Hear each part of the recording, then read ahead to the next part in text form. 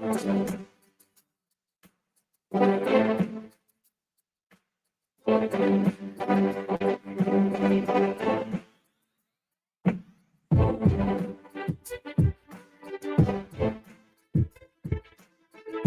check, mic check.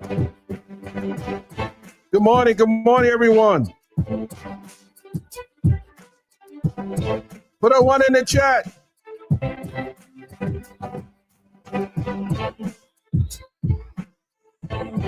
Yes, today is closing arguments in the YSL trial. Are you ready? Get in here. Yes, sir. It's going down. And I am Mr. Dennis Byron. And I will be reporting throughout the day for closing arguments. Yes. Who will deliver the closing arguments for the state?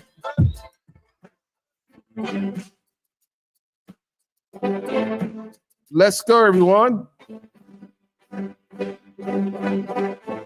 Are you ready? Are you ready?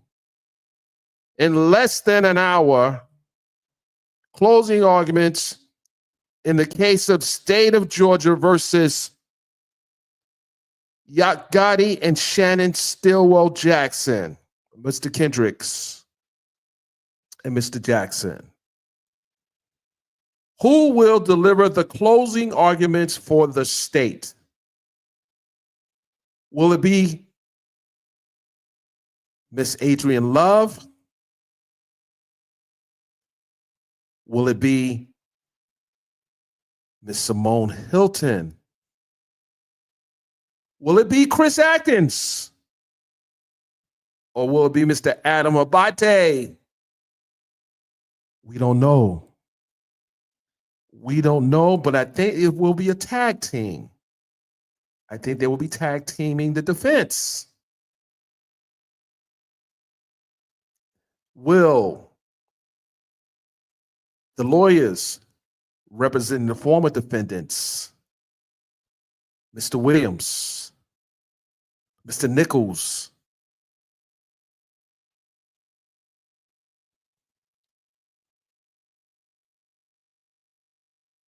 Mr. Huey,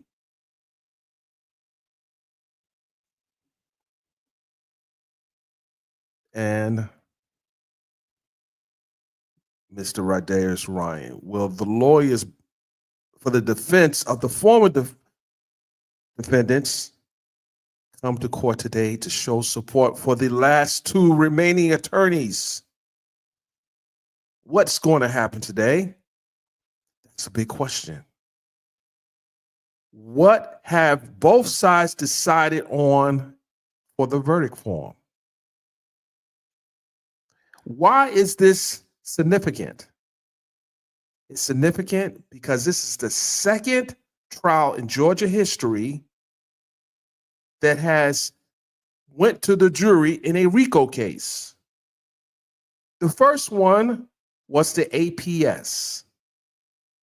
The district attorney, well, she wasn't the lead district attorney, was headed by Paul Howard. But this is the first RICO case prosecuted under the current district attorney, Fonnie T. Willis. Will Fonnie T. Willis show up today? Will she make her presence known to the jurors? Should the jurors see who is responsible for driving this train? That's a big question. She's won the vote. She's won the election in Fulton County. Will she show up in court today to support her prosecution team that has arguably been dragged by the judge, Judge Whitaker? She showed no love to Adrienne Love. And I would say that in a show of support for her team, who has endured the tongue lashing of Judge Paige Reese Whitaker. Well, she showed up in court today.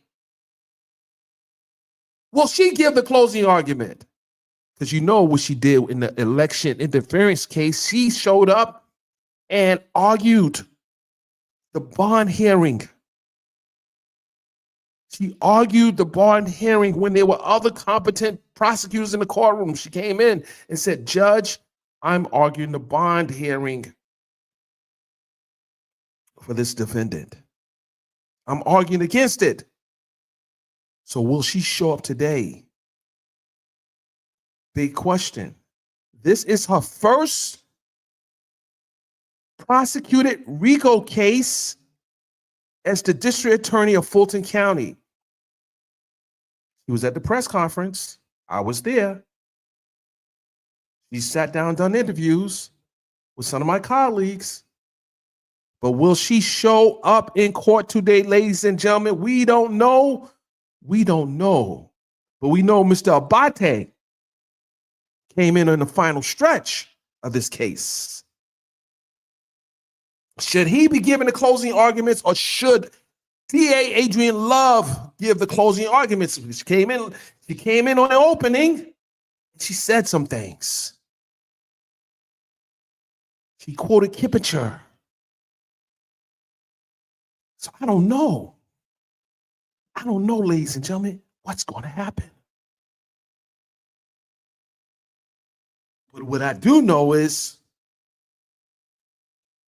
my black behind will be around today. I'll be floating back and forth from the studio to the courthouse. This is the final stretch. This is the final stretch. Will Kayla Bumpus Jackson show up today to support her husband? I think she will. I know, Tasha, you will be there too, support your son. And I know, Miss Betty, you will be there to support your grandson. And we are here for it, ladies and gentlemen. We are here for it today. So make sure you're locked in. And before I start, I want to shout out to those who have been covering this case from start to finish, gavel to gavel, remotely. I want to shout out those who have taken an interest in the criminal justice system and have spoken out about it, because at the end of the day, wherever the outcome is, ladies and gentlemen, in this trial, it has made people aware of the criminal justice system and the unfairness, and how individuals have been placed in torturous situations to fight for their freedom. We've seen this with our own eyes. We heard last week from Doug Weinstein that his client was brought from the jail to the courthouse at 2 a.m. in the morning when everyone else was sleeping in their beds. Why was he brought in at 2 a.m. in the morning? I would argue that someone may have wanted the jurors to think that he was inattentive to what was happening. Pay attention. If you have a defendant that gets waking up at 2 in the morning to be brought to a courthouse, to be sat on a hard surface for 6 to 7 hours, I argue that that is torture, mental torture. Because no one would want to be in that situation when they haven't been proved guilty. Even so, this is still America. We have a constitution that the Justice Department has said Fulton County has violated the rights of these defendants.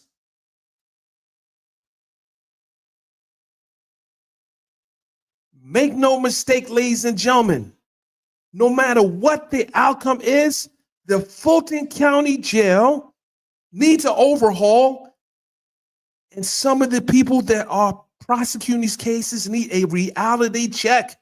And will the jurors send a reality check to the prosecution today or tomorrow or the next day? We don't know.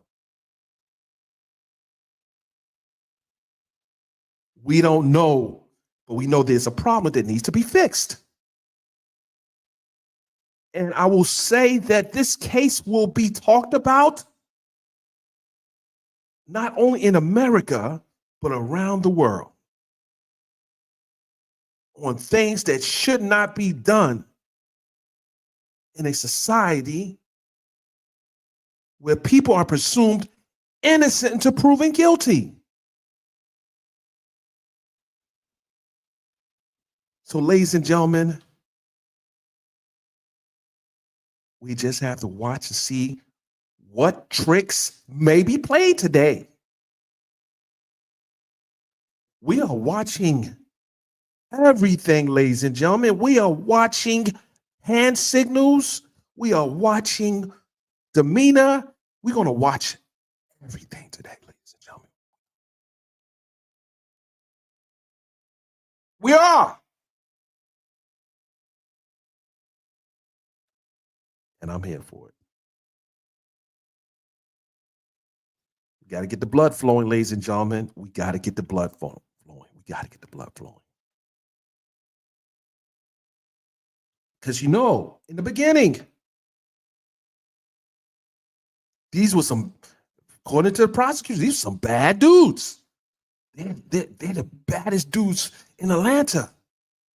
They had to bring in the long guns to stand outside the courtroom. They had AK-47s. They had assault weapons outside the courtroom. I have never seen that happen in Fulton County Courthouse since I've been covering trials in Fulton County Courthouse. I've never seen that. I have never seen that. The psychology of it was intimidating.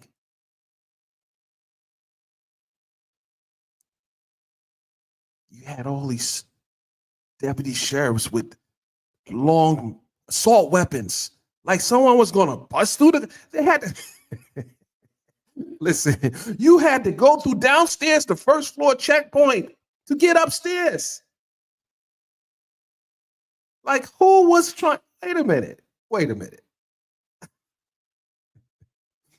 They were doing too much.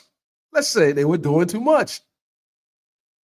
Now, the Fulton County Courthouse had a tragic situation that happened years ago involving the killing of a judge, a deputy sheriff, a court reporter, and a former member of the federal government. That was a tragic situation. And that happened because security wasn't tight. And that was Brian Nichols.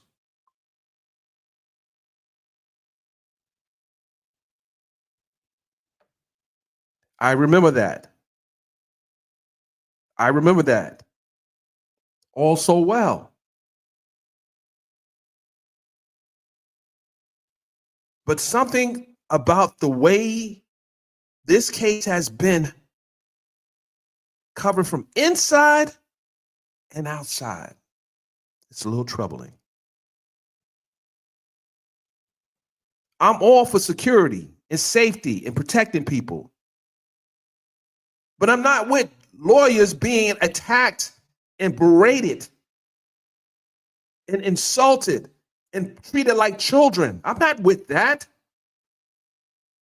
Those defense attorneys got the same bar card that the prosecution has. And they deserve the same respect that the prosecutors have because they both have, all of them have bar cards. Don't treat them like criminals because some of these lawyers have been treated like criminals. It was disgusting. It was disgusting.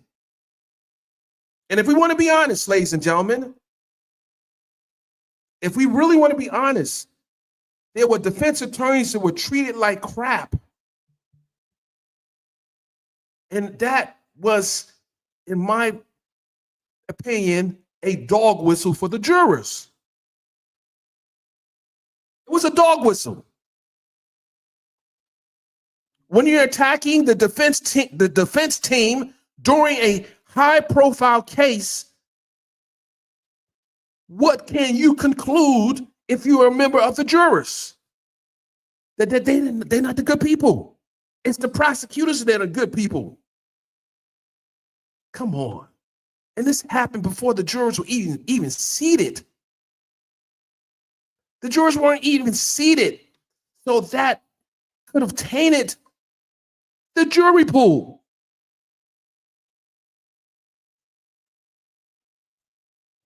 That could have tainted the jury pool. Let's be honest here. If I'm watching from the comforts of my home, before I got that notice that I was going to be a potential juror in the YSL case, I'm thinking these lawyers are idiots. Because the judge is constantly berating them, having them doing reports, buying lunch. What are we talking about here, ladies and gentlemen? These lawyers are there to defend their clients, and you having them buy lunch, write reports, berate the lawyers that are trying to defend their clients? You've had lawyers arrested and accused of working in concert with defendants. You saw what happened when someone, I don't know why they were trying to pass him to Dugga, but the lawyer wasn't involved in that. Let's be honest here. We saw a lot of BS going on. We did. And I'm not going to talk about the judge, but she's on that BS as well. She is. We can do without the extra commentary and the berating of members of the defense and prosecution for that matter, because I mean, let's be honest, both judges were playing games. They were doing too much. They were doing too much. And I believe it ultimately will come back and bite them.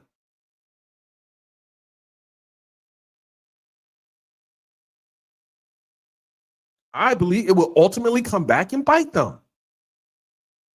It's bitten one person already, and we know who that is.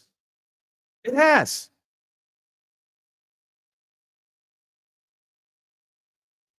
It has. So let's see how they close the argument, do the closing arguments.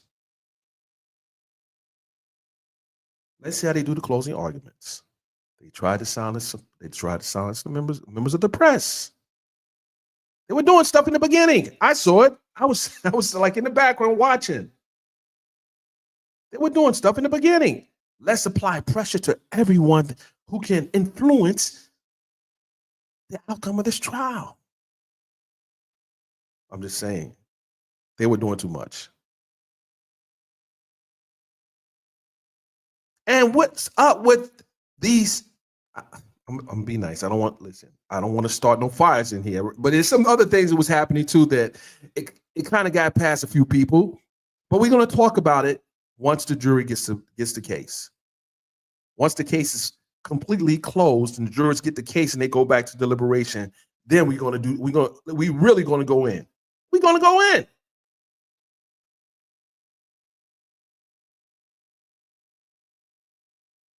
We just don't want to say, it's certain things that we could have done, but I don't want to be accused of trying to interfere with the trial. But then some things have been done. I'm watching the plays. I'm seeing things, and I'm just like, okay, ladies and gentlemen, if you guys knew what was happening behind the scenes, you guys would lose your wig. You would flip your wig. There were things being done behind the scene that you guys don't even know. But I'm like, wait a minute, what the heck is happening here? What's going on? Is this what we're doing? This is what we got. This is how we got to play to win. This is how we got to play to win. You guys are seeing it on a monitor. You're seeing it on a monitor, but I'm gonna tell you, ladies and gentlemen, they're doing a little too much right now. They're doing a little too much. All I can say is January 6th might be real different for some people. It might be real different for some people. It might be real different for some people.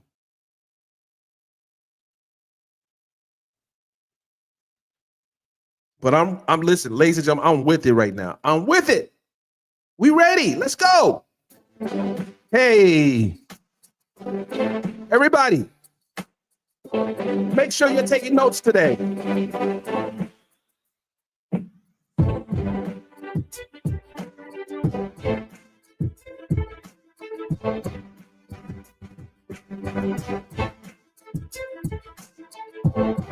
Hey, let's go.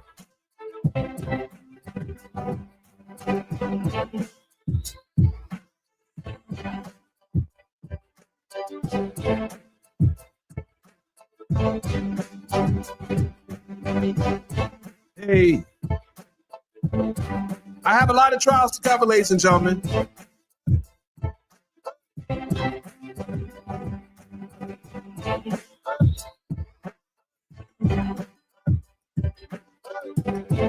We're gonna play a little hip hop this morning, ladies and gentlemen. Before the closing arguments start, I'm gonna play some of the artists I've represented in the past and some I currently represent right now.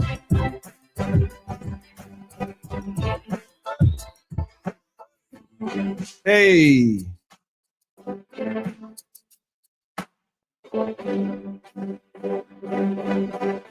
This is an exclusive, ladies and gentlemen. This is an exclusive. Let's go.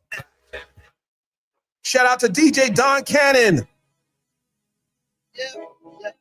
Shout out to B Stacks.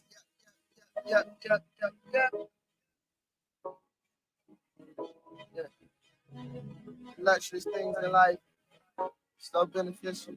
Coming from positive. The cannon. I want it all. The feeling that you get when you never have to worry about things. I want it all. Making love on the beach and in your head while your favorite song play. I want it all. I'm back riding through the city and screaming out money and everything.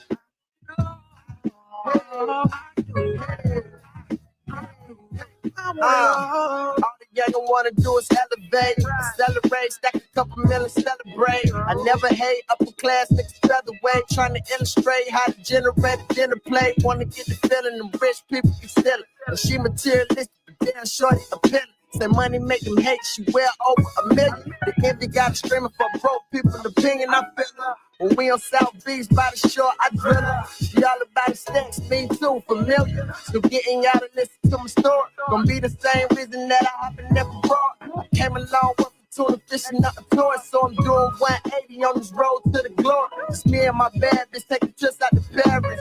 Just for the fashion, cause the boss is my status. I want it all. The feeling that you get when you never have to worry about things. I want it all. Making love on the beach and in your head while your favorite song play. I want it all. I'm back riding through the city and screaming out money and everything. I do. Yeah, that's right. Everything and more. I'm sure I endure. My pocket is secure. The money is mature. I still wanna explore. Boutiques and couture and them seats on the floor. My speech 100 pure. Love a woman like a whore. Take a trip with a bitch that you probably saw before on the magazine picture. Modern day dick. Someday I'll be dealing with celebrity issues. Caught up in the mixture of privacy being captured. It's still a better life than gunshots and laughter. True. See through these caps, translucent. Gotta have a coupe. My life was mad ruthless. Used to have a circle full of young gun shooters. Cut a couple couple of them off for some piece that playing movies. The realest decision to elevate the position. No, I can't fuck with you niggas. I'm too in love with my bitches. I want it all. The feeling that you get when you never have to worry about thing. I want it all. Making love on the beach and in your head while your favorite song play. I want it all. I think riding through the city and screaming out money everything. Hey, all I wanna do is live a little. Can a real nigga live a little? Can I meet some nice women, see some nice things? Ball all day, no telling what the night brings. I'm a real niggas, that's what's up. Yeah, the good life, that's what's up. And this for all of my ladies, yeah, and this for all of my homies. Talk to them, sing. The feeling that you get when you never have to worry about thing, babe. I want it all. Making love on the beach and in your head while your favorite song play. I want it all. I'm back riding through the city and screaming out money everything. I want it all.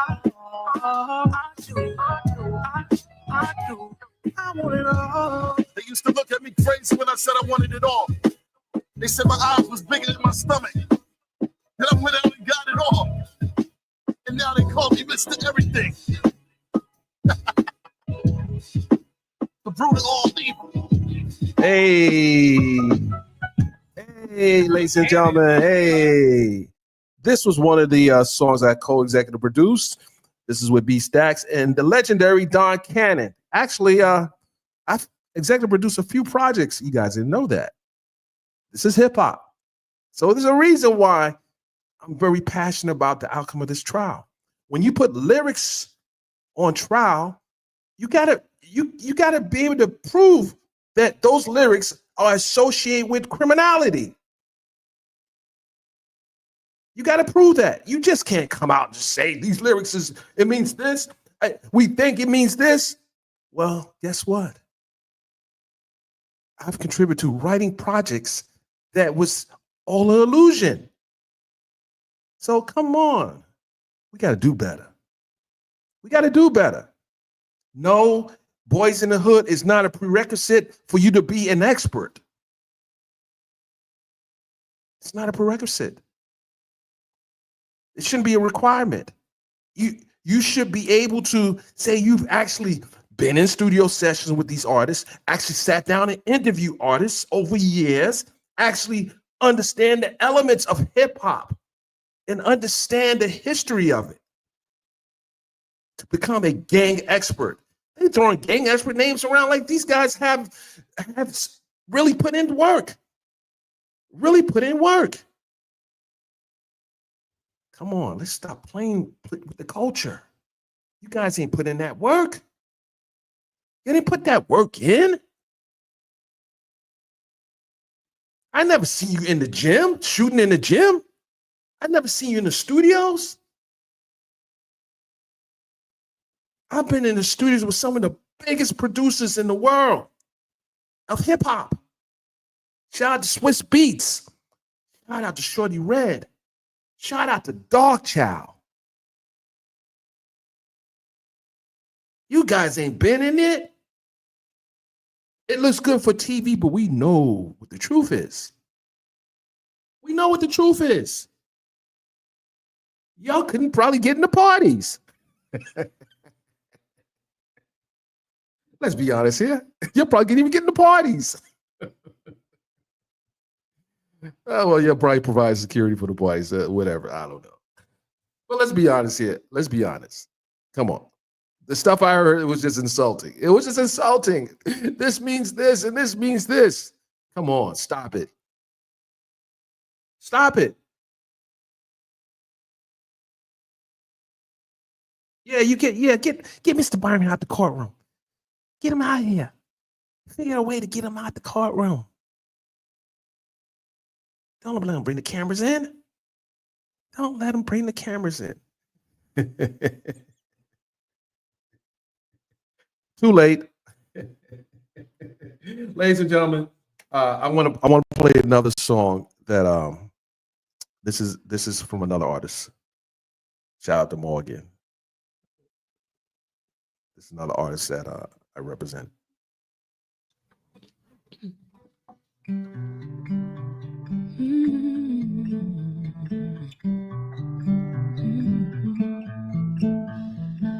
can of Coke and a bottle of Jameson. Don't need a chaser, just something that makes it in. Nothing tastes quite as sweet as his freckled skin. Mm. Living your cute little nicotine fever dream, riding the wave of a city that never sleeps. Great state tucked away in your fantasy. I hope you know it's not forever. I hope you know he's not the man you're gonna marry. I know you don't know any better. You're innocent and don't have any weight to carry. Exactly where you wanna be. Everything is perfect at 23.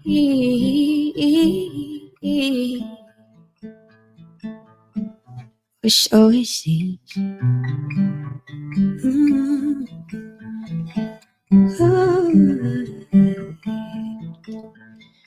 Minimum wage at a job that you kinda hate, working your way to the life that you wanna make happen in 2 years. I'll have it by then, you say.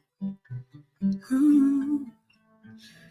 Turning your back to your man in the bed you share. Nothing you do seems to prove to him that you're there. It's not worth it. Don't waste your breath. It's unfair. You say to yourself, it's not fair, but I hope you know it's not forever. I hope you know that you're about to have a breakdown. You'll shave your head and you'll regret it. And dye it dirty blonde the second that it grows out. It isn't where you wanna be.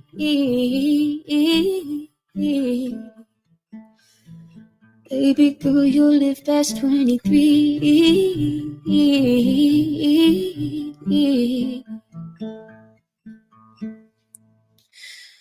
Bottle of bourbon, you learned how to drink it straight. Sleeping alone cause you hate to share anyway. Funny how the past can make or break, and it made you who you are today.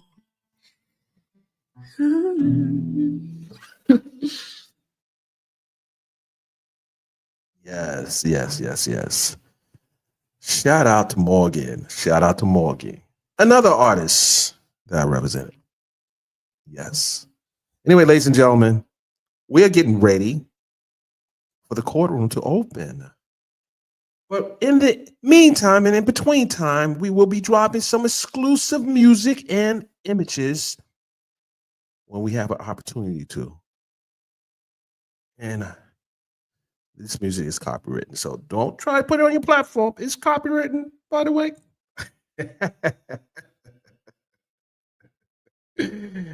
Yeah, we coming for those coins.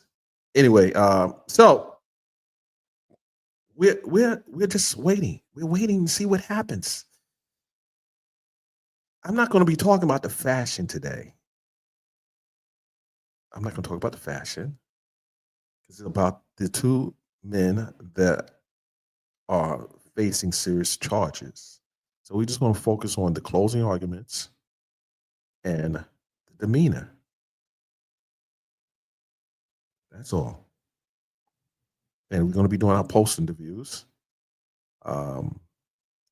with the lawyers. We're not going to bother the lawyers during this most crucial phase in the case, because with everything that we've heard all throughout the year, at the end of the day, it comes down to this.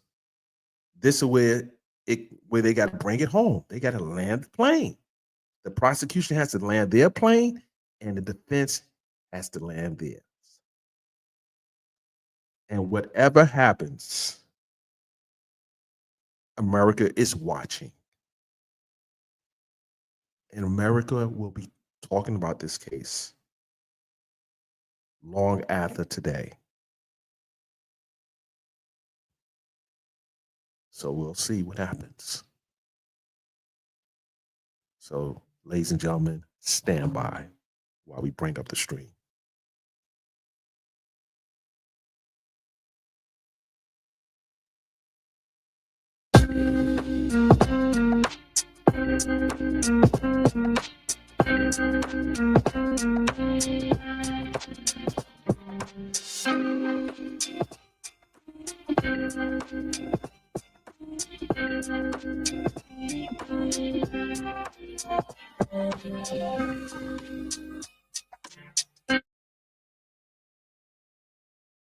Wait a minute. Let me do a roll call. Shout out to Empress Fox. I see you, Empress Fox. Good morning, everyone. Good morning. Let me shout out the people that has been supporting us for a minute. 504. I see. You know what it is, 504. Don't ask me. You know what it is. Good morning. Who else we got out here? Checking in? Ocean Beach, I see you. Ocean Beach. I am here for the delivery. Yes. Who else we got out here? All right. Listen, raise your hands. Let me know you're there. It's the Rocks. I see you. A lot of you I see, actually. Okay. Mary Duff, I see you. Good morning. Southside Chi-Town in the building. Good morning, Chi-Town. I actually met Chi-Town in real life. And I started to thank those content creators who have really been covering this trial. I want to shout them out real quickly. Shout out to Kat Not Williams. Shout out to AB to the 7th Power. Shout out to Attorney Akeisha El Shabazz for always coming in and helping me with the covering of this case. Shout out to Pam, one of the best attorneys out there in the D. Shout out to Seti Nash. I see what you're doing out there, Seti Nash. Good morning, Seti Nash. Please make sure. Shout out to make sure you guys follow Seti Nash. Shout out to Nick, all the way out of the country. Shout out to Nick, the attorney. Good morning, Nick. Good morning. I know you're going to be in the building. Shout out to the lead attorney. Yes. He be long stroking the lies. Yes. Shout out to the lead attorney. Who else we have? Listen, there's so many people that have been covering this. Shout out to I'm Not a Lawyer. But she be getting it right. I really appreciate her content as well. Shout out to I'm Not a Lawyer. Yes. I see what you be doing out there. There are other people that have been covering the case that I hadn't had the opportunity to watch their streams, but there's some I've probably missed. And there's some attorneys out there from the law tube that's doing an excellent job in their coverage of the case as well. But I'm shouting out the people that kind of stick. Oh, shout out to Neek at Night. I see what you're doing, Neek at Night. We got to show some love for the people who are actually doing this for the right reasons, to make the people aware. If I'm forgetting anyone, please drop their name in the chat, because sometimes, at my age, sometimes I forget little things, but hey. Go ahead. Let me look at the chat. If I forgot someone, please put their name in there. If I think they was worthy of being shouted, I'm going to shout them out. Who else did I forget? I know I forgot somebody. Hold on. I'm going to grudgingly shout her out to. I see you, Megan Kunif. I see you. I see what you're doing, Megan. I see what you're doing. Yeah. Who else is there? I'm missing some people now. Come on. Put the names in the chat. I don't know. Listen, tweet me. Let me know if I forgot somebody that should be recognized for covering this. And then also the regulars who have been retweeting the tweets of this trial coverage. Rebecca, I see you. I really have to go to my Twitter timeline, because there's some regulars that I be seeing out there that, I don't kind of mention them, but they've really been engaged in this trial coverage. Shout out to Thugger Daily. What I would be remiss if I didn't shout out to Thugger Daily. Shout out to Thugger Daily. Thugger Daly's been, obviously pulling the docs, making sure he's, I think Thugger Daly's an attorney, but that's just my Hold on. Stand by. We got action. Stand by.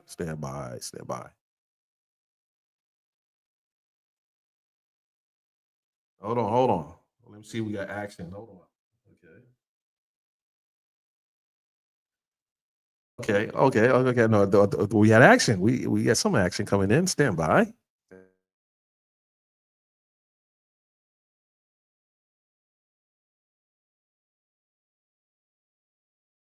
Shout out to attorneys, all the attorneys that I shared a picture of all the attorneys that have been a part of this case, and the attorneys of GACL, the attorneys that are actually the truth seekers. Shout out to the truth seekers. It's not hard working in Fulton County as lawyers. You see how lawyers are getting handled like like their bar card don't mean anything. Shout out to the lawyers that have actually been working hard to keep the story, keep the people honest. Shout out to those attorneys as well.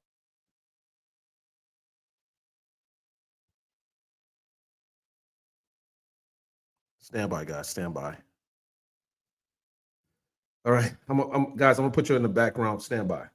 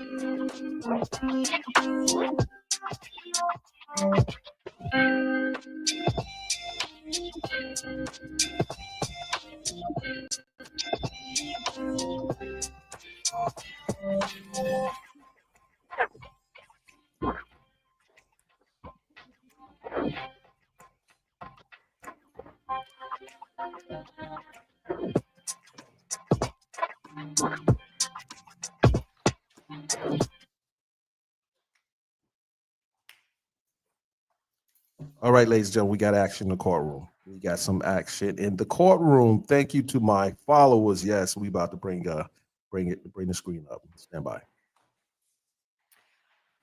All right, are you talking about where I give the definition of overt act? I don't see it there, Your Honor. I mean, is that what you're talking about? Yes, Your Honor. Okay, it was never there. I'm looking at the prior version and it's Let me see if I- exactly the same. Nothing changed. Let me on see if I that can part. find where that was in there somewhere. It's certainly in the actual verdict form. But I believe they need to be instructed on that as well. And I'm pretty sure they are. If you go down to where the verdict instruction is on page 27.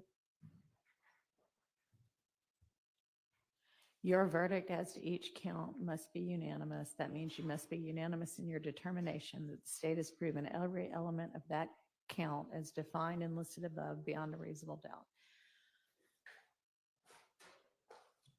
And then skip down 2 paragraphs.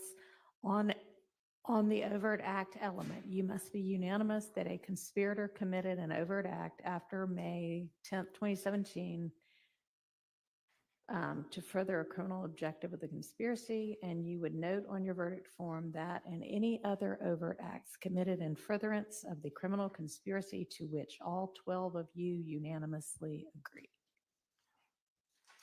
But shouldn't that read that you must be unanimous that unanimous in the overt act that you find?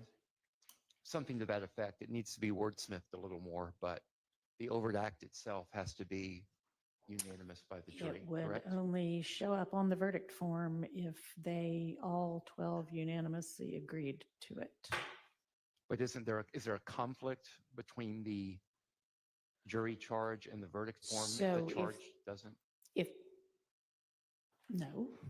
If they don't, anything that they don't find unanimously as to an overt act, they're not going to list on the verdict form. And if they don't list on the verdict form at least one overt act after May 10th, 2017, then they won't have satisfied they won't have found what is required in order for the guilty verdict. I'm not concerned about the verdict form, and I agree with the court. I'm just a little concerned that this language that you point out in this paragraph the one that begins and on the overt act element.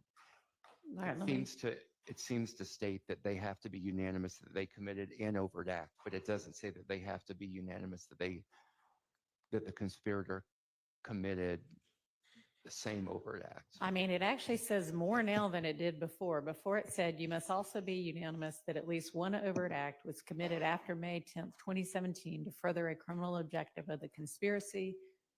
You should note on your verdict form any overt acts in further of the conspiracy to which all 12 of you unanimously agree. Okay, I'm satisfied with that. Okay, Thank you. so Yeah, I'm only speaking for myself. I don't know Mr. Sharp's position on that. Okay, thank you, Your Honor. okay. I think I just seen Adrian Love All coming. right, so then everybody's satisfied with both the Wait a minute. jury instructions as Yep, they now yep, read ladies and and the gentlemen, verdict Adrian forms. Love is Is in that the building. correct? Okay, thank you.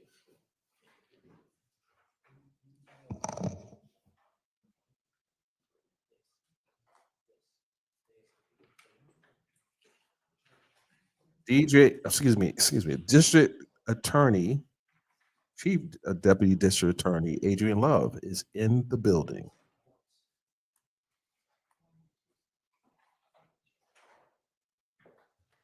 All right, so we have still not decided where within the jury instructions I'm going to define the overt acts that would be crimes that aren't also substantive counts. There are two options. Both of them are highlighted in that November 24th jury charge. And they both wearing Other red. places where I Oh could my do that. goodness. Does anybody have any preference? All the listen, watch this. Pick the one I think. All three of them wearing red jackets. Your Honor, the state will confirm after you do at the end. So once you've gone through count one and all the other counts, then defining them at the end.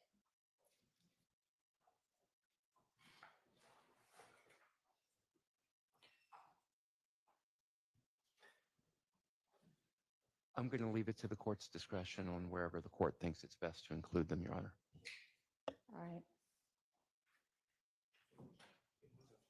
So the two choices right now are top of page 26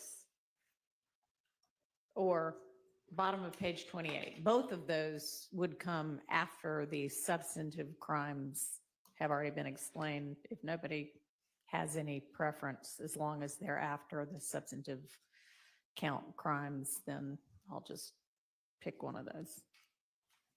Your Honor, I think they probably fit best on page 26, but it does not make a big difference. I kind of think so too. All right, that's where I'll put them if nobody otherwise has any preference. Okay. And is everybody in agreement as to what those crimes or would-be crimes are? Have we? Look, Ms. Pursfield, wasn't there a list that everybody had generated?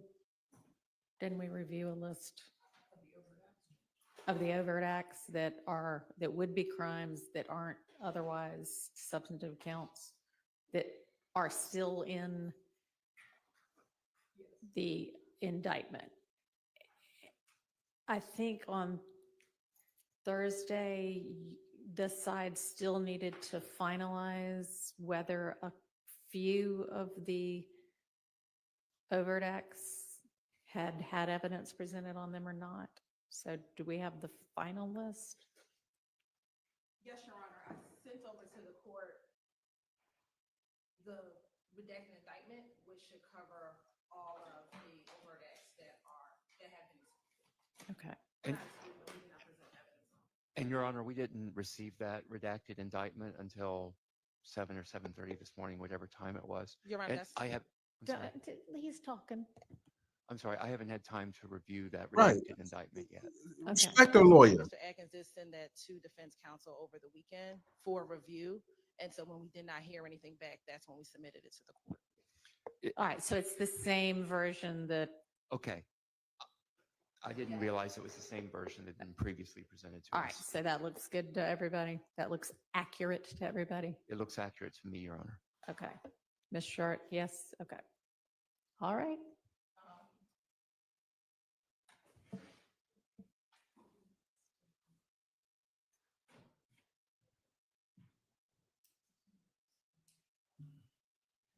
Let's see what Chris Atkins' tie look like in Abate. Ms. Persfield says Act 3 is still highlighted, even on the redacted indictment, as something that, I'm not sure why it's still highlighted. Is that something y'all needed to revisit, or did you just forget to take out the highlighting?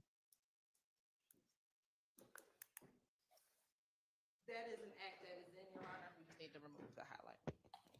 Okay.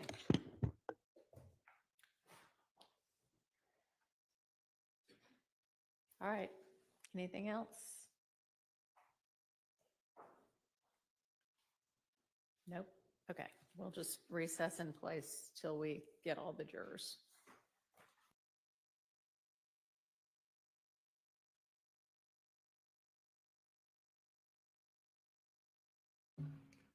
Okay, so what do we see here? We see at least 3 members of the prosecution team wearing red jackets. And someone said in the comment section, they are out for blood. They are out for blood. Oh my goodness. I'm watching the courtroom, ladies and gentlemen. I'm watching the courtroom. They are out for blood. All righty.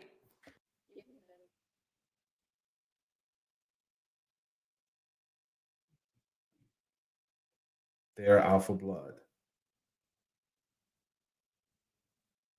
So, how many of you think at this point that Adrian Love would not be doing the closing argument, but she's present in the courtroom? What do you think it would happen if Simone Hilton did the closing argument? Would the jurors view that as a sign of defeat or a sign of unity for the prosecution team? Because these jurors hadn't seen really much of Abate, and Chris Atkins played, he played second attorney to the prosecution table. I think Adrian Love must deliver the closing argument to have an impact on these jurors, because she said some interesting things in the beginning. But who would believe that she would sit this one out? She would sit on the sidelines. No way. She's delivering that closing argument. She's delivering that closing argument. And there may be some objections during the closing argument. It happens. I've seen it happen in trials. If someone says something that is totally outrageous and it was never introduced, while closing arguments is not evidence, but the summation is, if it's flawed, it's the responsibility of the lawyers representing defendants to speak up. Don't let you, this is not the time to let anything slide. Nothing. And please stop talking over the lawyer, Ms. Hilton. You talked over Mr. Weinstein, he's talking. I've seen a lot of that. We need some parliamentary procedure in this courtroom. We need some Robert's Rules of Order in this courtroom. Right. Ocean Beach. Like, what is going on with the red? Are they gang or what? What's going on? This is not by accident, ladies and gentlemen. If you think that they came in and all of a sudden, no, they came in not when they didn't coordinate this wardrobe, you're mistaken. They coordinated this wardrobe. They knew what they were doing. They coordinated it.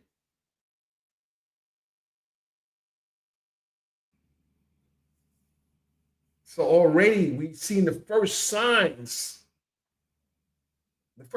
of a little manipulation of the jury. Well, I won't say, listen, I said in the beginning, watch everything. Watch everything that's happening in this courtroom. The color coordination was intentional. Because the psychology of colors is important.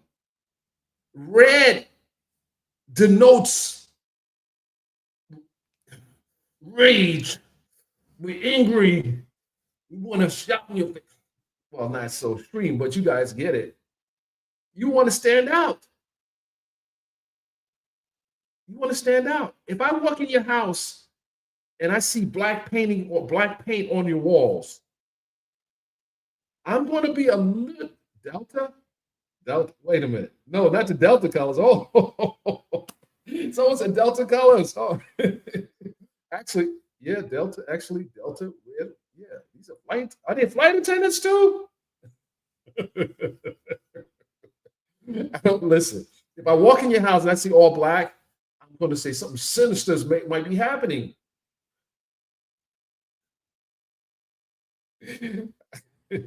I walk in your house, like I'm big on white walls. I'm very big on white walls. You go out my house, white walls might have one or two recessed walls, but I'm big on, I like to add to the white. I like to add images and photos. I have photos all over the place. One day I take you guys on a tour, but coming in with red.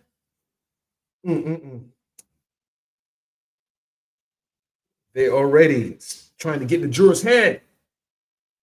If I was the defense, I would do a quick wardrobe change. I would have had a stylist at that courthouse. I would have took a bathroom break and came in with a stylist. Throw them off. Everyone wears red. They wear red, we put red on too. How about that? We throw them off. They want to come in red. Let's switch our jackets up. Chingy, you're right. Chingy on Twitter said it's bright red of all. Yes. I think I have probably about 4 pair of sneakers that have red. I have fully red sneakers. My first car was a Corvette Stingray. It was red with the T-tops. You want to know about the 1973 Stingray? It was red with the T-tops. Red makes a statement. It makes a statement. It's like, yeah, we're here. Don't make no mistake. We are in the building. Shout out to those on Twitter that are engaging. Yes. So I'm assuming that Adrian Love will be doing the closing for the state. She came in strong. We saw the closing. We saw a closing opening argument. She said things. She has to be able to land the plane now because she said a lot of things.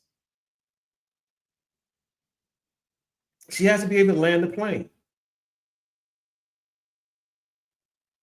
But what you can't say is these other defendants took pleas. She can't say that. If she slips that in, it's going to be a problem. And she says, well, we started out with 6 defendants and now we down to 2. Now, can you guess what happened to the other 4? And then she winks at the jurors. She says that, mistrial. I hope the judge instructed the lawyers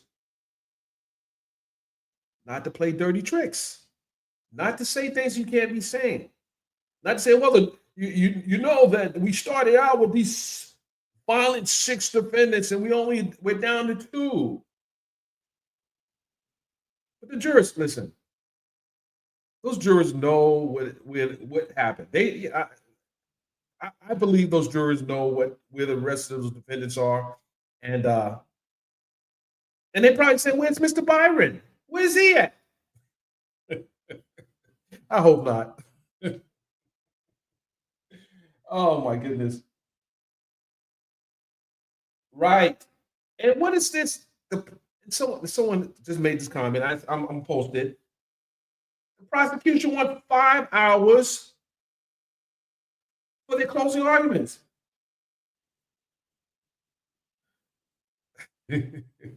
No, listen. It's going to start out probably. Let me see if I can guess this.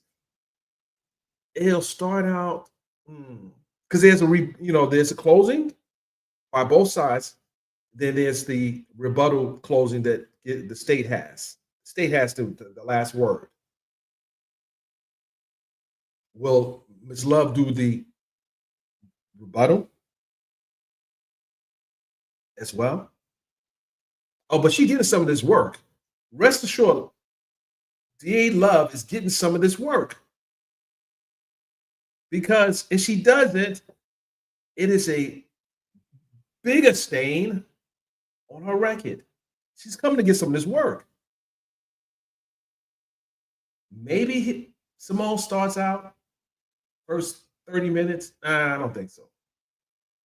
I think it'll be Love and Abate. I don't know. I don't think Love is going to handle the whole 5 hours. I don't think so.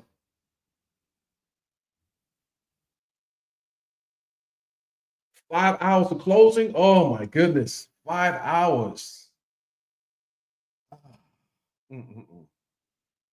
But the defense has an opportunity to respond. You don't have all these defendants in the courtroom. You said Doug was the leader of the pack. But Doug's out there packing his bags to head for another tour, another concert. The most violent person, the leader, is home free.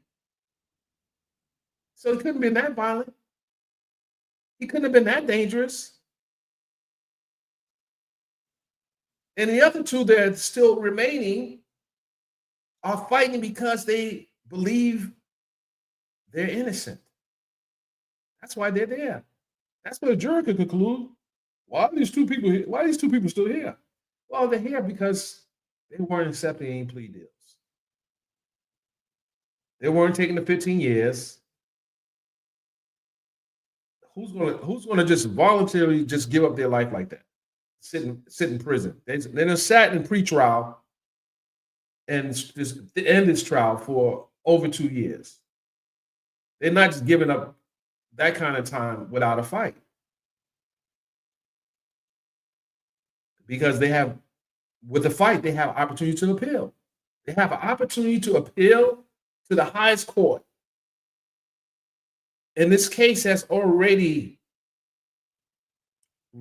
reached the radars of the Supreme Court of Georgia as it relates to Brian Steele and what happened with him in this contempt. So they're already watching what comes out this case. Yeah, and there's some other things that's going to happen, I'm sure. And then there are other trials. Someone asked me, Mr. Byron, will you cover the other trials? There's some bigger trials I have to cover, ladies and gentlemen. It's a bigger trial that I have to cover that is not in this jurisdiction. So I'll let that be for the people that have the time to cover that one. But I'm not going to cover it. And I think most of those trials, I think they probably end up in plea deals. I don't think it's even necessary to watch this play out for another maybe 2 weeks. Most of the cases, these other defendants will, if they go to trial, they like to go to trial. It'll probably be 2 weeks at most. Let's see, chinky. If I was to defend, let me post a comment. I'm gonna post a comment. Let's see, what she say? If I was defense, I would use it in my closing. I guess they are gang members too, since they all have on red. Call it out, Doug. Hey, yeah, take a shot. I like that. I like that energy. I like that energy.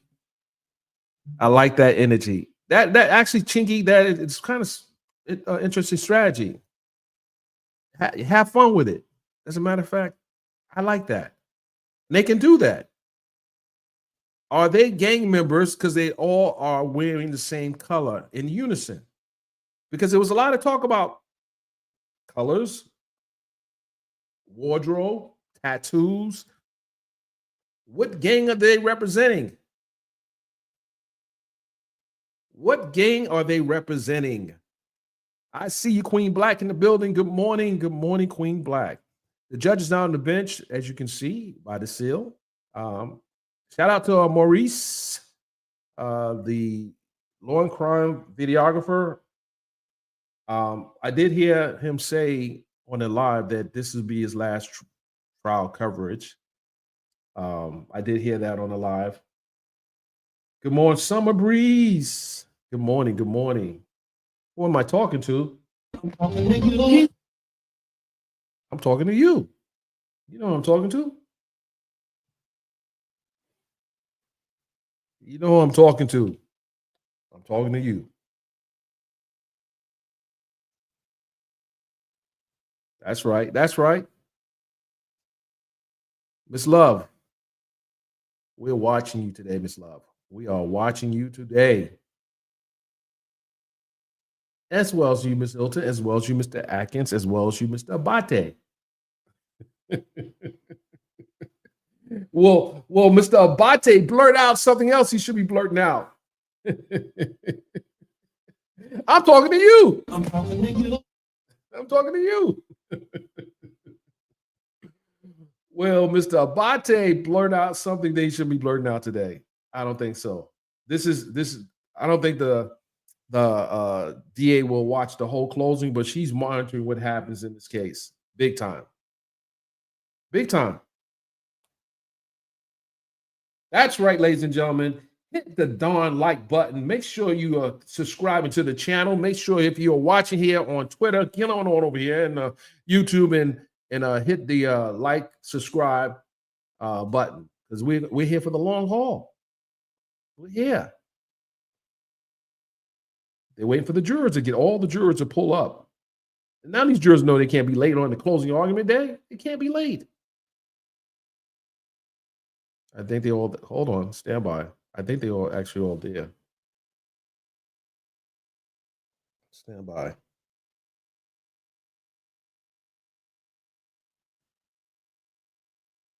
Why would any juror be late for the closing arguments? It's beyond me. Guys, I got to go off mic real quick.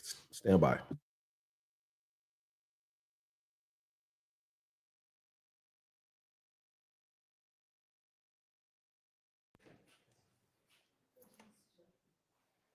Chart. Here we go. Yeah, where Mr. Chart is.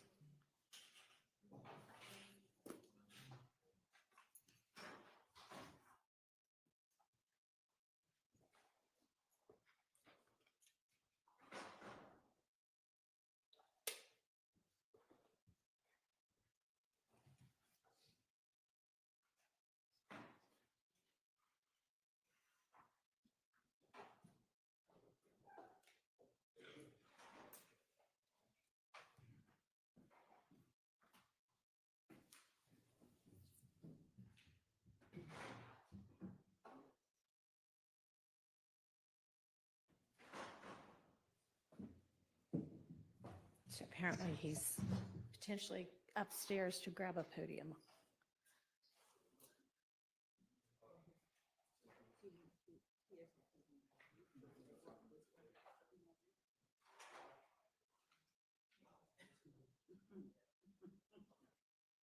Any luck? I don't know the rank, but Deputy Gibson, I believe Judge Edie has one, Okay. so he's working on it. All right. So I spoke with our court administrator, who is also putting out an APB for any possible lectern that could be used. So, and also, I think We have an issue with one of the screens, so that is getting worked on. I don't exactly know what the issue is. And then it seems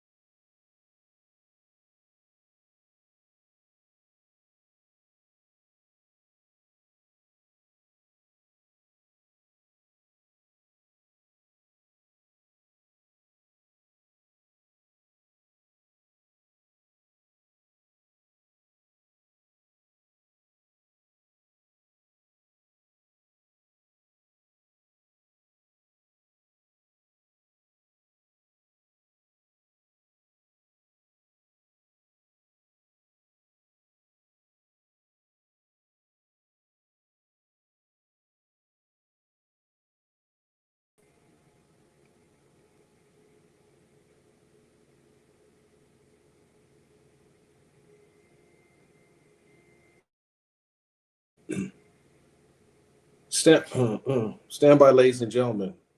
We had a technical issue. Looks like someone hit our power grid. Stand by.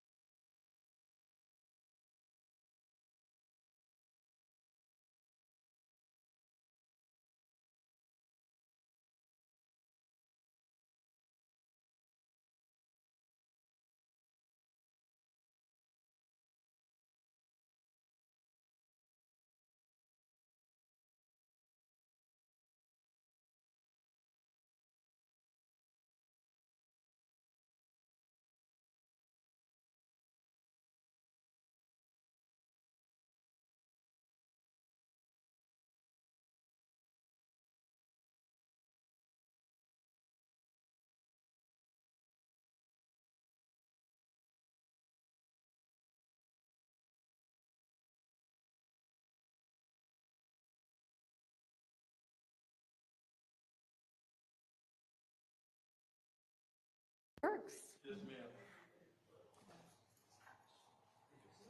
I like it.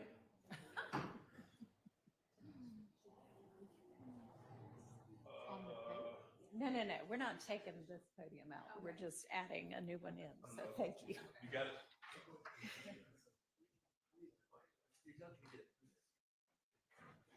Okay, wait, stop. Don't move those tables. There's nothing wrong with it just being in the middle here in front of the other one. And then when you want to use it, you just turn it the way you want it. Thank you guys. Thank you.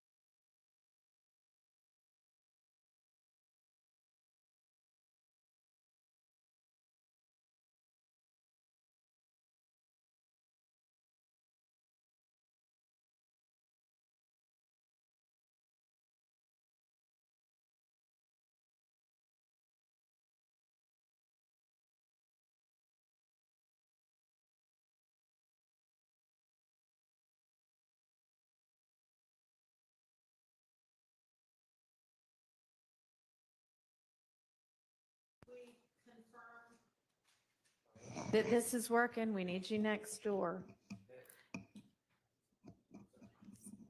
Yes, it's working. I can't see it, so, okay. Well, that one's nowhere near as critical as the one that the jury is going to see. Okay, we need you to go get us up and running in our overflow courtroom. Why that wasn't done before now, I'm not sure, but you may.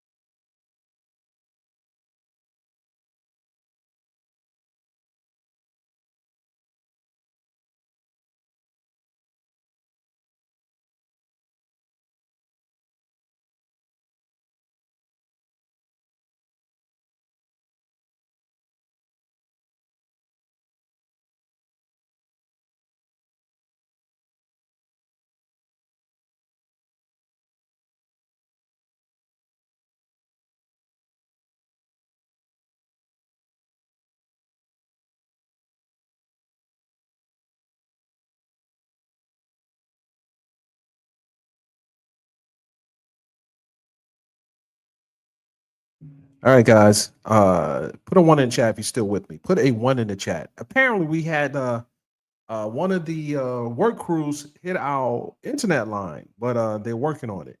So we have a backup. We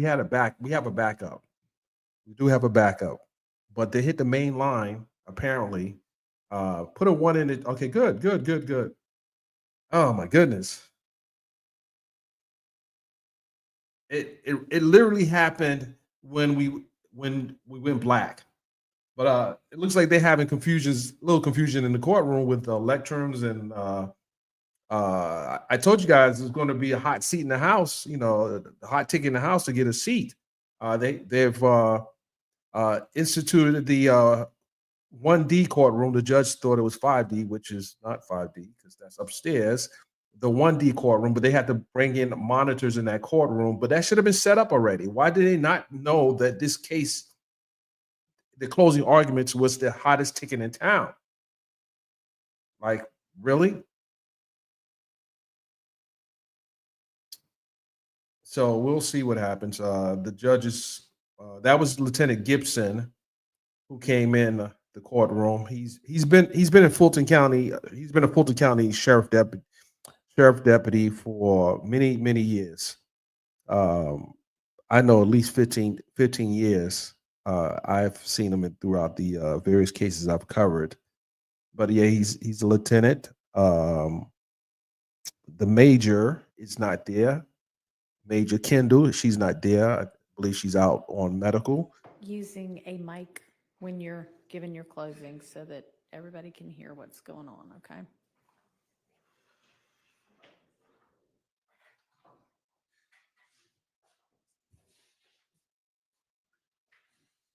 All right, I think there's at least one camera up and running in our overflow courtroom now. So I think we're ready to get the jury out.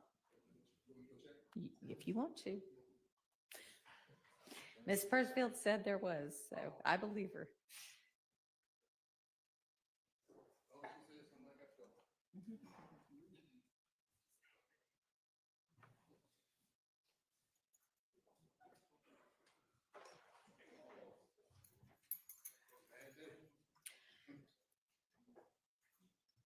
Miss Hilton, did you figure out whether that one exhibit was actually admitted?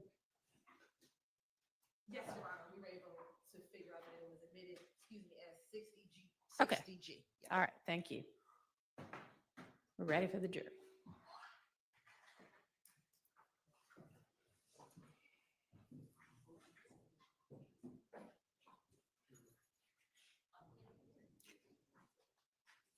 Was it Wednesday when they were last here? I believe so, Your Honor. Yes.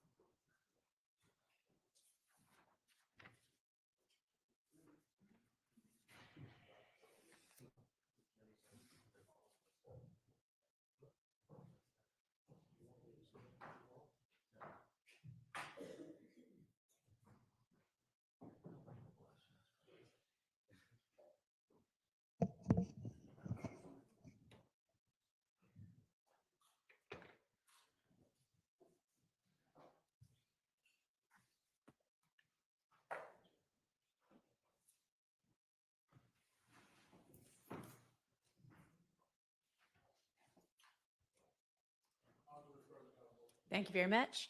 Good morning, ladies and gentlemen. When you were last with us on Wednesday of last week, as you recall, the state had rested. I'm now going to ask the defense whether they wish to present evidence. Mr. Sharp, does the defense have evidence to present on behalf of Mr. Stillwell? Your Honor, we do not wish to present any. Understood. All right. And Mr. Weinstein, does the defense wish to present evidence on behalf of Mr. Kendrick? No, Your Honor, we do not feel that's necessary. All Thank right. you. Thank you very much. All right. That means that the evidence is closed. And the next step in this case is the closing arguments. Because the state has the burden of proof in this case, the state will make an initial closing argument. The defense will then have an opportunity to present any closing argument that they wish to present. And the defense, if the defense does present closing, then the state will then have a final opportunity at summation. All right, so I'm not sure who's going to present the opening on behalf of the state, but whomever that is, you may proceed. Thank you, Your Honor.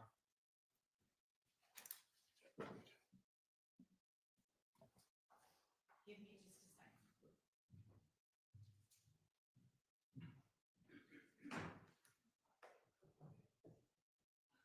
just a second. Before you start. Yes, Your Honor. Wait a minute. This is going to be amusing to some of you, but overflow actually is 5D and not 1D. So maybe that's why I was saying it the whole time. All right, you can go ahead, Mr. Adkins. Sorry. Thank you. Oh, wow. Let me turn this microphone on, Your Honor, or I'll forget. Good morning, members of the jury. I wanted to talk to you about what we've learned. He's wearing a red tie. Oh, my God. 4 words coming up. So he's not a Delta. First word, deception, intimidation, destruction, and death. Deception of the youth who get enamored with what is presented publicly and then deceived when they become a part of the criminal enterprise. Deception for law enforcement to not uncover the actions that they commit. And deception in this very courtroom with witnesses that have sat right before you to try to continue that enterprise. Intimidation, the public videos we've seen about people that they label as rats, people that they label as snitches or snitching. And that repeated threat, either overt, out in the open, or subtle, that if we do a crime to you or you know about it, don't say anything. The destruction has multiple parts. You've heard from multiple communities all throughout Fulton County that often similar pockets in the city have been affected, from dealing drugs, the robberies, the shootings, the shell casings, the windows, the doors, the refrigerators, the cars, over and over. That's the destruction. And then you've heard about the death. Jeffrey Williams himself said, YSL, in this video after he says murder gang, someone right next to him says YSL till we're dead tail. But also, you've heard about 3 murders: Donovan Thomas, Chanel Drinks, and Jamari Holmes. That is what YSL and criminal enterprise is about. Now, I'm going to talk to you about count 1 RICO and criminal street gang. And so when I am complete at the end, Ms. Hilton will come up and talk to you about the murder of Donovan Thomas and the murder of Chanel Drinks and the remaining counts. Now, what I just said is not just my words.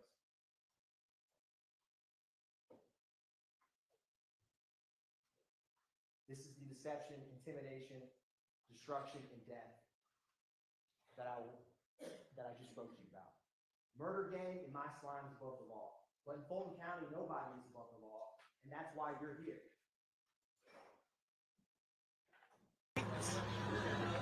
They already know why I said we dead and pale, bitch. Murder gang, bitch. Yeah. Slack. Slack. Gang. Original. No cap. No cap. And we actually free. You know that? Those are their own words, murder gang. What they are publicly stating that the enterprise and the street gang, and I may use both of those terms interchangeably today, are about.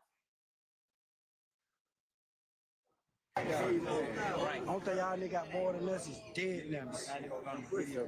This in your video? There's a we and a us. He's saying the only thing that they have is more people who are deceased, which is saying that we don't. And the they, I argue from the evidence we've been presented amply throughout this trial, is their rivals, their ops. The Atlanta Blood Gang, Fifth Gang, Nine Deuce, YFN, that group. And lastly, after publicly bragging and boasting about murders, what is their viewpoint on being held accountable? Well, let me take their own words, don't just take mine. Just beat a murderer. Pay my lawyer 30 for that. Pay my sons a butter law. Ain't walking no credit. That's saying my slimes are above the law. So now I'm going to equip you with the duty as jurors so that you can learn about the law that the judge will instruct you on, so that you can have the toolkits needed to deliberate and understand how to organize the evidence that we present. So that's what I'm going to here to do with you today. So I'm going to take a step back. In general, jurors' duties, it's to honestly seek the truth. You've heard evidence, testimony, physical items. It's not to seek out, it's to seek the truth.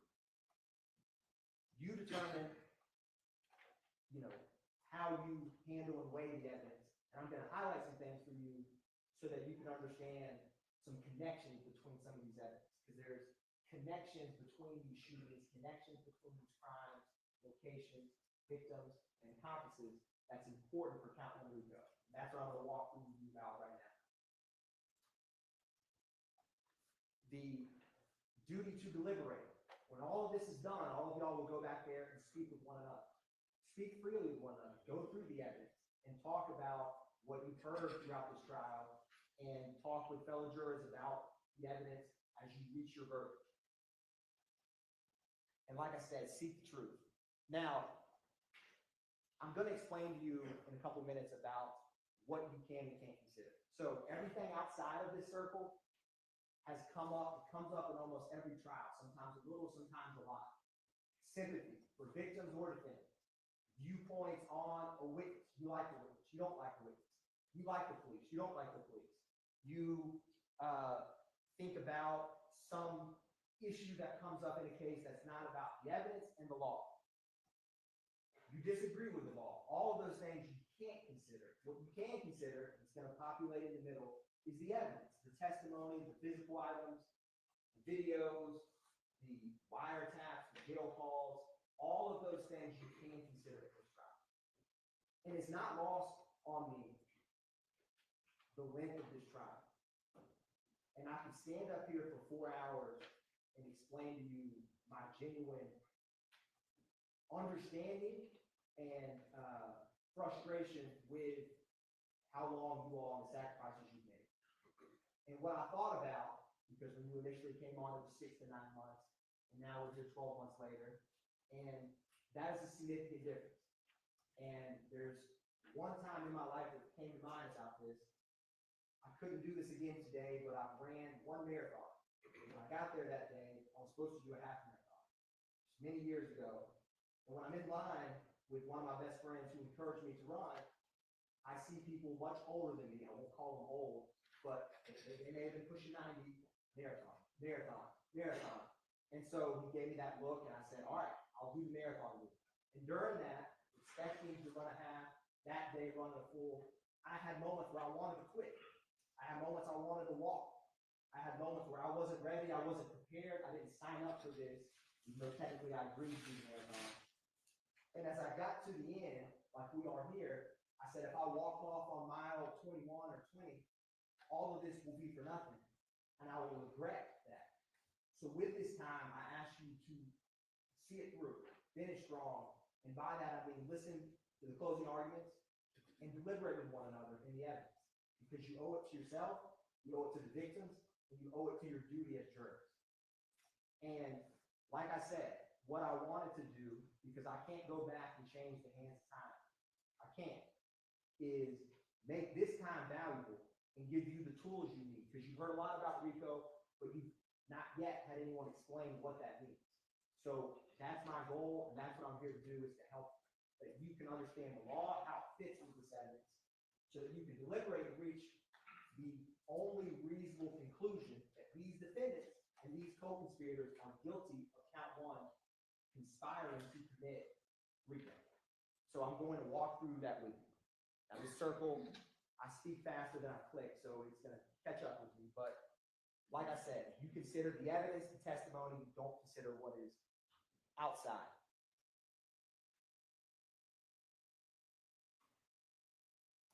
Now, burden of proof. The state has always had the burden of proof to prove beyond a reasonable doubt. And that's a burden that I own. It's how it should be. And so the state, this burden of proof rests with it until we prove each and every element beyond a reasonable doubt. What is a reasonable doubt? Everyone's heard that term, but what does it actually mean? It's not a mathematical certainty. There's no algorithm or specific number. It is a doubt that's reasonable. It's not vague. And so this presumption, I use a cloak, right, where you're presumed innocent. Everyone is.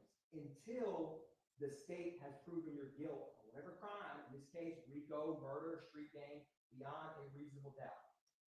For some of y'all, when you're back there deliberating and thinking through the evidence, you may have realized halfway through my speech today, when you understand RICO, that they're guilty. You might have come to that conclusion months ago. You may have come to that conclusion in terms of where we are in the evidence as you walk through it, at a different point. But when the state proves, as we have beyond a reasonable doubt, that cloak of innocence goes away. And that's what you as jurors are here to decide. And reasonable doubt, like I said, it's reasonable. You don't seek doubt, you seek the truth. And it's a doubt, it means just what it says. If I were to, I wouldn't do this, but if I took some from Madam Court Report, say her coffee pot, and there's a security camera right there. If all of y'all saw me do this, if I had a trial and never called one of y'all, I'm on trial for stealing Madam Court Reporter's coffee mug. If you didn't, if you had a trial with just that surveillance video, and it clearly showed me unmasked, taking a lead, you wouldn't need all these witnesses. Or if you had a reverse, you didn't have a surveillance video, but you had an eyewitness or circumstantial evidence. Just because you don't have a piece of item or evidence doesn't necessarily mean reasonable doubt. It means just what it says. Is it reasonable? So I'm going to show you an illustration that is something we all recognize, which is a dollar bill. And you're going to see pieces of this dollar bill missing. and all of you will immediately recognize what it is. And like I said, it's not a mathematical certainty, it is reasonable doubt. That's the dollar bill, right? If you have pieces of the puzzle, and some of y'all may like puzzles, you gotta remove, everyone knows that that's a $1 bill. There's no reasonable doubt that that is a $1 bill, even though almost 50% of it is gone. That's just a visual illustration to prove the point. Direct and circumstantial evidence. So direct evidence, physical items, it's what's said in this witness box before you, personal observations, that's all direct. Circumstantial evidence can be cell phone records, where people are within a general radius, ankle monitor data, what someone's actions afterwards, who's calling who's texting who. That can circumstantially prove and lead to a conclusion. Whereas, and you can use both. The law doesn't weigh direct or circumstantial more or less than the other. And in a trial, you're going to use both. And you always have your common sense, which you always have brought with you each day. You can use when you deliberate to make reasonable deductions from both direct and circumstantial. They play off one another. Like I said, these are all direct evidence. Just think what you saw, what you heard. You know, if you were to physically touch a firearm or a shell casing, that would be tangible evidence. That's all direct. A good example for circumstantial is, imagine every once a week, twice a week, you all go and pull and pump gas. You pull up to the pump, you know your car has the E, it's flashing red. You go, you put your credit card in, or you walk inside, you come out and you start pumping gas. And then when you leave, when you put your credit card in, you hear it kind of click loudly, you know it's done, you put it back in, you drive off, and all of a sudden what was on E is now on full, right? You never saw the gas go inside, but you know circumstantially that your car tank is full. That's a classic example of, you may smell gas, but you never actually see it. You could, but most of the time you don't. That's circumstantial evidence. It can be quite strong, like that, like in that example. So it doesn't have any more or less weight than any other piece of evidence. Testimony of a single witness, if believed, is enough to establish a fact. Take Tarabia Hill, Act 61, the armed robbery that Christian Eppinger did with YSL on his face, unmasked. If you believe, then I can't vouch or tell you the credibility of the witness. That's for y'all to determine. So if you believe her testimony, that's who robbed me, this is what he took, and then he drove off, a testimony of a single witness is enough to establish fact. In that case, with her testimony, it would be every fact of armed robbery. So that's one example of a single witness can establish. Sometimes it's only one fact. Where is someone? Where's someone not? But in that case, that testimony would be enough to establish the evidence. So keep that in mind, because testimony is important. Like I said, you determine credibility. So you got to ask yourself, why did certain people testify how they did when they said this? Now, I'll argue, you think about what people said before they were indicted, before their friends were indicted, before sitting in a courtroom with you and people that they know well. What do people say when no one's looked on a wiretap, on a jail call? That, to me, is quite illuminating of how they really feel or think. Think about why people would testify how. Why people would either genuinely not remember or act like they don't. I'm sure all of y'all remember quite well my kind of long back and forth with the gentleman, D'Angelo White, right? Where we played a 911 call where he says, this is D'Angelo White. He wouldn't even acknowledge that. And it was a lot of back and forth. Why would he not come in here and testify about his friend, Dexter Montgomery, getting half of his head shot off when he was a kid? And he called 911. Why? You determine that. Now, I have reasons I'll explain to you why, but think about that. You can use common sense. Y'all been sitting right here, and there's a reason you're closest to the jury box, because y'all are the determiners of credibility. And y'all know and can think of examples as I'm talking right now throughout this trial where you've seen of that. Who doesn't have an interest, right? If you have some, I'll use, someone from the Georgia Bureau of Investigation, right? They come in, they test an item. They don't usually know the defendant. They don't know the case. They're just doing their job. They don't have, in my opinion, any stake in one outcome or the other. They don't know. A random citizen or Doug Bailey talked about the ankle monitor data. He's just reading the data. Those kind of witnesses, I argue to, can be quite credible because they don't have anything to gain. They have nothing to lose. Think about people who do and how that would have impacted their testimony. Their opportunity for knowing facts. If someone hangs out with one another, like Mary Zachary, you saw all these photographs and things. He's in photo after photo. Shannon Stillwell, Monte Kendrick, Nikion Garlington. If someone interacts daily with someone, it's probably reasonable that he would know what they're up to, that they would confide in him. Versus if you had someone who only hung out with somebody one time, probably wouldn't be reasonable they'd know all their deepest, darkest secrets. That's just common sense, but things to think about. Now, I'm gonna give you an example. So nigga, a lot of they mama, a lot of they kids, a lot of they brothers and sisters, then get ready in the courtroom and tell the God honest truth. Fuck, nigga. Don't get it. Fuck with you, bro. Y'all niggas need to get fucking killed, bro. You snitching bitches. From me and YSL. That's what's said outside of the courtroom. These are all witnesses who testified that were either co-conspirators or indicted on this case. And ask yourself, you could know it just as well as I right before if the state would ask, is YSL a gang? The words music group, you know it's about to come off, or I've never heard of that. I said gang, G-A-N-E. I didn't say G-A-N-G, even though you just heard them say gang. Think about that and why people would come in here and think about what they said. I mean, when Darius Zachary said that these two defendants confessed to him to murdering Donald Thomas the night of the murder, you don't think he's going to come in here and back up off that? Think about Woody Lee, the bragging or boasting about the murder. We put that on your tombstone. The things he knows when he's sitting up here don't sound good in a trial of his friends, fellow gang members, and co-conspirators, so he's going to back up off of them. Think about Walter Murphy, Antonio Sledge. He, when he did his plea agreement, said that he had knowledge that someone was involved with the murder of Donald Thomas, but then backs up off of it, right? Gives why. Think about why.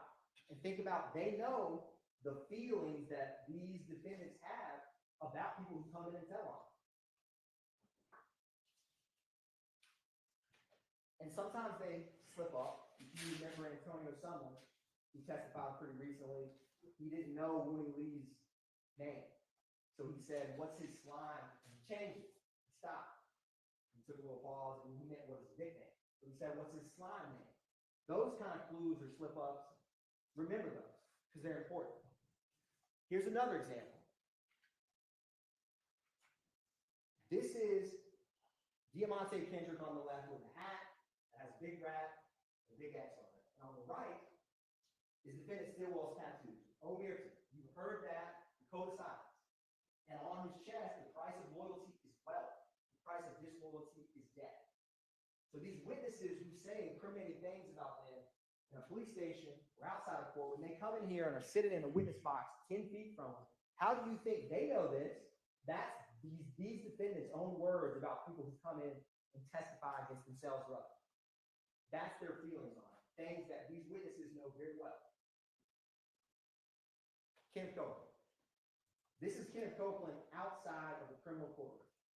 Last words and shout outs before we get you out of here. Shout out to the game. YSL for life. You know what I mean? YSL for life. And these are photographs he's had. He has known Shannon Stillwell for almost the vast majority of his life. Most of these photos to show the length of time. Look at these photos with Ken. These are all photos with Kenneth Copeland and both of these defendants in trial. They are friends. They know each other very well. And Kenneth Copeland would not want to say something, I argue to you, because of his bias and motive that would want to hurt. That's just common sense. And think about that when you hear what people say to a police station when it's just Detective Baker and Dennis, or what they say in his courtroom. When there is Zachary, outside of court.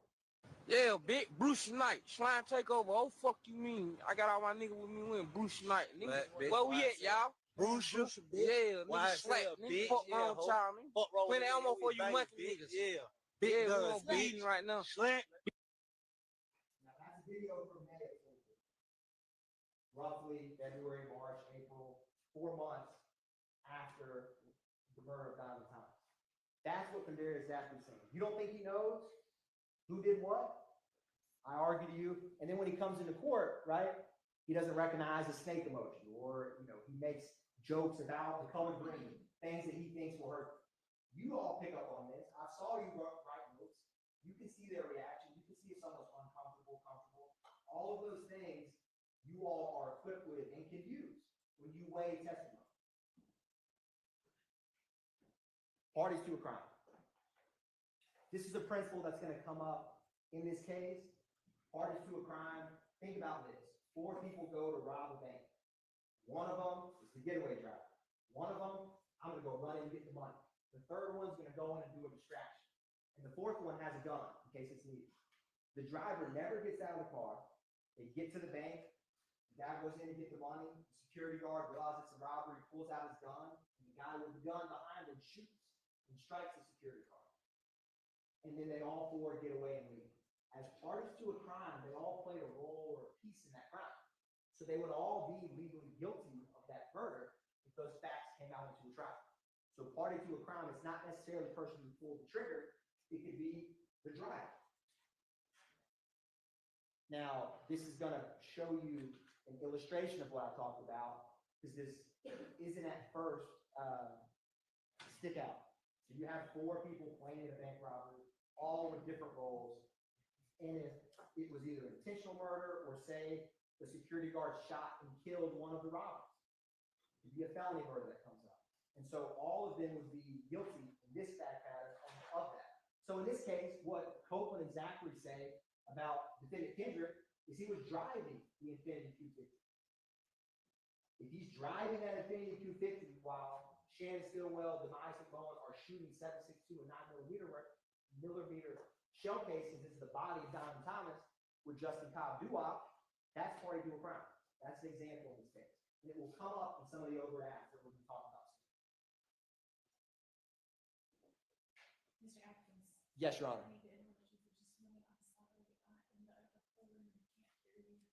It sounds like, Your Honor, this microphone may have. Yes, Your Honor. If you let me know if that helps fix that. I got to fix this belt buckle here real quick. Well, I'll hold it for right now. Now, sorry, I want to talk about the crimes that I'm going to talk about. So in green is what I'm going to talk to you about, which count 51 is criminal street gang. Count 50 is criminal street gang of defendant Stillwell. He's on the right, and Kendrick is on the left. And count 1 RICO applies to both. So both are charged with the murder of Donovan Thomas. Kendrick has this count 57 participation in criminal street gang activity for the marijuana and firearms, like street gang activity during the commission of a felony for the May 9th, 2022. These street gang charges, which I'm going to talk to you about at the end, pertain to the murder of Shamel Drinks, a gang-related murder that the evidence has shown Shannon committed along with Demekion Garlington, Miles Farley, and Quarmavius Nickel. But first, I'm going to talk about RICO, which is count 1, which both are charged with. So I want to talk to you about conspiracy in general. And I definitely think the microphone's working now, Your Honor. So one crime, you rob someone, you do an arson, you would look at that case. Did they go and set fire? Did they go and steal? One specific place, time, and perpetrator. You've already heard about a conspiracy to do armed robbery when I use that bank robbery analogy. RICO is no different in terms of this. The general concept is they're charged with conspiracy to commit racketeering. So I'm going to have to explain to you what is RICO, what is conspiracy to commit RICO, and then you as jurors with the evidence that have been presented, will reach the only reasonable conclusion that they're guilty of that count. But you need to know what RICO is first. And there's two ways to violate RICO. So what I'm going to do now is I'm going to take it bite by bite through RICO so you can understand the two ways that RICO can be committed and what conspiracy to commit RICO is. And we'll walk through this together.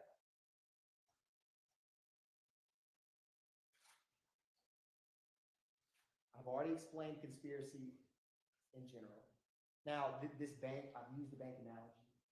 If this group who robbed the bank don't have to be some sophisticated mob syndicate, if those four are just sitting around and say, let's be the bank robbing boys, maybe we'll sell drugs on the side and we'll shoot people, the rival bank group, and we're going to call ourselves the BRC, bank robbing group.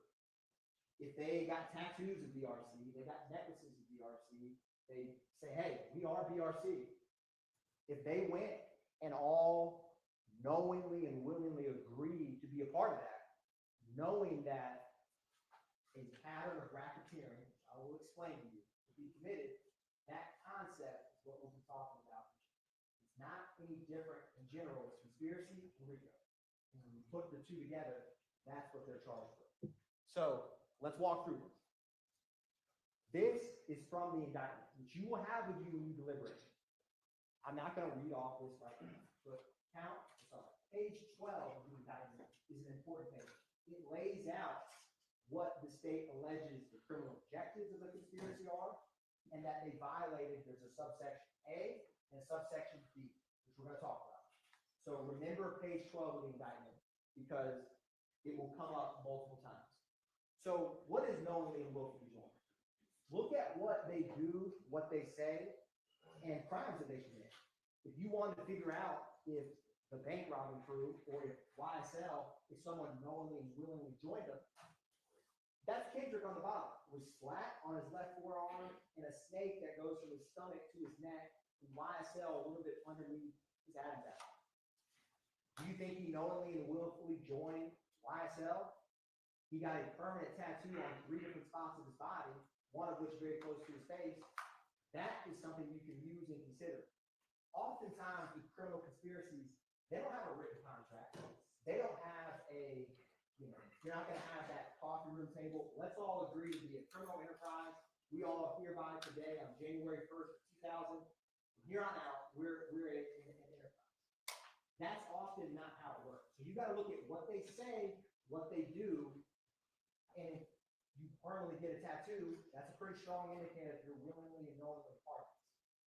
Shannon Stillwell, often wearing clothing, saying stuff, me and my sons broke the law. You've heard that and seen that clothing line, which yes, they can play it off as just an innocent clothing line, but it says slime, it's physical human being, wipe your effing nose, right? And you've heard from gang detectives that wipe your nose is not some, joke. It's about murdering someone, exacting violence. So that's Kendrick in the middle, next to a slack graffiti with a red bandana. How they act, say, and do over time, those are the clues to know that someone willingly joined a conspiracy. So let's break this down a little bit further. We need to switch it. It's came out again, Your Honor. This is probably the easiest element while we switch this mic. 2 or more conspiracies. Oh, thank you, Sergeant. Thank you. So that you can't have a conspiracy with one person, right? So I think we all can agree that should be an element that's easy to check. You've heard from ample, it doesn't have to just be the 28 indicted co-conspirators. You will see in that indictment that it states on page 12 that it also includes unnamed or unindicted co-conspirators if you find that they're part of a conspiracy. So keep that in mind when you go back and deliberate. But yes, one of the elements, beyond a reasonable doubt, is 2 or more. I think that element, I'm not going to spend any more time on that one. You've heard from ample people you've seen in the witness stand that are 2 or more of YSL. This just illustrates that point. Now, agreement. This is another important element of RICO to kind of understand. How do you know that someone agreed? Like I said, it doesn't have to be expressed. It doesn't have to be where did they sign the YSL ledger. I'm going to join. I'm in. You rarely see stuff like that. There's no such ledger in this case. It's mutual but unspoken understood. I say actions speak louder than words. If you want to know how someone believes or if they agree, what do they do? So I'm going to show you some examples of agreement. And a lot of the evidence that I'll talk about, it has multiple purposes. So we will talk about and you will see what can prove agreement can also prove if they knowingly and willfully join.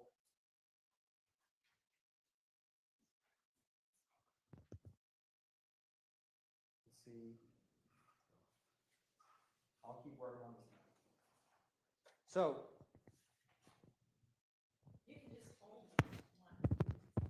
yes, Your Honor. Sounds like it's working now.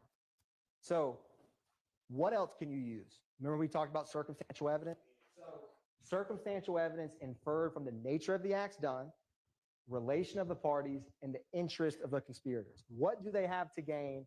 Is it for something to further the group's interest? How do you know someone agrees? Look at what they do. And I argue to you that the evidence has shown that they've all knowingly and willfully agreed. Take where we started, or take the two murders. Shannon Stillwell, January 10th, 2015, murders Donovan Thomas. March 14th, 2022, Shannon Stillwell, with 3 other YSL members in both times, murders Shamel Drinks. If you have to ask yourself, did he knowingly and willfully agree to be a part of YSL criminal enterprise with 2 gang murders? That's an easy question. That's the most clear example of if someone murders a rival gang member twice, I think it's pretty clear that they knowingly and willfully agreed, regardless if they signed on the dotted line. Same with other crimes and acts. That same shit that got Biggie and Tupac killed, little fuck, nigga. Pussy ass, nigga, get your bitch ass killed. YSL for life. Yeah, hey, call that line. Hey, gang, you bring your pussy ass down here, you gonna see me. I'm at your fucking neck. Fuck anybody. So again, what do they say? I mean, this is Kendrick and Wooney Lee. You know, you have all the Make America Slime Again. You have Kendrick with YSL Pennant, and you have Shannon Stillwell where someone in the background says YSL for life. That's just one example. You've obviously seen and heard from multiple. But what do they say? What do they do? Are they publicly or actively or oftenly saying, yes, I'm a part of this YSL, there's an us and a them? Yes, I think it's pretty clear that they have. Now, some of this I've talked about, actions or evidence. So let me give you a concrete example we saw just a couple weeks ago with Viverito. So YFN Lucci flyer. This is from Marquavius Huey's phone where him and Jeffrey Williams, they send the text message, a flyer of Lucci. In 6 text messages, this principle of agreement, you're going to see agreement in action. This text is about to come up where all that's said, right? Flyer, Jeffrey Williams says, where's that at? Claremont, slatty handle, stay very low, slat for sure, been out the way. They didn't say murder. They didn't say stab. They didn't say shoot. But in 6 text messages, it's readily clear that they're talking about enacting violence on YFN Lucci. That's agreement in one, barely a screen of a text message.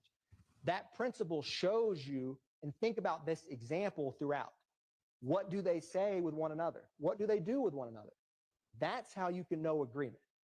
It's just like you all have family and friends. You may text one word and they know what you're saying.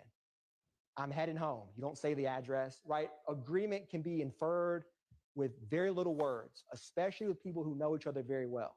And YSL has its own lingo, so they don't have to say much. Slatty handle, he knows he will handle it. Other examples.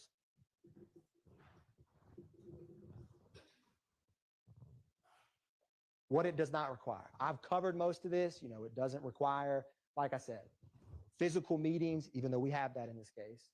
Knowledge of the details of the conspiracy. I argue we have that in this case, considering that Kenneth Copeland, Quindarius Zachary, Walter Murphy, all of these individuals have given statements with evidence that's been corroborated that real crimes happened in real places and they knew about it. So a lot of these, you don't have to have them, but you actually do in this case. The last one, the identity of all the co-conspirators. You wouldn't have to know if you had 200. members of YSL. I don't know the exact number, but you wouldn't have to know every single one. Obviously, I argue to you that they know quite a few because you see the same individuals speaking, talking, and acting in concert together throughout the case. But none of these things are necessary to reach agreement. So, and there's a slight lag on this Zoom with this clicker. So I'm gonna move through this. So at its core, the crime is the agreement.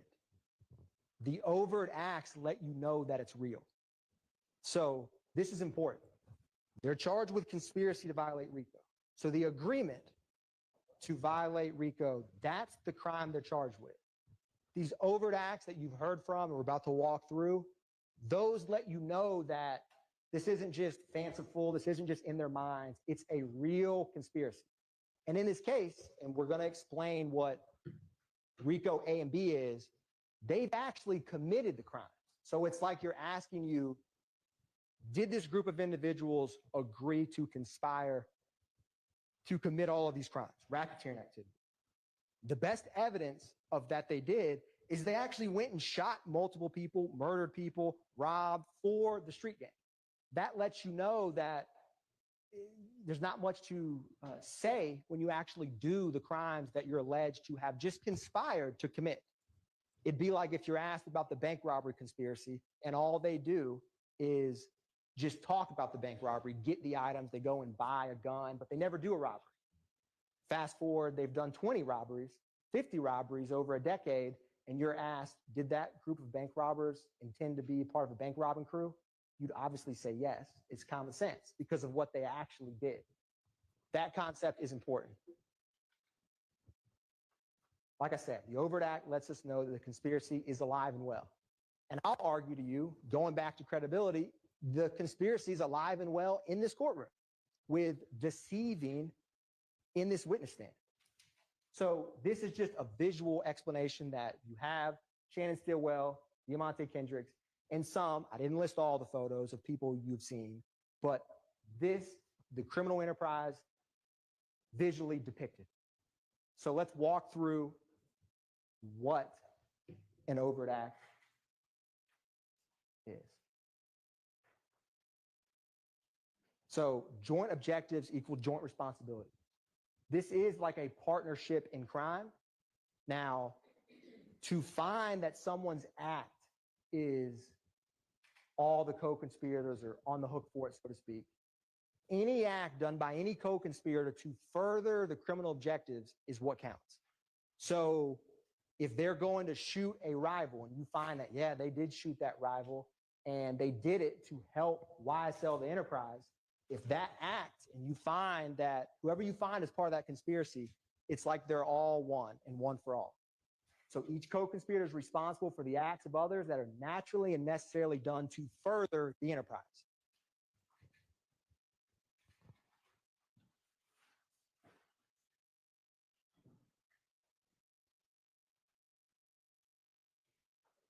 Now, I've talked about different ways to violate. A, in a nutshell, is to acquire money and property. I'm not going to bury the lead. That's the first way to violate RICO. Conspire to acquire or keep money or other personal property. B, they both have conspire, and they actually have 7 elements each, and I believe 5 of the 7 are the same. So I'm going to explain a lot of these elements we've covered. 2 or more conspirators is one. So conspire to participate in the enterprise through a pattern of racketeering activity. If you find the defendant, and on your verdict form, it will say the defendant violated subsection A or subsection B, conspired to violate. So I'm going to walk through what is A, what is B.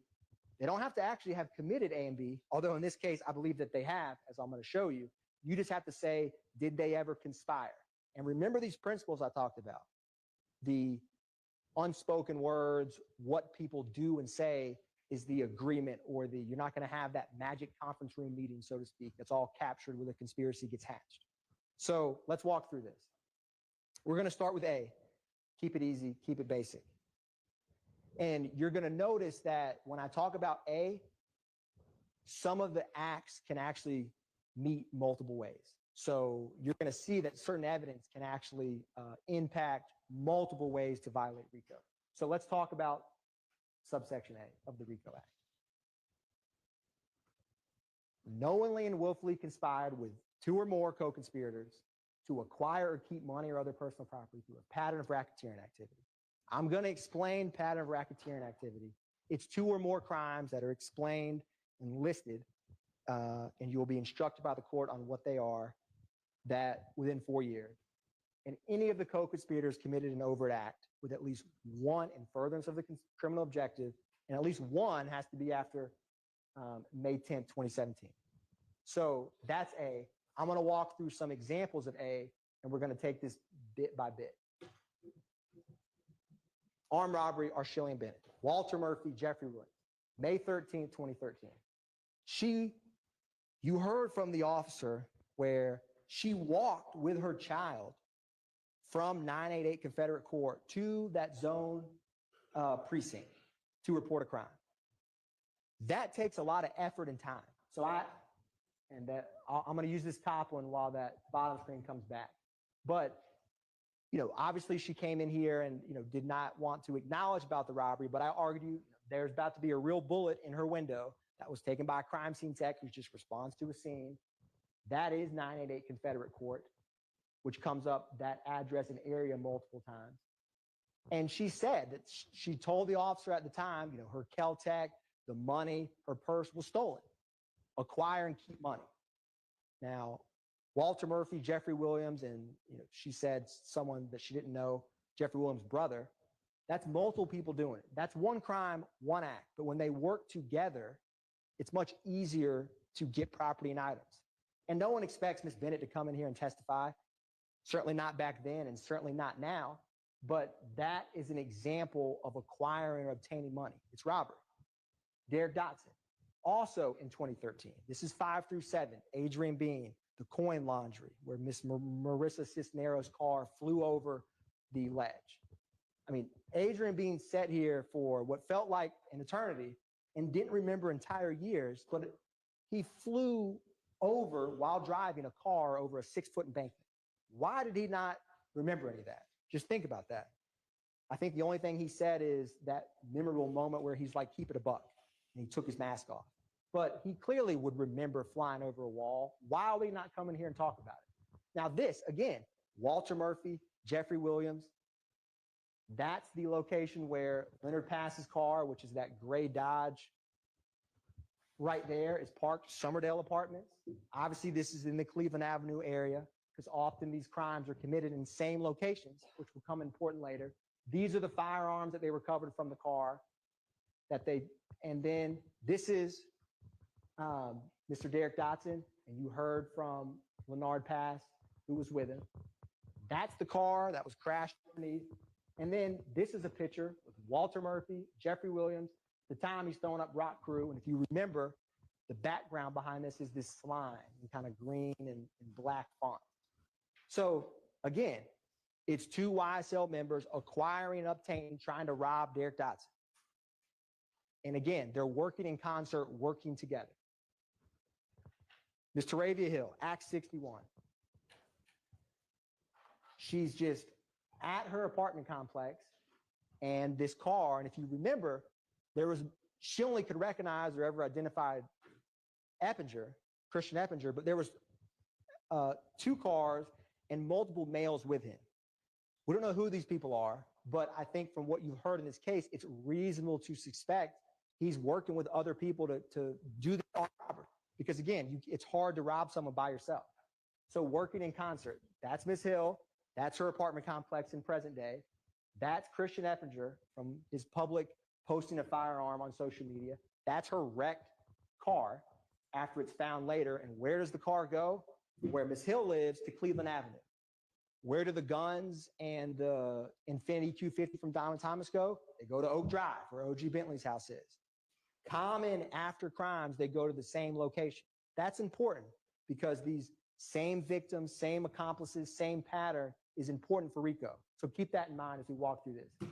And he does all of this with, and it's hard to see from here, YSL on his face, no mask.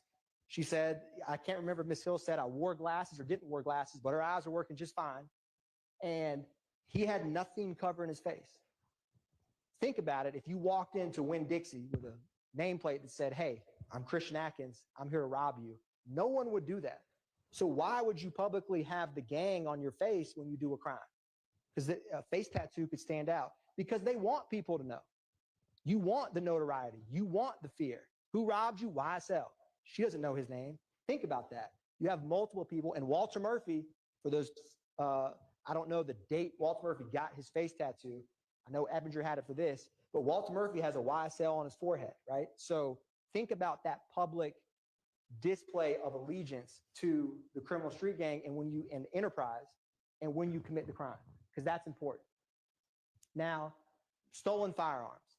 I'm not going to show you or bring out every firearm we've introduced, but there's a lot of stolen guns. Think about, we don't know where all those guns came from. Sometimes you heard from the person whose home was burglarized or car was broken into, and you said, yes, this was a report from this location. But, you know, you add these up, it's a decent number of stolen guns. These are all overt acts. You know, Jeffrey Williams, the Sig Sauer, September 9th, 2013. Defendant Kendrick with Arnold when they were riding back into near Trestle Tree Confederate, the same location Miss Bennett lived at, right? On October 1st, 2015, after Martinez Arnold got jumped at Magic City. 40 cal stolen. FN 57, that is the stop that Officer Fikes did of Jeffrey Williams and Sergio Kitchens. Why are all these stolen weapons from 2013, 2015, 2017, 2018, 2020, 2015, and 2022? You heard from Detective Liam Packer that it was some train theft from the ATF, that a cargo shipment. That's acquiring or maintaining property, stolen guns. Ask yourself where all these stolen guns come, and you've seen, like when Quindarius Zachary is arrested with the gun on May 7th, 2015, that came back with Nibin when Kilgore testified to the shooting of Miss Frida Reed's house. When it matched that, the guns exchange hands. The guns move around, and stolen guns are harder to trace. That's acquiring and maintaining property and evidence of it. I just included a couple photos because we have a lot to cover, but that is stolen property, all tethered to A. In 2022, right, this is the gun that was reported stolen that right before they went to the house on Meadowlark Drive, it was thrown out and recovered, and it came back stolen. Again, stolen weapons from as far back as 2013 to stolen weapons as recently as 2022. There's common patterns that indicate that they get stolen firearms quite easily. Subsection B. This is where all the violent acts come up. So the first objective, and your indictment's not going to have numbers, is going to be conspiracy to violate subsection B with the state's objective of murder, aggravated assault, and threats of violence. So we're going to walk through some of these so I can explain to you why they further the criminal objectives of YSL. So simple definition, while associated with an enterprise, YSL, they knowingly and willfully conspire with one or more co-conspirators to participate in the enterprise through a pattern of racketeering activity, and any of the co-conspirators committed an overt act after May 10th, 2017. If you notice, other than what's in green, everything's the same as A. So these same factors and principles will come up for both. So I got to explain to you what is participating in the enterprise and what are these criminal objectives. So we're going to start with the murder, aggravated assault, and threats of violence and go from there. So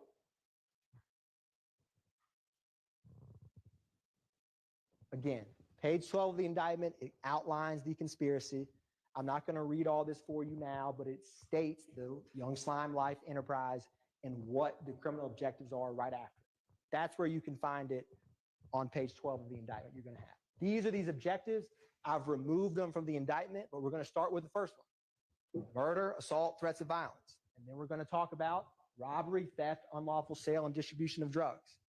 So let's walk through this together. I just wanted to show you a brief visual of how you're going to have the indictment with you and can look through it. So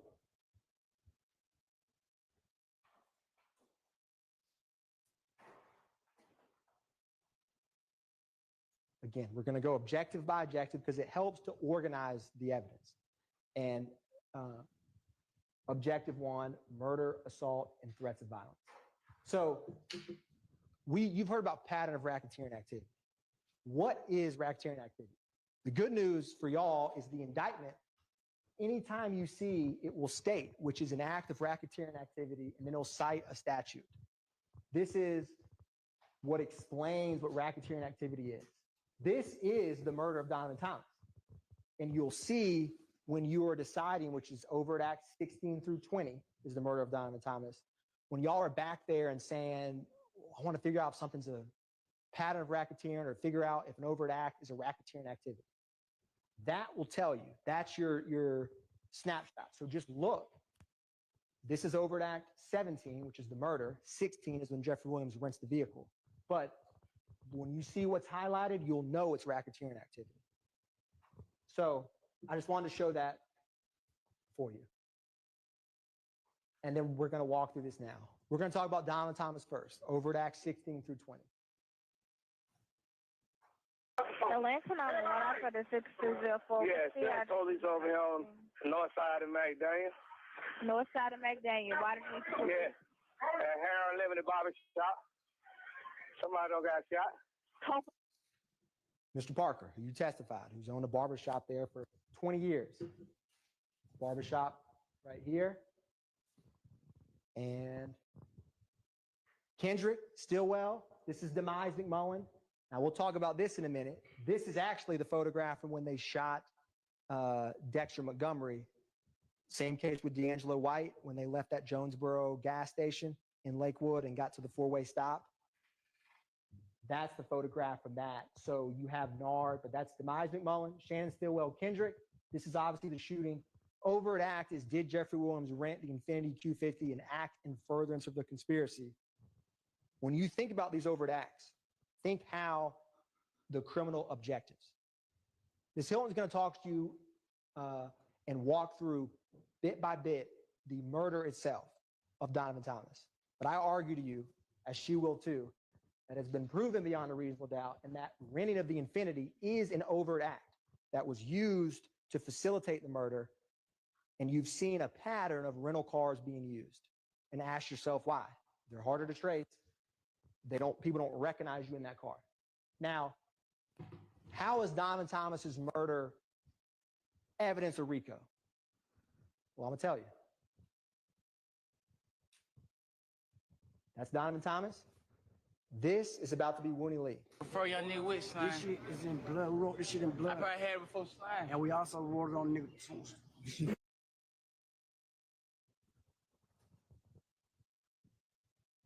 We wrote it on a tombstone. And that's Donovan Thomas's gravestone. And when Miss Edmonds, who testified to you about recognizing that, she didn't wipe graffiti, she didn't wipe paint off that tombstone. She wiped a confession. And that confession says slapped, because that's who it's for, that's who it's from, that's who publicly has acknowledged that murder since it happened. YSL, the criminal enterprise. And that same slat in green handwriting, Defendant Stillwell is posting in, 7 years later in a slime t-shirt, right? Peanut Stone Grave. That's the translation version. He put it in Spanish. Wooney Lee's comment, his comment, they're all talking about and kind of joking sheepishly about a murder of Donovan Thomas. It's we, it's us, it's criminal enterprise. Now, we talked about Kendrick's tattoo, which is about to come up on his left forearm. I don't know when he got this tattoo, when the Zoom works with me and it comes up. I don't know if he had that tattoo of slat on his arm while he's driving the Infiniti Q50 past 330 McDaniel Street and Nard and Shannon shot and killed Donovan Thomas, but that same green slat ends up on the gravestone. It's not a coincidence. And they're telling you that they did it, and they just don't care, because as you said when we started, slimes are above the law, but they didn't think about you. Now, Swear to God, we kill nuts, so they gonna stay on you. you hear it as clear as I hear it. I swear to God, nobody accused Dolly of murdering Donovan Thomas. Who's the we? And then you hear in the background, we smoke nut. And if you remember that call, right before that, Woody saying, tell your brother I love him. And then you can hear Jeffrey Williams say, tell him I love him. Right there next to him. We killed nut. We put it on his tombstone. Slat, slat, and then just making a cheapest joke this years later. They're telling you we did it, they just don't care. And that's Shannon Stillwell in that same video, and there's a live snake and a YSL chain. It's out in the open. Beat a murder rap.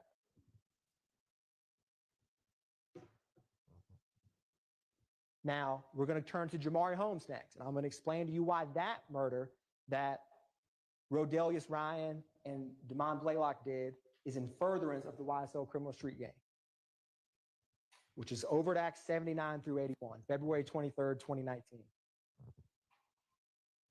That's the vehicle that 15-year-old Jamari Holmes was in. This is Rodelius Ryan. You know, this is Blaylock throwing up YSL, which is also an overt act, that public display of allegiance. It's going to come up in just a second. That's Jamari Holmes.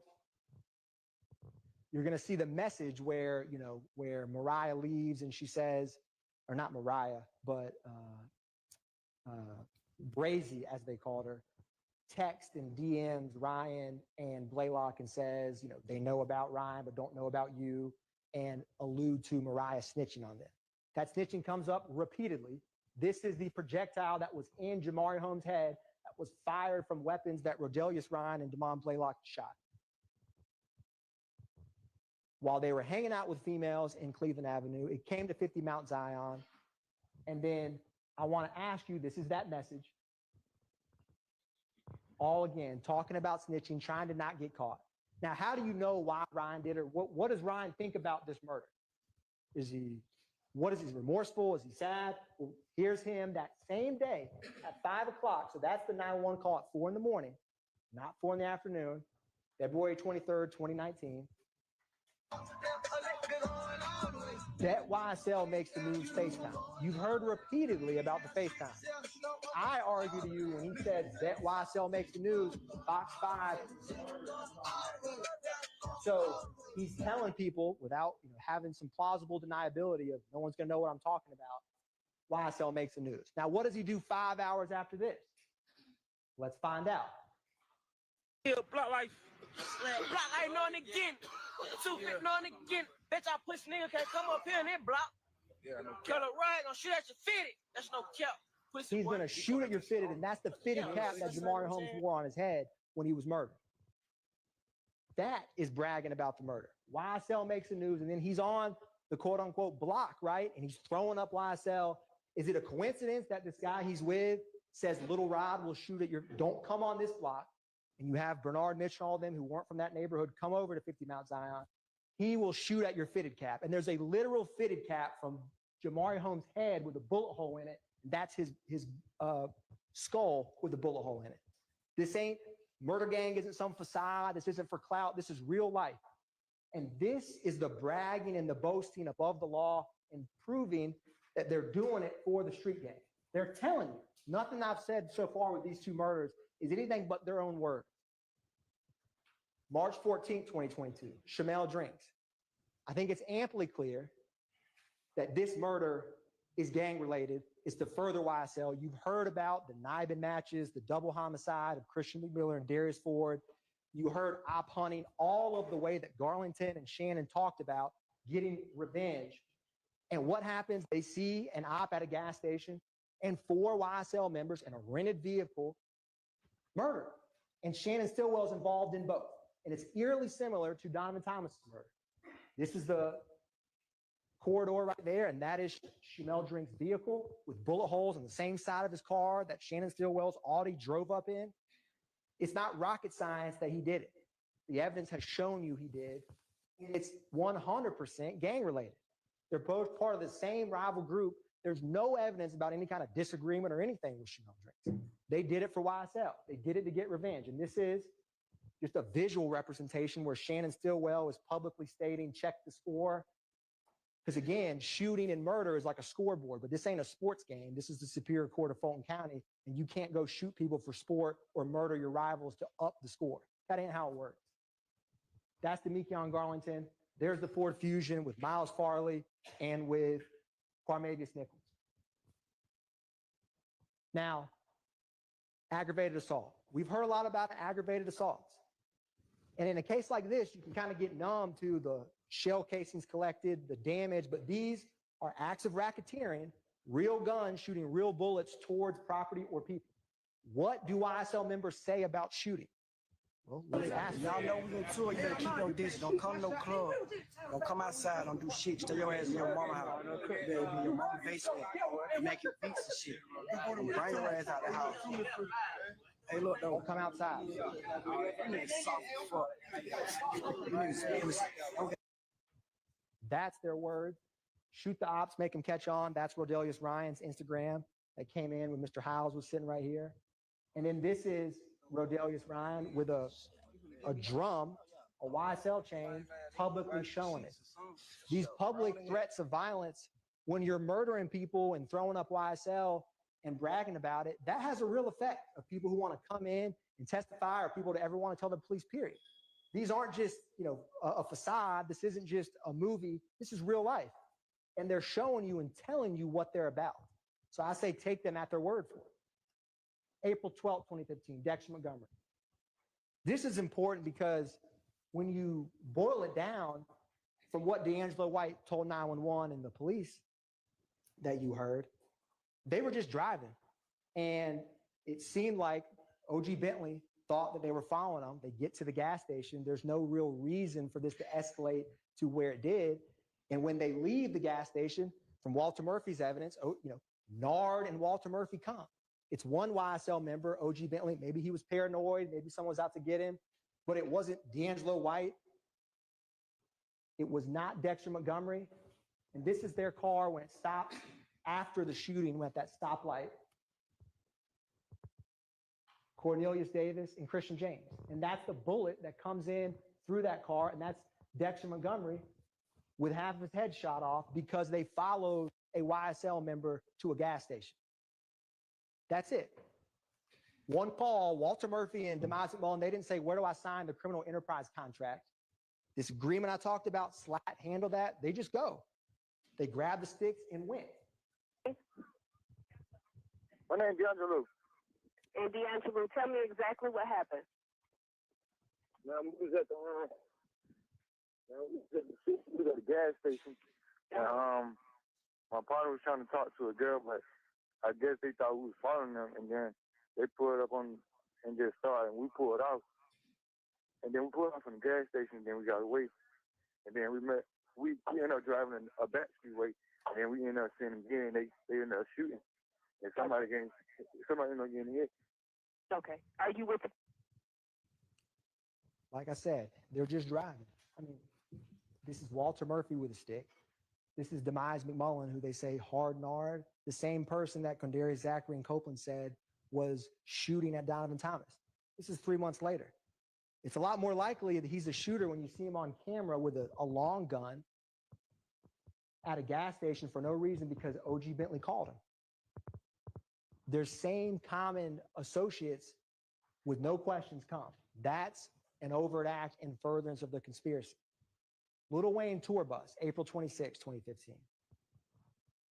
You heard a lot of evidence about Lil Wayne. What you didn't hear was any remote personal reason that Jimmy Winfrey would have any, even knew or had any kind of squabble with Dwayne Carter, Lil Wayne. So why did he shoot the bus? You heard about the public back and forth, and look at the actions before, during, and after of that shooting. Now, this is only a couple weeks after Dexter Montgomery. And it's 2 days before the shooting spree of Adele Drive and Drew Drive that Garlington, Zachary, and Sledge did. So all these shootings, when Gaither and Dennis come in and talk about shooting after shooting, they're not just making this stuff up. It's real. So this is Mr. Alvin Lewis's tour bus shot up. This is Jimmy Winfrey. You heard from Detective Dennis about visually seeing them, and Zachary kind of got spooked because he knew his social security number, which would probably spook out Zachary of like, how does this gang detective know me like that? And then you have this post, which is Overt Act 121, I'm free, death before dishonor. Quite similar to the tattoo that Shannon Stillwell has, YSL. And what does he say about it? And by he, I mean Jimmy Winfrey.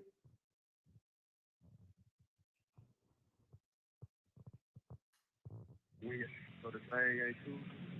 And then another thing we shit on let Amina know they got paperwork up in black and white showing, that I work for the company. Stuff. Now it's gonna look like street business.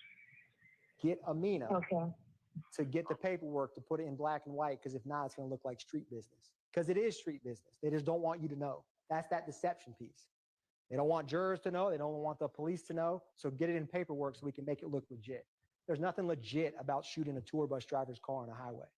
There's none. This is the phone records. They move as a pack. They move as one. This is before, where Zachary, Winfrey, Sledge, McMullen, Greer, and Dolly are all in the general area of the vault. This is, when it's about to come up, is the compound, which is a little bit later. Zachary, Winfrey, McMullen, Greer, and Dolly, 142 to 304. They all have kind of similar times when they leave, similar times when they depart. And then the last slide is going to be Dolly and Jimmy Winfrey's phone records for when the shooting happened.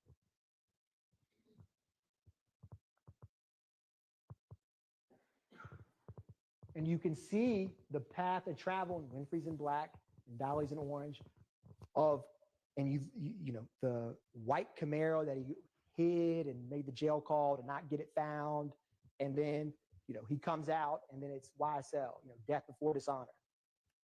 Jimmy Winfrey quite likely did not act alone. How do you drive a white Camaro going 80 down the highway and shoot that many times in a bus? Just think about it. It's common sense. They act as one, as you've seen. This is 2 days later. 3 other completely different YSL members, but all part of the same criminal street gang. Garlington, Zachary, and Sledge. Garlington gets jumped at Club Crucial. What do? They go on a shooting spree. First, they go shoot up 1428. Then they go shoot up 1903 Drew Drive. Back to back to back. This is Miss Bell. And when you talk about, credibility of witnesses, you don't believe Miss Bell's testimony because you like her. Everybody wants to drink a glass of vodka with Miss Bell. She was a sweet lady. You believe it because what motive does she have to come in here and sit and say that her house was shot up other than that it did? What motive does she have? What bias does she have? She's a good example. She's just in her bed trying to drink a nightcap and just hang out. And what happens? They shoot at her because they think that, her nephew or someone in YFN is there.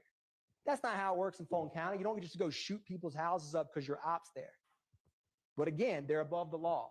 This is the timeline, 220 to 406 to 551. This is Zachary with what looks like an AK-47 and Demekion Garlington, and there's Sledge wiping his nose.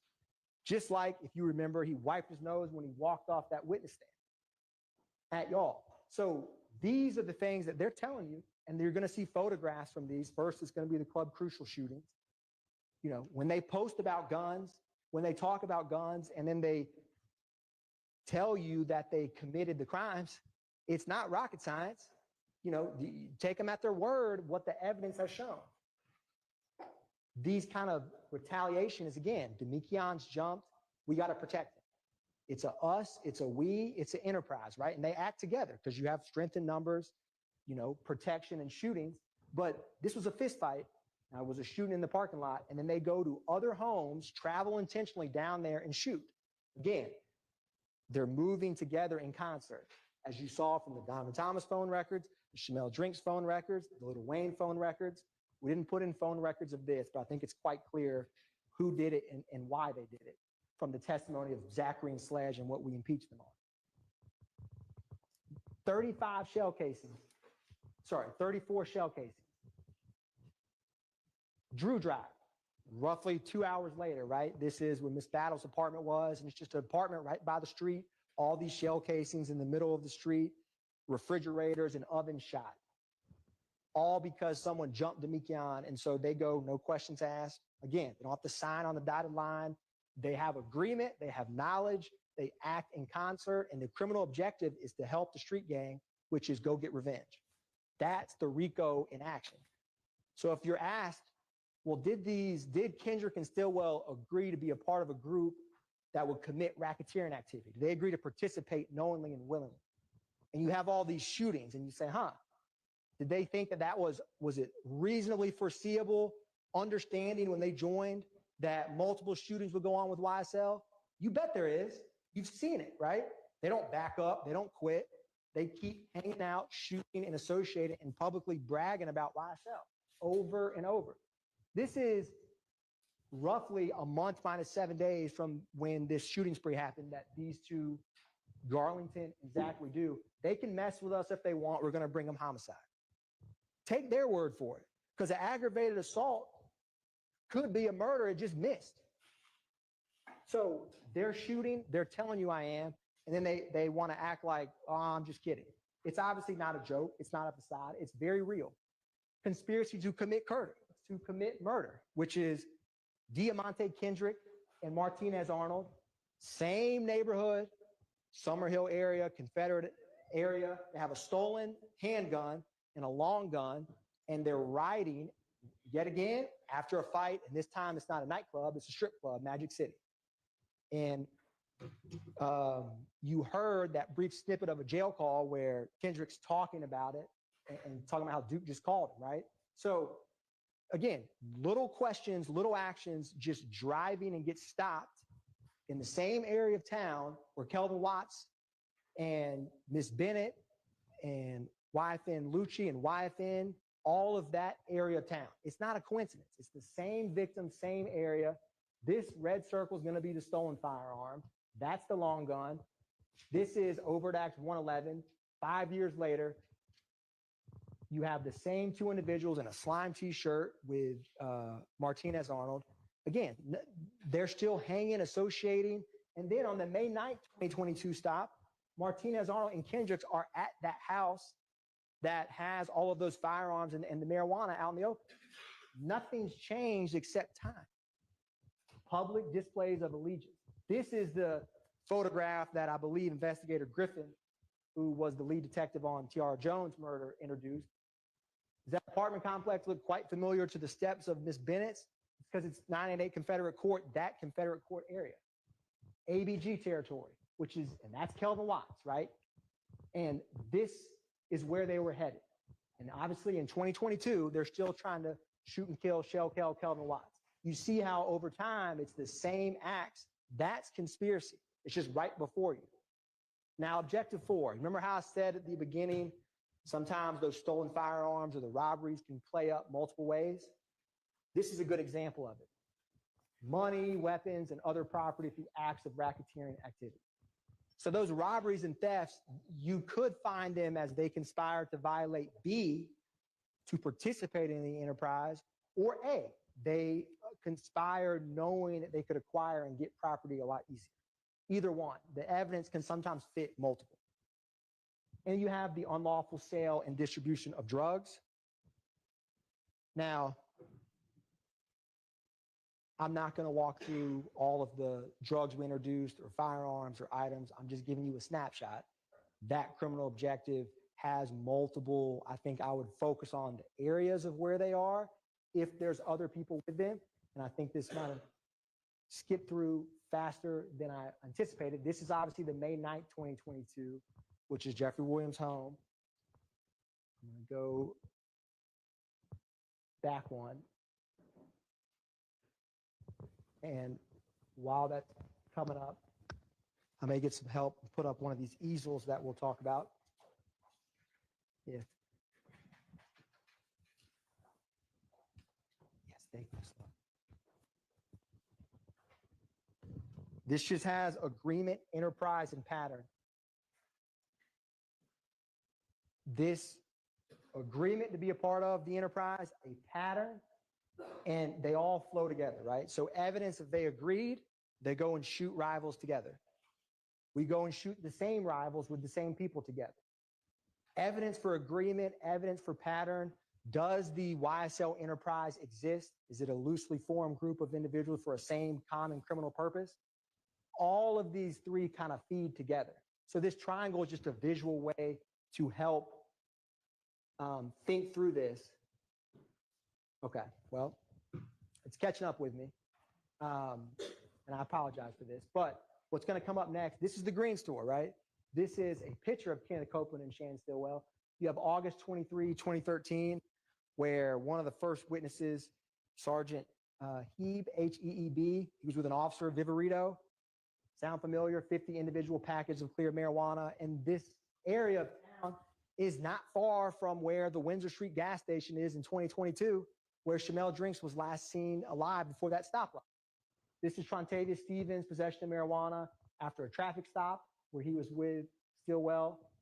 You've seen kind of over the years, multiple, sometimes at around 151 Cleveland, drugs. You've heard about the May 9th, 2022, all of the drugs that were found in that house. This is just a snapshot. These are some overt acts that you could use for this criminal objective of unlawful distribution of drugs. So I just include this as a tip. I'm not going to walk through every one. Act 48, 2015. Act 49, 2015. Act 65, 2017. 2020, it spans 7 years. BB, Nichols, Stevens, right? You've heard and seen pictures of them, identifiers of YSL over time in similar areas dealing drugs. That's another benefit or perk or objective of being in this kind of group, because no one's going to want to mess with you when you're going around shooting people and saying, I'm going to shoot. It helps you to unlawfully distribute drugs a lot easier in certain areas. Now,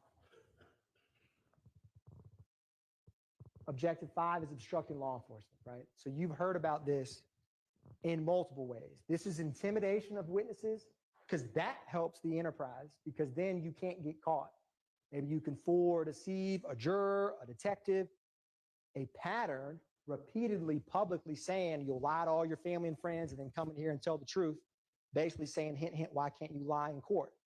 And you need to get killed. And then agreement where all of them benefit and know and participate in this. So what evidence do we have of attacks on law enforcement? Well, one of the first acts you saw is Trontavious Stevens, where you heard from the vehicle that was stolen and Officer Pettis, and there was that firearm and that yellow bucket where he tried to go and arrest Stevens, who has this slime tattoo on his body. And then he brandished a handgun, pointed it at the firearm. Intimidation. Now, that officer was undercover, right? But he's trying to stop him and apprehend him. And he's just basically, I'm above the law, right? The same message that Shannon Stillwell is saying in present day. They don't think they could be held accountable. Police can't stop me. Now, we've talked about the armed robbery of Derek Dotson, but this also proves this objective. And I'll show you why. That's former and present. That's the DK, little nigga DK shot at 12, nigga. Yeah, he said it. For no reason, boy. for no reason. He's shooting for no reason, though. He's shooting at 12, the police for no reason. Shooting at y'all. Yeah, that nigga messed up, boy, for no reason, Carter. That's Adrian Bean's words, right? And then And he got it on him. And he got the screen up on him. bloody DK, and I got the strap on me, and he throws up Rock Crew at the time. And he's just shooting at 12 for no reason. Another attack on law enforcement that, again, you don't want to get caught. You just tried to rob Derek Dotson, so you don't want to get apprehended by the police. Officer Rogers. You're going to hear what people say before and after some of this and their viewpoint on law enforcement. Down, I'm better take on down. Nigga, hey, do that shine shit. Hey, YSL shit. Hey, kill it 12 shit. Hey, fuck a jail shit. Hey, drink it at the bitch. This is that killing 12 shit. And that's Christian Effinger in the Cleveland Avenue area shooting Officer Rogers. That's not just words. That's a mentality of, again, slimes are above the law. And it's a public message of that. I can't think of a more clear, raw example of that than this. Don't just believe what they say, believe what they do. And he's just trying to arrest him for a warrant. And what does Rodelius Ryan say after this happens? If you look at his TV screen, you're going to see Officer Rogers' photo pop up. And this is the message he has for his fellow YSL gang member after he just tried to attempted to murder Officer Rogers for doing his job. Yeah, man, free my nigga Big Brish, man. Here's Officer Rogers. Yeah, man, live chain gang. Fuck that boy. Fuck that boy. Spank that baby. Yeah, man. Free my nigga Big Brish, man. Fuck the DA. And we catching the bun on this shit. Yeah, we about to catch that bun, fuck nigga. We coming to get you. You know what it is. Yes, sir. That shit in the hood right here, free the gang. That's in the hood. Yeah, YSL shit. YSL shit. Yeah. Just like the song said, YSL shit, killing 12 shit. This is Ryan bragging and boasting about his fellow gang member trying to shoot Officer Rogers. And then he says slap, right? This shows you how they view the enterprise. Yeah, man. To my nigga Big Rich, man. By the way, the gangway. Big Rich with the big head, man. They gave my nigga a bun today, man. Smell me. YSL. Overt Act 180. Nigga, lie to your kids. You know, so Ryan's words there are kind of telling, right? Because he views what Eppinger did on the one hand by himself as a collective, we, us, he's with me, and he's saying YSL and SLAT, because it boosts your street cred. Quite frankly, it boosts your street cred to shoot at the police. And that furthers your gang because you get more of a reputation. And that's what you've heard from the gang detectives and seen why Ryan would have this positive reaction and collective us to Eppinger doing that. It wasn't just Eppinger alone. It's a we, it's a us. And any overt act done to further the conspiracy is held against everyone, to include these defendants. Because when you knowingly and willfully join a criminal enterprise, you got to buy the good, bad, and the ugly. Now, we've talked about intimidating witnesses. I started with that video of Jeffrey Williams. What's Antonio Sledge's position on You this? lie to your kids, you lie to your mama, but you get in the courtroom and in the investigation room and tell them punk ass people the God honest motherfucking truth. Pussy ass. And that's Antonio Sledge as a witness, right? So you realize what people say outside of court. Think about that Antonio Sledge and that. And it, how people are in the witness stand, right, is quite different. But you don't want to get caught. You don't want people to come in here and tell them. It's as clear as that. Miss Bennett, Antonio Sumlin, Quindarius Zachary, Walter Murphy, Kenneth Copeland, about to be Adrian Bean up here, Wooney Lee. You saw their reactions, the awkward pauses, the kind of contemplation of, man, what am I going to say here? Or some bad piece of wiretap or jail call that gets played that doesn't sound good. Trontavia Stevens and Adrian Bean.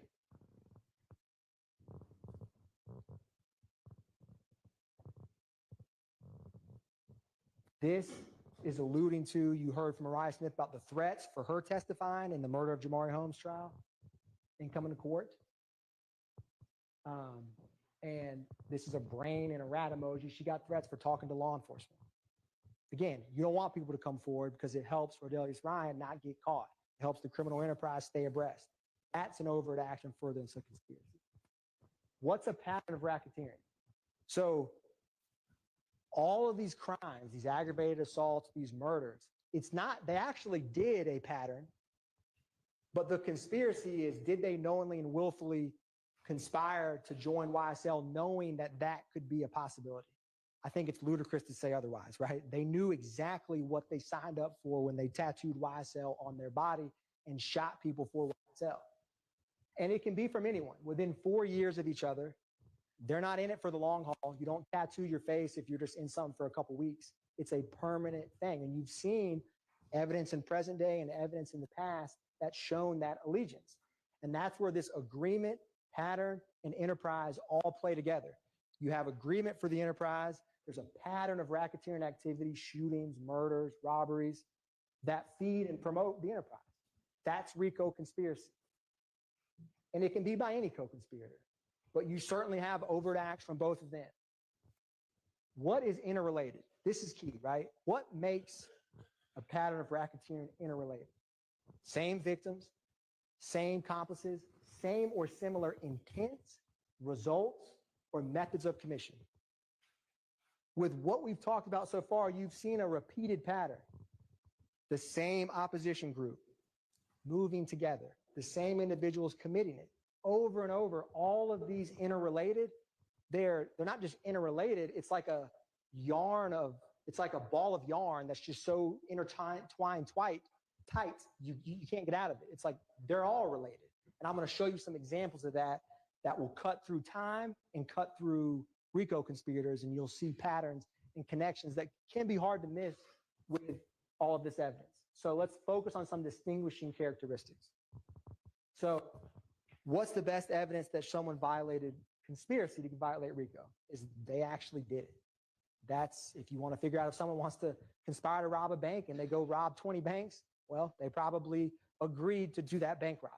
It's as simple as that. So let's look at what they did. Let's look at what they said, and look at how it's related.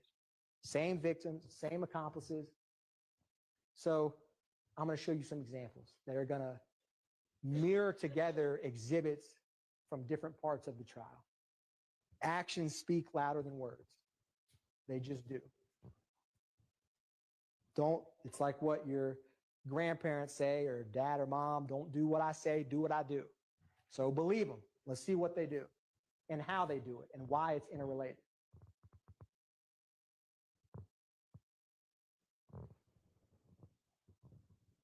So we're going to see some patterns.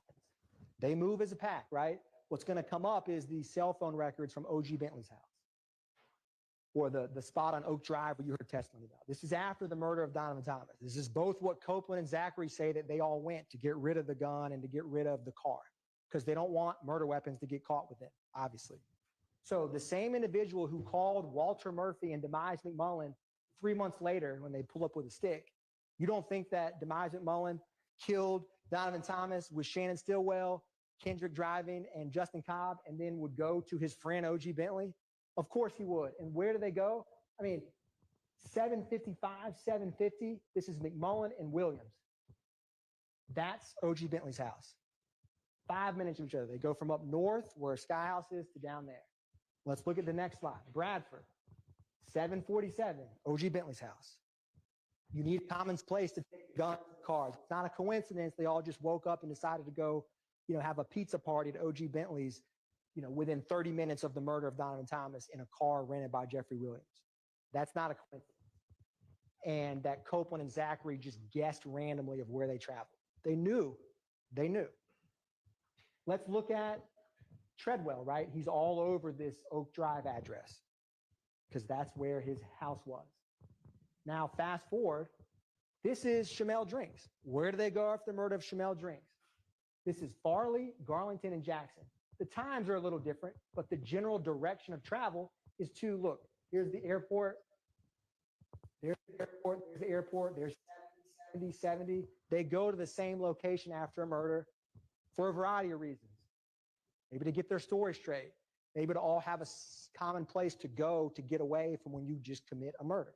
This is 2022. That was 2015. That's a pattern. I can't think of a more clear example of one. Now, common places to stash and store. You've heard about the web. You've seen more recently Waters Road, and you used to hear reference about the dugout, but the web and Waters Road come up frequently. What were some similarities between them? There are places where they can store their guns and can frequently go where no one's going to catch them or bother them. This is Trontavia Stevens. This is Antonio Sumlin. He has the slime tattoo on his body, and Sumlin has YSL here and multiple king slime on his forearm. This is the web. There's that YSL. There's the surveillance video right there. Looked kind of similar to Waters Road. Completely different locations. This is from the Instagram where one slug, I'm going to the web. And then there was this wiretap. We back at the web. What, slug on spot? Yeah, we got that spot now. We ain't slug spot though. We're back at the web. It's not slug spot. It's now my spot. They exchange guns. They exchange locations to help the gang. It's quite simply that, right? They need a spot to be able to hang out and lay low. Fast forward to present time, we're about to talk about and see Waters Road, and you saw the phone records both in March, the ankle monitor, it was 3,000 something times per minute that defendant Stillwell was at that 2830 Waters Road. It's not a coincidence, right? You just saw that surveillance at the web. Yes, you can have surveillance system in your home, but with the evidence of guns, and let's go to the web, Waters Road, with all of the assault rifles and bullets that were there, that's the surveillance video on the 16th. That's the cables removed on the 17th. Same address, Waters Road. It moves and talks and walks very similar to the web. Different locations, YSL members to help the enterprise. They all agree to be a part of it, from the tattoos and the shootings and the actions, and there's a pattern. There's a clear pattern. You don't have to be a rocket scientist to figure out this pattern. Same or similar intents and accomplices. So follow me with this. So Donovan Thomas Murdered January 10th, 2015.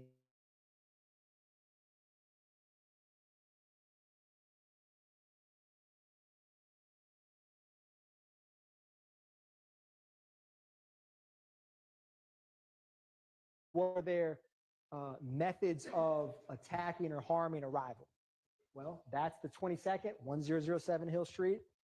And then the 26th, that is, a window, a mirror window in her home. Is it a coincidence? He shoots at, I shoot at his mommy, he no longer mentions me. Maybe it is. Maybe it's just a coincidence. But then when you see the text messages, right, between Huey and Thug, go handle that, Slatty, it kind of takes on a little different feel to it. All right. So keep going. What other actions do YSL members have with? And if you remember, right, the gun that Zachary had that he was arrested with got tied to those shootings. So this is where guns change.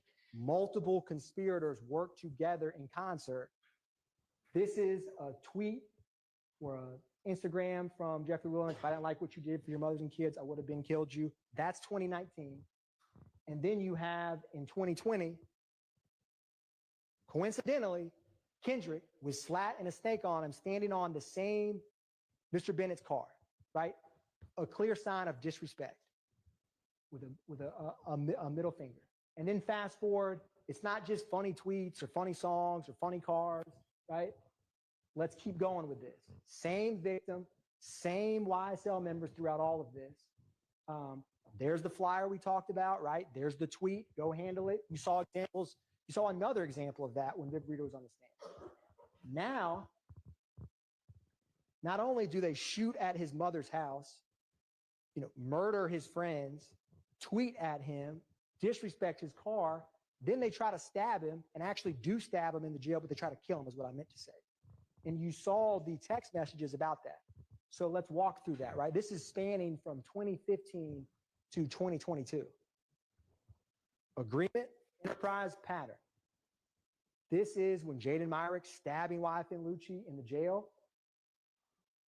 That's YFN Lucci. He's actually stabbed, right? This isn't just some fake violence. Then, this is Shane Stillwell, that same day. They got me on PC with the boys. Oh, that's on PC. And this is Eppinger and Summer. Yeah, hey, find out what I can get for that, bro. Huh? Man, find out what I can get for that, bro. Guess what? You know what I'm talking about. I know what you can get for. I just told you where I'm at. Remember that? Okay, so what you need me to do? Find out what I can get, man. I just told you who I'm in the drawing with. Who you in the drawing with? Lucci, nigga. It's unspoken agreement, right? Why is someone, Eppinger, Kendrick, Zachary have a gun, Shannon tweeting just wet, Lucci's, you know what, ASS up? Not a coincidence. Not a coincidence. Same victims. That's a fact. I can't think of a more clear fact. Now let's take this a little bit further. Christian Evans, right? The same one who robbed Trey Hill with a YSL on his face is calling someone who has YSL tattooed purple on his body and is talking about going to stab Lucci and getting permission, right?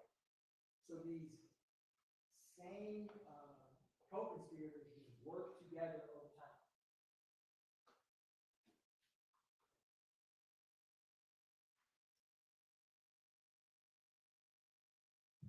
It's going to come along. What we're going to show, see, there's some, right? Can't spell slime without reading the biggest. Publicly, full allegiance. Did they knowingly and willfully agree to be part of YSL? What do they say? What do they do, right? It's as simple as that. That is how you can know evidence showing that. All right. Now, what's the common denominator with Kelvin Watts? This is Zachary and Sledge. There's Kelvin Watts, Shell Kell, and Donovan Thomas, right? You just saw a picture of Donovan Thomas and Mr. Bennett. And you saw the actions that the YSL criminal street gang did and talks about him. So here's yet another friend in a public picture with Donovan Thomas, Kelvin Watts. What are their viewpoints on him? This is Zachary and Sledge publicly threatening him in 2015. little strip dip ass niggas. We ain't really going back and forth no nigga. You little bitch ass nigga wanna see me? I'm everywhere. Yeah, fuck you nigga, Cal. Whoever else, nigga. Well, nigga. Nigga. Whoa. They said they ain't really going back.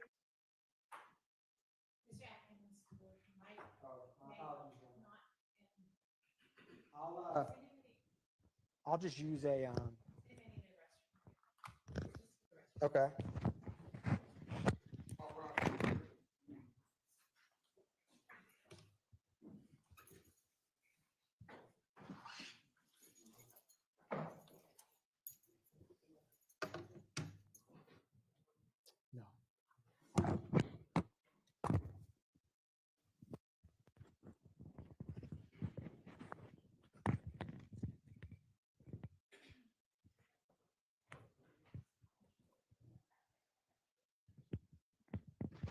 I guess they heard me. You know they're watching my tweets.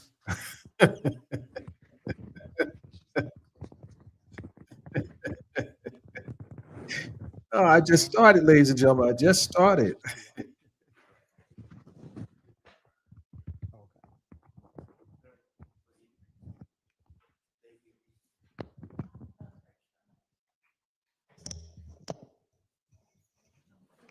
Yeah.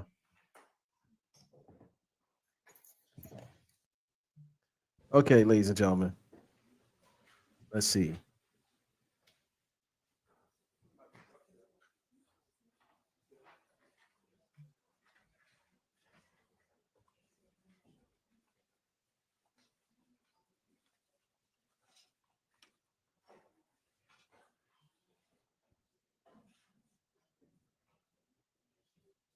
I don't think it's necessary for the defense to color scheme in this case right now because they're looking like Siamese twins up in the courtroom. What do you guys think about the DA loves visual signals she's doing in the courtroom? This is just, listen, I ain't missing anything in this case. The moving back and forth, and this is stuff she did when Glanville was on the bench. We see it. We see what you're doing. Posture check. We see it all. We listen. We listen. Nothing sliding today. Nothing is sliding today. Nothing is sliding today.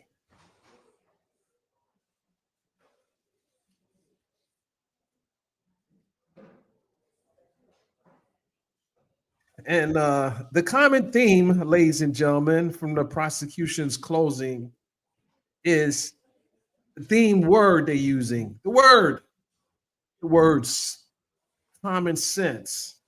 Playing to the jurors' understanding of the evidence. It's all common sense. Everything is common sense. Everything is common sense. All we do is just putting it in front of you, but it's common sense. Not that. Anybody that needs to can go ahead and use the restroom right now too while the jury is out. Yeah. Then we'll finish the states open and we'll break for lunch. Okay. Okay.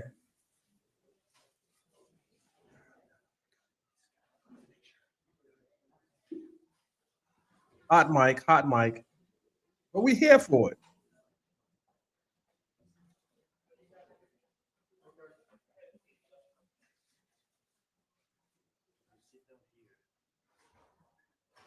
Oh, we ear hustling right now.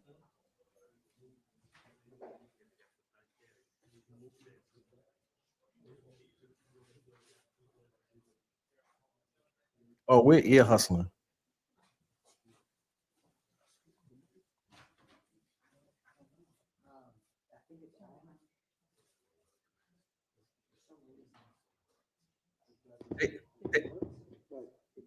Yeah, they should have came in Saturday and checked their microphones. Listen, I'm gonna help them out. This is what I'm gonna do, ladies and gentlemen. I'm gonna help them out. See, they buying that cheap equipment. I don't know what the heck is going on, but I'm gonna help them out. See, you gotta have one of these. You gotta have one of these. If you're gonna be doing all that, moving around, You got to have a lapel mic. You got to get the top of the line. You got to get the since Hauser is the top of the line. You got to fix it to your collar and check your batteries. I don't know what the heck they got going on in there. You got to get good microphones. My mic sounds nice. Check one. My mic sounds nice. Check two. My mic sounds nice. Are we ready?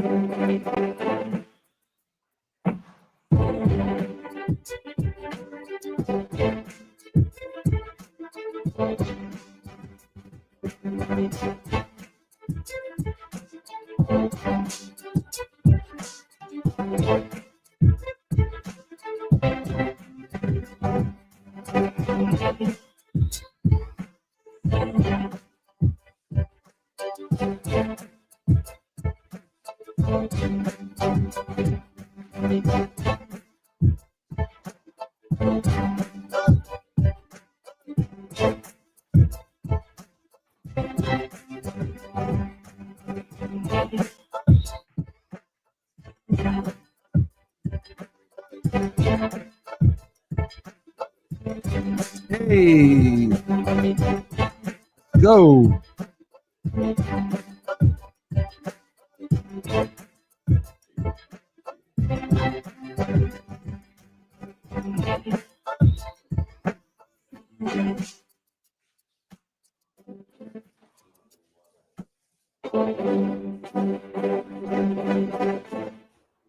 We're back.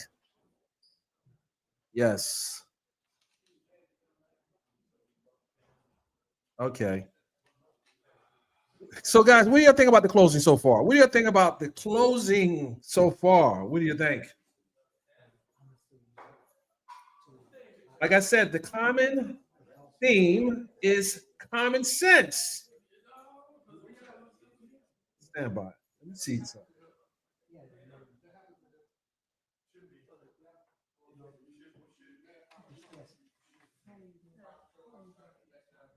You got a hot mic in there. Interesting.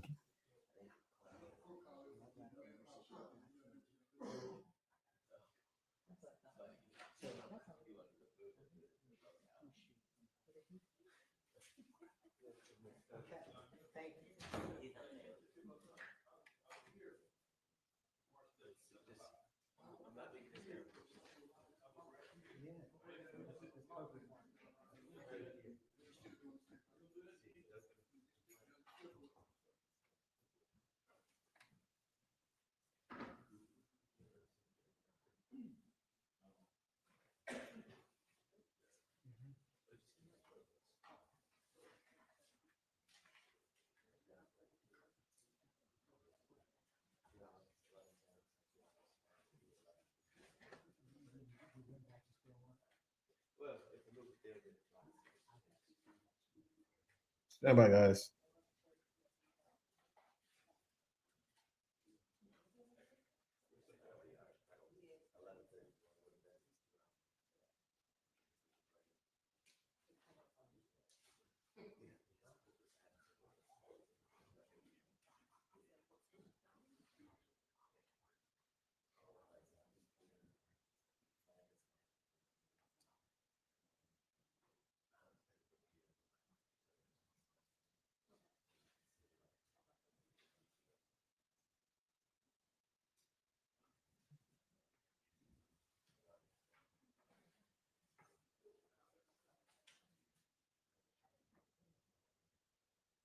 All right, those who are joining, please make sure you are hitting the thumbs up as you come into the YouTube stream, and we are live on Twitter as well. So make sure you are hitting the thumbs up. Our stream went out earlier because we had a service interruption. They were working on the wire lines. That has since been corrected. Just got the notification, so we switched over from our backup. Of course, we're going to have a backup. You know, we don't play those games. We keep a backup. We do not play those games. We have a backup. We kick the backup in. It's like you have to have a backup generator.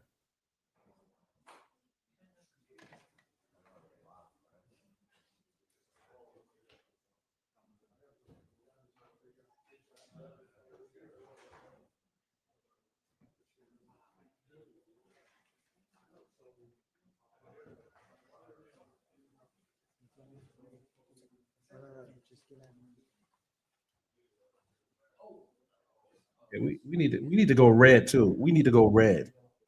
Yeah, we got to go red too. I guess red is the theme. I'm going brown too. I'm going brown and red. Okay.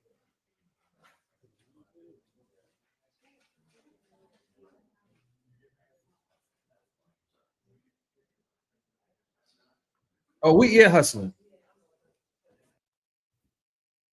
Oh, I see. They turned the mics off. They heard my. Ah. They finally turned the mics off. I tell you, man. I know they're listening. I know you're listening to me. All right, can we see if the jury is ready and if get them back as soon as possible since we got a late start this morning? Can y'all move that a little bit because that's kind of blocking the defense's view of the jury. Did they got caught playing games again? I don't know. Is that okay? Is that better? The same, Your Honor, just now it blocks different jurors. Okay, no, that's not better. Either move it way over here or way over there. Now I can't see the jury. That's not going to work. Put it way over there, maybe. I mean, that's fine, but that works. Sorry. I don't know who designs courtrooms, but I don't think they ask anybody who uses courtrooms. Jury ready? All right. They do, yes. Now we have 3 podiums, so.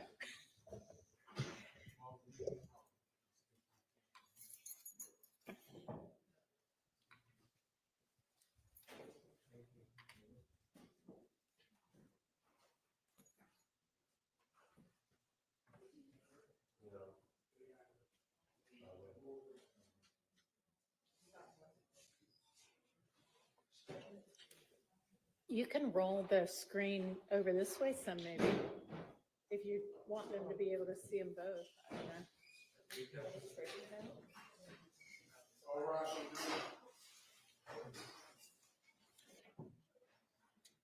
Now's not the time. Let's do that at lunch. 30 more minutes or so. Thank you.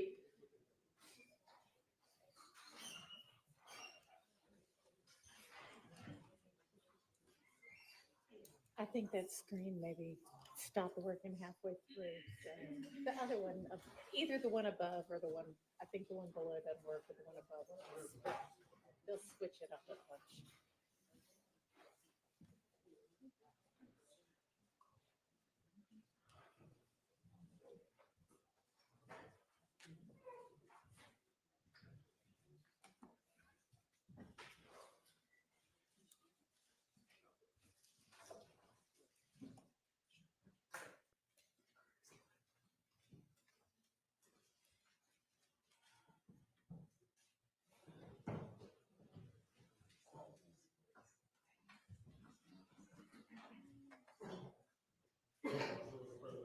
Thank you. All right, I think y'all probably saw that your lunch is there. We've got about 30 more minutes of Mr. Atkins opening, and then we'll break for lunch, and then we'll come back and hear the defense closings. Okay. All right, go ahead, Mr. Atkins. We ain't really going. So we just saw that video, right, in 2015, and here we have the same picture, right? Kelvin Watts, Nut Life times 2, because you have Shamel Drinks, Kelvin Watts in this post, and that is the projectile that murdered Shamel Drinks, and the projectile that murdered Donovan Thomas. Same victims, right? You had Donovan Thomas with Lucci, and you saw how they treated Lucci. Now Donovan Thomas with Kelvin Watts, and you saw the connection. Similar victims over time with different YSL co-conspirators committing the crimes, often together. Not always the same, but similar patterns, which is important for RICO. Now, other connections. You heard about, and we got to take Buddy's name out of the song in case she gets whacked. I fuck around and get whacked. You know that shit come down on us. Yeah. Because it's going to come down on us. This lets you know that they try to toe the line to get right to where they can diss an op or say something, but have some deniability. And then this is a song. That's Garlington. Get shell whacked. It doesn't, yes, it's just a song, but when you're shooting and continuing to promote violence on the same people, that creates a pattern. And that was Damikion Garlington and DeMarco Boyer, who was those phone calls you heard about the night of Shamel Drinks' murder. So what other connections do we have? Well, if you keep going, we talked about this drug sale, right? This is Durante Beebe. Who was with him? Darius Ford, right? This is back in 2020 at, I believe, 151 Cleveland. There's Darius Ford. Now you have, it should come up here. This is Rodelius Ryan and Durante Beebe, right? So remember this. Ford, Beebe, Ryan, it's like a 6 degrees of separation through different crimes. So follow me here. This is Darius Ford and Rodelius Ryan. We right back running through this shit. Yeah, fuck wrong with y'all, nigga. We right back running through this shit. Fuck wrong with y'all. Yeah, peace and blessings. Gang, peace and blessings like shit. Peace and blessings. This is Rodelius Ryan saying FYFN. Then you have Garlington, right? We got y'all boys. Ryan, Ford. This is Darius Ford. That's Christian Miller. That Garlington's posting, right? It's the YSL enterprise and how they view each other. And if you exact violence on one of them, they're all going to try, or if you get a rival or an op, it's for the gang. It's for the enterprise. And then if we keep going with this, this is 05 Driving Slim. This is Christian McMiller with Rodelius Ryan at Slime Business Rod, right? And he puts the heart emoji in the snake. Then you have Shannon Stillwell and Darius Ford, right? And then you have Garlington talking about spinning it every night. When I smoke, you're not in So fun. playing a song where in the mix of shooting Shamel Drinks, right? So yes, it's a song, but it has a different context when you know what they do. We spin. This is from Ryan's Instagram, right? Slap. This is SB. What's up? Using Garlington's Instagram to Rodelius Ryan, right? There's connections between the co-conspirators, and it shows a pattern where they commit crimes together. It may just be Darius Ford and BB selling drugs, but then it also may be shooting up all of these homes or murdering people, and they work in concert together. Now, it has to have, what is an enterprise, right? In this case, it's the criminal street gang. It's got to have a common purpose. It has to have a common kind of ongoing nature. It doesn't have to be a formal like employee roster or something like that. It can be a loose or informal relationship amongst them. It's as simple as that. You've seen how the way that YSL, the common identifiers and the way that they act and speak in concert shows that they have, I would argue, more than a loose relationship with one another. In determining that you can use the pattern to prove the enterprise. This is where the crimes themselves and how they're committed kind of help you. And is there an enterprise? Well, the way that they work in concert shows you that there is. And I misspelled, there's always one word in every slide, and I've checked this thing 20 times, so I apologize. Racketeering. I knew there'd be one. Okay. So is this a RICO? Right? Yeah, Uncle had wanted me to call you. The man got jumped on.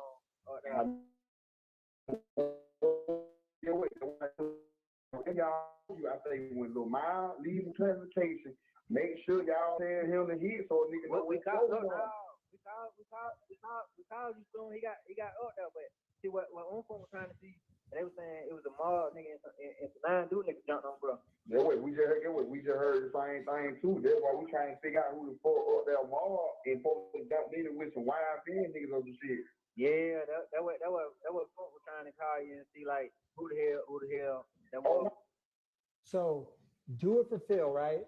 Trying to get protection is with in the other car with Parmavius Nichols after the murder of Shamel Drink. Talking about Unfunk, do it for Phil, the person who's hashtag top shotter, happy snake day at Slime Business Drive, is Miles Farley, the same person who's in the Ford Fusion with Parmavius Nichols when they're at the gas station and then pulls out behind Shamel Drinks, right? So you see this connection and support where when one goes in jail and someone tries to jump Farley, the gang gets protection and they may use an allied gang. That's a pattern, and it's to further the enterprise because you don't want to get caught or get harmed. So take it a step further. This is Christian Eppinger, YSL Brish. That's Unfunk he's posting. Here's Eppinger, Wooney Lee, and BB, right?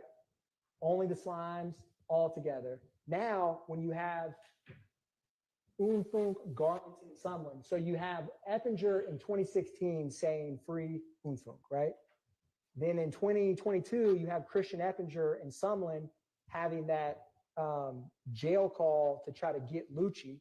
And then you have Unfunk and Garlington trying to get protection because YFN, the same group of Lucci, is trying to hurt Miles Farley. So there's connections between the acts. There's patterns in the interactions amongst each other. And if you take it a step further, then you have Wooney Lee with Shannon. You heard about No Slime Left Behind. Wooney Lee with Kendrick, actively promoting the gang. Yes, it may just be a photo, but when people think you murdered people, shot people, and got away with it, it has a different context to that. It has a much different context. What is Kenneth Copeland roughly 2 weeks before this indictment? How is he interacting, right? He comes up here like everything's in the past. This is Kenneth Copeland. He heard somebody. Police been lock up 43, they got a 43-man indictment. That what Funk said? That what Toon said. I don't know. He ain't told me that. Yeah, he said that what he heard, but you know, he probably just talking. Ain't no telling. Yeah. Yeah. Where you think what? I had Jake out of what's the name of him? Where you think for what though? He just said RICO, I guess. RICO, I guess. Yeah. That's what he said. But I don't know how true it is. I told that shit, that stuff Instagram. Better stay off Instagram. Not like RICO. Yeah. What RICO? I'm not a criminal enterprise, right? They're casually Copeland, and it kind of makes you think when he's in this witness stand, like, I'm a changed man or I don't hang out with him anymore, right? This is him in April 23rd of 2022. If you look at the indictment date, it's May 9th, 2022. That's 2 weeks before that indictment. And he's calling Garlington, who he said told him about what happened, that all of these two defendants, when they murdered Donovan Thomas. Think about that when you determine credibility in RICO. Taking it a step further, you have some. No, listen, man. I just got. Well, it's the call where he says he just got off the phone with Rudy and that YSL stuff is hot. You need to take that down, right? And then at the very end of that, and I won't play the whole thing, but it's in evidence, they say, we need to take that YSL because it's hot, get off social media, right? So that shows you that they know, they just don't want to get caught. This RICO conspiracy, this is your verdict form. When we talked about A and B, it's going to look like this: as to conspiracy to violate subsection A, we the defendant. A, acquire and maintain property, knowingly and willfully conspire. B is those objectives I talked about. Did you participate in the enterprise, knowing and understanding that a pattern of racketeering, which remember, check the indictment for the crimes. Do you think that they knew when these two defendants from January 10, 2015 onward, that there would be robbery, aggravated assault, intimidating witnesses? I mean, of course they did. But think about that when you look through this, because you have to decide, is it A or is it B? I believe it's both, but you can find either as a jury when you deliberate. And remember, some evidence can factor into both. The robberies can be A. The stolen guns can be A. They also can be a part of B when you create a pattern. And then on the bottom, it's going to ask you about guilty, guilty. Please identify on the next page the overt acts you find. So when y'all agree unanimously on an overt act, and you got to find one after May 10th, 2017, the good news is there's plenty that the state has proven happened after that date, so they shouldn't be hard to find. You write them down. And if you need to write 50, write 50. If you need a pen, ask the court reporter. She'll come bring you an extra pen if y'all need and run out of ink. But fill it out on the form after this, once you all deliberate and talk through the evidence. And you will find them guilty of the RICO enterprise when you look at the evidence and the common sense, reasonable inferences from all of it and some of these connections. I just gave you a few. I could do this 6 degrees of separation with multiple crimes throughout the case, but I tried to pick a couple to show you. And participation in treating activity, this is much simpler. You know, the RICO enterprise and the criminal street gang is one in part the same. Criminal street gang activity is there is a gang, YSL. Clearly the evidence has shown at this point that YSL is a criminal street gang, right? Are they a part of that street gang?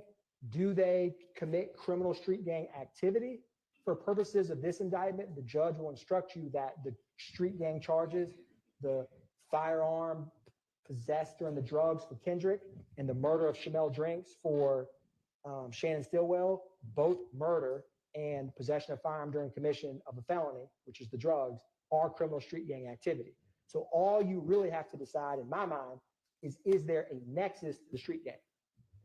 And I'm going to, this goes on to explain criminal street gang activity, which the judge will tell you that for these crimes, they are street gang activity. You just have to find Kendrick and Stillwell and the YSL street gang, which for all intents and purposes is the same as the criminal enterprise we've just been describing. And I'm going to, B is in order to maintain or increase status. So you'll see Shannon Stillwell has B. When he murdered Shamel Drinks, do you think that was in order to boost his YSL street cred and increase his status? Of course it was. He had no personal disagreement with Shamel Drinks. The only reason to murder him is because you saw all this public posting about get back, revenge, and he has that tweet I had earlier of up the score. That, when Shannon Stillwell committed that murder, it was to further the street gang. There's no other reason that makes any sense. And it would certainly boost his common signs, symbols, and tattoos. I only have a snippet. This is very similar to the first witness belt nap, right? Y'all have heard ample evidence of all these identifiers. You've heard about Slat, Slime, the lizard, the snake, the green, Copeland with the hand sign. Y'all are basically gang experts at this point, probably yourselves, because you've heard a lot about it, but it's important to show you the evidence over time. Tattoos, I've talked a lot about these. I think it's important to, you know, these permanent YSL lifestyle. This is Trontavia Stevens. That's Antonio Sumlin. That's Antonio Sumlin. That's the Diamante Kendrick. Slime Life, YSL. And then you have face tattoos, Javon Fleetwood. Then you have Walter Murphy's going to come up and Christian Eppinger. Public YSL tattoos on their face, essentially a walking billboard for the enterprise. And if you commit a crime with that on your face, it's to help let people know this is from YSL. Going a little bit further, 3 or more members, clearly there's 3 or more. RICO was 2 or more, gang, you need at least 3. So you can't have a gang of 2 under the law. It's the same principle. That block is easily checked as an element. This is just pictures of multiple. This is Rodelius Ryan adding all of the slimes. This is Kendrick, Copeland, Zachary, ball up them slimes back in 2014. And that's Trontavia Stevens, again, showing you how they publicly accept and acknowledge the gang, or at least when they're outside of a courtroom. Going further, this is Quindarius Zachary, November 6th,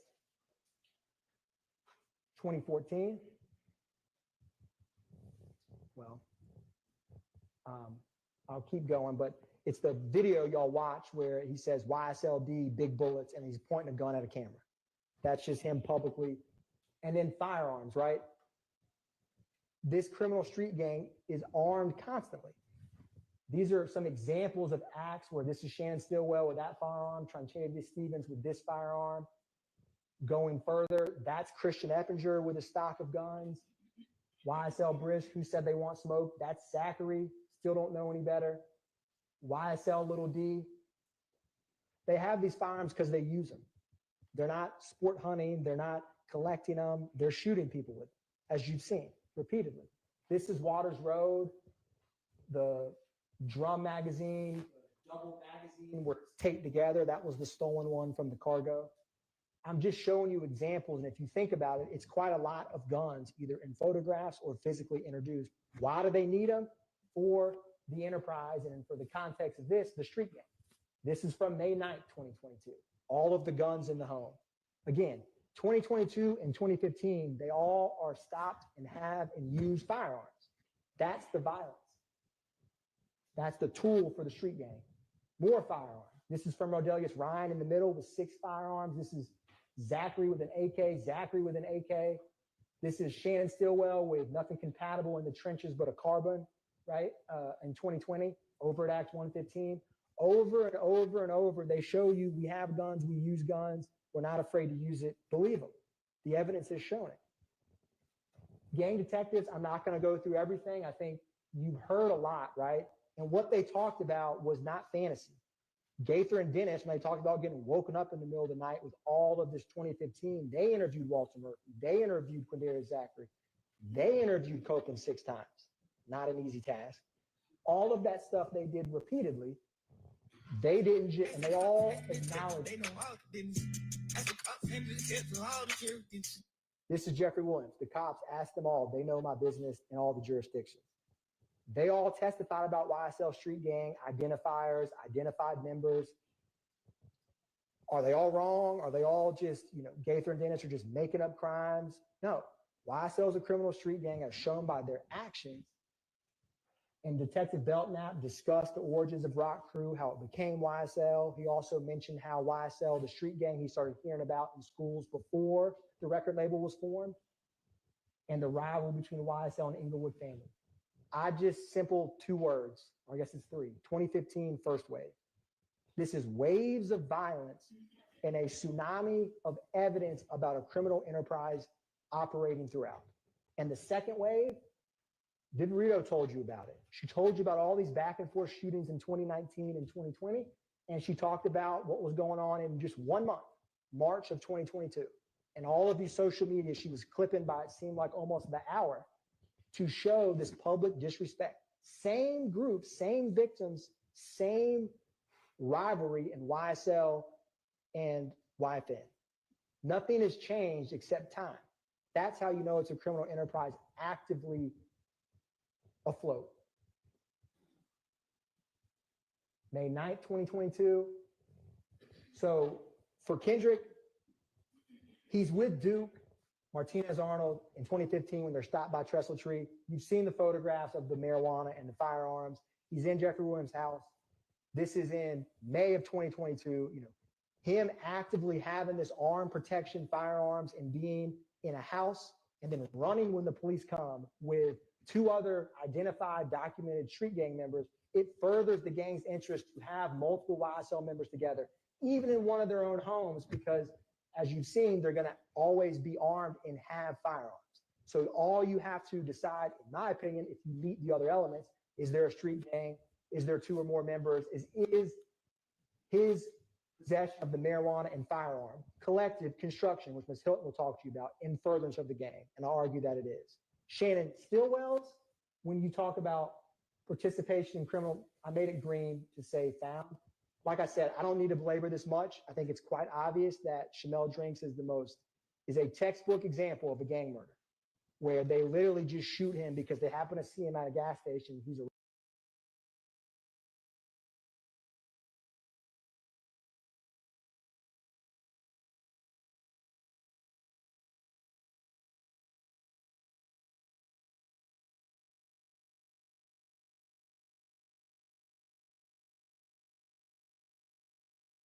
rival, that they're following Kelvin Watts and other postings that are dissing or alluding to the murder of McMillan and Ford. And that's why he kills them. But you don't have a license to just kill who you want because they happen to be in an Instagram post or you think or they are associated with a rival gang. That's to boost his street cred within the game. And then,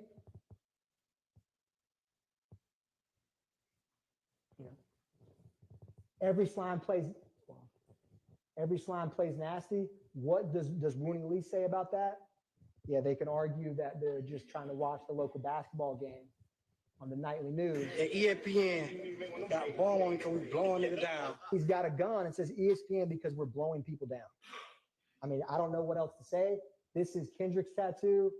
You're going to see, this is Miles Farley, ESPN tattooed on the back of his neck. This is going to be Christian Effinger coming up here. Rise and Slime, ESPN. And then I didn't clip it in there, but there's the song that Shannon Stillwell himself made where he literally says, every slime plays nasty.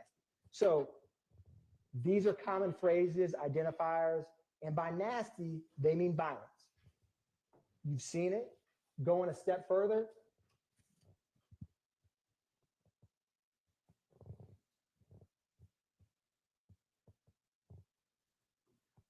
is this a street gang? This is going to be Wooney Lee and Rodelia Slime. Fake, man, yeah, man, gang shit, man. You know what the fuck going, man, yeah, man, slime business shit, man. Slime man, happy business. birthday to you, man. Really mean everything to me, man. Shit on me for real. Can you get the only tattoo on me, man? Gonna spin again. Nah, for real, no cap, man. Slack, nigga. It been a minute since I seen it up. It been a minute since I seen it up. It been a minute since I seen it up. Where you from? Where your setup? The light is off the robbery. P10 Clark, ready winning and he bothered me. Under the streets, took a party. I really trying to roll to a gangster. Technology jacked up on me, but it's their own words, right? Rodelia Ryan, it's Slime Business, Slack, and Wooney Lee. Sex money mercy that's going on this set. I mean, I'm the BEO. I'm the BEO of this sex money murder set. You heard Belknap, Gaither, and Dennis talk about the sex money murder, where YSL is a subset of that, right? It's their own words. They're not hiding from it. They're not slat on the finger. And then you're going to have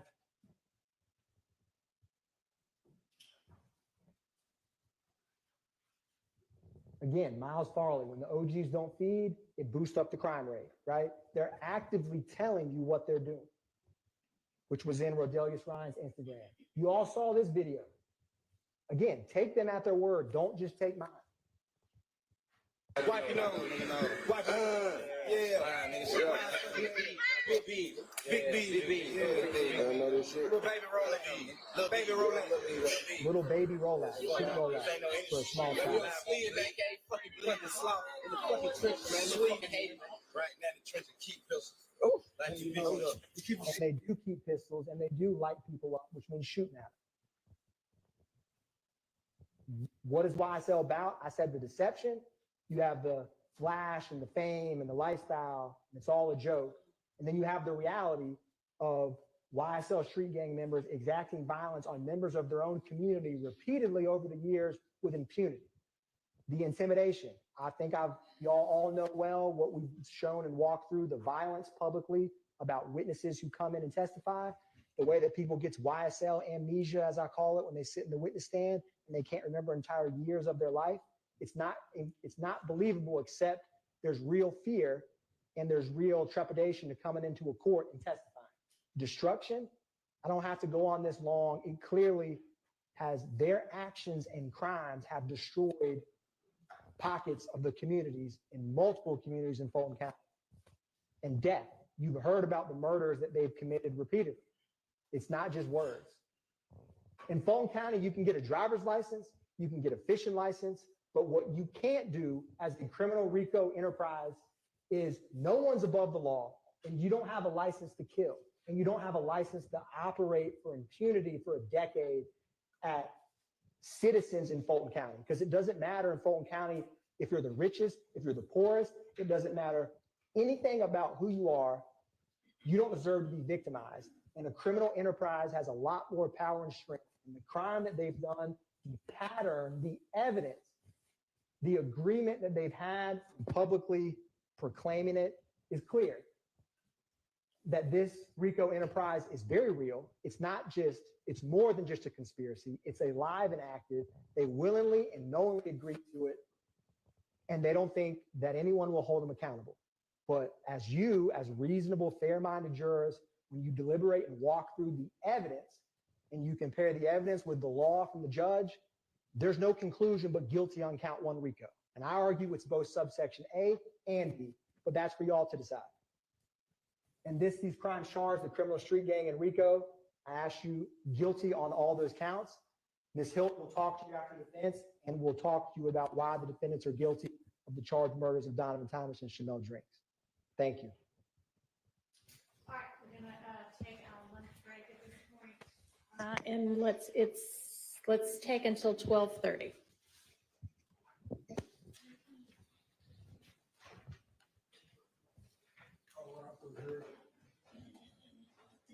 All right, for sure, please.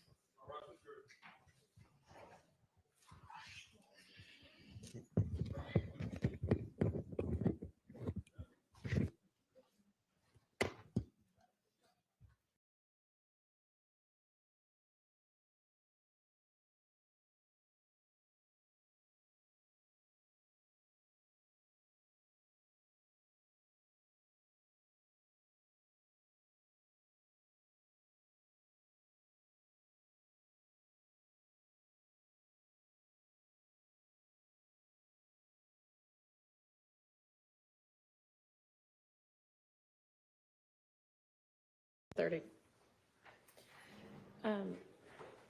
On the jury charges that I sent, the overt act definitions include some that are previously defined, but on the possession of a firearm during the commission of a felony and possibly by a convicted felon, we will go back during lunch and make sure that the previous definition, when it's in the counts, covers only the crimes that these two defendants would be charged with, and that there may be others. So we may have to kind of do a little definition of those again to make sure that it includes whatever crimes might be alleged in the overt act. So that's one change that's going to need to be made.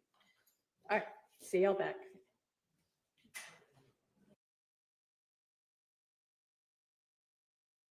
All right, ladies and gentlemen, lunch. We're on a lunch break, but what you guys didn't pick up, it's what I picked up because I've been covering this trial.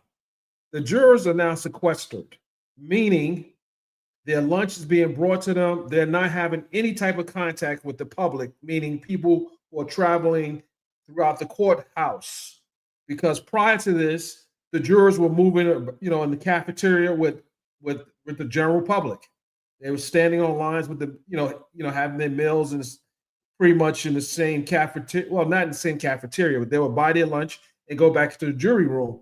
Now they have bought lunch for the jurors. First time this has happened throughout the trial. They have bought lunch, and this will be the case until this trial is at its conclusion. So they are now being brought their lunch versus prior to this phase in the trial that they were allowed just to go buy their lunch. And this is interesting because I was covering a case in another county, and there was a jury. The jurors were sequestered, and they were being fed. They were being fed their lunch, and pretty much throughout the time they were a part of this the case. From gavel to gavel, they were getting free lunch. Yeah, for whatever reason, they're treating the jurors like I don't know, secondhand citizens. When clearly there's been a lot of money spent on this trial, and I think at minimum because of the time the jurors have dedicated to commit themselves to this trial, they could have at least gotten their lunch provided for them. I mean, let's be honest. There's been a lot of money spent in this case, but obviously now they're feeding the jurors. So I don't know what was that. I don't know if the jurors going to realize that, hey, they could have been feeding us all along. Who's doing this? Is it the ones in the red? Even Atkins wore a red tie. So when you said that was a Delta color, Atkins is not a Delta. So it wasn't signifying Delta. I believe that the wearing of red is a signal, a visual signal to the jurors to remember why they're there. And why they're there is to find these individuals guilty of RICO and being a part of a street gang. But they had to illustrate. If they came in here wearing white and blue and pink and yellow, they may have not been able to send those visual signals. And talking about visual signals, how many of you saw how, I don't know, maybe she may have a nervous condition. You know, some of us have nervous conditions, but I don't think she has a nerve. I don't know if it's more of a nervous condition or that she was trying to have non-verbal communication with the jurors by way of her behavior. And I could be wrong, but I've seen this play before.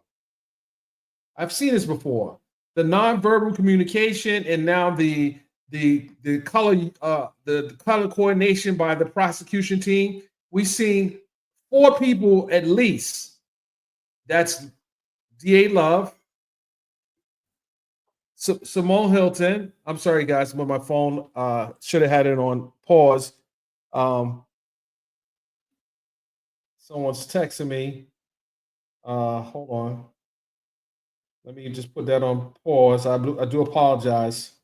But yeah, these things, you know, I'm watching everything pretty much that is happening, you know, from my vantage point. So if my vantage point can pick that up, and shout out to Maurice, the law and crime cameraman, for providing wide shots. The wide shots are important because now we can see more of what's happening in the courtroom. We don't need to zoom so much on the person speaking, as long as we can hear them, as long as we can see them. We need to be able to see the color of the courtroom. And that's how we bring the viewers inside the courtroom without having to physically be there. So it's also important to note that there has finally been an overflow room erected for those who are here for the closing. Because people are lining up outside the courthouse, outside the courtroom. They had to send them to 5D. They got to take an elevator all the way up to 5D, all the way up and down the hall to see this case. They don't have to do that. All you got to do is log into Hip Hop Inquirer on YouTube or Mr. Dennis Byron and watch the stream, or watch the stream from other people's platforms. But I get it. People want to be there. They want to look. I want to see what you're on. I want to see what you're on. But ladies and gentlemen, with that said, I had to make my move. I had to be inside the courthouse. So the stream is going to be staying here. And I appreciate you guys sending me a message. If you notice the stream drops, because I'll be traveling. With that said, ladies and gentlemen, we're going to just take this out. I'm going to have my lunch, and then I'll be in the courtroom. Courthouse. I don't want to be in the courtroom. That's by choice, not by force. With that, ladies and gentlemen, until I see you on the next stream, I'll be back.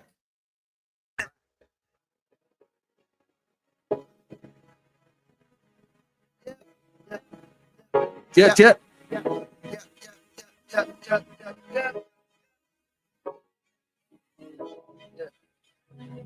Luxury things in life, so beneficial.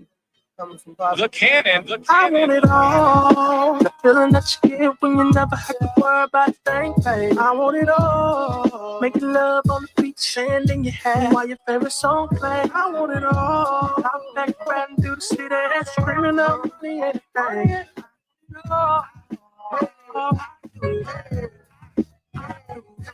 All the young wanna do is elevate, celebrate, stack a couple million, celebrate. I never hate upper class niggas featherweight, trying to illustrate how to generate a dinner plate. Wanna get the feeling them rich people can sell it. And she materialistic, but damn shorty appealing. Say money make them hate, she well over $1 million. The envy got her screaming for broke people's opinion. I figure out the wheel fell.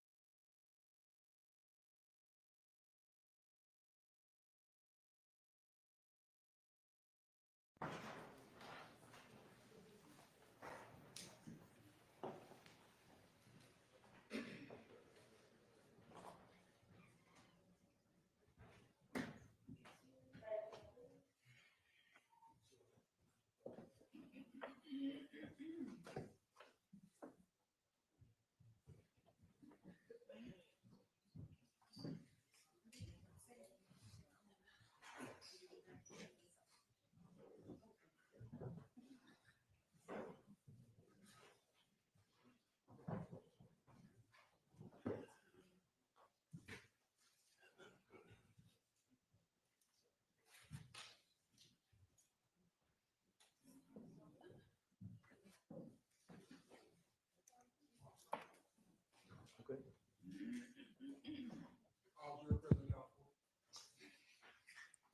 Thank you. All right, Mr. Shart, you may present your closing. Thank you, Your Honor.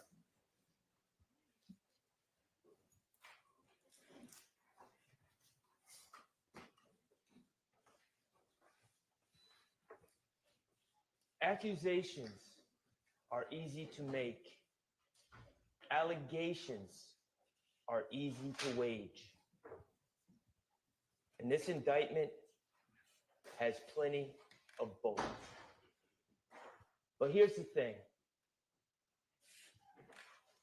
There's a big difference between making allegations and proving them in court beyond a reasonable doubt to the citizens of Fulton County. It's a different matter entirely. The state has spent the past year with a hammer in their hand, banging on a square peg that they call evidence. Banging, banging, banging, trying so hard to fit that square peg into the round hole that they call their narrative, their theory. And the reality is that square peg does not fit in that round hole. It never fit. The state hasn't proven their case, and they certainly haven't proven their case beyond a reasonable doubt. In this indictment, the state accused Shannon Stillwell in count 1 of violating the conspiring to violate the Georgia RICO Act. He did not. They have not proven their case beyond a reasonable doubt. I'm going to ask you to find Shannon Stillwell not guilty. In count 2, the state alleged that Shannon Stillwell on January 10, 2015, shot and killed Donovan Thomas. He did not. The state hasn't proven their case beyond a reasonable doubt, and I'm going to ask you to find Shannon Stillwell not guilty of count 2. In counts 49 through 54, the state has alleged that Shannon Stillwell on March 14, 2022, shot and killed Shamel Drinks. He did not. The state has not proven their case beyond a reasonable doubt, and I'm going to ask you to find Shannon Stillwell not guilty. Good morning, good afternoon, ladies and gentlemen. I think I've made this abundantly clear over the past year. My name is Max Shard, and I represent Shannon Stillwell. But that's not the entire story. In fact, I have been joined by my co-counsel, Mr. David Botts, my wonderful legal assistant, Shaquille Kokomo, and it's been our honor to represent Mr. Shannon Stillwell.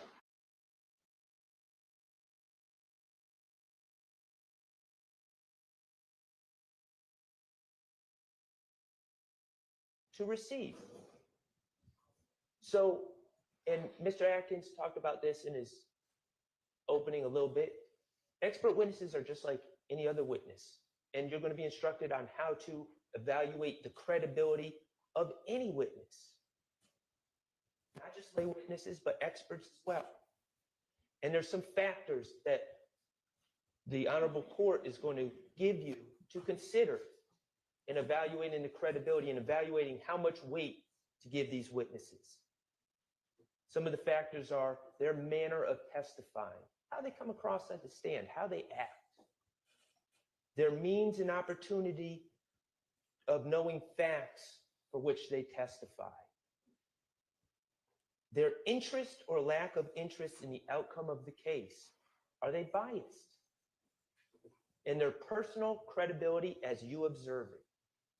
Those are all factors you can consider when evaluating Investigator Gaither, Investigator Dennis, Investigator Viverito.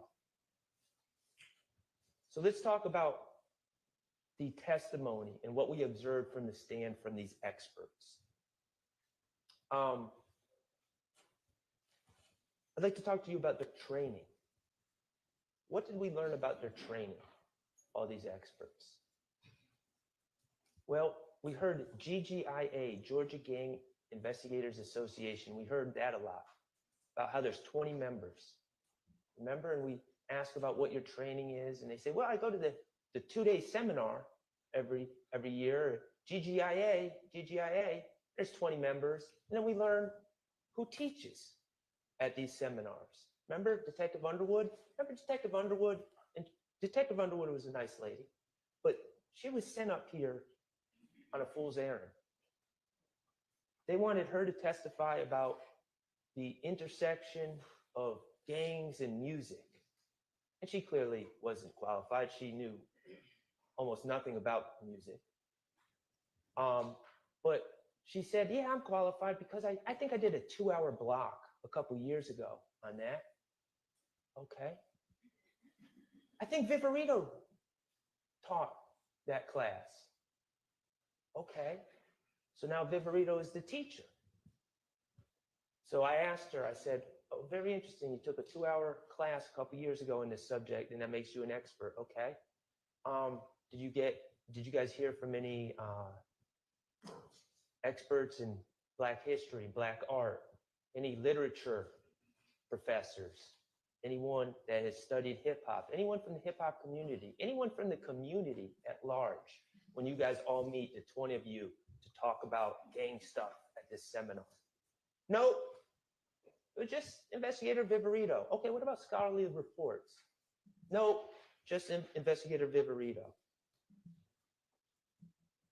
The more we ask these witnesses, these experts, about what their training is, what their background is, what their basis for testifying as experts and telling us how to analyze things, telling us what certain words mean, telling us what's gang related or not, telling us what's relevant and what's not. It all stems from these meetings, this echo chamber that they have, where they have hear from no one else, no outside voices at all. And they all call each other experts. And they even created an association to look official. Talk about their manner of testimony, or testifying, excuse me.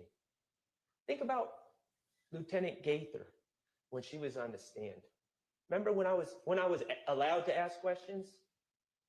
I tried to ask her some questions when they weren't vague. Did she really want to answer my questions? You know, you see on direct with the state, back and forth, it's like a tango. Yeah, it's like a script. And then I get up, where another defense attorney gets up to ask questions. Can't get a simple answer for anything. What color is the sky? Oh, let me tell you about the FedEx video. Just commentary. Same thing with Investigator Viverito. Just unnecessary commentary. Avoiding answering questions that I ask. Clearly, Investigator Dennis was doing the same thing. He's out of here. He was sent home. Consider the manner that they testify and how much weight and credibility they really have in this matter. Think about their interest and lack of interest in the case, also known as their bias. Mr. Kokomo, would you put up Mr. Williams 70A for me?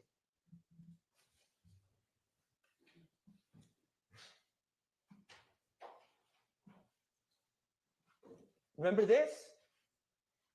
Remember Lieutenant Gaither getting up there? Oh yeah, I saw that. This was important. This was a symbol of a gang war. This is the gang war that was going on. This is YSL declaring war on Bird Gang, which is an offshoot of the If Gang. Oh yeah, that's what it is. She told you that. As sure as can be, the expert that y'all are supposed to rely on. Well, what did my good friend, Attorney Brian Steele, do? Brought in the album cover. Wait a second, you're saying that this is a hawk skull and a gang war? Isn't this an album cover of a collaboration between my client, Young Thug, this is Attorney Steele talking, Young Thug and Future, and isn't his label Free Bands, and isn't Future's Free Bands mascot an eagle? Isn't this album just signifying the collaboration between the eagle and the snake? Doesn't that make more sense? After all, that's exactly what the album is. Okay.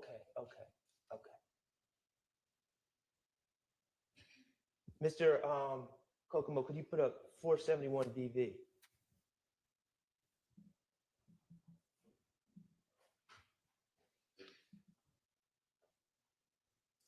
Remember this?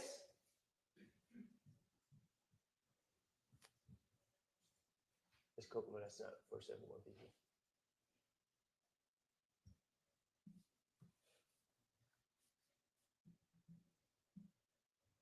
And actually, could you put up 471 VVA first?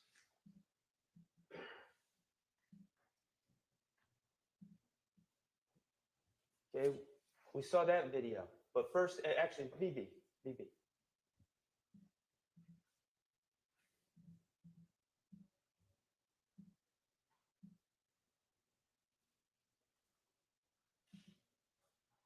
Investigator Viverito brought this into evidence, said this was one of the social media posts that she pulled. Remember that?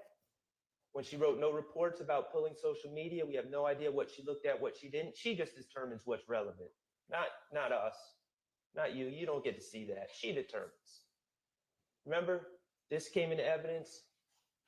She said, of course, she didn't give us a date because she wrote no report, but she said she collected this shortly after the shooting of Chamel Drinks.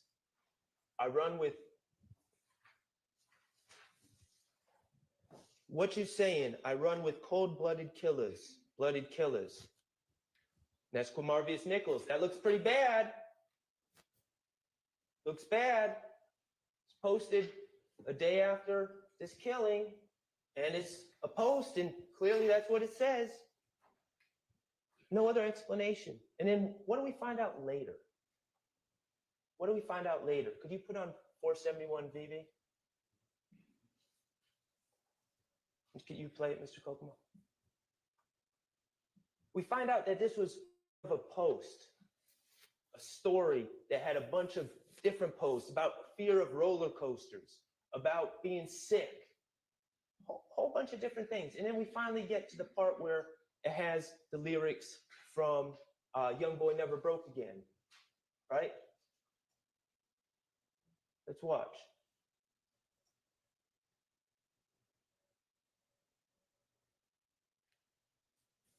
We don't even see these lyrics. Why don't we see them on this post? Because they're on for a millisecond in the very beginning of the switch. And we hear about Instagram and how those aren't really words that Mr. Nichols would have typed.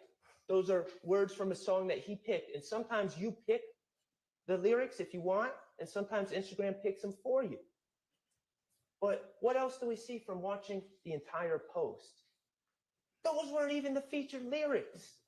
The lyrics were being transitioned to the lyrics that either Instagram or Mr. Nichols picked, but in a split millisecond, for whatever reason, these lyrics that Investigator Viverito so desperately wanted you guys to see were on the screen.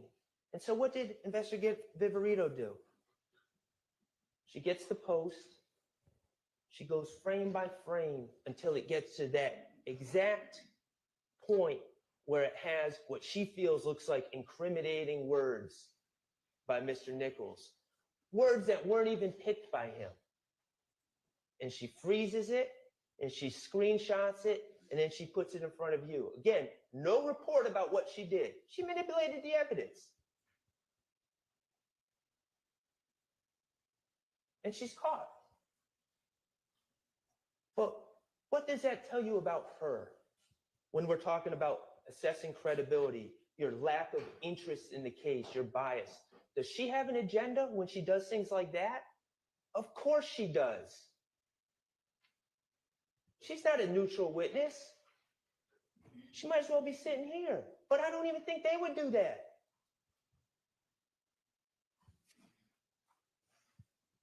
Personal credibility as you observe it. Mr. Kokomo, could you put that other exhibit that you put up, the affidavit?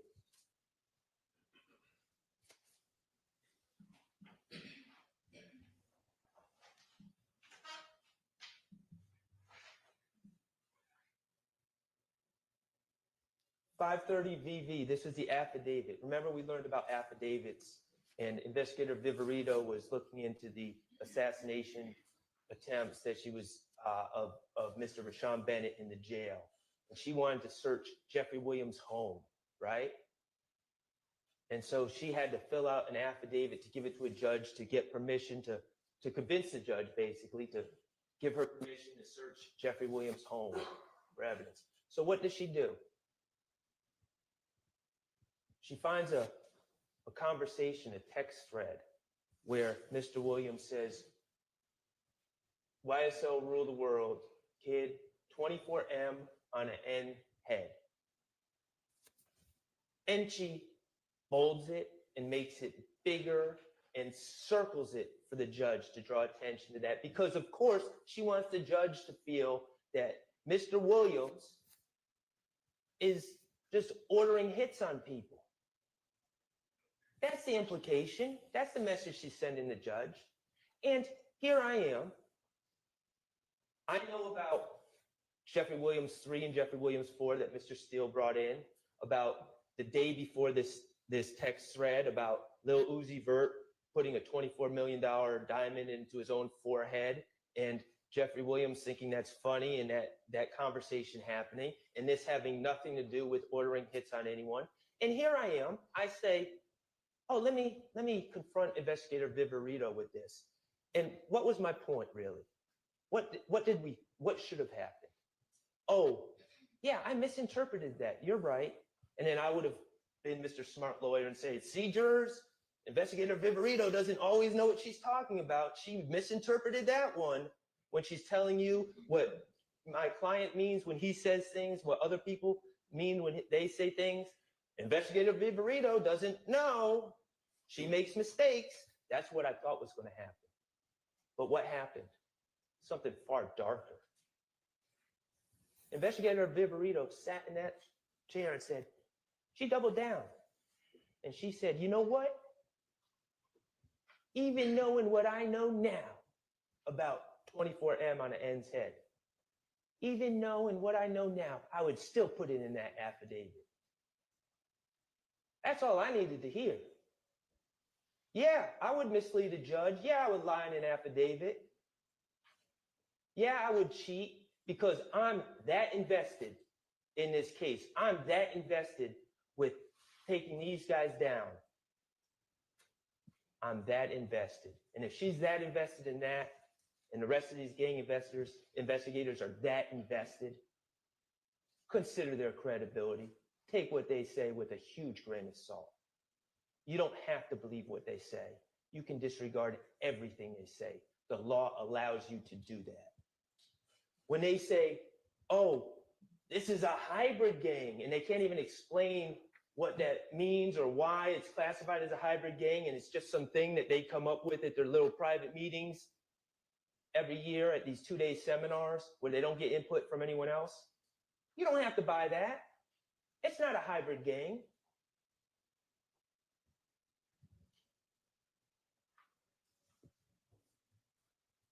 All right. Let's start talking about count one. Mr. Kokomo, if you could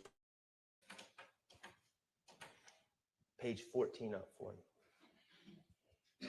And I did not envy Mr. Atkins because this is very complicated. But essentially,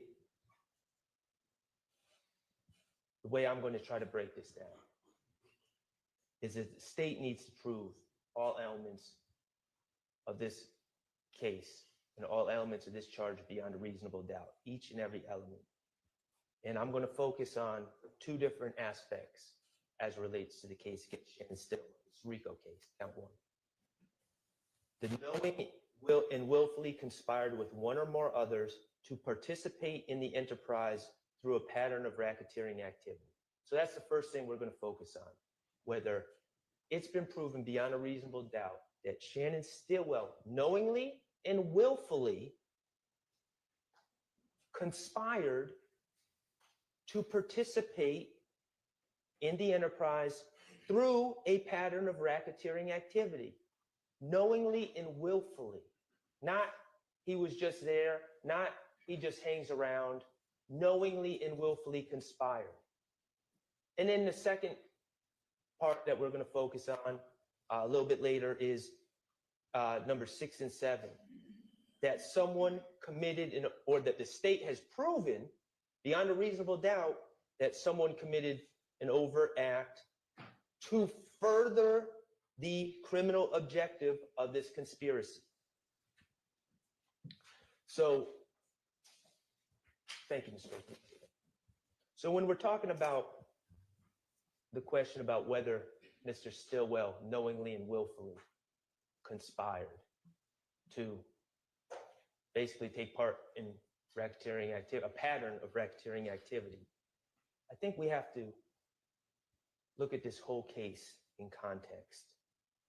I think we have to consider the origin story of what everyone's calling YSL, whatever you want to call it. The state seems to suggest that a bunch of people all came together to commit crimes. Just a big conspiracy. We're all going to come together and we're going to be a racketeering organization. That's not the case. Now, let me be clear. Of course, crimes were committed. Crimes were committed by people with YSL tattoos on their face. Crimes were committed by people that use YSL emojis on social media. Crimes, I'm sure, were committed by people that use the word slap. But that's not the issue here. The issue is whether Shannon Stillwell knowingly and willfully conspired to be part of this RICO organization.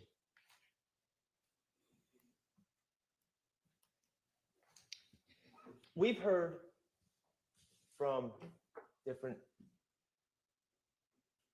young men, and again, we heard from them in the year 2024, talking about things that happened in 2012, 2013. So please keep in mind, when you see a 28-year-old testifying in 2024, we're talking about maybe a 16-year-old back in 2012. And we've heard testimony from people from Cleveland Avenue. We heard from Walter Murphy. We heard from Trontavia Stevens. We heard testimony from people from Capitol Homes. We heard from Quindarius Zachary. We heard from Antonio Sledge. We know that my client, Mr. Stillwell, is from Thomasville. We know that he was raised by his grandmother. His mother was never part of his life due to her drug addiction. We know about these communities, about poverty, about the lack of education. I'm not trying to paint with a broad brush. This does not apply to everyone in these communities. But as a whole, we know the struggles that these communities have had. Lack of education, underemployment, drug addiction, kids looking for food, sharing clothes with peers, hopelessness, a sad, tacit acceptance that it's either rap, prison, or death.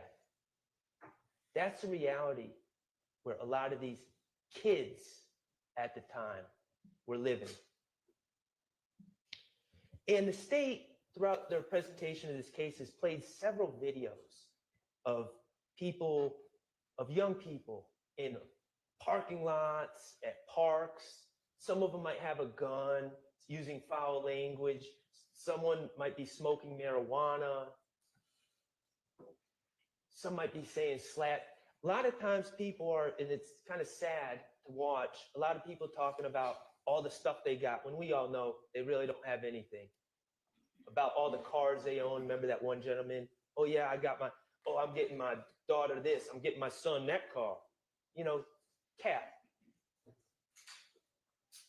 We saw those videos, and I'm watching all these videos, and I'm wondering, you know, what's the point? Why is the state playing this? Just to show like bad kids, or who they feel are bad kids, just to show who they feel are future criminals. Like, what's the point of these videos that are really sad to watch?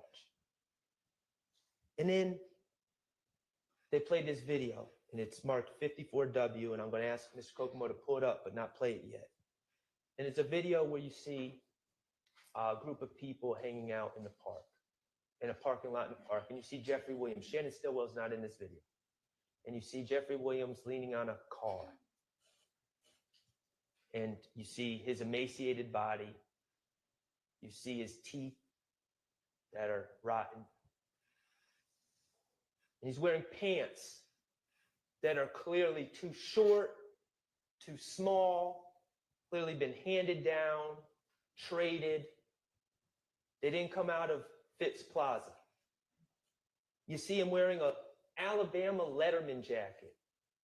And I'm not talking about like the cool Letterman jacket that you might get at Mitchell and Ness. That's where you get like high price sporting goods, throwback stuff. Not cool like that. Like one that was probably made in the 80s. The Letterman is, the sleeves are all nasty. And the thing comes down to like his navel. And people are picking at him. Not in a harmful way, but picking at him, picking at his clothes. Go ahead, Mr. Kokomo. Jacking out here. Hold on, look, my partner. Stand on one time, let these folks see what you're doing now.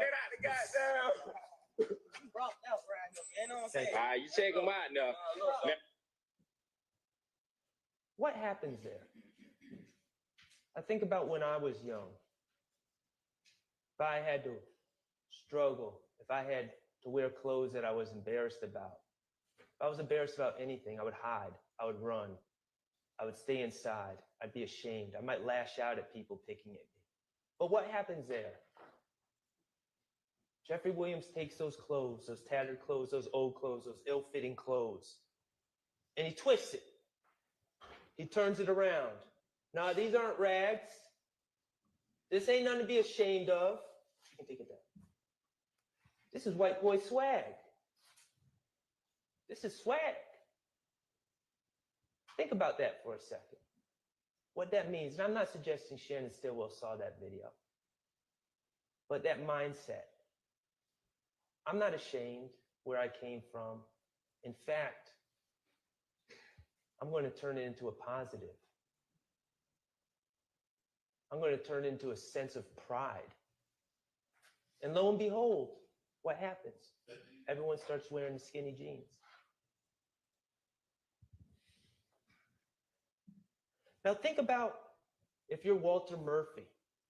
Think about if you're Trontavious Stevens in that Cleveland Avenue neighborhood. You're struggling, you're dealing with the same things that Jeffrey Williams is. And you're ashamed and you don't feel good about yourself. But then all of a sudden you see someone with confidence. Someone that's not ashamed. And all of a sudden, you know what else? They can rap. And people are starting to pay attention. And the shows start being booked. And 1 second it's around the corner. Next second it's up the street. And then all of a sudden it's downtown Atlanta. Think about the pride. If you have nothing and you see someone that you know making it, and making it on his terms with that level of confidence. Now think about if you're Shannon Stillwell, raised by your grandmother, facing many of the same issues that Jeffrey's talking about, that he's rapping about, that these young men in Cleveland Avenue are facing, many of the same challenges. And then you also want to be a rapper. And all of a sudden, this person that you can identify with, this person that has the confidence you wish you had, this person that's taking everything negative and turning it into a positive. And then he raps too. And it's all blowing up in your backyard. And you want to be a musician. And you want to go into the studio. And you want studio time. And you know Jeffrey Williams and his friends have studio time. Because now they have backing. And studio time ain't cheap. And you want connections. And you know he has connections. And you know those connections have paid off. B Slime, we know he's been on songs with B Slime. Vito, a songwriter for 300 Entertainment. Dolly, Wooney Lee, a signed artist. Shannon's been on songs with him. If you're Shannon Stillwell, isn't that exactly where you'd want to be? Isn't that exactly who you'd want to associate with? Not to conspire to violate any RICO laws. You want to be there because he's doing what you want to do and you are identifying with him.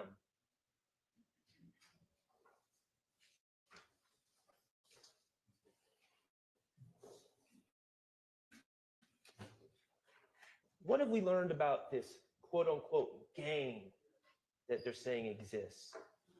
You know, Detective Belknap, first time he testified, talked about gangs and talked about red and blue don't mix. They have a solid hierarchy and structure, strict rules, chain of command.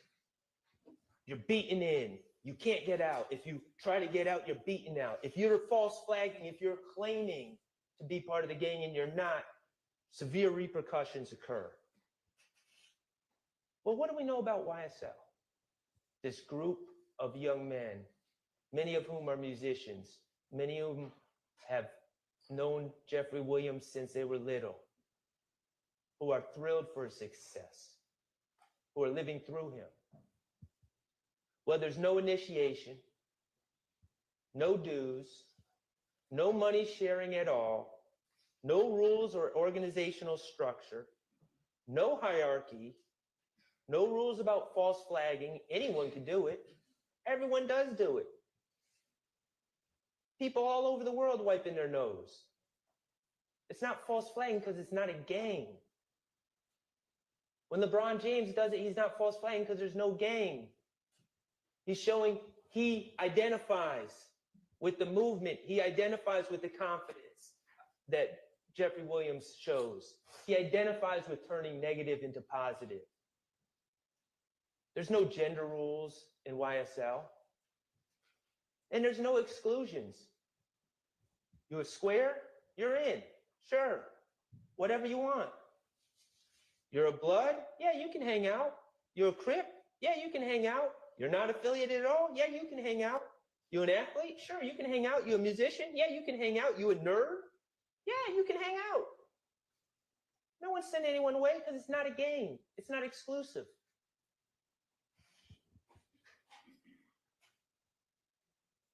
The only people that say this is a gang are those people that all talk to each other at GGIA, at the Georgia Gang Investigators Association, that don't want to hear from anyone else and just want to have their conclusions. Those people are also very biased in this case.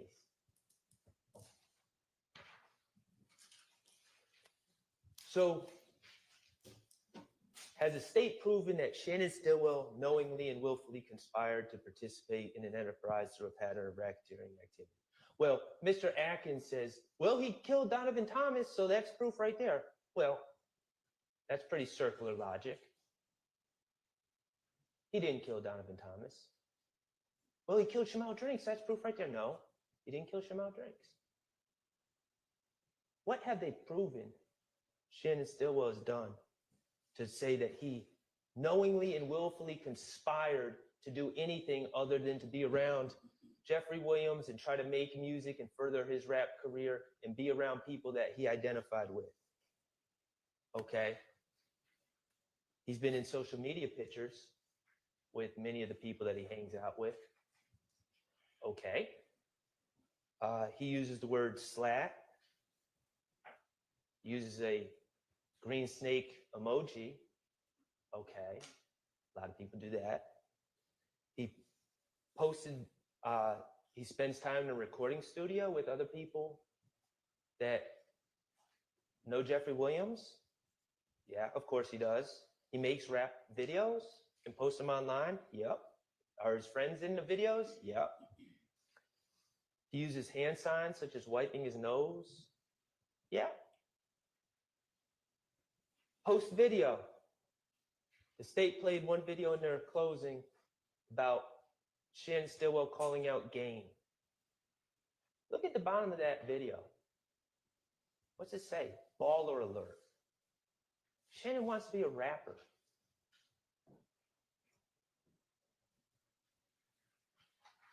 It's picked up on Baller Alert. It's aggregated throughout the internet. This is not coming off of Shannon's Instagram feed. This is national. Think about how many eyes are seeing that. Someone that no one knows calling out, trying to pick a fight with a well-known rapper. The Game. It's exactly what any music person, not necessarily a lawyer, I wouldn't tell Shannon to do that, but it's exactly what any music person would tell Shannon, who's trying to make it in the rap game. They would tell him to do exactly that. Get noticed. That doesn't mean he's knowingly and willfully conspiring to be part of any RICO organization. Mr. Kokomo, will you please put up page 13?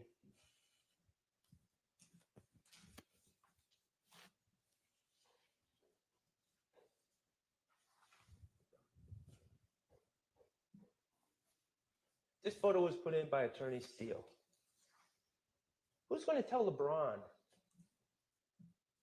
that he's acting like a RICO conspirator? Who's going to tell LeBron that he's now a hybrid gang member? In fact, we just heard that the state said about wiping the nose meant, according to the gang experts. Who's going to tell LeBron that he's like ordering a hit in the middle of NBA warm-ups? Does that make any sense? Is what the gang investigators say, should we really take it? Hook, line, and sinker? I suggest we should not. Okay, I'm going to move on to the state's attempt to prove the commission of an overt act in furtherance of a criminal objective. And mind you, they have to prove all of these elements beyond a reasonable doubt. So it's not like I have to show everyone did not happen. These elements all have to be proven by the state. Okay, and a reminder, this isn't just about people committing crime, because I'm just going to sit here and tell you, there's no doubt that people that are in social media posts, that are in evidence in this case, there's no doubt that people with YSL tattoos, there's no doubt that people that say slat have committed crimes. No one's disputing that. Isolated crimes by an individual or a group of individuals that have nothing to do with any alleged conspiracy cannot be overt acts. It's not just crimes that or other acts that are alleged against people associated with YSL. The acts must further the criminal objectives of the alleged conspiracy. So what do they focus on? They focus on, first of all, oddly, artistic expression. Jeffrey's lyrics. Like we're just going to pretend there's not a thing called rap music. We're going to pretend there's not a thing called artistic license. We're going to pretend there's not a thing called YSL, the record label. And when Jeffrey says slat in his song or slime in his song, which is recognized worldwide and is popular and sells albums, we're going to pretend that there's no context to this. And we're just going to pretend that all these lyrics are somehow designed to further a RICO organization. That's absurd. We're going to pretend Shannon Stillwell's statements about bragging about beating a murder rap, which is good for his music career, is somehow furthering some criminal objectives of some conspiracy. That's absurd. They list in their list of overt acts a bunch of social media posts. Social media posts of people with tattoos on their face. Nothing else. Just, oh, he took a picture with a tattoo on his face. Or wearing slime clothing or Make America Slamigate clothing. Clothing created, mind you, by Miles Farley, a person who was able to, again, turn negative into positive and turn that movement that was going on in Cleveland Avenue in a way for him to make money through selling clothing, for him to provide to his family. Turns out Miles Farley didn't subscribe to, oh, your options are athlete, entertainer, dead, or jail. He decided to design clothes. And what's his reward? You're part of a conspiracy. What does the state say were these overt acts? Well, they list a lot of petty drug selling. We heard from Trontavious Stevens. I don't know if you remember, but it was a long time ago, I know. But he talked about being pulled over. And I made sure to ask him. And he wasn't denying that he had a bag of weed on him. I said, hey, man, who went in on you, with you, on that bag of weed? I bought it. Okay, yeah, but when you sold it and made a profit, who are you going to share the money with? And look at me like I was crazy. Man, this is a $100 bag of weed. I ain't sharing money with anyone. I'm a drug dealer. I buy drugs and I sell drugs and I make a profit and I keep the profit. What evidence have we seen at all that any of this petty drug dealing had anything to do with furthering some criminal enterprise? It's isolated acts. They list gun possession. 2019, they say Shannon Stillwell is possession of a gun in furtherance of the criminal objectives of the conspiracy. Man, we have heard ever since Shannon Stillwell was falsely accused of killing Donovan Thomas in 2015 about people shooting at his head, people shooting at the car he's in. People are trying to kill him. And you think he's possessing a gun as some furtherance of some conspiracy? Does that make any sense? He's trying to survive. The murder of Jamari Holmes, tragic event, horrible, complete waste of 3 lives. Jamari Holmes, Rodelius Ryan, and Mr. Blaylock, 3 teenagers, senselessly, all lose their lives to varying degrees. Jamari Holmes obviously loses his life in the most real sense. Absolute tragedy. No one's going to say otherwise. This list is an overt act in furtherance of furtherance of the criminal objectives of the alleged conspiracy. It was like a 15-year-old doing something incredibly stupid. What objectives was that furthering? It wasn't. It's an isolated act committed by someone who screams out YSL and screams out SLAT. But that doesn't mean it's furthering any conspiracy. We hear about Jaden Myrick. First of all, who the heck is Jaden Myrick? I know they put him on this indictment, like to try to say, oh yeah, he's a co-conspirator in this too. But they're the ones that put his name on this indictment. What have we heard about Jaden Myrick? We ever hear about Jaden Myrick ever meeting Shannon Stillwell? Do we have any indication that Jaden Myrick knows Shannon Stillwell? What about Jeffrey Williams? Any indication that Jaden Myrick knows Jeffrey Williams? Who the heck's Jaden Myrick? But some dope in the jail that's looking to make money by doing something incredibly stupid and attacking Rashawn Bennett. So he calls another dope, and they come up with hatch their own little plan, but it has nothing to do with some broad conspiracy that Shannon Stillwell willfully and knowingly joined. We heard about jail calls. They're all listed as overt acts. Cordarius Dorsey calling Antonio Sumlin. Hey, I want you to attack some guy named, Victor Meadows, I think his name was. I can't even remember the guy's name. Has nothing to do with this case. And Antonio Sumlin's like, what? And he's like, okay, man. And he hangs up the phone and doesn't do anything about it ever again. Is that furthering a conspiracy? And this was the coup de grace. Christian Eppinger has an armed robbery arrest warrant out for him. And the police jump out on him, unmarked police, and say, get down, boy. And he has a gun. And he gets into it, the officer, and shoots. And runs. And then another officer shoots at him, and he shoots back, and he continues to run. Somehow the state is alleging that Christian Eppinger, no one else is there, no one's saying, hey, Christian Eppinger, do this for YSL. Christian Eppinger trying to avoid arrest, trying to stay free, completely isolated from anything else going on in this case. Somehow Christian Eppinger doing that making that idiotic decision to shoot an officer to avoid being arrested. Somehow that is in furtherance of some conspiracy that Shannon Stillwell knowingly and willfully joined? Doesn't make any sense.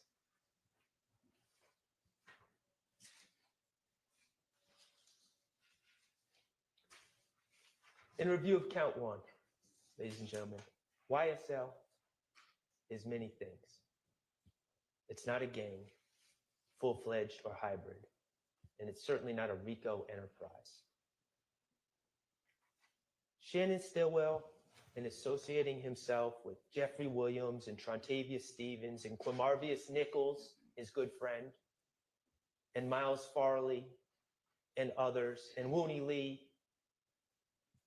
he wasn't knowingly and willfully conspiring with anyone to participate in any enterprise aimed at a pattern of racketeering activity. He was in the mix. He was trying to make music. He was also, coincidentally, if we're being honest, he was selling drugs. He wasn't sharing them with anyone. He wasn't sharing the profits. He was selling drugs and trying to make music. And he was around the right people to be trying to do that with, because those connections were going to, in his mind, further his music career, which is what he wanted. And no overt acts were ever committed in furtherance of any conspiracy that Shannon Stillwell knowingly and willfully joined. The state has to prove every element of that charge beyond a reasonable doubt. They have failed. There is reasonable doubt. It's not true. And your verdict on count one must be not guilty. Let's talk about count two. Mr. Kokomo, if you would, pull up page 21.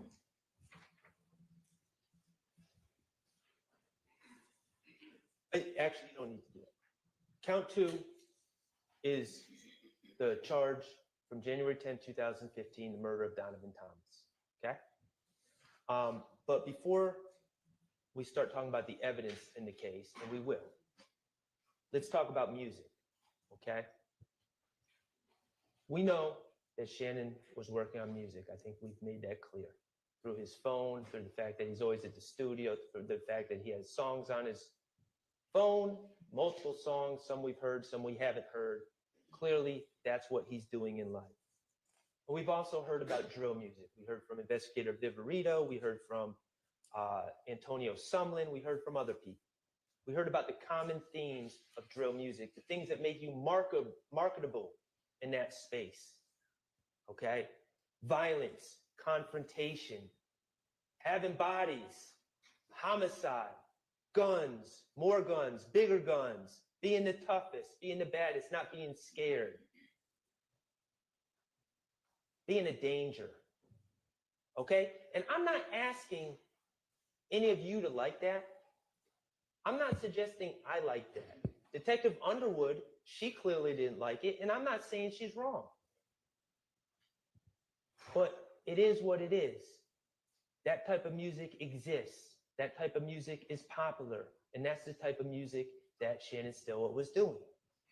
We heard about the common terms in this drill music: ops, glizzy, blicky, red lights. And we heard 5 of Shannon's songs. We heard Slap Talk, Lizard Walk, Red Light, featuring B-Slime and Vito. Bull, S-H-I-T, with Dolly, Jeffrey's sister, and Ran This Money with Slime Life Shorty, a signed artist who had already made it, at least to a certain degree. And in those songs, I agree. We hear about all sorts of violence. We hear about red lights. We hear about glizzies, walk them down, homicides, FNs. We hear it all. And out of context, it doesn't paint Shannon Stillwell in the best light. And I don't think I've ever claimed that Shannon Stillwell is an angel either. But it is art. And when he references beating a homicide, when he references beating a murder rap, when he keeps bringing up Donovan Thomas, it's not a confession. That's how he's known. That's what he's known for. That's his selling point in this type of music that celebrates it, much to some of our chagrin. It just is what it is. We saw a post that Shannon Stillwell made on January 27, 2022, on page 24, Mr. Kokomo.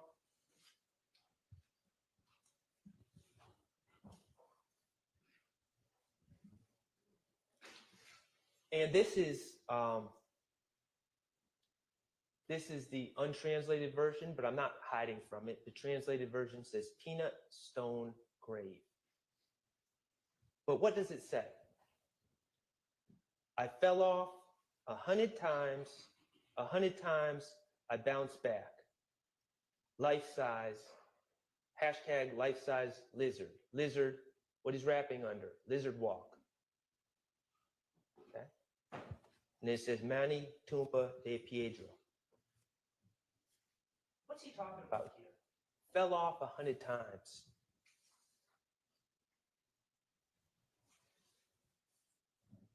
Why does he keep referencing Donovan Thomas? Years later, he's already been arrested for this charge. Wouldn't he be quiet about it? He would if he did it.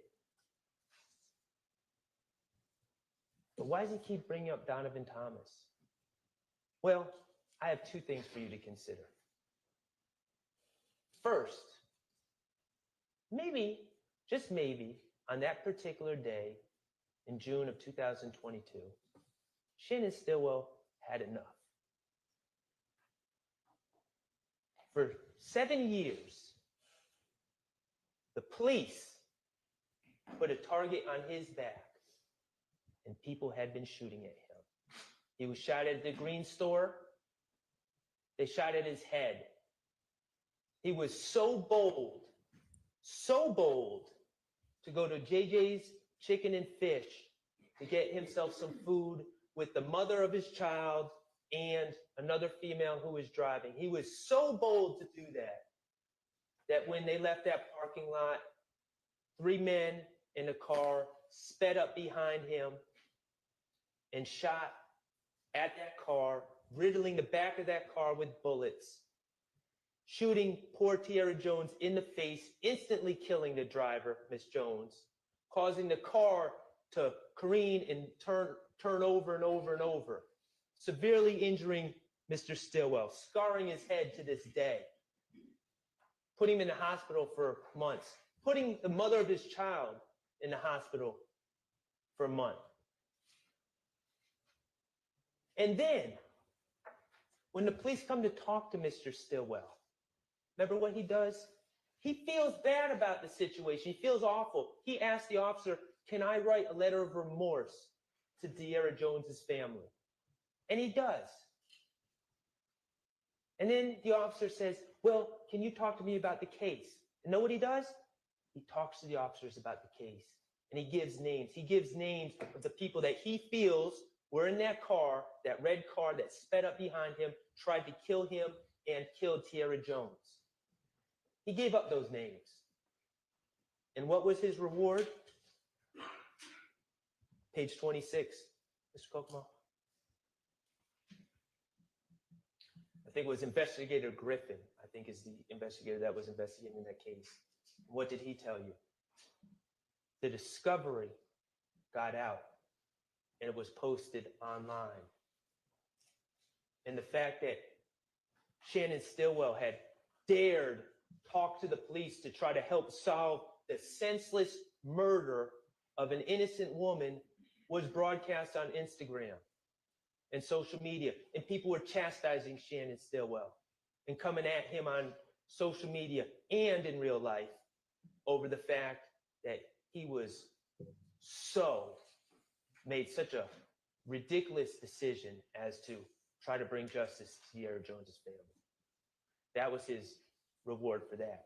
So yeah, people shooting at his head, narrowly missing at the Green Store. People shooting at him in a car, killing someone in the car and putting him in the hospital. People chastising him online for being so bold to tell the police what happened, who killed De'Ara Jones, poor De'Ara Jones. So yeah, maybe in January 2022, just maybe, possibly, he had enough. He was sick of the nonsense. If you want to say it, then I'll be it. You keep putting me down 100 times, you're making me fall, and I keep getting back up. And what's it all? Ultimately, what's the origin story of it all? The death of Donovan Thomas. That's how it started. It doesn't mean he did it. That's how it started. That's why he has that target on his back. There's another possibility as well. Mr. Stillwell is just a kid who was raised by his grandmother in Thomasville. Nothing more, nothing less. But all of a sudden, he was known as a tough guy behind this. Wasn't true, but that was the public perception. That was the persona that was thrust on him. And maybe, while he was sick of it, sick of being shot at, sick of being chastised, sick of being threatened, maybe also a calculation was made, you know what? If they're going to keep shooting at me, I might as well lean into this a little bit. That does have traction in the streets. That does have traction in the music industry. Maybe that's why he's hashtagging his rap name in the post. The bottom line is, yes, I acknowledge he's referencing Donovan Thomas in songs. He's not giving any inside information in these songs that wasn't publicly known. Remember, he had been arrested. He'd been at prelims. He knows what the case is about. He's heard testimony about the case by this time, by the time he's making his songs. So he's not sharing any information that only the killer would know. Of course he's not, because he's not the killer. But maybe he is leaning into the bad boy image a little bit. But here's the thing. You might like my explanation or not. But could you put on 27, please? But let's just think. If songs were confessions, what would that really mean? Could you put on 28? Remember that song, Homicide by Lil Woody, Kenneth Copeland? Who played the role of the assassin? Threat, Trevante Turner. You watched the video. I don't think we need to watch it again. Who gets killed? Someone who looks like Donovan Thomas. Who put money on his head? Kenneth Copeland. If songs are confessions, then Kenneth Copeland is confessed. He hasn't been charged. He's not sitting here on this indictment. So maybe songs are just songs, and posts are just posts. So let's talk about Donovan Thomas and some of the evidence in this case. Eyewitnesses. Who did we hear from? We heard from Reginald Hendricks. He was a gentleman that was shot. He was standing near Donovan Thomas. He didn't identify anyone. We heard from two witnesses, two people that were in the barbershop, working in the barbershop. They heard shots. They ducked. They described what happened afterwards. No one identified anyone out of those two witnesses. We heard from a man named Sammy Davis, an older gentleman who lived across the street, who knew Donovan Thomas. They called him Car Wash. He watched Donovan Thomas's car. He didn't see anyone in the car. That was his testimony. And then we didn't hear from, but we heard about someone named Spencer Wright. Well, actually, we heard about someone named Nicholas Robinson. What did we hear about Nicholas Robinson? And Investigator Thorpe talked about it, and definitely District Attorney Sprinkle talked about this as well. What did we hear about Nicholas Robinson? We heard about Nicholas Robinson September of 2015. He was being arrested for felony theft and a probation matter. And when he's being arrested, and when I say he's being arrested by the Atlanta Police Department, by an officer, and he's hours away from having, what I like to talk about, the Fulton County Blues. He's hours away from having that blue jumpsuit on, right? And what did we learn that Nicholas Robinson did? He said, "Whoa, you guys are arresting me. I want to go talk to a detective about a case." So they take him to Thorpe. He wanted to talk to him about the Donovan Thomas homicide. They take him to Thorpe, and Thorpe starts to interview him. Okay?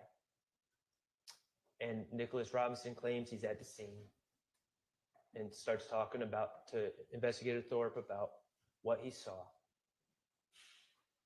And that would be hearsay to talk about because he didn't testify. But we also heard that in the middle of that interview, Lieutenant Gaither was there. She's doing research into the background of this Nicholas Robinson. And what does Lieutenant Gaither realize? Wait a second. This man who's saying his name is Nicholas Robinson, this man is telling Detective Thorpe his name is Nicholas Robinson, his name is actually Spencer Wright. So she goes and tells Thorpe. And what does Thorpe do? He's interviewing someone about what they allegedly saw in this high-profile case, and this person has just lied to him about his name. What does Thorpe do? He continues to interview him. And in the very next day, he goes out and takes warrants on 4 people, including my client. Then we hear about DA Sprinkle taking over this case in the investigation in early 2016. And him seeing this mention of this Nicholas Robinson, who was really Spencer Wright, and where he said he was when he witnessed events. And we hear about DA Sprinkle getting the surveillance and checking into it and talking to Spencer Wright. Where did you say you were? On what bench? Where? Circle it on his picture. And about how he went to look at the surveillance himself. And what did he see? An empty bench. Spencer Wright not only lied about his name, but he lied about a lot more. But know who he duped? Detective Thorpe. We're going to get back to Spencer Wright in a minute. We have no ballistics from the Donovan Thomas case, no DNA or fingerprints We have an infinity car, which we will talk about in a minute as well. But essentially, this case, this Donovan Thomas case, comes down to two witnesses. And in my opening, I warned you all about people wearing the Fulton County blues. That was the theme of my opening.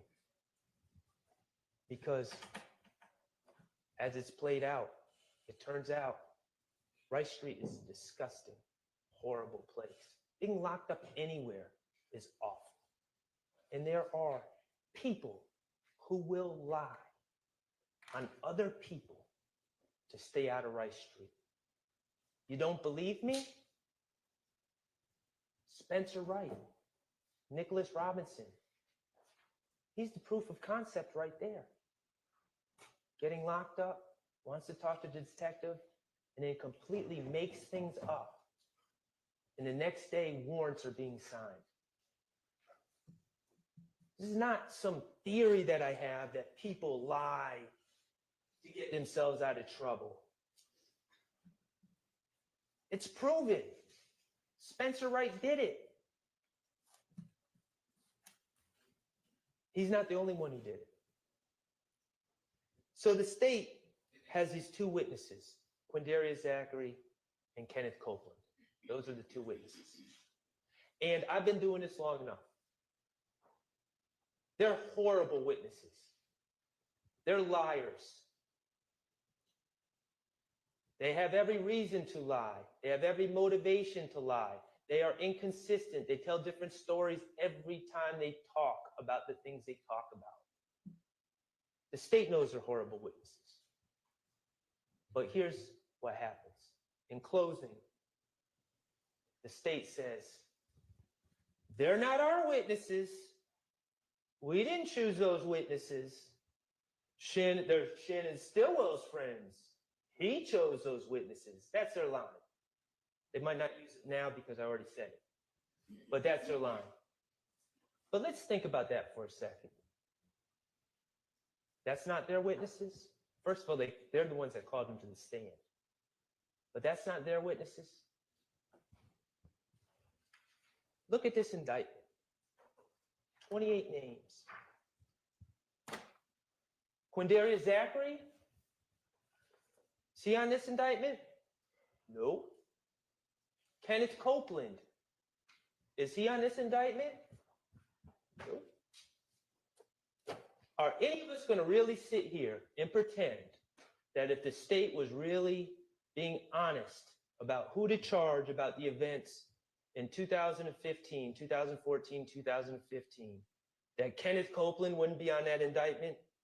Kenneth Copeland was a one-man crime wave in 2014, 2015.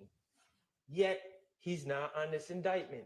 Quindarius Zachary was a straw purchaser for guns.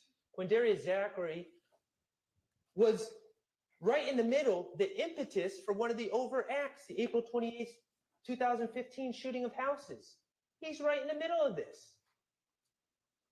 And they're not on the indictment?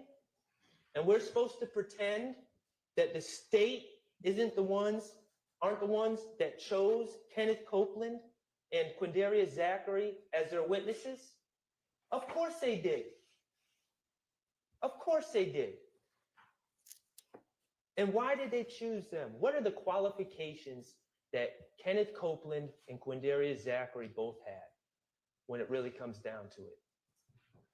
They're two people that are willing to lie on others to get themselves out of trouble. That was one qualification that they had. And two, they are two people that happened to put themselves in situations, serious situations, that would require them to lie on others to get themselves out of trouble. Those were their two qualifications. And the state said, sounds good. We'll sign you up. You're our witnesses. You're no longer on this indictment.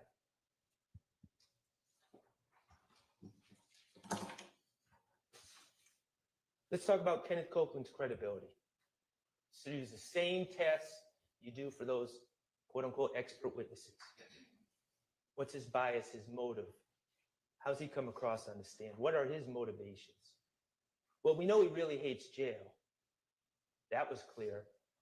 I submit to you that it seems that not only does he hate jail, but he almost has a mental disorder about, he literally said, I'd rather die than go to Rice Street.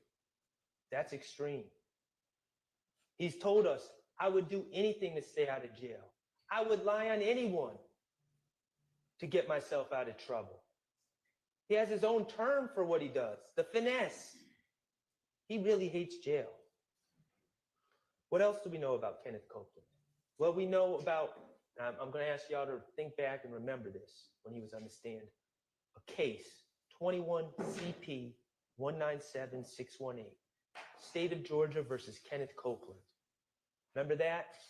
When he was actually in jail and he picked up another charge because he claimed that a jail worker attacked him and sprayed him with OC spray for no good cause. And he brought charges or tried to bring charges against this poor jail worker. What do we know? The surveillance from the jail was pulled. The investigators looked at it, as they should. Even Kenneth Copeland, a known liar, when he makes allegations against the police, yes, it should be looked into. And it was. And what did they find? No OC spray was emitted. In fact, the officer that was accused didn't even have OC spray on them at the time. So what happened to Kenneth Copeland in that case? Well, he was charged with false statement and false report of a crime, 2 felonies, excuse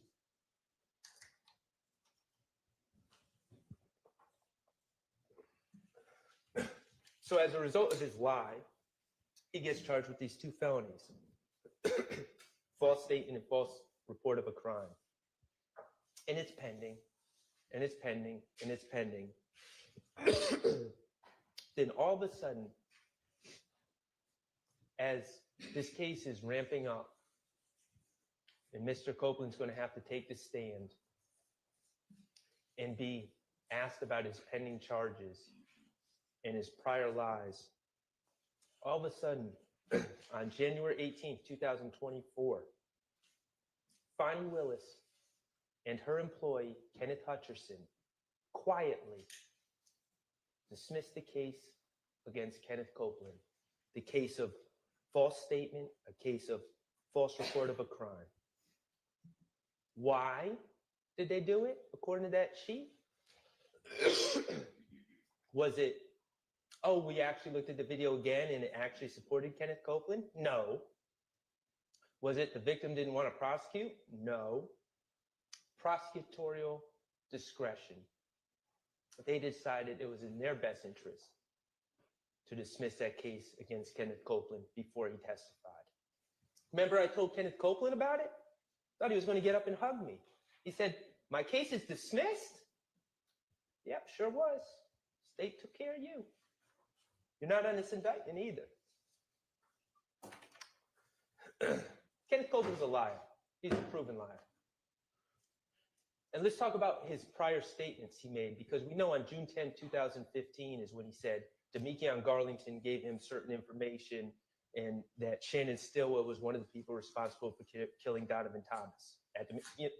Demekion told him at the McDonald's. That's what Kenneth Copeland said on June 10, 2015. Well, we learned that Kenneth Copeland actually met with the police in 2015 4 times prior to that June 10, 2015 interview. We learned that he met with investigator Thorpe on January 11th. Now, mind you, all these meetings, presumably, if it were true, Kenneth Copeland would have that knowledge of what Demekion Garlington said to him for all these meetings. January 11, 2015, he goes in to talk to Thorpe.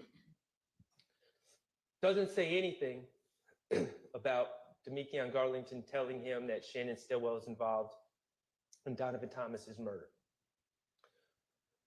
Places himself at the Green Store, which is less than a minute away from the scene of the Donovan Thomas murder. And he's asked about, specifically by Detective Thorpe, if he's ever rented or driven an Infiniti. And what does Kenneth Copeland say? No, never. Denies it completely. That's on January 11th. That's the night going into the morning after of the Donovan Thomas homicide. And of course, we know that's a lie because Kenneth Copeland was in the Affinity on the night of January 9th with Quindarius Zachary. So he lies right off the bat to Detective Thorpe. January 28th, he meets with Thorpe, Dennis, and Gaither. Again, never mentions this supposed statement by Demekion Garlington about Shannon Stillwell being involved. In fact, he's asked specifically who he thought killed Donovan Thomas.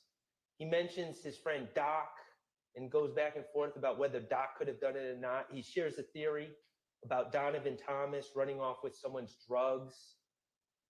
He shares a theory about Kelvin Watts robbing people and Donovan Thomas being caught in that situation. And he's also asked on January 28th about a rumor that he stole Donovan Thomas's chain. And what's he say? Oh no, I didn't do that. Someone else apparently stole Donovan Thomas' chain and they brought it to me and I realized it was Donovan Thomas's stuff and I returned it. I don't have any problems with Donovan Thomas. Me and Donovan Thomas are cool. He also said that on the 11th. So then we go to February 20th, the third statement he gave. Again, never mentions anything about what Demekion Garlington supposedly told him. And Investigator Curry asked him about the Donovan Thomas case. Doesn't know anything. And then on February 21st, with Gaither and Thorpe, he's again asked about the Donovan Thomas case. Never mentions, oh, Demekion Garlington at the McDonald's told me that Shannon Stillwell did it. Again, he's asked about Donovan Thomas's chain, and it's another lie. Oh, well, someone brought it to me. He sticks with that lie.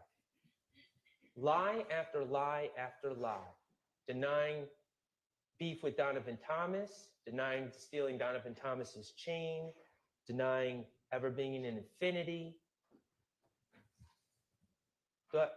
Those are the statements that Kenneth Copeland gave leading up to June 10th, 2015. Could you put on page 33, Mr. Kokomo?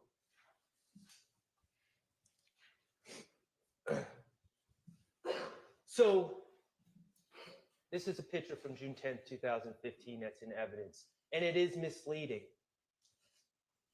It shows Mr. Copeland wearing street clothes, civilian clothes, not a blue jumpsuit, but let's not get confused, let's not get it twisted. On June 10th, 2015, Kenneth Copeland, for the first time, was headed to jail for serious charges. That's what's different about this interview. He was headed to Rice Street. He had a gun charge from the Dunbar Rec Center. Remember when he brought the stick into the rec center and left it on the bleachers? He had just been arrested on that warrant from when he did that. And when they arrested him on the warrant, they came into his girlfriend, Deshawn Quarterman's apartment. And what did they find? They find another gun, a stolen Smith & Wesson in Deshawn's kitchen. And they find a stolen MacBook in Deshawn's apartment. And they find stolen IDs and stolen property in Deshawn's car. And so now we got two guns, stolen property. Oh, and then the police are saying, oh, this stolen property, it's linked to auto breakings that have happened in your neighborhood. So he's got guns, and then he's got a federal agent in there as well, Agent Cunningham, who's talking about these cases going federal. He's got a lot going on. And promises are made. Well, let's talk about the threats first. And all these officers say, oh, I wouldn't threaten him. I wouldn't threaten him. I threaten no bodily harm on him.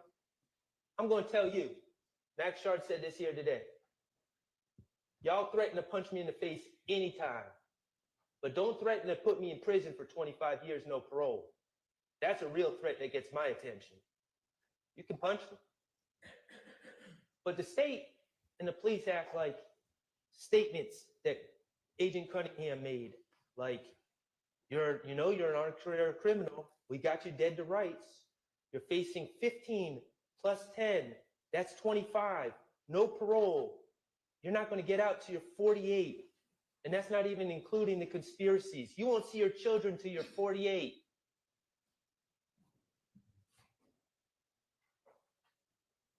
That's a threat. That's a lot more bigger threat than I'm going to punch you in the face or we're going to beat you until you confess. That's a threat. What else do they say? It's totally up to you if these charges go federal or not. You have to help yourself. I'm going to call the U.S. attorney and they're going to ask me, what did he do to help himself?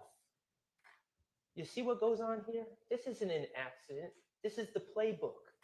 Get the liar, get him jammed up, threaten him, tell him he's not going to see his kids again until he's 48, and then, oh, but maybe we can do something for you. You just got to give us what we want. And yes, that was enough to make self-admitted liar, self-admitted finesser, a person who fully admits that he would lie on anyone to get out of jail, to stay out of jail, to get out of trouble. That was enough to coax him to make up a story about Shannon Stillwell and others. And that was actually enough to put his plan in motion because he knew someone was going to have to back up his story.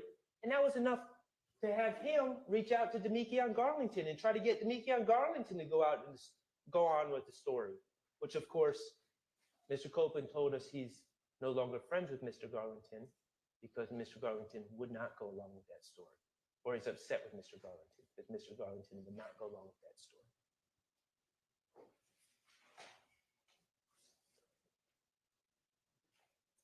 Maybe you say, Max, we get it. He's a liar. He was jammed up. But maybe this threat of prosecution was what was needed to bring out the truth.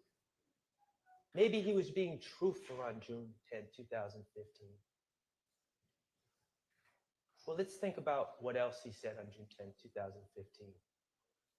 Remember when they were talking about those auto breakings that they suspected him of? And said, you're going to have to answer these auto breakings. Why do you have all this property and these cars? We know you're involved. Remember what he said? Nah. That was Lil Mike and Quez that did them. Remember the detectives? They looked at each other, Lil Mike and Quez, Lil Mike and Quez. Well, what did we learn in the cross-examination of Kenneth Copeland? Little Mike and Quez, not only did they not do the auto breakings that Kenneth Copeland claimed they did on June 10, 2015, Little Mike and Quez, they don't exist. He made them up on the spot on June 10th of 2015.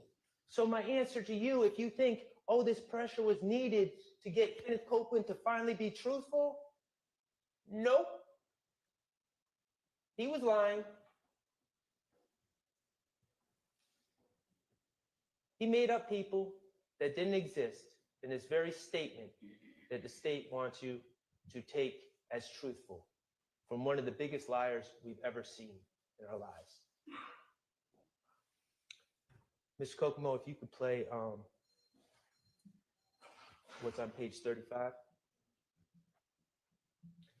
And what did Kenneth Copeland say on a call from the Fayette County Jail on December 21st, 2022, on a recorded call that Attorney Steele brought out? First thing I did, I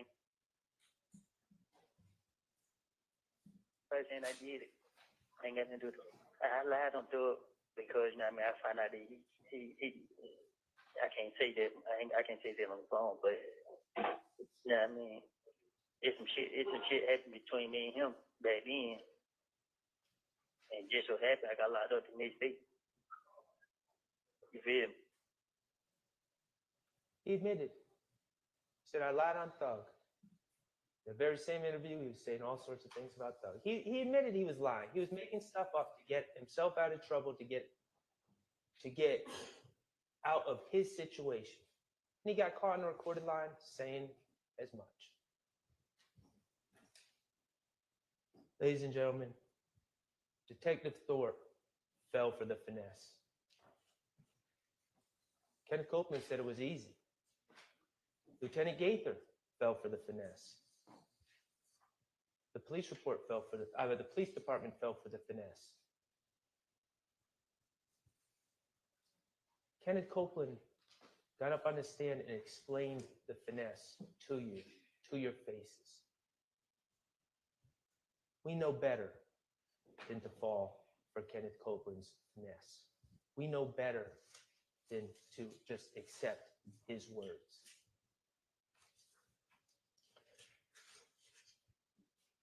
Mr. Kokomo, if you put on page 36.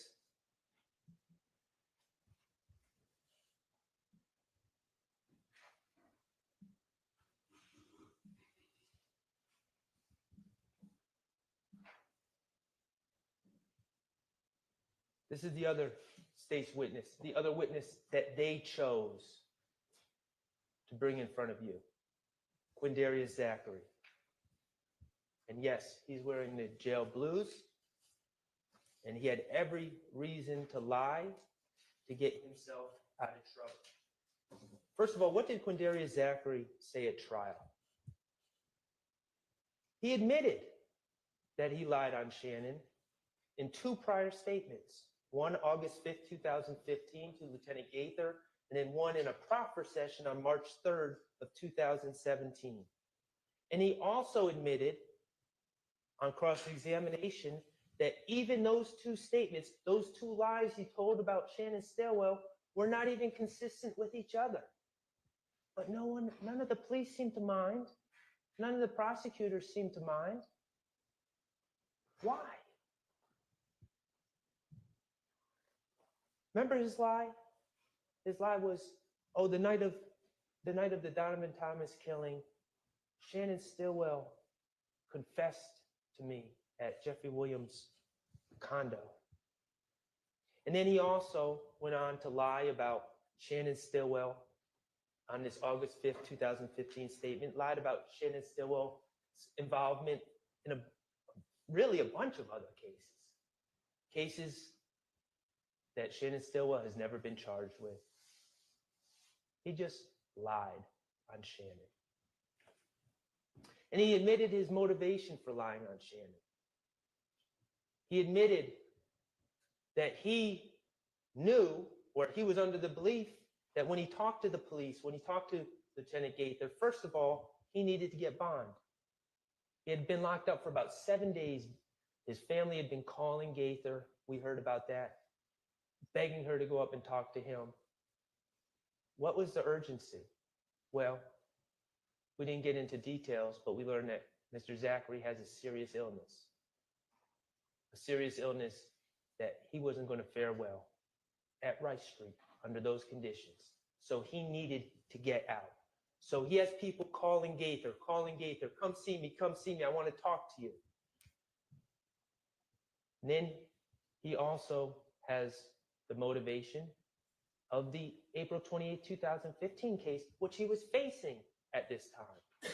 He told you, I was under the impression, and I didn't do the math, this may be right, this may be wrong, but this was his impression, that he was facing something like 185 years. Yeah, that's pretty good motivation to lie.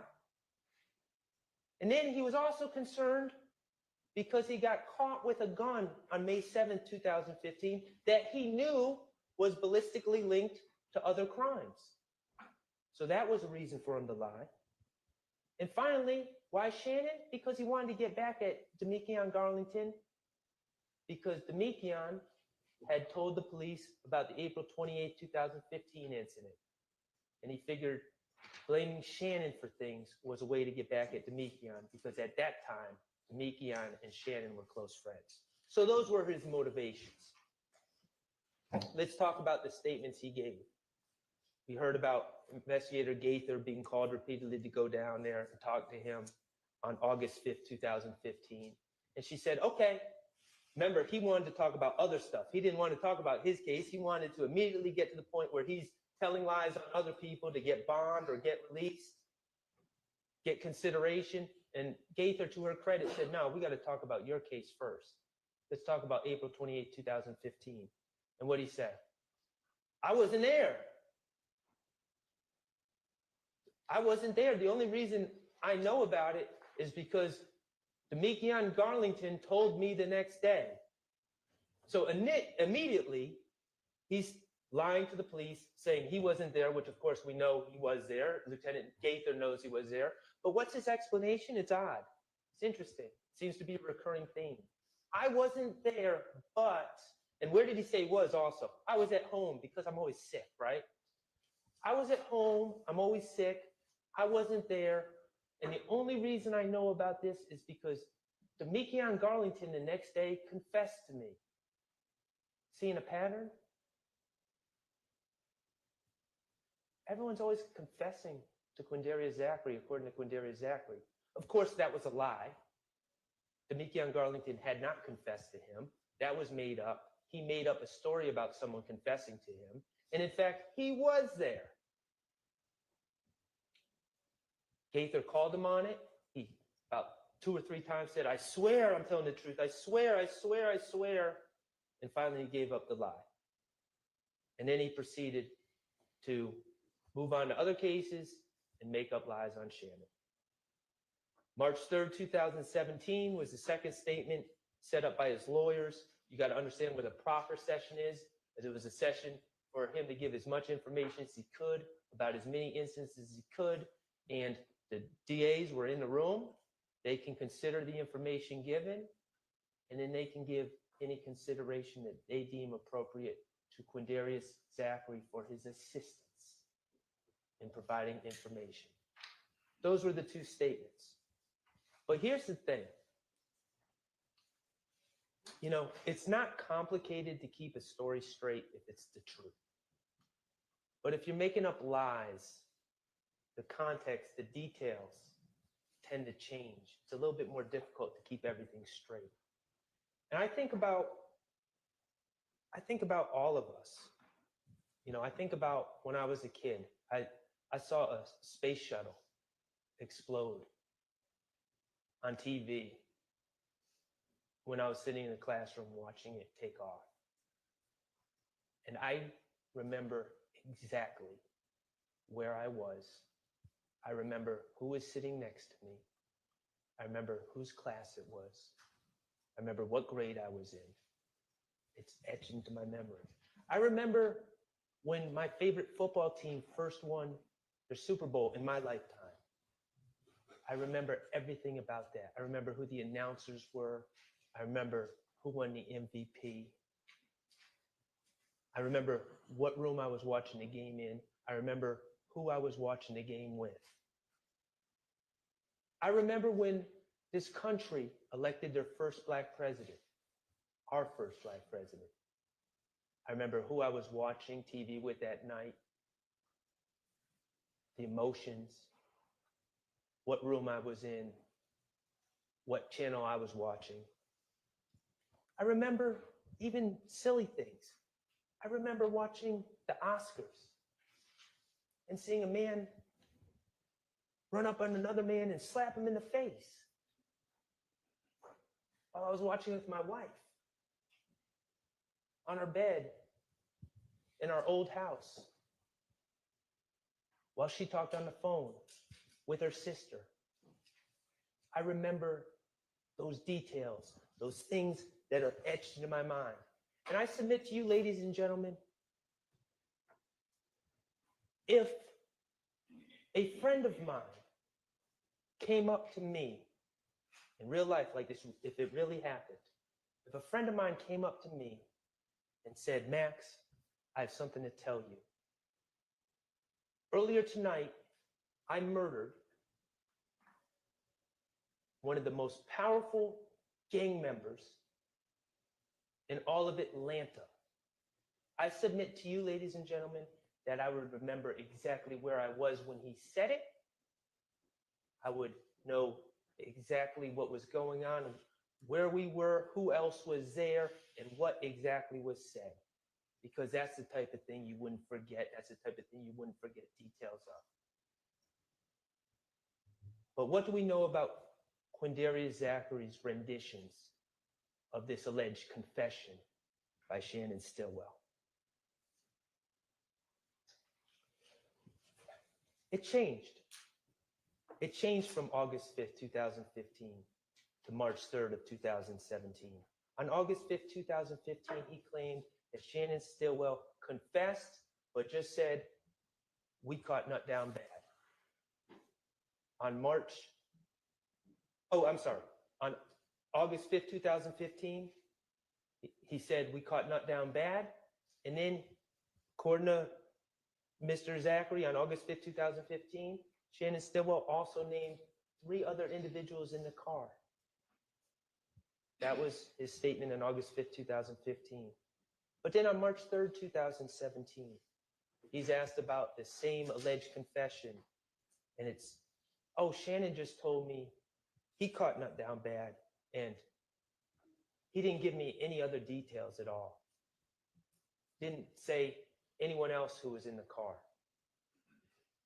What about the timing of the confession? On August 5th, 2015, Quindarius Zachary claims the confession occurred just as he and Muntunk pulled up to Jeffrey's condo. And Shannon was about to go to a girl's house, and we crossed paths, and he confessed to me. On March 3rd, 2017, what was the story? No, Shannon wasn't there when I arrived at the Sky House. Shannon didn't show up till later that night, till about 4 or 5 a.m. He was dropped off by some girls. I know because I let him into the condo. How do those details change about something that would stick in your mind if it were true? And the answer is because it's not true. Because it was a story that was made up by Quindarius Zachary, who was facing 185 years, who needed to get out of jail because he had a serious illness, who knew that the gun he had been arrested with was going to be linked to other crimes. And just like Kenneth Copeland, he was someone that was willing to lie to get himself out of trouble. And at that particular time, the state, the investigators, and everyone else had enough leverage on him to force him to make that decision to lie on someone else to save himself. It's a sick game. It is a sick, sick game. So we got these 2 liars who were strategically interviewed at the very time they're most likely to lie. Wouldn't it be cool if we had some corroboration of what these 2 known liars claim? Phone records. The state has repeatedly claimed that there's some corroboration in these phone records, and I give Agent Bernie some credit. That was the FBI cast agent that charts, that talks about the phone records and plots them. He was very careful. He was very clear. This does not give exact locations. First of all, it's just devices, not people, but it doesn't give exact locations. It doesn't tell you where people were. It gives a general area. It tells you what cell phone may have been closest to the device when it was being used. And these cell phone towers have all different radiuses and all different signal strengths. So you just get a general idea. You got to be very careful about what you read into these cell phone records. That's what he said, the expert. And yes, he talked about different people calling different people that know each other calling different people on January 10, 2015. Shouldn't be that surprising. And yeah, he put Kenneth Copeland, as did ADA Sprinkle, Kenneth Copeland at the Green Store. in the in the general area of the Green Store around the time of the homicide. The Green Store that is what? A minute away from the barber shop?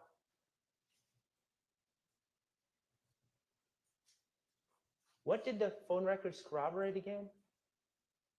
That Kenneth Copeland was right there at the time of the murder? That people were generally going north and south on the highway? What did they say about Shannon Stillwell? Where did they say he was? Go look at those phone records. Did they provide any cell phone records for Shannon Stillwell? How about Diamante Kendrick? What is the power of those cell phone records again? What did they corroborate? Did they have Kenneth Copeland wear a wire? Remember when he was so desperate to get out of jail, I'll wear a wire, I'll wear a wire. That would have been an idea. Prove what you're saying, Kenneth. Don't just, you're a liar. You're a known liar. Don't just tell us stuff. Prove it. Nope, they didn't put a wire on Kenneth. What about wiretapping phones? We know they know how to do that. Did they wiretap anyone's phone to corroborate anything Kenneth Copeland and Quindaria Zachary said? Nope. So then we get to surveillance video. And this is where this gets kind of ugly. Kenneth Copeland claims he was at the Green Store, not outside the barber shop at the time of the phone records put him in that general area. How many times have myself or Attorney Steele asked about the Green Store? Detective Thorpe claims that he went to the Green Store to try to get surveillance, but he didn't think they had any. Really? Because I heard about my client being shot at, his head being shot at that very same Green Store, and I heard the officer responded and looked at the surveillance to determine who was shooting at my client. I've seen pictures of the Green Store. I see the cameras. They don't have surveillance. Okay, Detective Thorpe, so you tried to get surveillance. Do you have that in any of your reports? Any documentation of you going to the Green Store to try to get surveillance to corroborate the claims of Kenneth Copeland? Oh, no, that's not in my report. Ask Gaither, Lieutenant Gaither, about the Green Store. Why would I go to the Green Store? That's not even relevant. Really? I beg to differ. She had no interest in corroborating Kenneth Copeland. So then we talk about the McDonald's surveillance. The McDonald's at Old Hateville and Cleveland Avenue, the very spot where Kenneth Copeland claims in his story that everyone met and that Demekion Garlington told him who killed Donovan Thomas. Well, we know the McDonald's has surveillance. That's been testified to by several officers. And we know we don't have the McDonald's surveillance for January 10th, 2015. So I ask, Attorney Steele asks, I ask, other attorneys ask. First we ask Gaither, did you ever try to get surveillance to McDonald's? And what did she say? Oh, we went like 2 or 3 months later, we went and we talked to a general manager and they weren't able to get into the cameras right then, but we took the card and we gave the card to Thorpe. That was her explanation of the efforts to get camera footage from the McDonald's. I said, okay, do you have that in a report that you drove down to the McDonald's and talked to? Who was the person you talked to? What was their title? What was their name? Where's the card? Oh, no, I don't have that in a report. Nope. Okay, so then we asked Thorpe, what did you do to get surveillance from the McDonald's to corroborate anything Kenneth Copeland said? And this is where it gets ugly. He said, I went a couple days later and I talked to the people and they said the footage had been erased. The 15-day or however many days the cycle is ended and all the footage was erased and it started all over again. That piqued our interest because everyone knows that's not the way surveillance cameras work. Everyone knows it's first in, first out on a rolling basis, meaning if it's a 15-day cycle, at the end of 15 days, everything isn't just erased, but it starts taping over the beginning parts again, so you always have 15 days memory. Everyone knows that you wouldn't go to the McDonald's 2 days after an incident and find out that the whole system had been erased, because that's not how surveillance systems work. And we asked every officer, it seemed, that came up here, you ever hear of a surveillance system working that way? Where it just all erases at one time, or does it roll first in, first out? Every one of them said they never heard of a surveillance system just erasing all at one time. Every single one of them.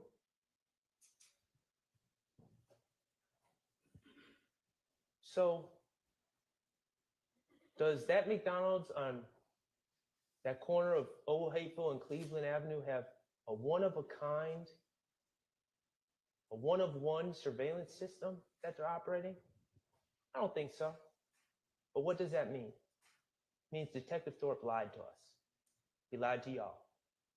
He didn't go to try to get that surveillance from the McDonald's. He didn't go 2 days later.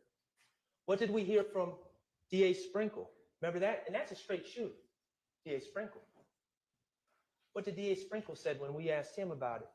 Hey, did Detective Thorpe ever mention trying to go get the footage from the McDonald's? Did that ever come up? Because, we've been asking a lot about this McDonald's footage. What did DA Sprinkle say? Detective Thorpe never brought that up to me. And that seems like something he would have brought up. Detective Thorpe lied. Either that, or he did go get the footage and it doesn't back up Kenneth Copeland's claims, and it's in his missing file somewhere, which he can't find to bring to court. I guess that's a possibility. But he lied.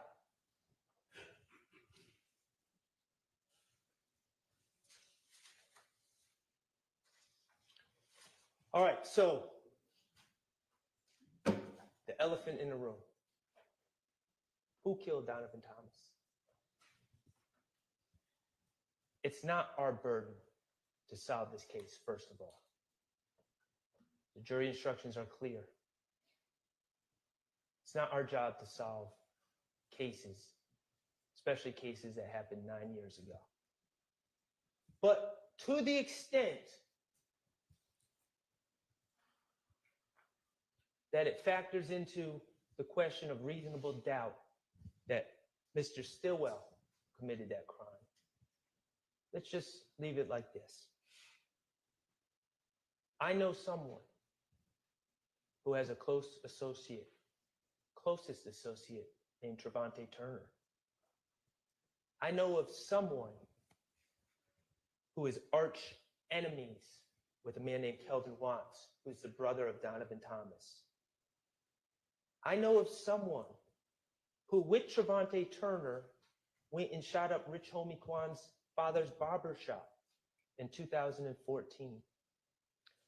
I know of someone who stole Donovan Thomas's nut chain and wallet and cell phone out of his truck in late 2014. And when asked about it by the police, repeatedly lied about that situation, repeatedly pretended that him and Donovan Thomas were cool. I know someone who was jumped by Kelvin Watts in Club Crucial on January 6, 2015.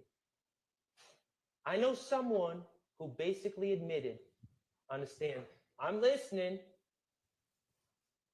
to shooting up the TIG studios at 675 Metropolitan Avenue on January 8, 2015, 2 days before Donovan Thomas's death. A shooting which shot a hole in Rich Homie Kwan's windshield. And if you recall from the officer who responded to the scene, a shooting that very well may have occurred while Donovan Thomas was present. Remember, I asked that officer, were there people there in the studio at the time? Yes, there were. Who were they? I don't know. They wouldn't open the door. They wouldn't come and answer. And I know someone who was put on the proverbial plate by Donovan Thomas on January 8th, 2015. Mr. Kokomo, could you please play DS24F?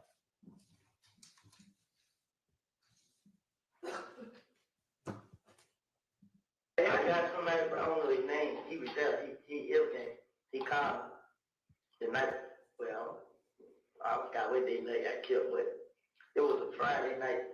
They had no, it was a Thursday night. They had a barbecue. But a barbecue just about it was blood and everything blood. And the whole meeting was based upon me. They was all in there talking about this and this, talking about this and this. So the nigga Mo was on the phone. So Mo told everybody, I need every last one of y'all, whoever 90s scraps here, whoever that was nickname, supposed to kill me. They gave all them guns. The same night, they gave every last one gun. Said, treat me to a gas station and kill me. I forgot what else. But he called and he told me everything he said. Is this person a friend of yours? The whole meeting was based on me. Gave all of them guns. They were instructed to trick me to the gas station. This wasn't some universal Donovan Thomas after everyone. This wasn't Donovan Thomas after YSL. It certainly wasn't Donovan Thomas after Shannon Stillwell. They were after Kenneth Copeland. I know somebody who had the opportunity. Not only does cell phone records put him right in the area, but we know the car was, we know the shooting, the murder was perpetrated using a certain Infiniti, an Infiniti that was rented for Kenneth Copeland by Jeffrey Williams. Because Kenneth Copeland needed a car. An Infiniti that Kenneth Copeland was in possession of the day before the Donovan Thomas shooting. An Infiniti which was last known to be in the hands of Kenneth Copeland and Quindarius Zachary before, according to Kenneth Copeland, he handed it off to his good friend, closest associate, partner in shooting up Rich Homie Kwan's father's barbershop, Trevante Turner, also known as Threat.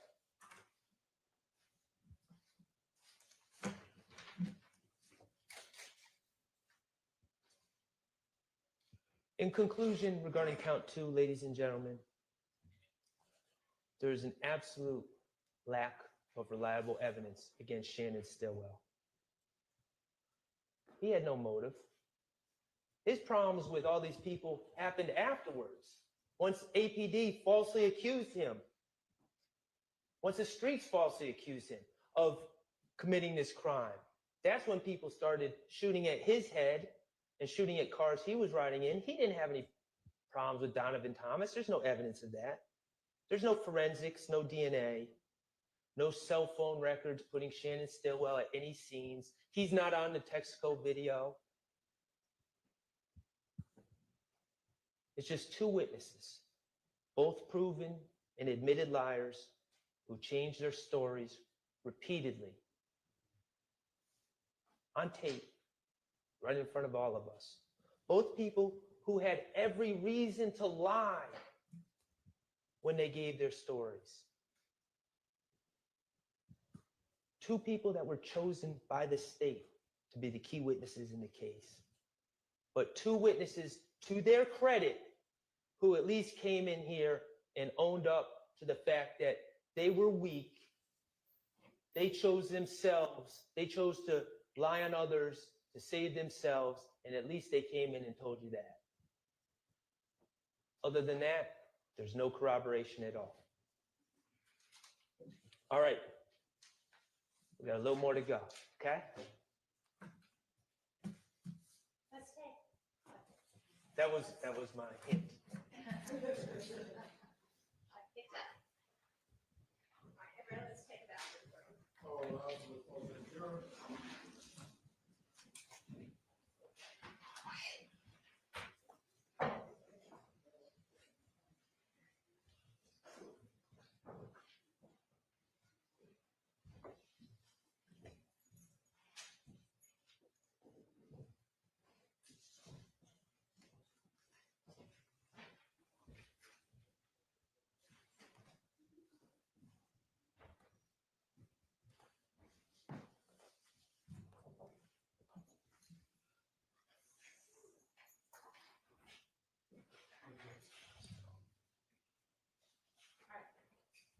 Everybody try to be back as soon as you can, and as soon as we can get all the jurors taken care of, we'll all get back, because this is gonna be a long day.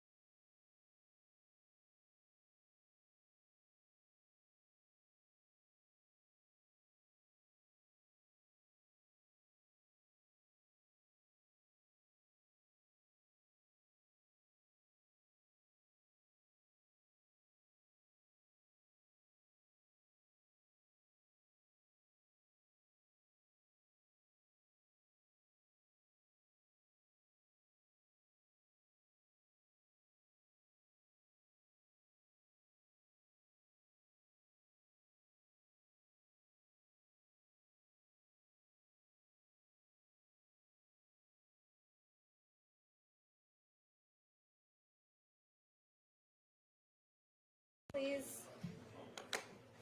How much longer, Mr. Sharp? How much longer?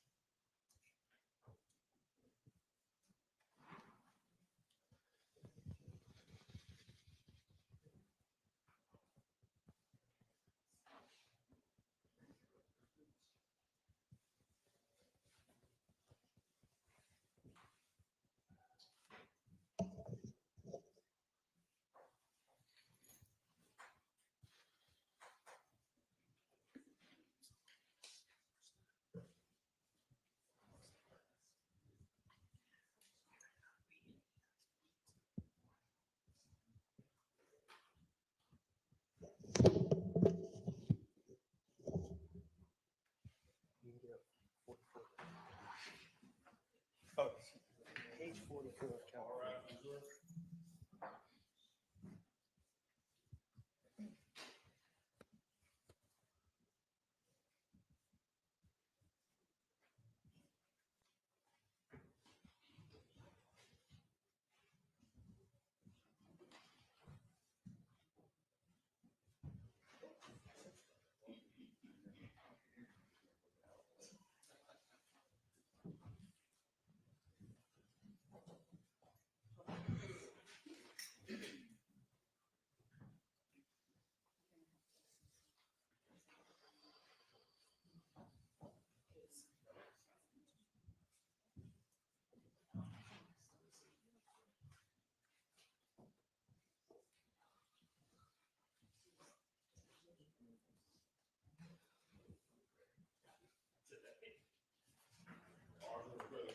Thank you. All right, go ahead, Mr. Sharp. Thank you, Your Honor. May it please the court.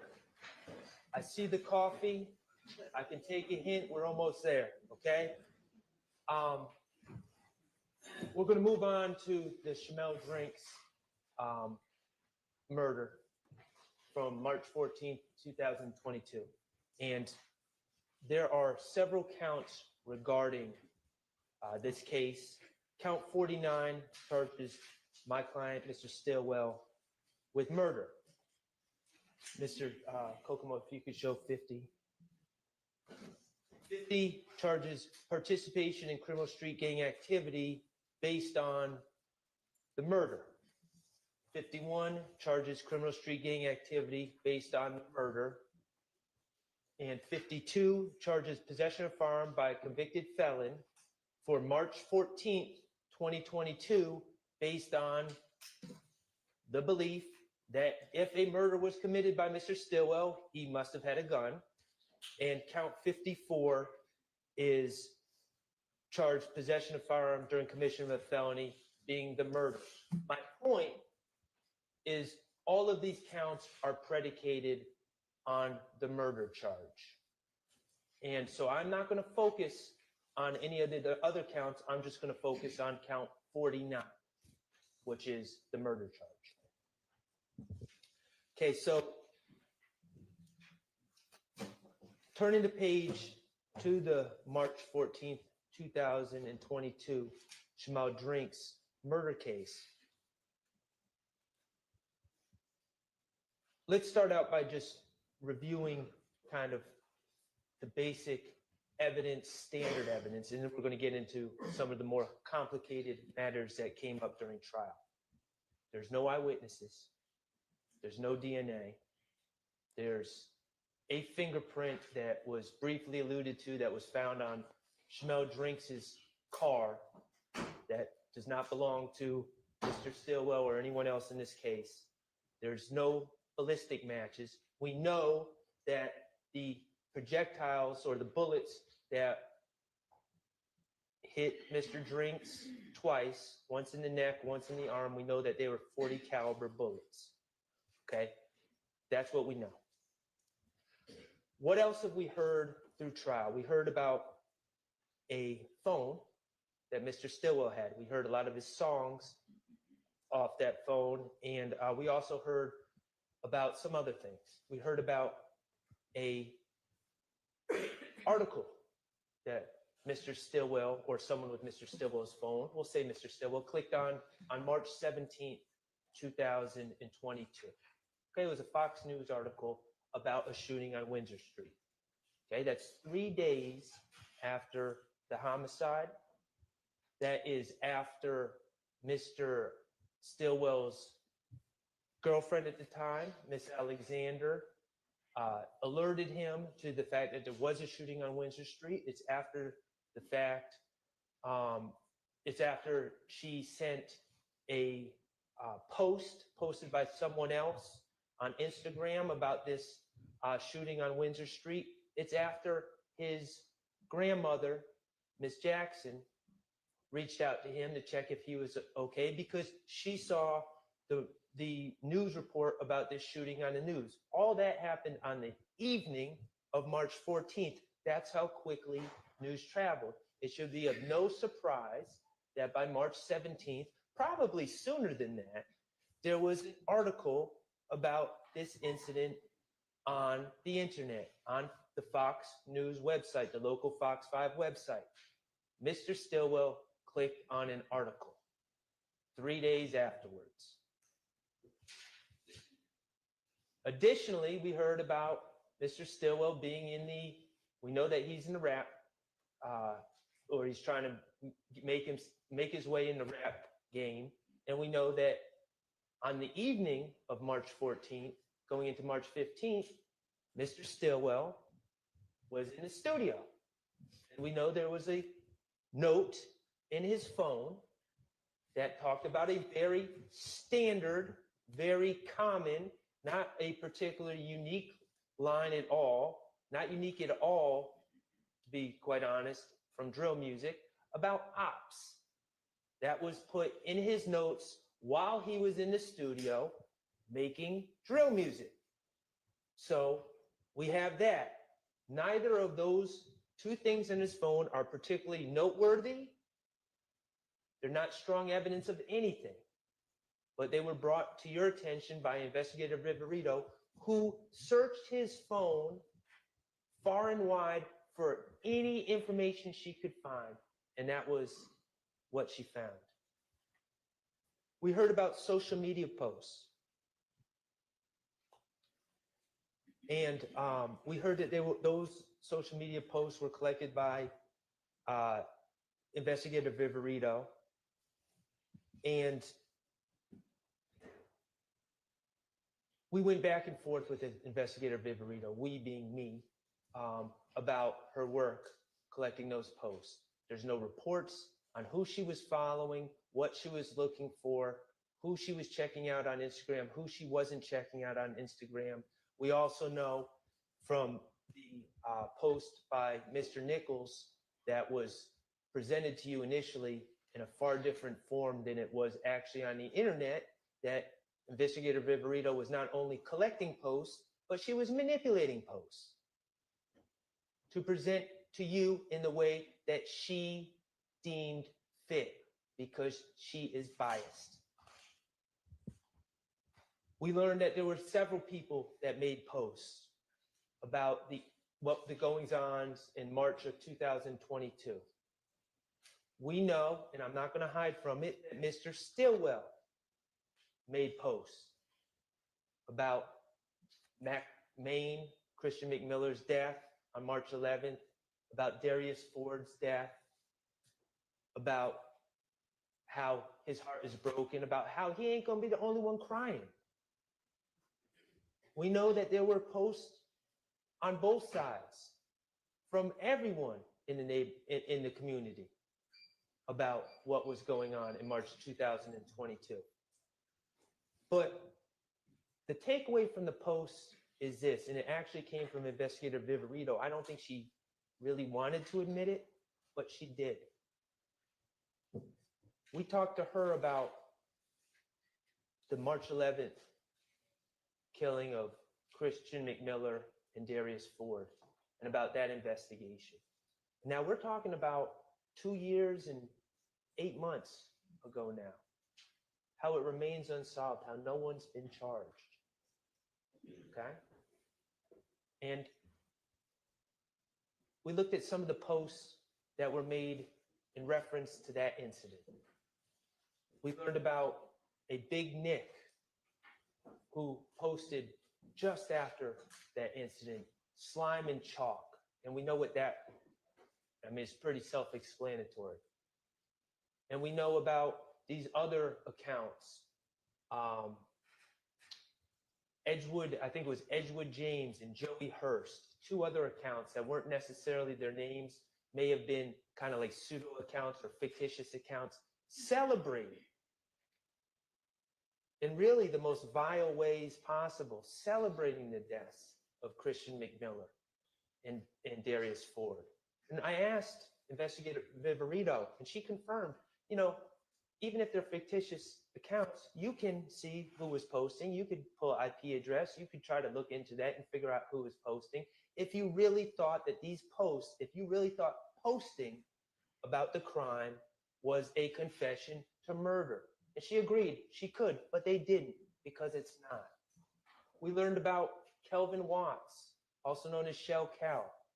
And we saw the post that he made right after the murder of the double homicide of Christian McMiller and Darius Ford, about him putting 2 shells under Donovan Thomas's eyes, about him looking in the camera and putting 2 shells under his eyes. 4 different posts.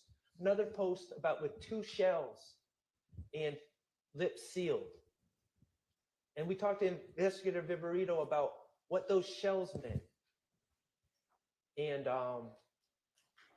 they meant bodies in her estimation. So Kelvin Watts is sitting there posting, putting symbols of dead bodies under his own eyes in his own way with the shells. And I asked Investigator Viverito, oh, and he also made a song. We heard about the song he made, Mafia Story, where he's celebrating the death, where he's describing the death, how they were in a fast car and how they died on the freeway. Direct references to the death of Christian McMiller and Darius Ford. And so I asked Investigator Viverito, all these posts that Kelvin Watts has made, has he been charged? And the answer was no. And why was the answer no? Because posts on the internet about the death of people, even claims of responsibility, such as putting two shells under your own eyes, that's not enough to charge someone. That's not a confession. Investigator Viverito said the reality is, in this day and age, under these circumstances, dealing in this situation with the drill music and everything else, there's false claiming going on all the time. We can't go by what's on the internet. We can't go by what people post. That's not a confession. That's what we learned from Investigator Viverito. That's what she was forced to concede when we talked about the Christian McMiller and Darius Ford deaths. So when we're analyzing crude, inappropriate, idiotic posts that are made by Demekion Garlington, or even my client, Mr. Stilwell, let's keep that in mind. Those aren't confessions. Those are posts, and they're common. And even Investigator Viverito, who I have maintained pretty clearly is not an honest broker, was biased, even she had to admit that.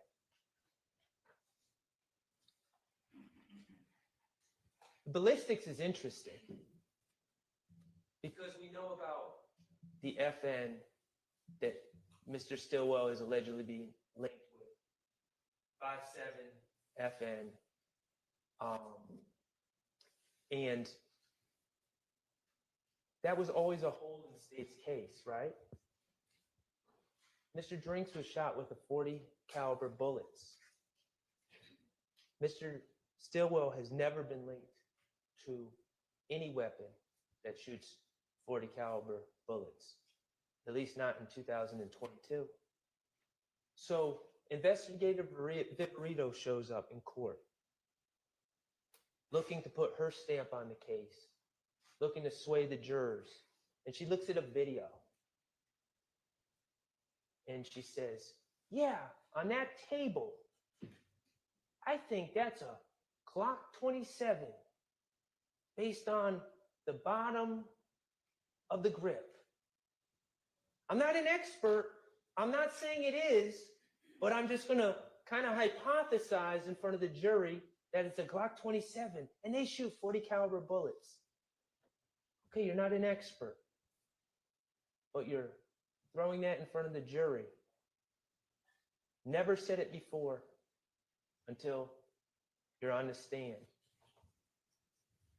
And what's your experience with Glock 27s? Well, one time I went to the gun store and I was trying to decide what kind of gun to buy, and I held a Glock 27.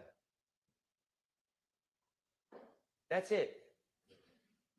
Think about Investigator Viperito and her bias and her trying to sway you and identify or claim to identify a firearm and a make and model from that picture and what her basis is, what her real basis is. Any evidence that Mr. Stillwell ever possessed that gun? And what did she say? She just can't answer no, because of course there's no evidence that Mr. Stillwell has ever possessed that gun. She says, well, do you have any evidence? Or I don't have any evidence that he didn't. Well, geez, that's an interesting shifting of the burden of proof from the state's witness. She's biased.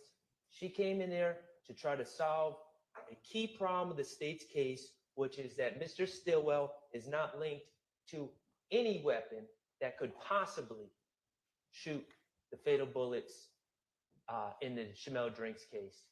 And she tried to solve that problem for the state with her little trick and her little identification based on one-time handling a gun in some pawn shop or some gun store somewhere. Don't fall for it. It just shows her bias. So we heard the wiretaps. State brought on the wiretaps. And yes, the wiretaps do show Mr. Stillwell. We heard a call, Mr. Stillwell laughing about sneaking out when the police showed up and talking about taking a stick and his FN from the house after the police showed up. We own that. We acknowledge that. Neither of those guns could shoot the bullets that killed Mr. Drinks. But there was another wiretap that was played that I'd like us to just hear again. And Mr. Kokomo, you know where I'm going? Okay. It was from a call on April 1st, 12:29 a.m. And the state made such a big deal of this. Of course, the wiretap, hold on one second, just don't play it yet. Thank you. The state made a big deal of this because it's a wiretap. Demekion Garlington's on one end on his cell phone. And the state made such a big deal about Mr. Stillwell, what he was doing on this call on April 1st. Of course, we know he was in jail. He'd been arrested on March 17th. So he's in jail and he's talking to Demekion Garlington. And they make a big deal. He's on a contraband phone. He's on a contraband phone. Now, I'm not saying that's right, but let's think about that scenario for a second. We've been sitting here for a year listening to the same. This call is subject to being recorded, right? Every time someone comes from the jail, because it is recorded. Mr. Stillwell's on a cell phone. He doesn't know Mr. Garlington's phone is tapped. Mr. Garlington doesn't know his phone is tapped. As far as they're concerned, they're having a private conversation. They have cut out the recording and are having a private conversation about March 14th, 2022. And what do they say? First, Mr. Kokomo, could you play 239 to 310? Yeah, that's what I'm saying. Like, that's what I'm telling folks. I'm like, shit, what the hell they locked up for? Like, they just saying about the camera. I'm like, bro, they good. I'm just like, they gonna assume some shit like that anyway. They gonna assume that, y'all ain't did, ain't kill me, so. That's what I keep telling Lil. I keep telling him, like, just chill. Like, I know, Cause they this saying ain't nothing. Yeah, I'm like, this ain't nothing, bro. Like, they just doing that cut. They seen it as a goddamn gas station. Like, just chill. You see what I'm saying? Yeah. In this private conversation that they're having, they're not saying, oh, how can we cover this up? Oh, I think they're onto us. Oh no, I think they got us. They're saying, we didn't do anything. They're just assuming we did stuff because we're at the gas station, which is a fact that we have never denied. They were in fact at the gas station. They're having a private conversation. They're talking about how innocent they are and how the police got it wrong. And Mr. Stilwell is just saying, let's work it out. So let's go to 1210 to 1225.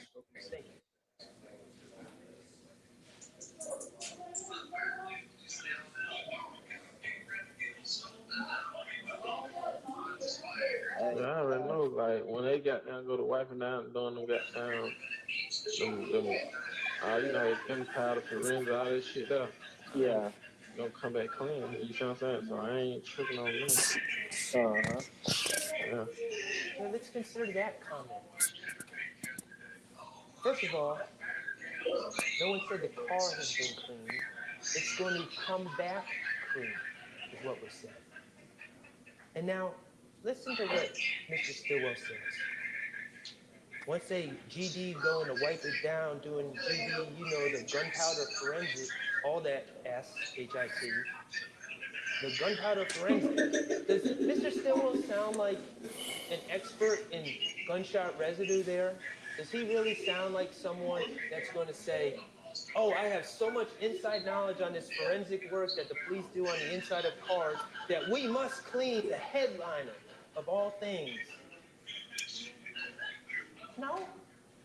He sounds like someone who knows that they were in a car on March 14th, 2022, knows that they were at the BP, knows that they left and they drove down Windsor Street, and knows, despite the fact that he's been arrested falsely for killing another gentleman, he knows in his heart that no gun was fired by him inside that car or outside that car. That's how he knows it's going to come back clean. It's not some devious mastermind that's got some inside information on the forensic work. He barely knows what he's talking about. You know, that forensic, all that S-H-I-T. That's a comment of someone that knows where they were on March 14th and where they were driving and what they did not do. And what they did not do was fire a gun.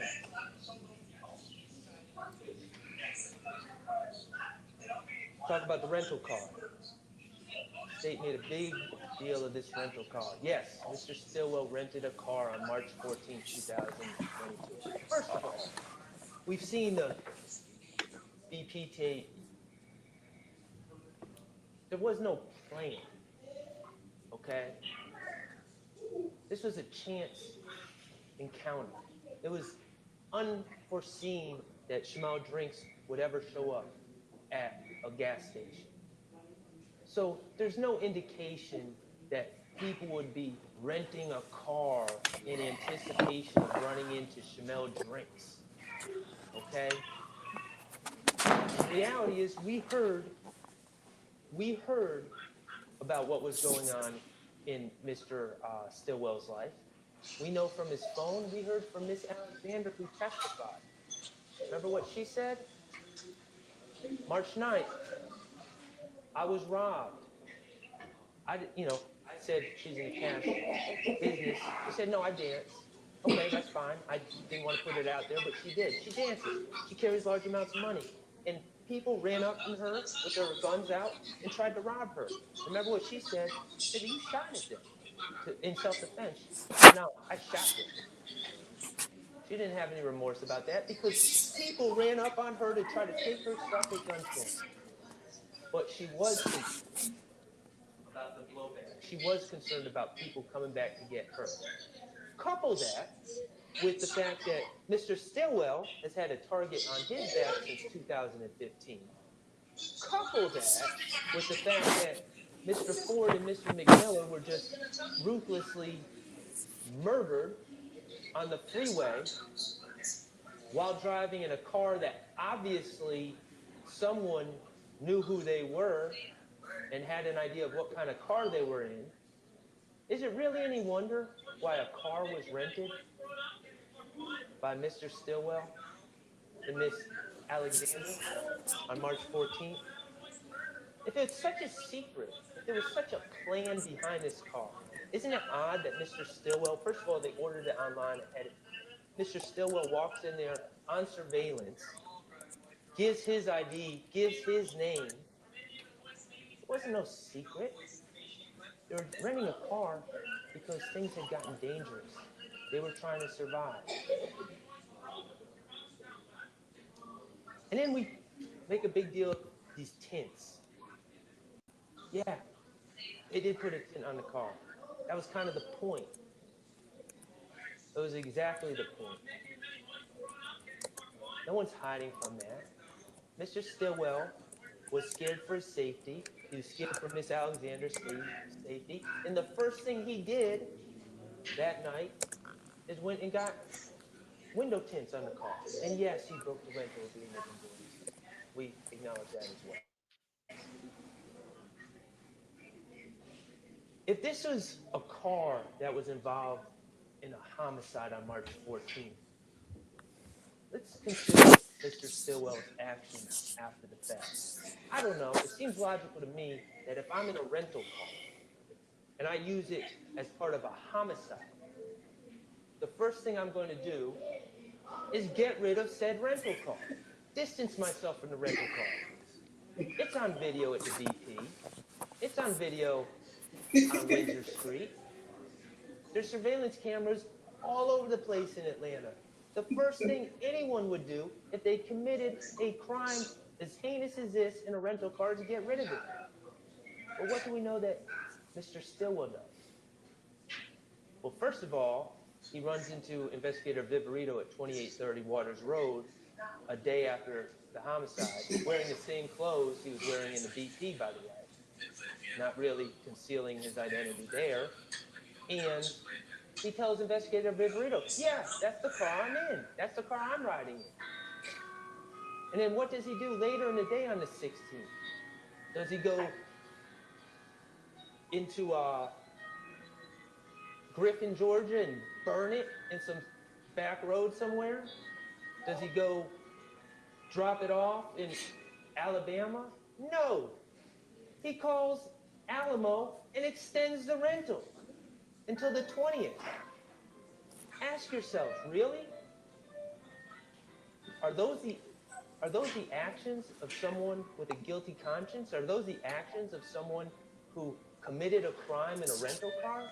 Absolutely not. Why is he doing these things? Because just like how he knows the car is going to come back clean, he knows he didn't do anything in that car. He knows he's innocent. He has no reason to get rid of the car.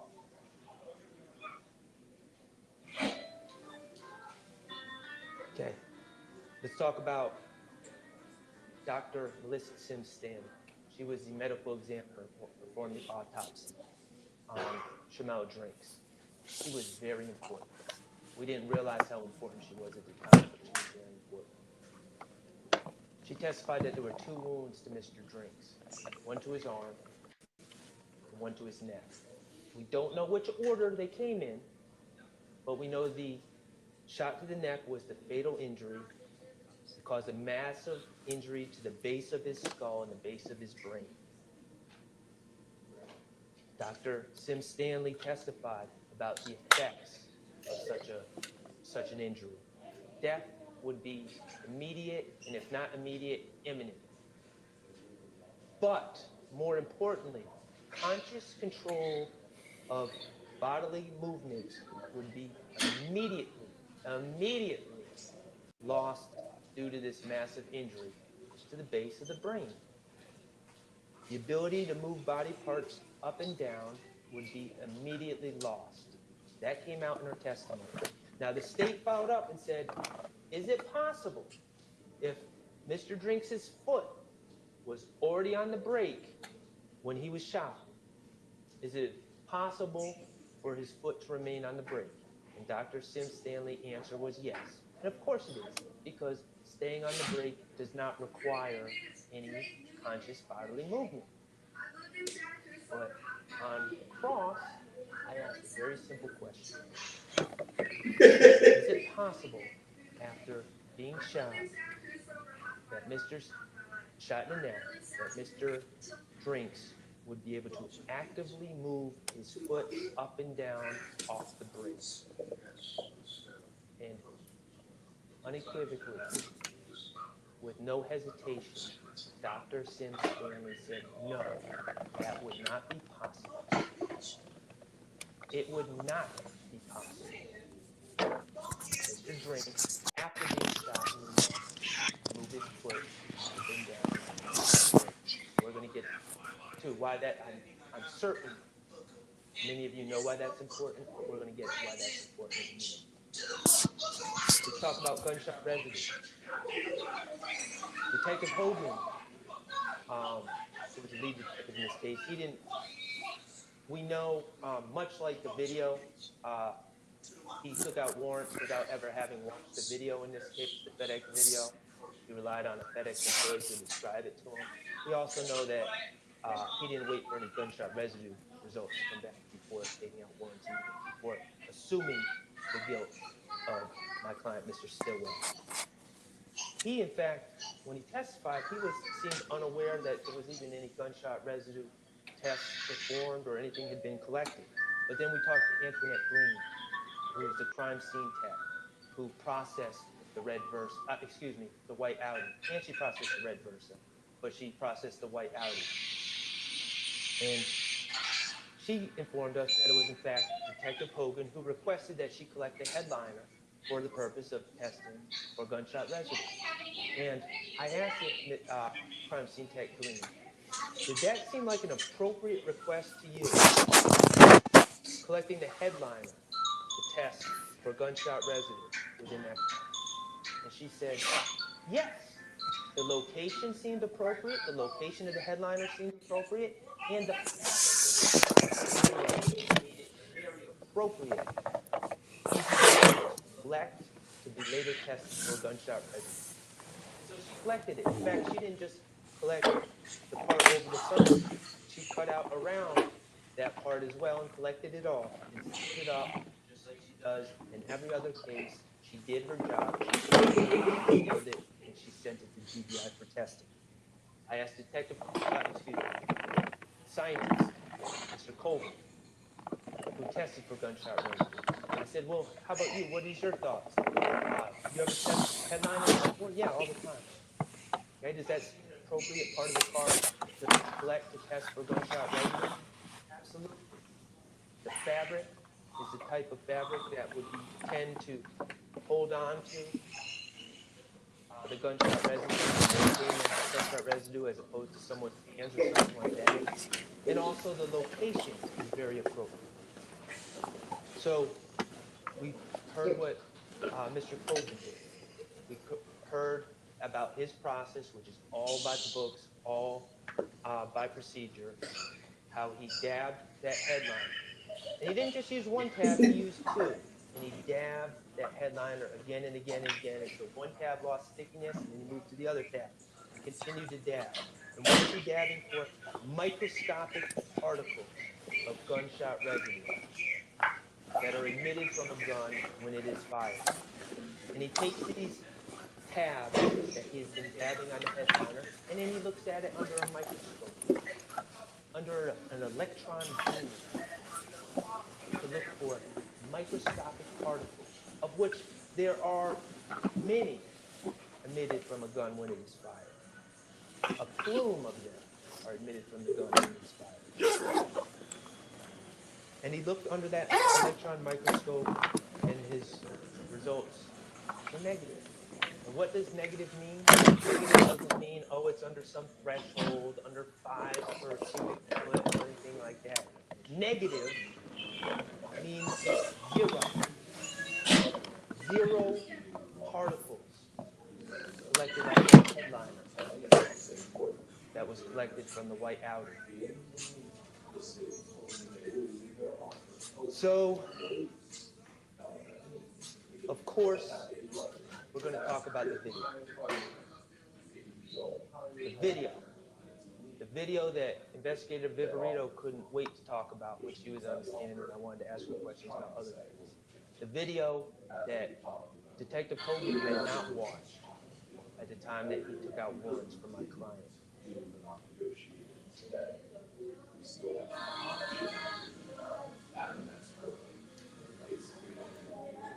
Mr. Kokomo, could you pull up the video?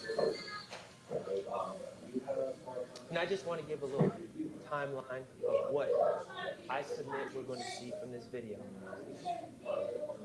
We're going to see 3 cars in a line.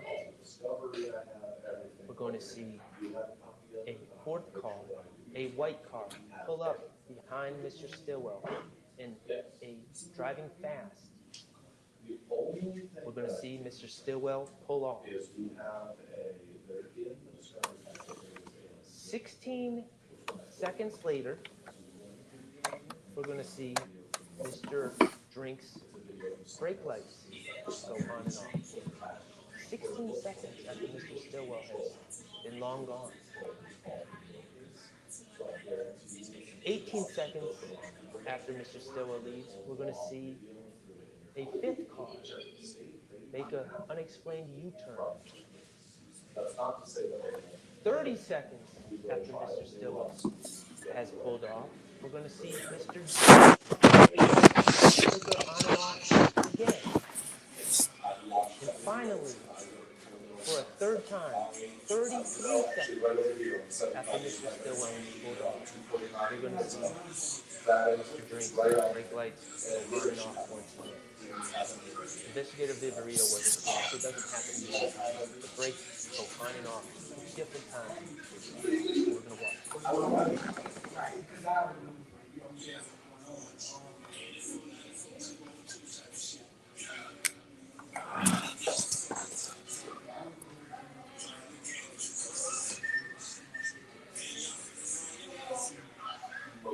So for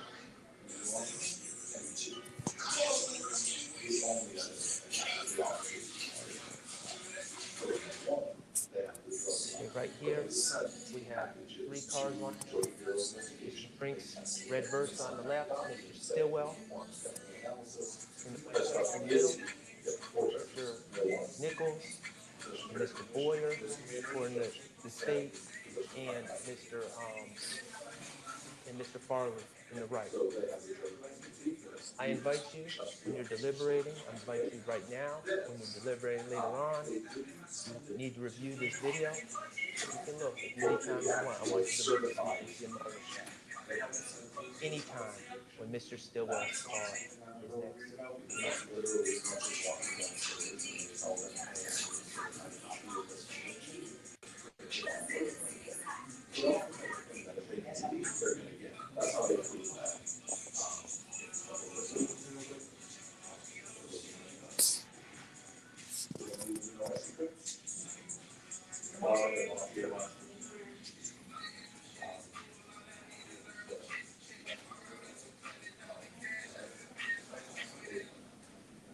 we see a 4th car speed up behind Mr. Stillwell. And Mr. Stillwell leaves. What's going through Mr. Stillwell's mind right now?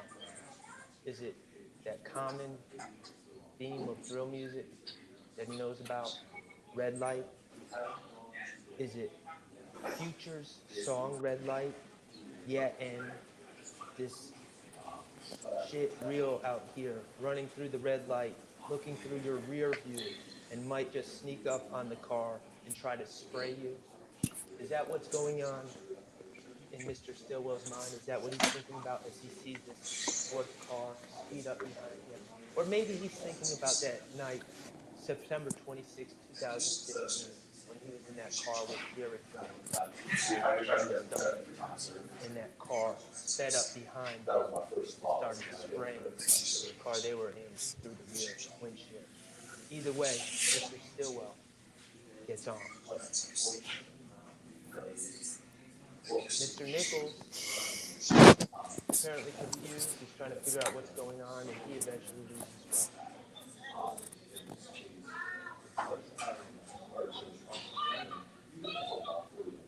That fourth car, not Mr. Stillwell's car, that fourth car that has never been identified, has never been tested for gunshot residue, is now next to Mr. Prince. And there's a fifth car driving up the street, driving up Windsor Street. Let's see what happens. Stop. Back it up.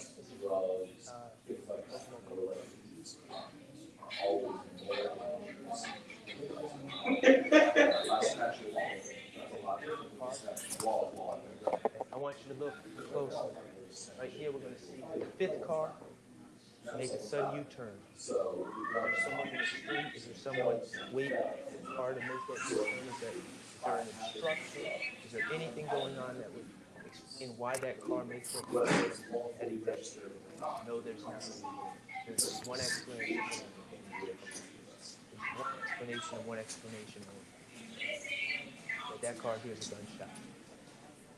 And while that car makes a U-turn, I want you to look at the brake light. On and off. That means he's not dead. He's not been shot in the neck yet. That's science. That's from Dr. Sim Stanley herself. What could be happening, I submit to you, because we don't know the order of the wounds. What could be happening, what makes the most sense, at this exact moment, that car that's next to Mr. Drinks fires a shot into the car. Remember, there's 2 wounds to Mr. Drinks, but there's really 3 shots. Because one projectile ends up going into his arm, and it's on the seat, and it's collected by Miss Green, CST Green. Another projectile ends up, sadly, in his body, and is collected by the ME. A third projectile goes through Mr. Drinks' car.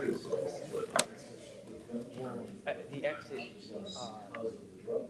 where the bullet exited Mr. Drinks' driver's side front door. So there's at least 3 shots that are fired into Mr. Drinks' car. I submit to you, at this exact moment, the first shot is being fired, that car hears it, is making a U-turn, and Mr. Drinks is trying to react, perhaps going up and down off the brake, trying to figure out what's going on, perhaps trying to, in his car, trying to figure out what's going on, as he's certainly not anticipating or expecting to be shot at that exact moment. This number, that's not my office phone number, that makes no sense. You should never take care of that. Absolutely.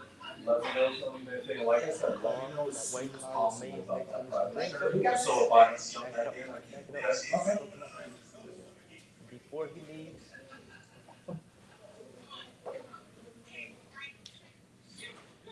you see a slight flicker of the brake light right there. And then if we play it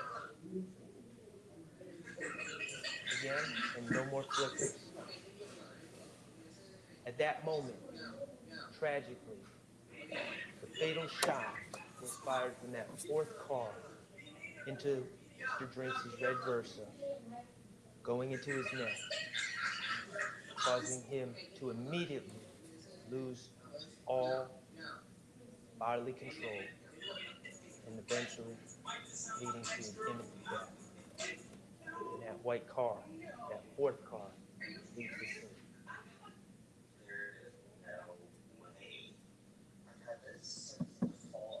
That last brake light flicker was 34 seconds after Mr. Stillwell had already left.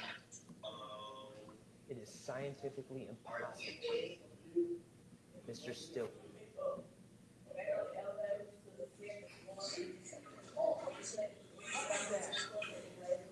With the gunshot that proves that a gun was not fired in the car. Couple that with Mr. Stillwell's behavior, him not distancing himself from the car, but extending his rental. Couple that with the call that we heard on the wiretap of him and Mr. Garland speaking candidly, talking about how the police are just making an assumption that they know they did nothing to Mr. Drinks. This case is clear. Mr. Stillwell, as convenient as it is, as inconvenient as it is for the state to admit it, can't kill Mr. Drinks.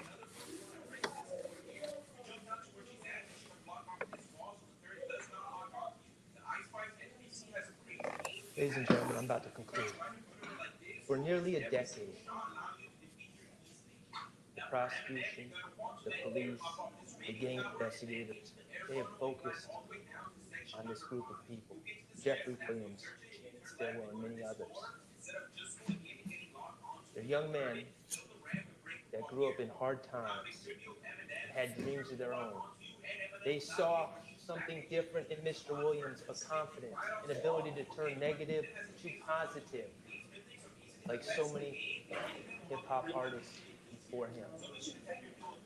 They were attracted to Mr. Williams. They identified with him, but they also saw opportunity to chase their own dreams, to get in a studio, to make connections, to hopefully make it big. And it worked out for some of them. Wooly Lee is now a signed artist. He's not alone.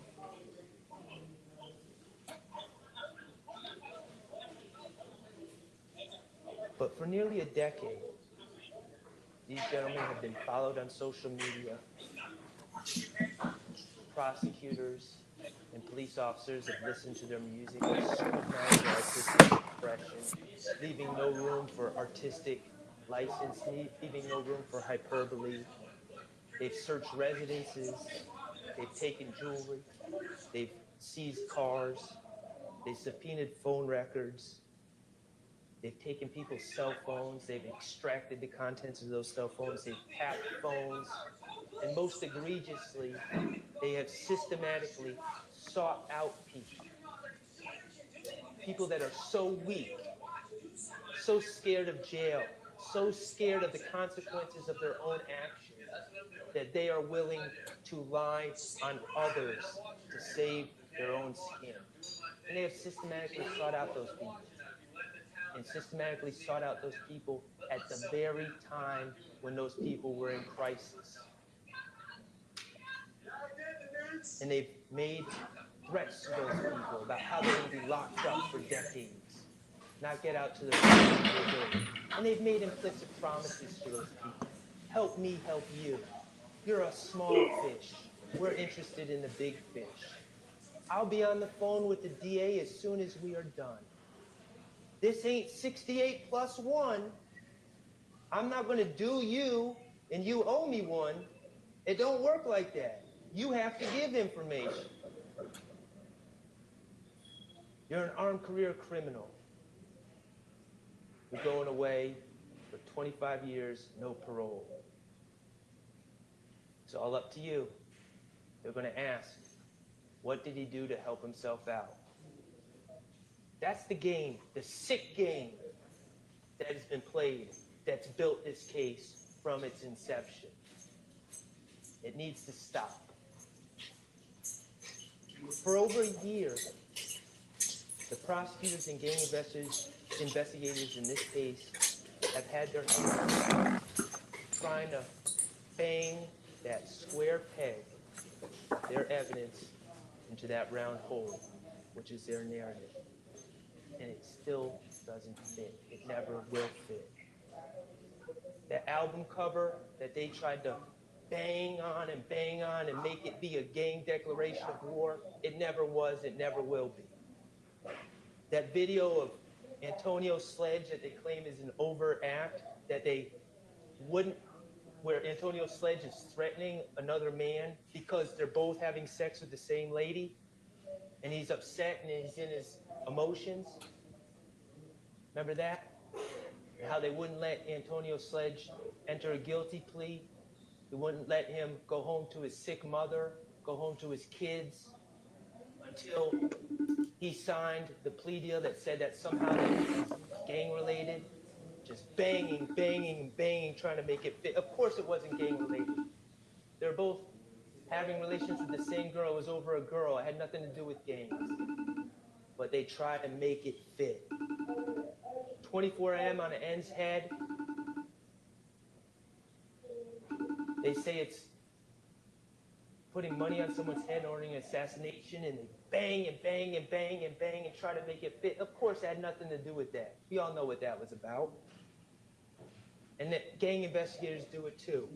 No rules, no initiation, no jumping in, nothing that is synonymous with gangs as we know it, letting whomever wants to be part of the group in on their own terms, out on their own terms. Worldwide, people identifying with YSL, and they bang and try to make it something it's not, and label it a hybrid gang. Think about the FedEx video. How many different versions did we hear? How many different hypotheticals from the state? Oh, no muzzle flash, must have been shot inside the car. Oh, well, no GSR, must be shot from outside the car. Oh, well, the windows were just tinted, can't roll down the window, must have opened the door. Oh, no GSR, must have been cleaned. Oh, no evidence of it being cleaned, it must have been vacuumed.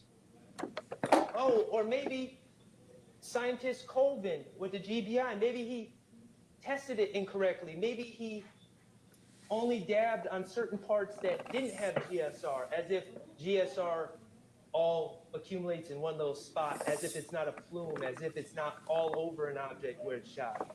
These are all their theories that they try to use. Oh, the GSR must have fallen off in the bag, the sealed bag that was sealed and protected from the elements, just like every other piece of evidence they use in prosecutions of other cases. Just throwing stuff out there. Just continuing to try to bang. Just make it fit. Make it look good. It's never going to fit because it's not the truth. They don't have an explanation of why that car did a U-turn. There's only one logical explanation. They don't have an explanation for the negative GSR test. They don't have an explanation of why their own witness, a doctor, the ME, said that upon that shot, all bodily control would be lost, and we see the brake light go on and off 3 times after Shannon Stillwell's gone. They don't have explanations, but they just want to bang, and try so hard to make it fit. I've had enough of the hammering. I've had enough of the square peg. I've had enough of their narrative and their theory. It's been a year. It's time to put the hammer down. Let's follow the evidence and not the state's narrative. If we follow the real evidence in this case, not what they're trying to sell you, you will come to the conclusion that the state has not proven count 1, conspiracy to violate the RICO Act beyond a reasonable doubt, and you will return the only just verdict in that case and find Mr. Stillwell not guilty. If we follow the evidence and not the narrative about count 2, Donovan Thomas, you will find that the testimony, the uncorroborated testimony of admitted liar Kenneth Copeland and admitted liar Quindarius Zachary is woefully insufficient. That there's reasonable doubt all over the place, and you will find Mr. Stillwell not guilty, count 2. If we follow the evidence, you will find that not only has the state not proven that that Shannon Stillwell shot Shamel Drinks, not only have they not proven that beyond a reasonable doubt, but it's crystal clear that Mr. Stillwell did not commit that crime. And the only just verdict for counts 49 to 54 will be not guilty. Ladies and gentlemen, I appreciate your time.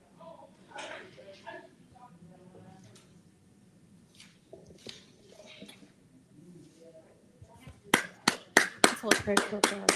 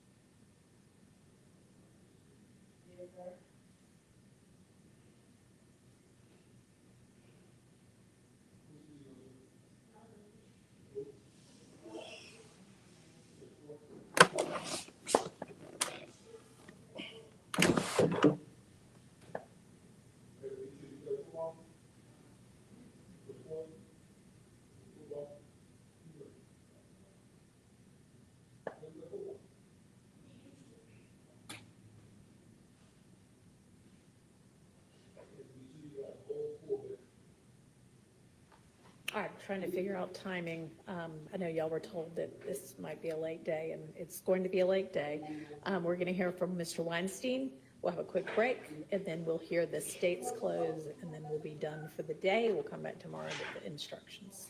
All right, go ahead, Mr. Weinstein.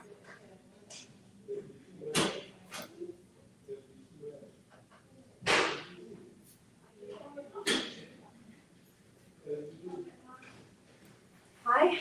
Hey, what's up? What's going on with you? Okay. Can't wait till this is over. It's been a journey. Everything's okay? It is. Okay. I hope so. Okay. Why are you not here? Because I came in late and yeah, I'm just, I can see everything. Okay, I'm watching everything. I'm seeing everything. Okay. I used to be inside, that's all. I know. Everyone is.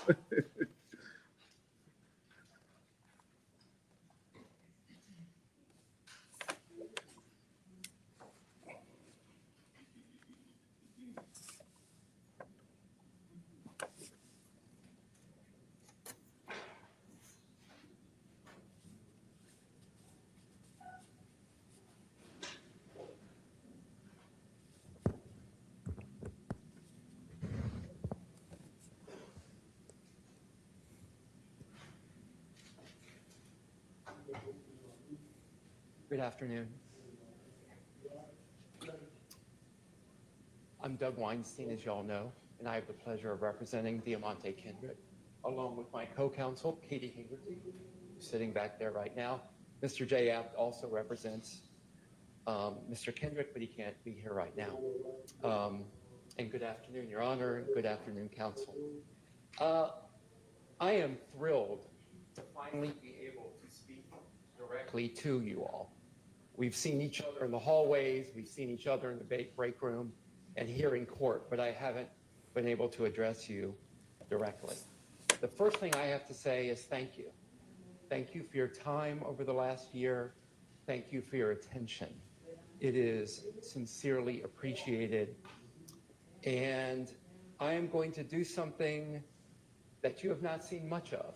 I am going to try to move at a brisk and deliberate pace and not take up any more of your time than I need to, because I think we have already taxed that enough at this point. I know that your time is valuable. I know you want to be able to spend the holidays with your family. I would also like Mr. Kendrick to be able to spend the holidays with his family without the weight of this trial hanging over him. So let's get a move on. You have heard a bit about Diamante Kendrick over the course of this trial. So I'm going to just talk about him for a few minutes. As you heard, Diamante, first of all, he originates from Miami. He came from Miami, he moved here, but he was a football star at Grady. And he had a scholarship to UGA to play football. That's a path out that a lot of people take. That is a path up. For a lot of folks in Diamante's situation, the path out is football, either as a career or as a scholarship opportunity to get a college education, to make a better life for yourself. And then another alternative is often music. And while he had that chance to go to UGA, it got derailed. And it got derailed through something that was at no point Mr. Kendrick's responsibility, but it got derailed. So he had to look for something else. And what did he look for? He looked for music. He turned to music because he didn't want to live in that life anymore. He wanted to move beyond it. But yeah, he made some mistakes back then. He made some mistakes back in 2015. And he has paid his price for that. He has paid his dues that he owes society for that. And since that time, he has done nothing but turn to his art, turn to his music, writing lyric after lyric after lyric, laying down tracks. But instead of allowing him to move on with his life, he has become sucked up in this targeting of Jeffrey Williams and has become collateral damage. And these attacks and use of his lyrics against him, the use of the lyrics against Jeffrey Williams is frankly shameful. It's an attack on the First Amendment. And there's been so many rights, so many notions that I think we hold dear as a nation that the state has simply swept away. So why has the state taken a year of your life away from the work that you enjoy, the family that you love, your travel, your vacations, your children, grandchildren, parents? Why have you done that? What has been the point? The state told That you wasn't in me. their I heard somebody call it out. there was a point. And the point was that Jeffrey Williams was the head of a wolf pack. That is what they told you. But I don't think anyone sitting in here has seen that. You'll make that decision, not me. But I don't think anyone has seen that. What have they proven about Jeffrey Williams? They have proven that he was a man that through incredible hard work, dedication, and talent came up out of Cleveland Avenue. And instead of forgetting everyone back there, instead of leaving them behind, he tried to reach out to those people that were friends of his that he came up with and say, you don't have to live this life. You can come with me.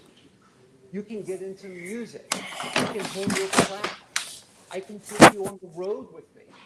I can take you out of this. And some people took advantage of that and pulled themselves out, took advantage of Jeffrey's help. Some people tried to do that and failed, and Jeffrey Williams sent them back home. They didn't succeed. And Mr. Kendrick took a hold of that. And Mr. Kendrick took advantage of that opportunity that Jeffrey helped him. But instead, law enforcement put a target on Jeffrey Williams' back. Because God forbid anybody pull themselves out of that. Because what does society want to do? Drag them back again. Never let them leave their past behind. God forbid someone leave that behind and pull themselves up on their bootstraps. That's a phone. That's what we tell And ourselves. this is a tablet. If you work hard enough, you A can battery pull to keep my yourself phone out. charged. Let's see what you guys say. No. So I would This is a argue battery. See? that we have not Dennis. wasted your time here for a year. I'm going to argue that the state hasn't wasted your time, that this court hasn't wasted No, it's your no time, outlets over here. and that we can salvage something out of this year that we have taken from you. And that is to send a message.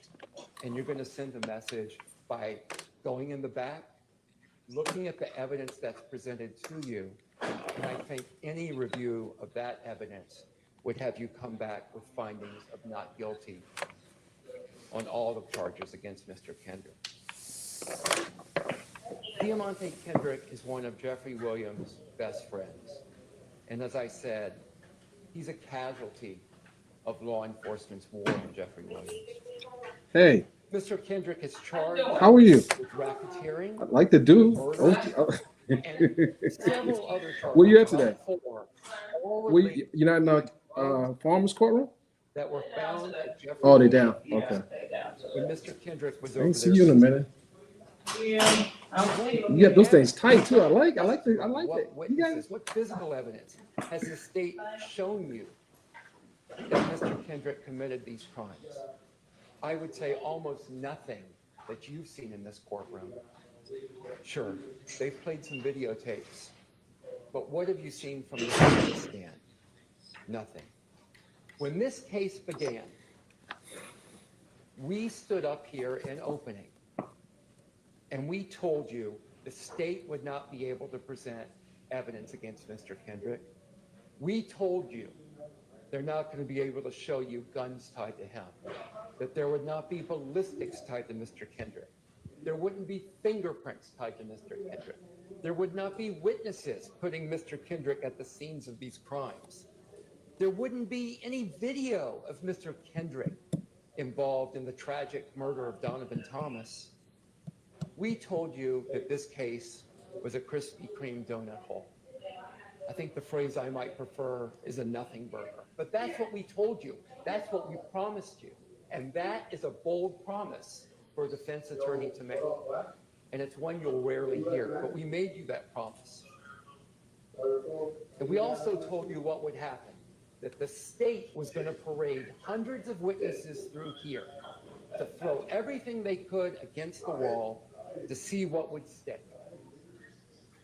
And frankly, I would submit that nothing has stuck, that we have kept our promises to you. What did the state promise you? Again, a wolf pack with a ruthless wolf pack leader, with a ruthless wolf pack leader that is here. And instead, you saw that man that wouldn't leave his friends behind. As the state has told you, as Mr. Sharp told you, the state has to prove these charges beyond a reasonable doubt. And they have to prove every element of these charges beyond a reasonable doubt. So let's just talk about reasonable doubt for a moment.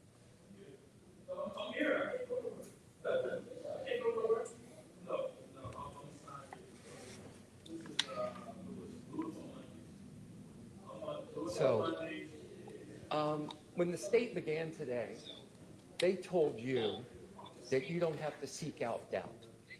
They don't want you to think about doubt. But the standard is they have to prove their case to you by guilt beyond a reasonable doubt. They have to prove their state to you by guilt beyond a reasonable doubt for each of the charges, for each of the elements. It can't be down here as highly unlikely. It is a very high standard. Possibly guilty, probably guilty, doesn't do it. It has to be guilt beyond a reasonable doubt. The court is going to charge you. They're going to tell you, for example, that grave suspicion is not sufficient. And let me read you the charge you're going to hear. Facts and circumstances that merely place upon the defendant a grave suspicion of the crime charged, or that merely raises a speculation or conjecture of the defendant's guilt, are not sufficient to authorize a conviction of the defendant.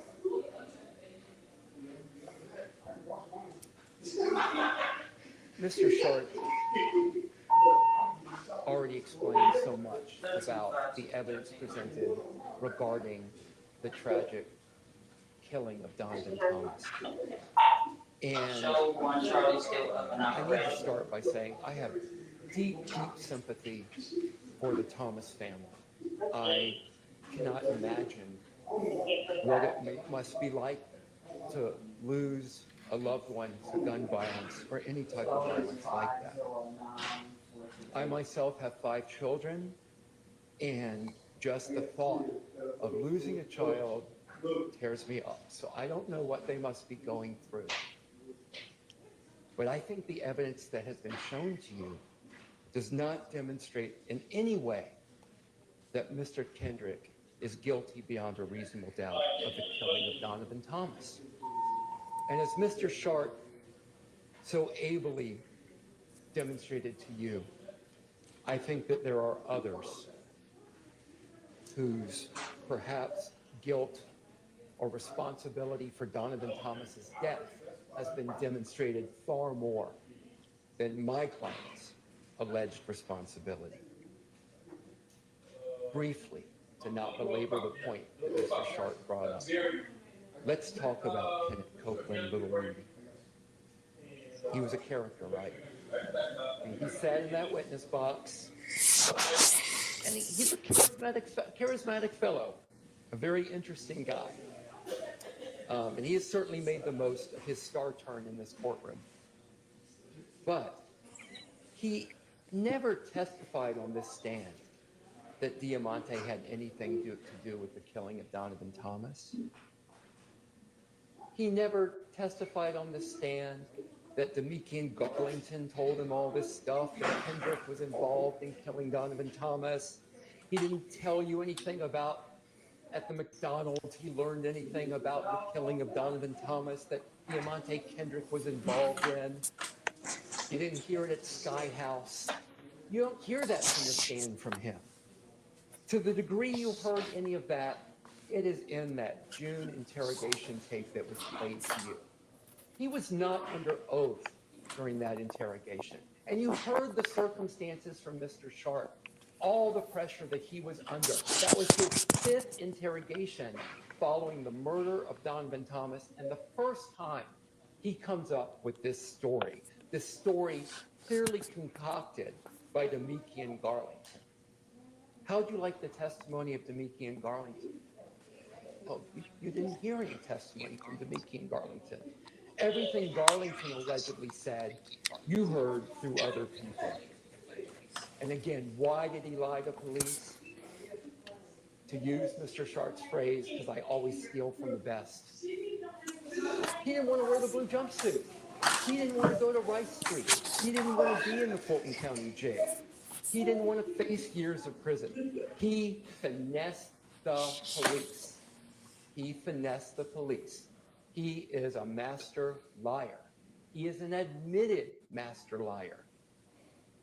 And he has methodologies he uses to lie and try to make it convincing. And he explained all of that to you. Again, why doesn't he want to go to Rice Street? Well, he told you what jail was like. On my cross, he explained what jail was like. When he most recently spent time in jail, he had a broken toilet full of feces. There were flies everywhere. He had no food to eat. He had to put his shirt over his face to act as a mask to try to keep the smell down. What rational person wouldn't do everything they can to avoid that? And of course, now's the next question. How do you know when to ever believe Kenneth Copeland? And I don't have a great answer for you on that. I can tell you what he said on the stand during my cross. He said, hand to God, I am telling the truth now. I have God in my heart. I have God in my head.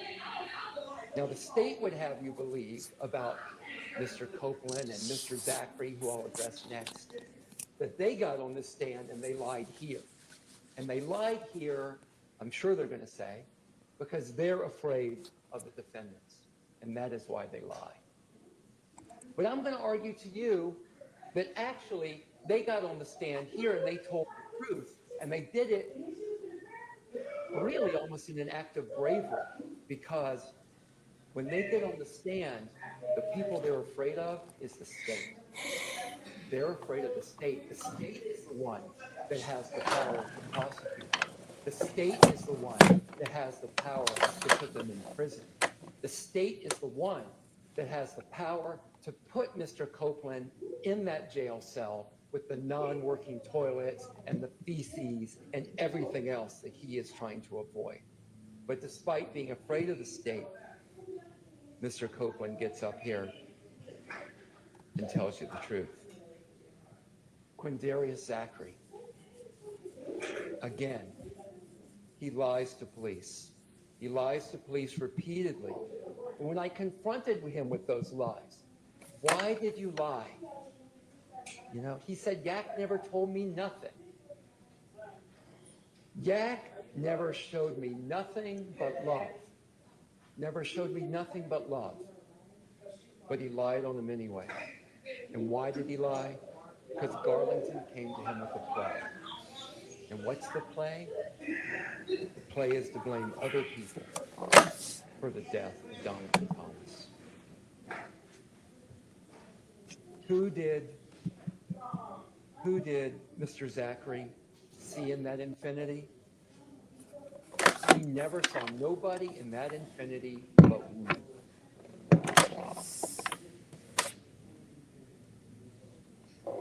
The Texaco. Oh my gosh, there's the smoking gun. There's the smoking gun that shows that my client murdered Donovan Thomas. He's on video at a Texaco station a block away before the murder. Heaven forbid. He pulls up in that Texaco in a Pontiac. He leaves the Pontiac. He goes, you've seen this video 1,000 times, or maybe not that many, but it must feel like it. He leaves the Pontiac to go into the Texaco, and he buys some junk food in the Texaco, goes back into the Pontiac. He sits in the Pontiac, he talks to another car that pulls up, he gets back in the Pontiac, and he leaves in the Pontiac. Go in the back, watch the video 1,001st time. You're never going to see him get in an infinity. You're never going to see it. How does he get in the infinity? Was there a witness that got up here and put him in the infinity? No. Do they have video from the surrounding area that shows him transferring into the infinity? No. I mean, presumably, he teleports into the infinity. I have no idea what their theory is going to be when they argue to you, but I'm going to be fascinated to hear it, because there's been no testimony about him in an infinity. How do we know it's an infinity in a drive-by? Well, the state is pretty sure it's an infinity. The state put on, this is one of my favorite experts of all of the state's experts, they put on an infinity identification expert who has worked with, infinity for years. And he can tell in any kind of grainy video that that car is an infinity. That's an amazing expert, but I'll take his testimony. That's fine. I think he's right. I think it's an infinity. And Mr. Kendrick is not in an infinity. And it's pretty hard to do a drive-by shooting if you are not in the car that did the drive-by. It is absurd. So again, there's no eyewitness testimony of Mr. Kendrick involved in the shooting. No weapons tying Mr. Kendrick to it. No ballistics, no fingerprints, no gunpowder residue, no DNA, nothing. Nothing that you would expect to see. Now, the state has told you, well, you can look at circumstantial evidence. This is true. You can. And the state put up a dollar bill with some puzzle pieces missing. So, well, you can kind of infer that that's a dollar bill. And that's true. But don't go try to spin that dollar bill in, because that dollar bill will not spin. And this evidence is not sufficient to convict beyond a reasonable doubt. Where's the cell phone data? Oh my gosh. You poor folks, you had to spend days listening to experts come in here and talk to you about cell phone location data. Where was Mr. Kendrick's cell phone location data putting him there? They didn't show you any. Who killed Donovan Thomas?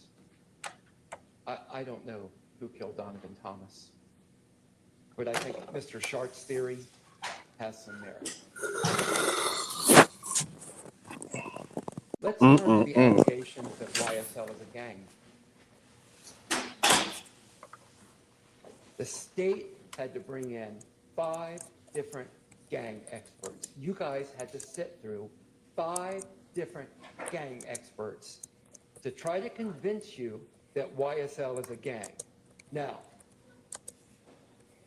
they gave you the definition of a traditional gang, and these gang experts, who, as Mr. Sharp pointed out, all sit there and train each other in this insular little unit.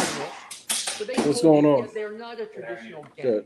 They don't meet the definition. Is it packed of a inside? traditional gang. Is it But packed in the lo and courtroom? behold, we have another category of gang. The Hybrid gang. I know. Is there any seats open? Fascinating. Me- Let's talk about hybrid gang. What's a I hybrid? just left, so maybe you can. So you left? Yeah. So Whatever we say it is, at any Okay. given point in time, to Okay. fit our narrative. That's what a hybrid gang is. I use the term nose of wax. They can twist it any way they want to fit the group of people they want. And say, what they're outlet a you're hybrid with? gang. AJC? AJC, yeah. Yeah, I think I met you. You're shooting. Throw all You're kinds shooter. of people Yeah, I met you. together and say, well, you don't meet That the is fine. definition of a gang. I was shooting but up because until a point. we are gang experts that train each other, we have decided you are a hybrid. I look forward to seeing your shots. Yeah, thank you, sir. They're on the AP. Well, I sent them to the AP. Okay, so they're on the wire. Hybrid gang. Okay. So a hybrid gang apparently is one where, according to their experts, Bloods and Crips can live together in peace and harmony with each other. So accomplish anyone in here that has any basic understanding of the way that gangs work. You've had the state's own witnesses come here on the stand and talk about how ridiculous it is that you can say YSL is a gang when you can have Blood and Crips, Independents, and all of these people be members of this alleged gang. As Mr. Shart talked about, there's none of the traditional gang elements. There's no beating in. Anybody can call themselves a member of YSL. You know, someone, I guess, alleged there might be a $25 dues fee, something ridiculous to that effect. But there's nothing that shows them together as a gang. Oh, well, wait, they are a gang because look at these people wearing green clothing. That must mean they're a gang. You guys are mostly in blue and black. You associate with each other here today. Are you guys a gang? The state is all in red today. Are they a gang because they're all dressed in red? Poor Miss Hingerty happened to come in red today. I guess she's a member of the gang as well. It is absurd.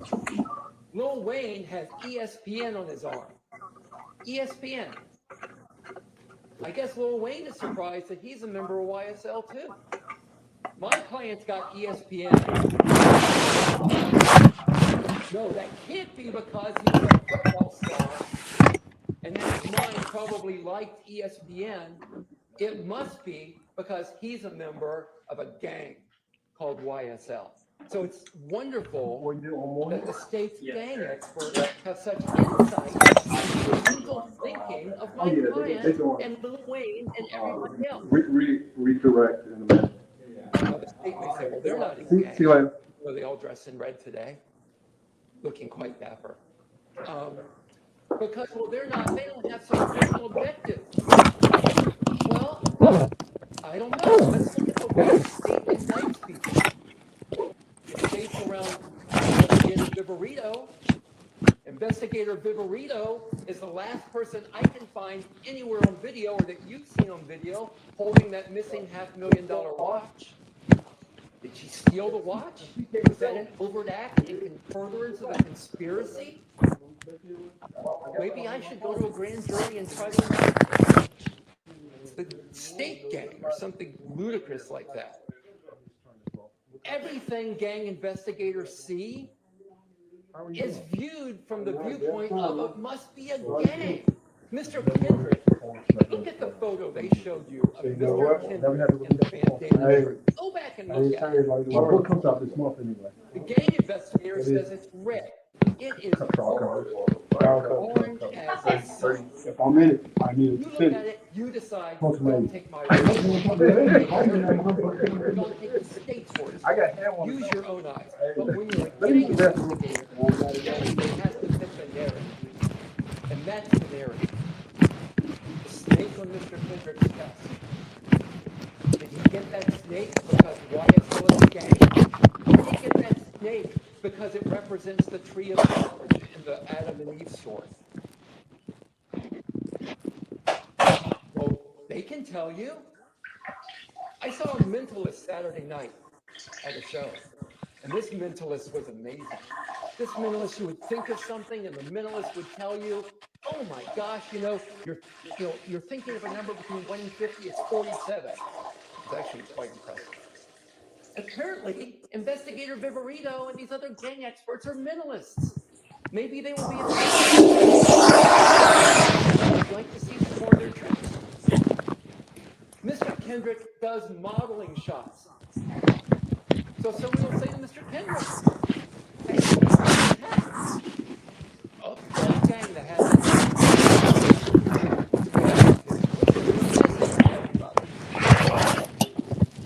There's a photo taken outside at the time of a video shoot for music. Oh my gosh. Oh my gosh. Look at that gang activity. There's photos of Mr. Kendrick wearing clothes that say Slack outside of a recording studio. More gang activity. More people trying to pull themselves out, get into music, exercise their First Amendment rights. More gang activity. It's just exhausting, folks. All right. The racketeering charge. Racketeering is very complicated, as you all know. And the state explained racketeering to you. So I'm not going to go into all of the details of what it takes for you guys to find racketeering. Although I do want to repeat, you have to find each of those elements beyond a reasonable doubt, and you're not going to be able to do that with Mr. Kendrick. So I only want to focus on a few parts. Just bear with me. It's late in the day. Late in the day. Just give me a little more time. A few parts of the racketeering charge. First of all, the state has not shown a conspiracy beyond a reasonable doubt. What is a conspiracy? It is an understanding to accomplish or pursue a common criminal objective. Criminal. There's been no common criminal objective shown. What has been shown to you and what was shown to you even earlier today? A series of independent, disparate acts over and over again. All kinds of different people committing criminal acts. I'm not going to argue to you that criminal acts were not committed, but they have not shown any relationship between these acts. They have not shown you anything that's shown it was done for a common criminal objective. That was not demonstrated. Again, as Mr. Shark said, when Mr. Stevens was here, Tick, and Mr. Stevens was talking about selling pot, he did that for his own benefit. He's not paying up the ladder. And by the way, there is no ladder. Investigator Viverito told you because this is a hybrid gang, there's no structure to it. So I don't know how Mr. Tick is supposed to, Mr. Stevens is supposed to spread the money around. But it doesn't matter. They're going to say there's a common criminal objective. Nothing has been shown. Tick. I have to go on a side note on Tick, Mr. Stevens.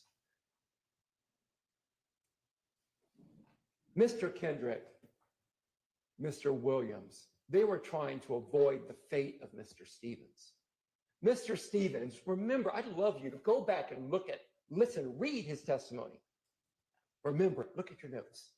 At the age of 11, society threw him away. They threw him away. They tossed him in juvie, where he learned about gangs and drugs and everything else. Threw his life away. And he's trying to get his life in order again. And he's dragged back into this. State says one of the objectives was money and power. Where's the money flowing? Where's the money? Where's the money coming in? The state had the power of the courts, their subpoena power. They could have gotten Jeffrey Williams' banking and financial records. They could have subpoenaed his accountants. They could have gotten all of that to see the money flowing. Did they do it? No. Why didn't they do it? Well, I'm going to argue to you they didn't do it because there was nothing there. If they did it, it would undercut their case about seizing Mr. Williams' assets, about seizing $8 million worth of jewelry that he earned in the music business, about seizing all of those cars, about seizing the ring off of his finger and keeping it. We don't want to see those records because we don't want evidence that he earned all of this from his music and his hard work. No efforts of money and power as part of a conspiracy deriving from this gang. The judge is going to tell you in your instructions, mere association with an enterprise is insufficient by itself to establish a conspiracy to violate the RICO Act. Mere association. And that's what you have here, mere association. A bunch of guys that grew up together, were around each other, and that some of whom were trying to make it out, and some of whom were trying to help others make it out. Mr. Kendrick was trying to make it out. Mr. Kendrick would not let himself be thrown away like happened to Mr. Stevens. So I don't believe there's a conspiracy that's been shown beyond a reasonable doubt. What else has the state not shown? Well, they've not shown a lot, but I'm just going to focus on a few. The state hasn't shown that Diamante Kendrick knowingly and willingly joined this conspiracy, and they must show that. Well, first of all, I understand their difficulty. I understand their problem. How do you show that you knowingly and willingly joined the conspiracy with a criminal purpose when one doesn't exist? So that's their first challenge. That's their first challenge. What did they do to try to show knowing and willing join? Well, he hung out with some guys that did some bad things. He allegedly is part of this YSL gang that's not a gang. And by the way, you heard testimony, Mr. Kendrick was signed to the YSL record label. So I guess he knowingly and willingly signed to the YSL record label, but that is not the same as knowingly and willingly joining a conspiracy.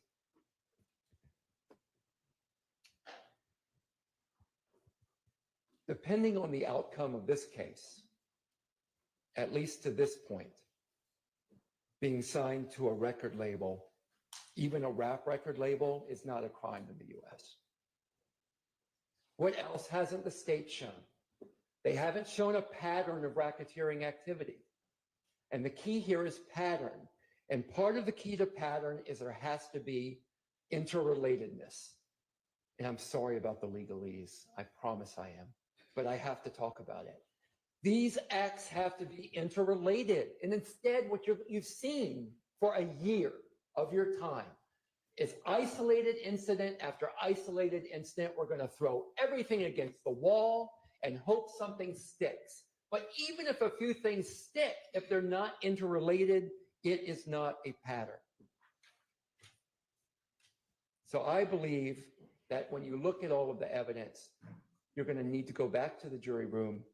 And I believe once you deliberate, you're going to find that Mr. Kendrick is not guilty beyond a reasonable doubt of conspiracy to violate RICO. The last charges are easier to discuss and we'll go faster. Every count, counts 57, 58, 61, and 63. These are the last 4 counts against Mr. Kendrick. All of those relate or based upon drugs and guns found at Jeffrey Williams' house. Not a single witness, photograph, fingerprint, lab test, DNA, everything you can imagine. Nothing shows that Mr. Kendrick possessed any of those guns and drugs. Nothing. When they arrested Mr. Kendrick that day, did they test his clothing for any type of samples that there might be drugs or? No, nothing, nothing. You didn't see any of that. Why was he arrested? Why is he arrested for drugs and guns? It's merely his presence at Jeffrey Williams' house that day. The judge is also going to tell you this, and bear with me while I read this, because it's too long to memorize.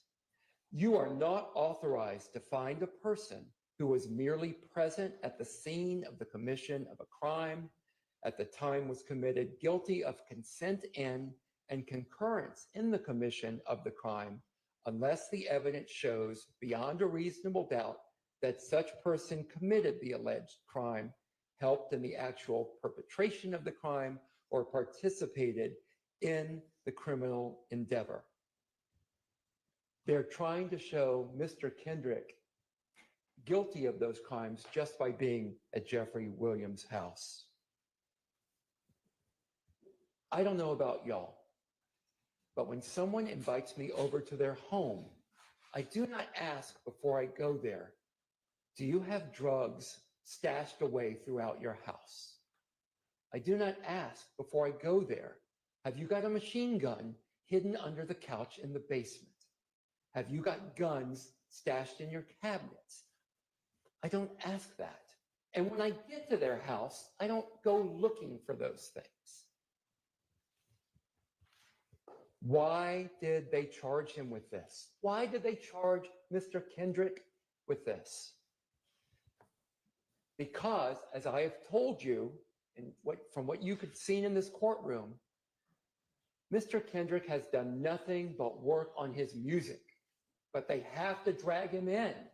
They have to suck him in to this vortex caused by their relentless, ridiculous pursuit of Jeffrey Williams. It is offensive and it is absurd. And presumably they felt they needed to do it to help out on the RICO case and to help get Jeffrey Williams. Briefly turning to each of those counts, count 57, participation in criminal street gang activity. That is purely based on his alleged possession of marijuana and a firearm. But again, no one got up here and said Mr. Kendrick possessed any of the firearms or any of the drugs at the house. Now, here's what the state is likely to say. This is what I'm anticipating.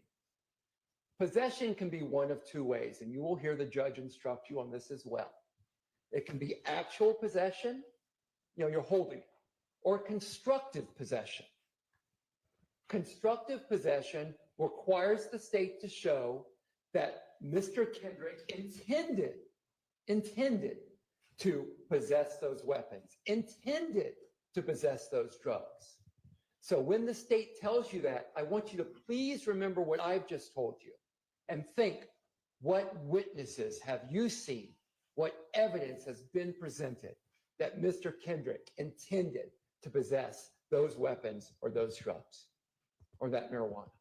Nothing. Zero. Donut hole, nothing burger.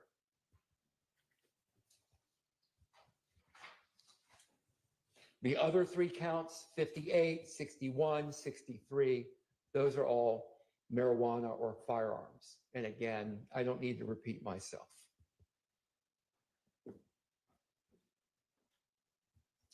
While I have had wonderful help from Ms. Hingerty and Mr. Apt on this case, for the most part, Diamante only has me up here representing him. The state has an army of prosecutors, investigators, law enforcement to assist them.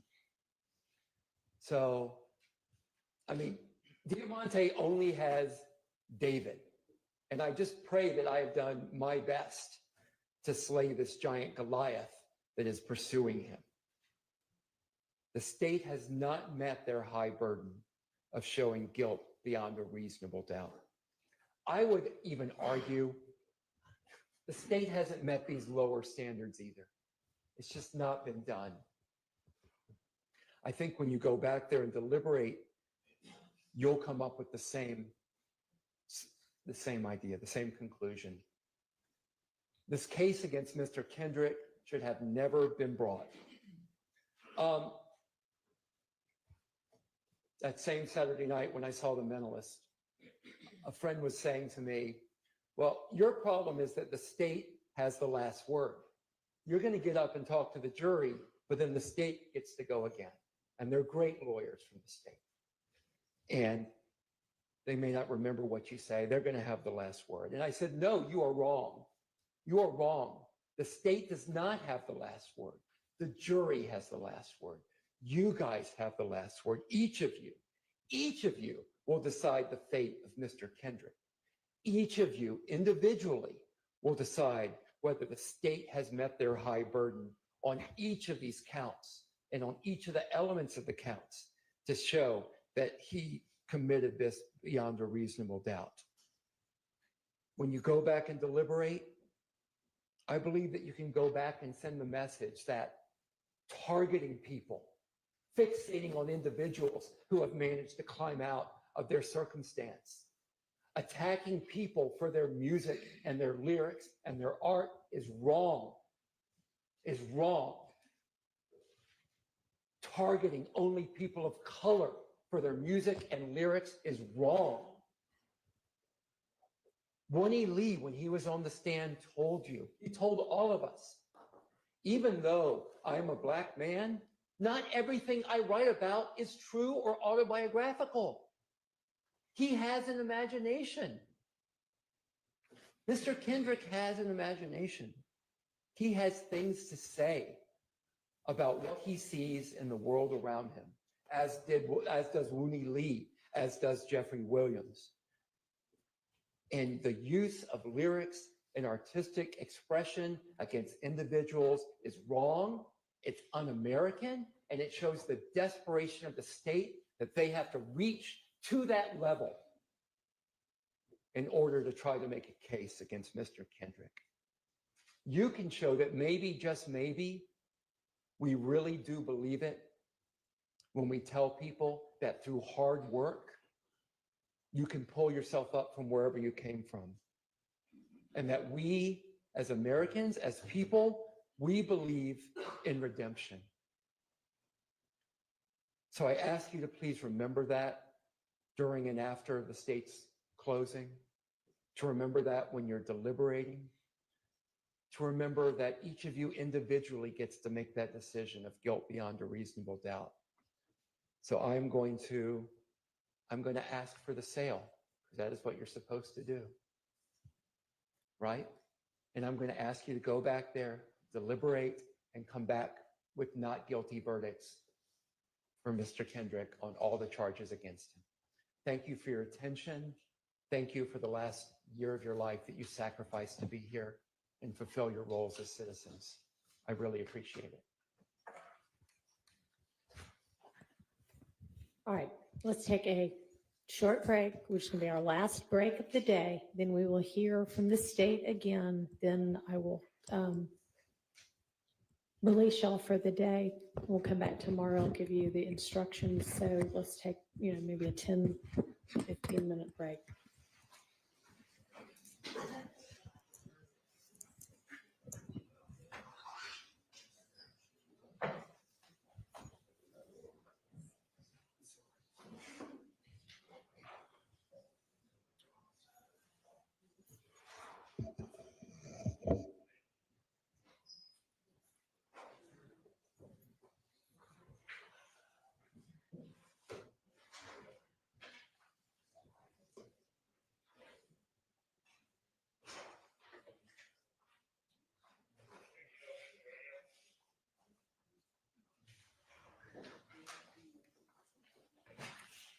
All right, it's going to be our last break for the day as well.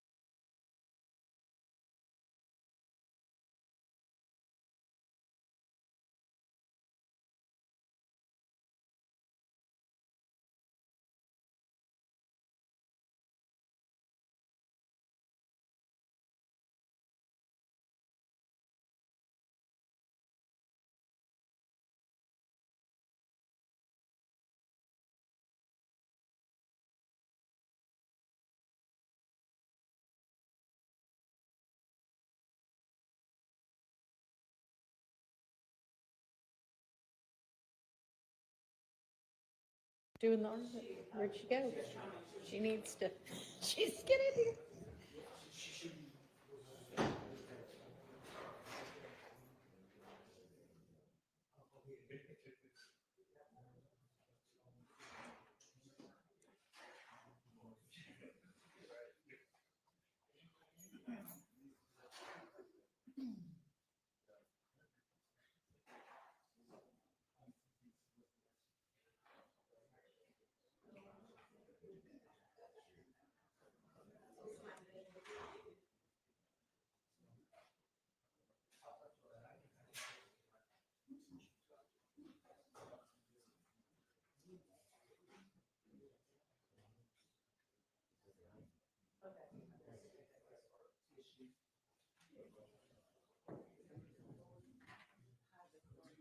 Miss Hilton, I know that you're, batting cleanup, I guess, but keep in mind, they're gonna be watching the clock. They're not used to staying until 7 or 8.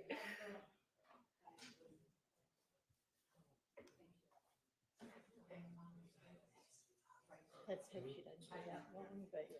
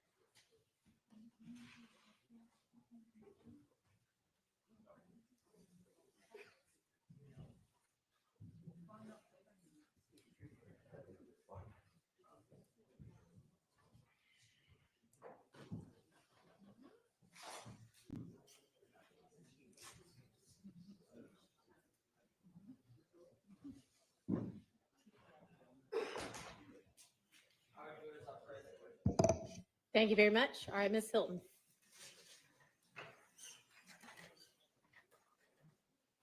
Good evening.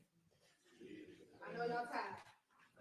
And I get the harsh responsibility of closing you out for the next couple of, for a little while. I'm gonna tell you how long. For a little while. And I just want you all to bear with me and bear with us as we speak.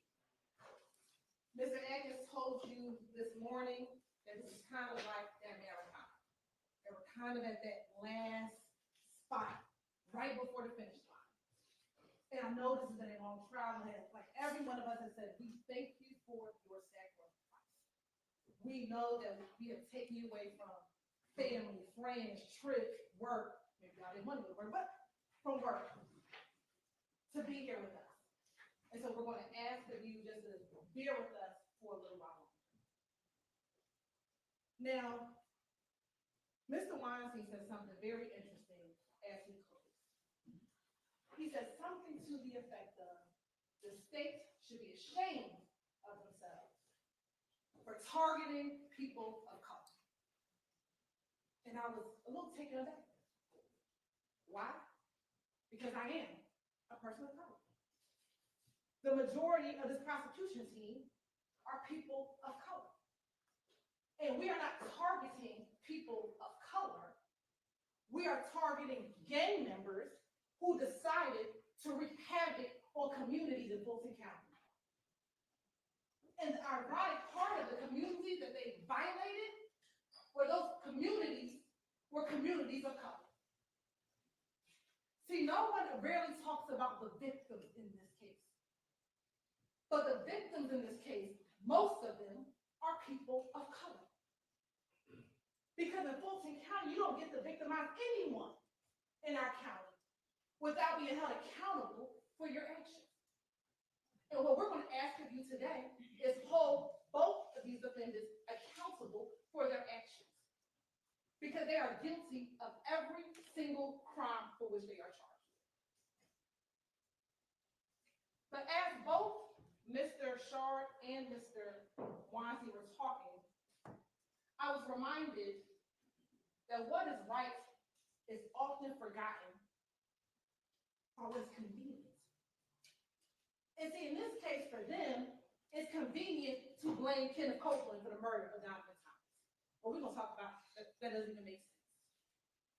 For them, it is convenient to tell you that we have not met the elements of RICO because they're just not a gang. They just get YSL tatted on them. They just get snakes tatted on them just for the fun of it. That's convenient for them, but that's not the truth. And while it may have taken some time for us to get all that evidence out here, it took a while. Some days the evidence came out good. Some days the evidence came out bad. Some days I had to take a couple of breaks. At the end of the day, the evidence shows what is clear. YSL is a gang. YSL is an enterprise. They commit criminal street gang activity. They murdered Donovan Thomas, murdered Chanel Drinks, and their kids. And then I'm also reminded of a story that a colleague told me a long time ago about someone who works as a border patrol officer. And this person worked as a border patrol officer for a number of years. And while they were working border patrol, a guy would come through the border with a red bike every day. And every day that that person would come through with a red bike, he had a basket on the front of the bike. And inside of the basket was some food. Now, every day, this guy would come through, and the border patrol officer thought something was kind of fishy, but he never found anything. He always found baskets with sand inside. This happened for a few months. Well, one day, the border patrol guy was leaving that job. He was going to a new job, and he was at a bar. And who walks into the bar? The guy with the red bike. So the border patrol guy says to him, I'm getting ready to leave my job, but I'm interested. There's something was fishy about that red bike. What were you doing with that red bike? And the guy was like, nothing, don't worry about it. Congratulations to you. The night proceeded. The border patrol guy got some more drinks in the system, said, you know what? Can you tell me about this red bike? Because something just doesn't seem right. Every time I would see the red bike, it would have sand in the basket. Tell me what was going on. Guys said, don't worry about it. Finally, it's the end of the night. Border patrol guy is really sophisticated. He said, just tell him, I'm not going to remember what happened. You're not going to get in trouble. Tell me what you were doing. And what the guy said was, you know how every day you were focused on the basket with the sand? I was smuggling in a new red bike every single day. So you were so focused on what was in the basket that you was missing what was right in front of you. And if you listen to what the defense counsel told you for the last about 3.5 hours that they argued, you're going to miss what's right in front of you. So what's sand in the basket in this case? First things first, stolen jewelry. APD, somebody stole this watch. No one stole the watch.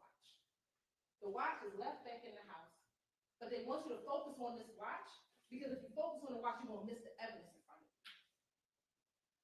Talked about no reports. Viverito, she didn't write any reports.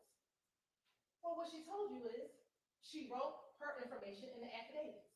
Affidavits that get sworn before a judge. Probably better than reports because a judge has to actually read that information. But if you focus on the fact that Viverito didn't write any reports, you're going to miss what's right in front of you. Mr. Weinstein talked about length of time. We talked about it. Knowledge of co-conspirators. I think at one point in time, Mr. Shard said, Mr. Minor, who stabbed Lucci, he doesn't know Mr. Kendrick or Mr. Stillwell? Maybe not. But he knows Khalif Adams, who's the one who helped set up stabbing Lucci. Khalif Adams knows those two. Well, knows Mr. Stillwell. Khalif Adams knows Garlington. And so some way, somehow, though, Mr. Stillwell knew on February 9th that Lucci got stabbed. Well, how does he know that? How is that in a text message? That wasn't broadcast to the world. So this idea that just because Mr. Myrick doesn't know him specifically does not mean that they're not guilty of the crime that was they committed. They talk about witness credibility, specifically about experts and what our experts say. But if you go back to any of our experts' testimony, Belknap, Dennis, Gaither, Underwood, the things that they talked about, there were examples of it. They talked about YSL was a hybrid gang. It was Bloods and Crips, and they kind of got together. Well, we know that's true because Martinez Arnold's a Crip. Some of them, Mr. Williams was a Blood. You saw when he talked about sex, money, murder. You see them hanging out together. You see them committing crimes together. Mr. Kendrick and Mr. Arnold in a car with guns on their way to Trestle Street. We can infer, go shoot it up. That's what they talked about when they said it's a hybrid gang. They talked about the music, and we're going to get to the music in a minute. They talked about the fact that gang members use their music in order to brag, promote what they've done in the gang. And we'll see examples of that in a moment. We talked about your duty earlier today, but again, just to be reminded, you're supposed to be a fair and impartial juror, honestly seeking the truth. You are not to seek doubt. So when you go in the back, you're supposed to say to yourself, what happened on January 10th?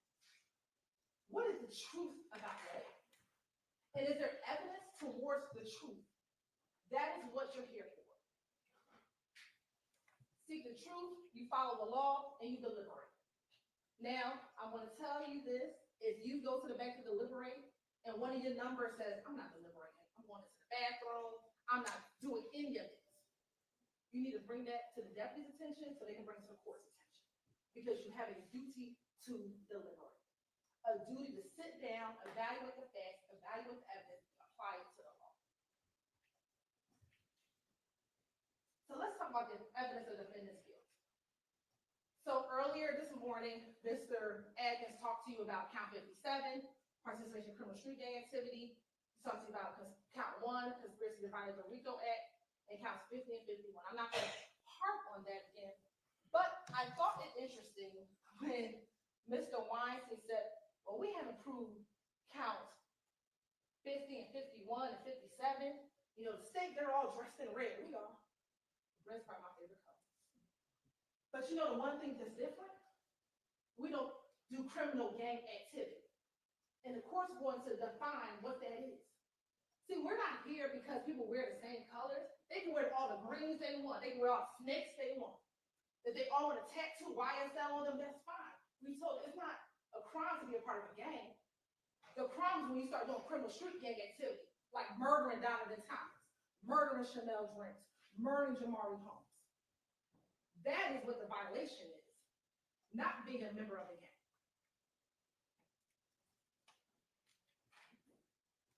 So you'll see, and we said it again, that on the left-hand side were the charges for Mr. Kendrick, on the right-hand side were the charges for Mr. Stillwell, and in the middle is what they were both charged with. So Mr. Kendrick is charged with possession of marijuana with intent to distribute. That's from May 9, 2022, when he was found running from Mr. Williams' house. Remember, the officer came and said that they both must have been out of breath and he ran from the house. And the drugs and the guns that were found inside of the house, the marijuana and the guns that were found in the house. So in order to prove this, we have to show that the defendant possessed with the intent to distribute any amount of marijuana. Marijuana includes all parts of the plant. What it does not include is the hemp products and all those other technical terms that I'm not going to try to pronounce for you tonight. We have to show that he possessed it, and it has possessed the marijuana or the firearm. We're going to talk about the firearm in a moment. Possession must be actual, constructive, sold, or joint. So we're going to tell you that it's not actual possession. No one caught him with the marijuana in hand. We're going to talk about constructive possession.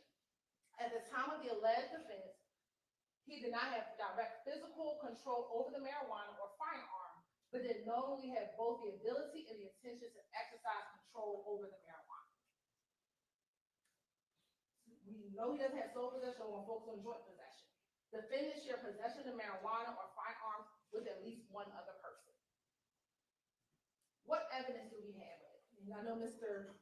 Wine said we didn't have any evidence. We do. Pictures are evidence. That's direct evidence like we talked about earlier. This is the side of the home of Mr. Williams. That's the money counter that was sitting next to the Tupperware bowl full with the marijuana. That's the Tupperware bowl full with the marijuana. That's the more marijuana that was in that cabinet in that same kitchen, right across from where the Tupperware bowl of the marijuana was. And those are the two guns that were found inside that area. Now, ladies and gentlemen, you heard the testimony that SWAT, when they came, did not immediately make entry into the house. It was like announced, it was loud. So I submit to you that they had the opportunity to put stuff away, to hide stuff, because they didn't just come in immediately, ladies and gentlemen. So you can take that into consideration as you deliberate. Possession of a firearm during the commission of a felony. So the state must prove that the defendant had a firearm on his person or within arm's reach while committing a crime against or involving another person. For Mr. Stillwell, it's murder. For Mr. Kendrick, is the possession of marijuana with intent to distribute. So how do we show this? On the left is Shannon Stillwell. That is Mr. Drake inside of the vehicle. We know that Mr. Drake was shot with a 40 caliber gun, possibly of a Glock, and we're going to talk about this Glock in a moment. So you can infer, although we do not have the gun, that Mr. Stillwell possessed the gun that shot and killed Mr. Drake because he's dead and because we have the bullet. You can infer that that's that circumstantial evidence. Your direct evidence is someone is deceased. You have bullets. We know those bullets come from a Glock firearm. So the only way you can infer that the shooter, Mr. Stillwell, possessed a firearm. Mr. Kendrick, again, you have the firearms inside of the house at the time when the house was raided. There were two found inside of that cabinet. There was the one that's found on this counter. Now, they're also both charged with possession of a firearm by a convicted felon. You have to show for Mr. Stillwell, he has 2 counts. And interestingly enough, I was listening, Mr. Shard never talked about count 64. So, but we're going to talk about count 64. But count 52 is that he's a convicted felon and he had a firearm when he murdered Chanel Drinks. And in count 64, which is when he was apprehended, the gun that was found in the middle of the road, that we charged him with that weapon as well. And then again with Mr. Kendrick, that there were guns and drugs at Allison Drive on May 9th. And let me also say that in the indictment, possession of a firearm by a convicted felon is going to be a lesser included of what is charged. What is charged is a different charge, but possession of a firearm by a convicted felon is a lesser charge, and the court is going to instruct you, and you can find both of them guilty so long as you believe that both of them possess a firearm and they have been previously convicted of a felony. What do you have in evidence? You have State's Exhibit 60G and State's Exhibit 30Q. Both of those are the indictments of Mr. Stillwell, which he was charged with and convicted of a felony. So that is the felony that we're saying he should not have been in violation of, or he should not have possessed the firearm. As I just discussed, because he's a convicted felon, he should have never had a firearm when he murdered Chanel Drinks. For count 64, what do we have? Remember, this is on March 17th, after they fled from the Chick-fil-A. And remember, Trooper Campbell came in and said that he found the gun in the middle of the road. You saw the dash cam video where he kind of turned around and found this gun. Then we brought in Mr. Stillwell's former girlfriend at the time, Taisha Alexander. She said that she aborted the gun. That was her gun. That gun came back to Ms. Alexander when we were able to compare the serial numbers on both the gun that was collected and the receipt from Arrowhead Pond. And further, we played these wiretap calls for you. Hello? Yeah.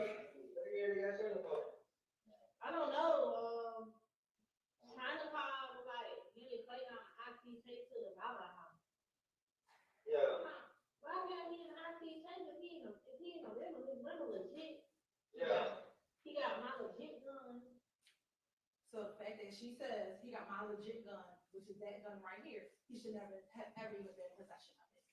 I don't know what it is. I don't know what's going on. I don't know what's going on either, because usually they'll call, like how he got my gun. Yeah. They'll call and be like, come get your gun, but they ain't even call me. So I don't know if where my gun is, I don't know what's going on. And again, this phone call was done on March 17th, the day he got arrested. The day Mr. Stillwell, got arrested. Now for Mr. Kendrick, you have in evidence Exhibit 487 BB, which is a certified copy of conviction of Mr. Kendrick. And again, because he's a convicted felon, he should not have been in constructive possession of any of these guns that are inside the home. So now, based upon what we have shown you, they are guilty of, right now, count 1, count 50, 51, 52, 54, 57, 58, 61, 63, and 64. So let's spend some time on the murders, because that is what we need to talk about.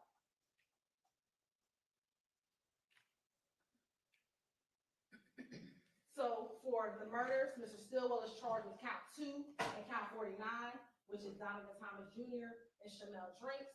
And Mr. Kendrick is charged solely with count 2, which is the death of Donovan Thomas Jr.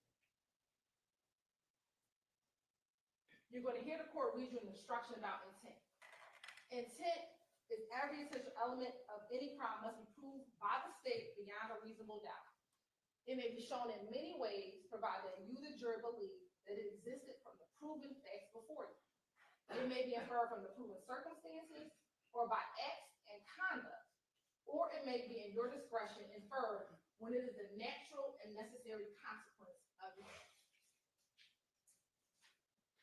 Intent does not mean an intention to violate the law or to violate a criminal statute, but it means simply the intention to commit the act that is prohibited by the statute. So what are the elements that we have to prove for murder? That Mr. Stillwell and Mr. Kendrick caused the death of another person, here, Donovan Thomas and Shamel Drake, unlawfully and with malice aforethought. What is malice? It is not necessarily ill will or hatred, rather it is the unlawful intent to kill. You may find malice when the circumstances show that the defendant acted with deliberate intention to unlawfully take the life of another person, or where there does not appear to be significant provocation and all the circumstances show an abandoned and malignant heart. You often hear about premeditation. Some of you like watching these crime shows. The state does not have to prove premeditation to prove murder. So we don't have to sit and say you planned it out and you all mapped it out and that you knew you were going to kill Donovan Thomas or Shamel Drinks right at that moment. If the killing is done with malice, it is murder, regardless of how briefly the malicious intent existed. So when Diamante Kendrick rode by the barbershop and they saw Donovan Thomas sitting outside with his friends, and I'm going to submit to you, they started calling saying, yo, Donovan's out here. Let's go do this. That's enough. Or with Shamel Drinks, when Shannon and Garlington are sitting in the car and they're backed in and they see Mr. Drinks pull in and they realize, oh snap, that's the dude from the Shell Cal post. And they see him walking up and they decide at that moment they're going to get him because they're going to get revenge, they're going to get back. That's enough right there. Doesn't have to be days planned. Within moments, that is enough. No specific length of time is required for malice to arise in the defendant's mind. It may be formed in a moment, and instantly a fatal wound may be inflicted. If malice was in the defendant's mind at the time of the act of the killing and moves the defendant to do it, that is enough for the killing to be murder. Now, motive. The law says we don't have to prove motive. You want to know why? Because oftentimes I can't get into the mind of why someone wants to murder somebody. But here, when we're going to talk about it, we have some evidence of motive. Any evidence of motive has been admitted for your use and determine the defendant's state of mind at the time of the trial. So you heard Mr. Atkins talk earlier about parties to a crime. I'm not going to go over all the principles again, but he gave you the example of the bank robbery, right? Everyone who is a part of the crime is responsible. So in this case, for Donovan Thomas, Mr. Kendrick, the driver. Mr. Kendrick, the state's belief, the state's theory, is that he alerted them about where Donovan Thomas was, because he was the one that was at the Texaco. He's the one that waited 40-something minutes for the Infinity to pull up. He's the one who got out of the Bonneville and went to the Infinity. He's just as guilty as the ones who pulled the trigger, Nard and Mrs. Jackson. He's just as responsible. And that's what parties to a crime says. Every person involved in the murder is just as responsible as the person who pulls the trigger, because you all act together.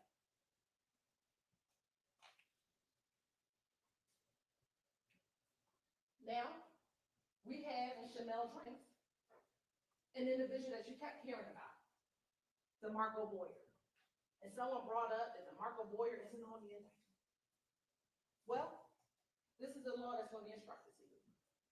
Any party to a crime who did not directly commit the crime may be prosecuted for commission of the crime upon proof that the crime was committed and that that person was a party to it, even though the person alleged to have directly committed the crime has not been prosecuted or convicted, has been convicted of a different crime or degree of crime, is not amenable to justice, or has been acquitted. Mr. Boyer's day is for another day. We're not going to talk about Mr. Boyer today. Today, we're going to talk about Mr. Stillwell and Mr. Kendrick. You can look at presence, companionship, and conduct before and after the commission of the alleged offense. And those things may be considered by you in determining whether or not the circumstances, if any, give rise to an inference or the existence of a conspiracy. So what does that mean? You can look at what they did before, what they did during, and what they did after. And for both of those murders, we're going to talk about conduct before, conduct during, and conduct after. So let's talk about Mr. Donovan Thomas Jr. You heard from his mother, you heard from his father. He's from Atlanta. He had kids. He was in a gang, but he had started to kind of try to get into the music business. And he had started doing that by, one, he had a relationship with Rich Homie Quan. Two, he had just put Lucci on, Ryan and Lucci. So he was trying to kind of turn that mark and do something different. What did you also hear about Donovan Thomas? That on the night that he was gunned down, that he was at the barbershop, getting his hair cut, his brother was there, and what were they getting ready to do? Meet with their dad to go watch the football game. I think it was the Ravens and the Patriots. Don't quote me if I'm wrong, but I think it was the Ravens and the Patriots. And that's what he was getting ready to do. Spend time with his father. You know that he has a biological brother, but he also has a brother, which Kelvin Watts, who's super close to him, that they are brothers, but not biologically, but they share a brother, so they call themselves brothers. He said he was trying to get in the music industry. That's him with Rock and Lucci. That's him with Rich Homie Quan. And so much so that after his death, Lucci had a whole album dedicated to him, Long Live Nut. And we know that Peanuts was his name. Now let's go over some timelines, because I think oftentimes we focus just on the murder, but there's some things that led up to that day that is very important for you to consider as you continue to live. So we know in September 2014, Rich Homie Quan's father's barbershop shooting. Now, Mr. Copeland, we're going to talk about Mr. Copeland, told you on the stand here that him and Threat were responsible for that. YSL members responsible for shooting up the shop of a YSL gang member. or shoot the father of his gang associate. Then, if you can recall, in all of the different interviews, majority of them, Mr. Copeland talked about this shooting at the Lakewood gambling house. He talked about it in mostly every interview when he kept on telling them about the history of him and Kelvin. And he talked about the fact that Kelvin had shot up the gambling house and shot up Doug's car. Then he talks about, in multiple interviews, a meeting at Cascade Skating Rink, in which him and Kel were there. Kel wanted Copeland to call Thug so they can maybe squash whatever issue that they had. And that when Thug, Mr. Williams, got on the phone, he asked Kelvin, "Are you gonna pay for my car window?" Kelvin said no. They got into it, and it kept on going. You heard about the January 6th fight at Club Crucial, in which Copeland was jumped at the club. And then upon leaving the club, there was a fight with Bloody J, that some YSL members jumped on Bloody J. And that Kendrick and Arnold, they were arrested when they left the club. And that's going to be important, because when we talk about phone records, while we don't have some phone records from Mr. Kendrick. Then we had the January 8th shooting at TIG Studio, where Rich Homie Quan's purple truck was shot up. There was some alluding to the fact that Copeland did that shooting. I think Quindarius Zachary may have said in his interview that Copeland did that shooting. Then there was that blood meeting the night before the murder. Now, I know that Mr. Sharp played for you the clip in which Copeland says that the blood meeting was about him, but remember, the blood meeting was also about Mr. Williams. And he said that in one of his interviews, that the blood meeting just wasn't about him, but it was about him, Copeland, and Mr. Williams.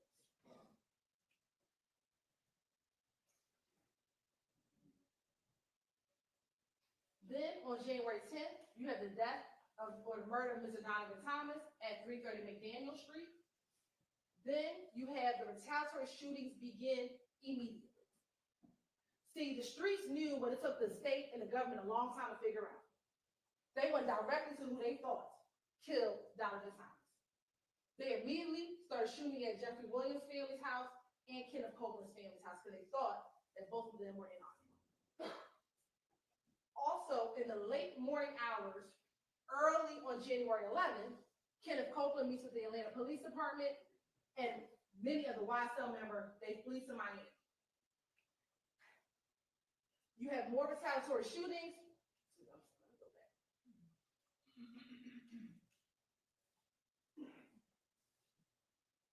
Then in between April and May of 2015, you have the incident at the Dunbar Center where Copeland is found with that gun. They don't arrest him then.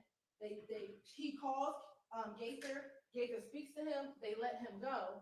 But once they did more investigation, they got the video surveillance from the Dunbar Center. They arrest him on June 10th. And then that's when he does the 9-hour interview that we'll discuss. In August of 2015 was Quindarius Zachary's interview.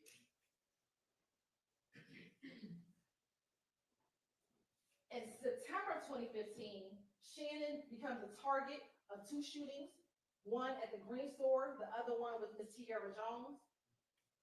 In October 2015, arrest warrants are taken out for Garlington, Copeland, Sledge, and Stillwell. In November 2015, there was a preliminary hearing. The case was dismissed against Sledge.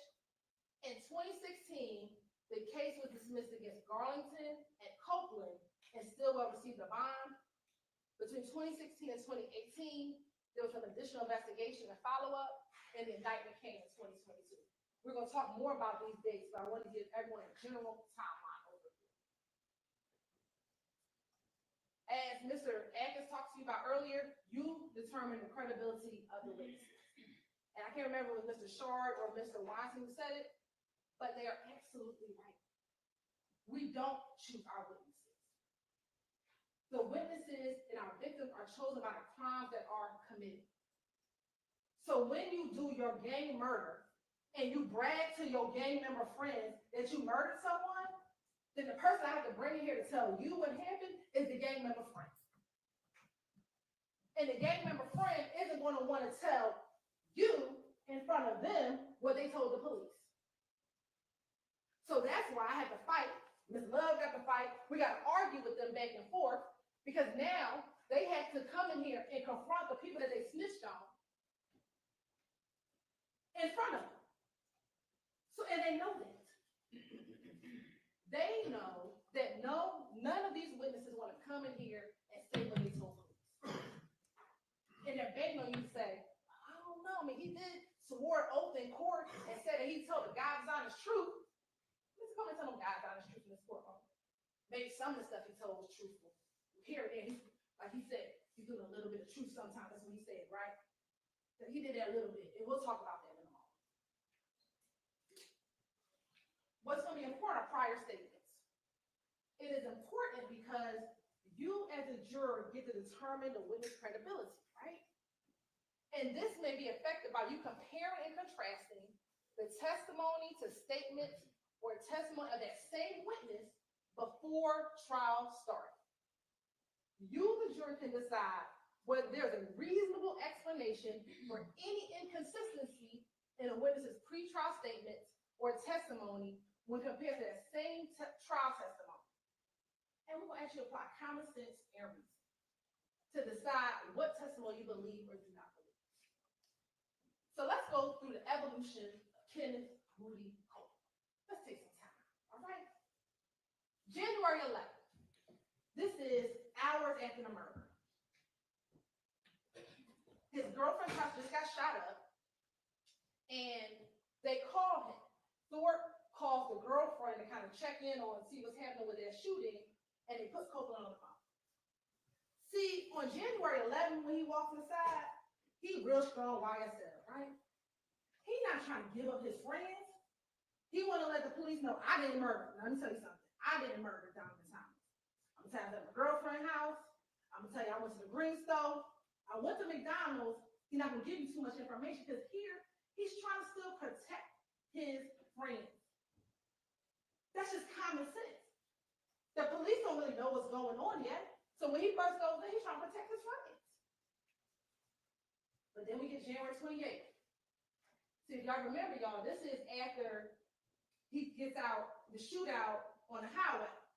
See, this after he came from the little pool party and he on his way home and they shoot at him at the highway.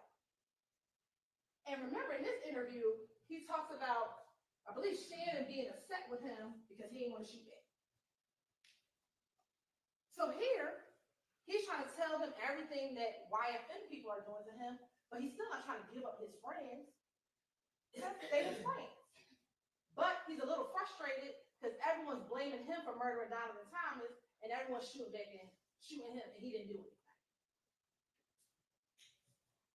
Then we get February 20th. Now this was the worst one because that's when he's trying to come out the house to take his baby to the hospital, and they come down the street shooting at him.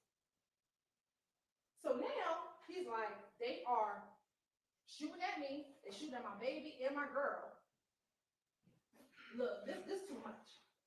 And he tells them about what happened. Again, this is the interview where he really didn't want to give up who shot at him. He knew who did it, but see that gang street code is he still didn't want to give up the person who shot at him and his baby. And that's when Kirby was like, they're not going to tell me who just shot at you with their baby. Then the next day was February 21st. They had arrested him for a violation of probation. He was upset because they arrested him on violation of probation. And Gaither talks to him, one, about the shooting that had happened the day before, and trying to get more information about the murder, trying to figure out what is going on. What is going on with this back and forth? Because by this time, and ladies and gentlemen, we're not going to go through that whole litany, what we call Operation Planner shooting, but you heard evidence of all those shootings that were happening back and forth, back and forth, back and forth. And they're trying to get a grasp of what is happening. And then we get to the 9-hour interview. So what happened between February and June? A lot. We got some back and forth shootings. Remember, Mr. Copeland went to jail for that violation of probation. He came out. He went to Henry County for a little while.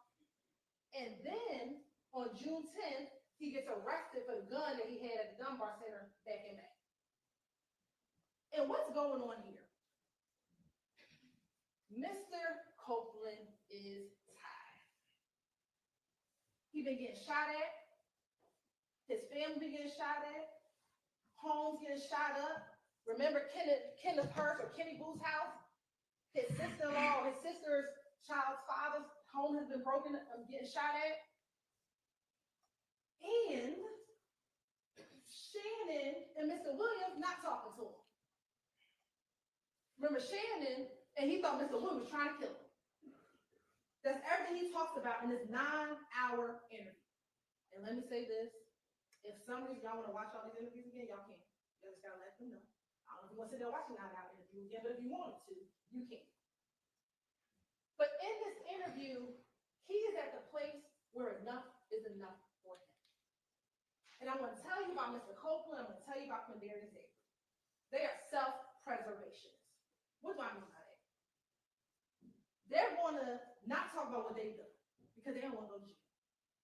But if telling on them is going to get me out of jail, I'm going to tell you what's happened. Because I don't want to go to jail. He's absolutely right. He did not want to go to jail. But he's not going to lie to the police about what they did. He's going to minimize what he's done. And that's what he did in this interview for 9 hours. He minimized his involvement in some things, but he told everything that they did. And if you don't believe what he told the police, well, let's listen to what he told his girlfriend on the jail call. Right. Yeah. Don't.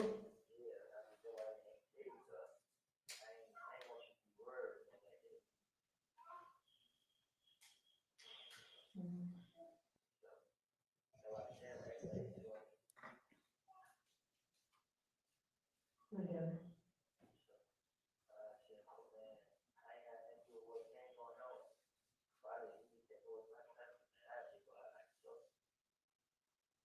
Yeah.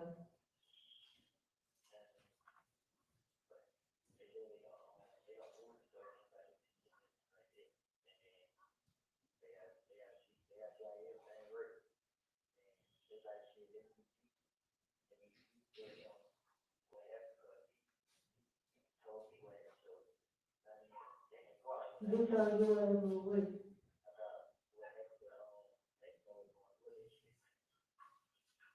Come on, right? Mm.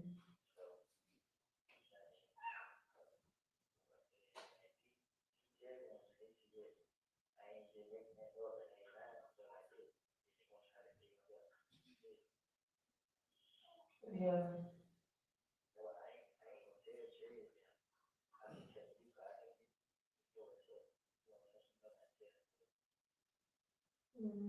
True, no ego for me. So in that call to his girlfriend, to the love of his life at the time, he tells them, I need Dee to come in so they can move, so they can know what I told them is true. They had to verify what I said. So when he came in and said, I will finesse the police, I will lie to them. No, because you wanted them to verify what you told them. And we're going to talk about how the police and Mike Sprinkle was able to verify what he told them. Let's listen to this June 16th, 2015 call.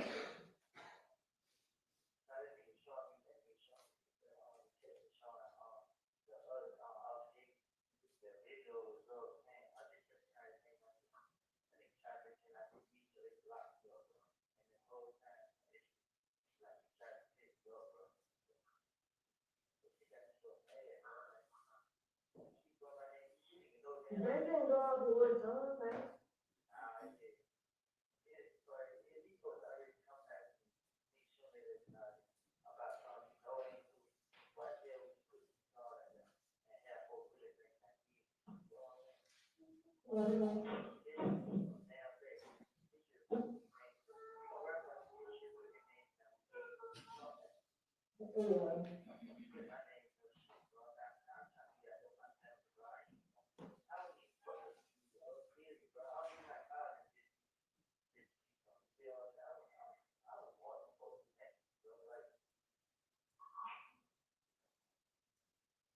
Who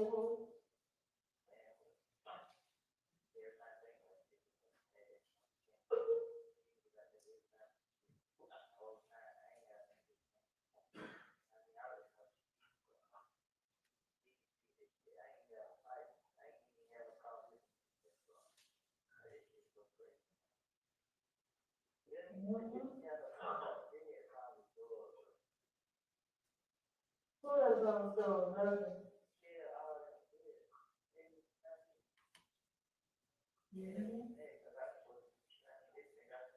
That's my So what is he saying there? Why you put my name in the song? He know who did it. Because they all know who did it. They knew that it was Yak, Doo-Wop, Shannon, and Nard. And Kendrick is, Copeland is upset because he's like, why you put my name in the song? Put the ones who did it in the song. So they can stop targeting me.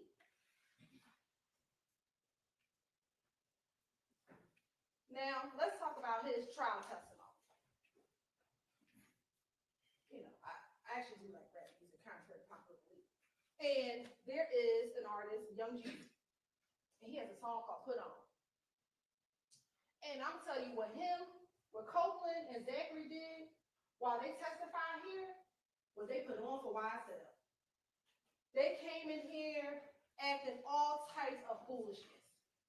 And that's because they wanted to show their gang member friends, look, I'm still part of the conspiracy. I know I snitched on y'all back in 2015, but I'm gonna try to help y'all out as best as I can. And that's what they did this entire time. They friends. They've been friends for a long time. They wear the same clothes. They lay together. What makes you think that Demikian, when he got to that car at McDonald's and said, yo, let me tell y'all what they just did. Let me tell you what our homie, our boy for the last couple of years just did. They just killed Nut because the killer wasn't around. He was asleep at his girlfriend's house. So he missed the action. So you don't think when Demikian get in the car, he's not going to say, yo, let me tell you what Sharon just did, Joe. They friends. And they want you to believe that Demikian did not tell Copeland what happened moments after it happened? That don't even make sense. And we gonna ask you your common sense. This is them. And these weren't all taken in 2015 because some of these are older pictures. They look super young. This is how long they've been friends.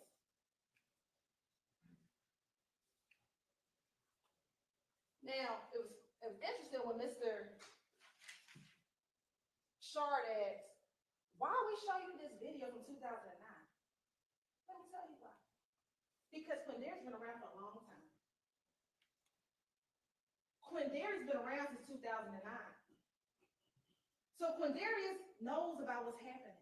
See, we didn't just bring you stuff. I know some days you're like, why is the state bringing me a video from 2009 in the park? It's to show the evolution of their relationships. Quindarius is a little bit different than Copeland. Because he's been around Mr. Williams much longer than Copeland's ever been in the picture. See, Mr. Copeland started coming around in 2014. Mr. Zachary's loyalty is a little bit different. He's been around since 2009. So when Zachary tells you in his interview, Doug ain't know nothing about that murder. Yes, he did. But his loyalty is a little different because he's been around. 2012. That's Mr. Zachary. You want to know why we showed you the video of them outside in the apartment complex? To show their association. Again, Zachary been around again for a long time. He real better than it. He rocked through YSL. So he has a motive to lie for Jeffrey Williams that Kenneth doesn't have as much of. In his interview. See, when Quindarius interviewed, he asked to come and speak to the police. And you're going to watch his interview because what both of them do in their interviews, both Copeland and Quindarius, and this is how you know they were telling the truth, they would correct the officers. If the officers were repeating something that was wrong, they would say, no, I ain't saying it like that. I said it like this. That's what they would do. That's how you know that what they were trying to tell them, they were trying to be as truthful as they could so that they would get it right. They, meaning the police, would get it right. And again, same thing. He coming here talking about he wanted to take one of the investigators out, all types of nonsense. But again, putting on for YSL. And again, he's been around. They friends. They friends. And why would they lie on their friends? If they knew to make up stuff and make up lies, why would you lie and say your friends committed a murder? That doesn't make sense. Why lie? You could just say anybody made up the murder. If you were just lying, you don't want anybody to verify what you were saying, you could have said anybody committed the murder. But that's not what they did.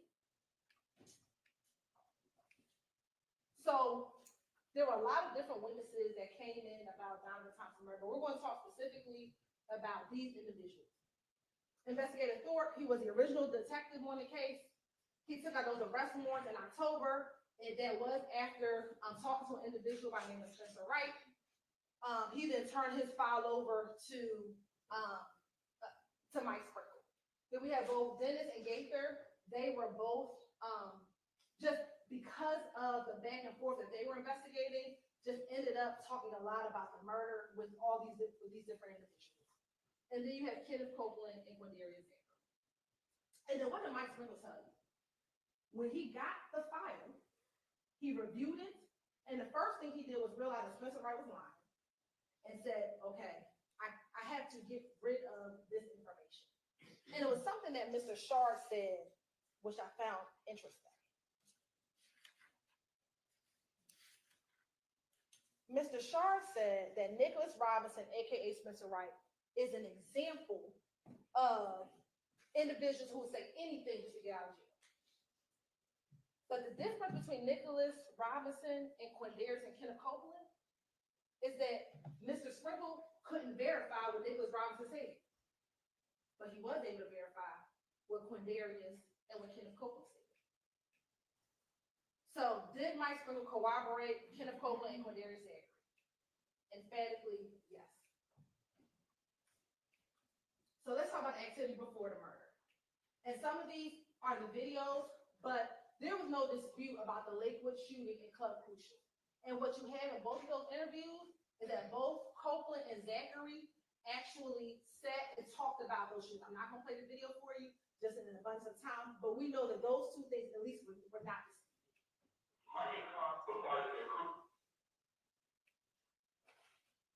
So let's talk about the day of and the days after the murder. So what did Copeland tell you about that morning?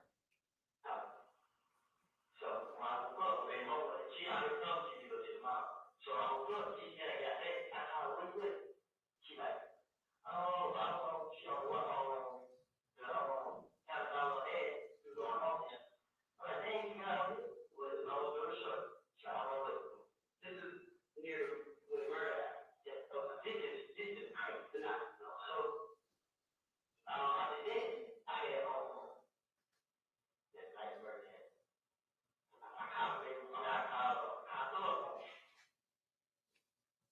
What did the phone records tell you? I know that's kind of small, but you'll have the phone records in the back.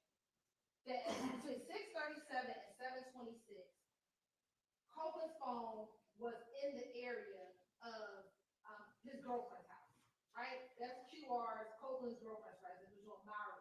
His phone was pinging in that area, and that's between 6:37 and 7:26. If you can recall, the 911 call for the murder came in at 7:22. At 7:26, he is still at his girlfriend's house after the murder. So this notion, when they say, well, Kenneth Copeland did it, I know somebody who could have done it, well, it wasn't Kenneth Copeland. The person who did it is Stillwell, Yak, Nard, and Dubois. Because Kenneth Copeland was at his girlfriend's house at 7:26. Then he says he went to the green store.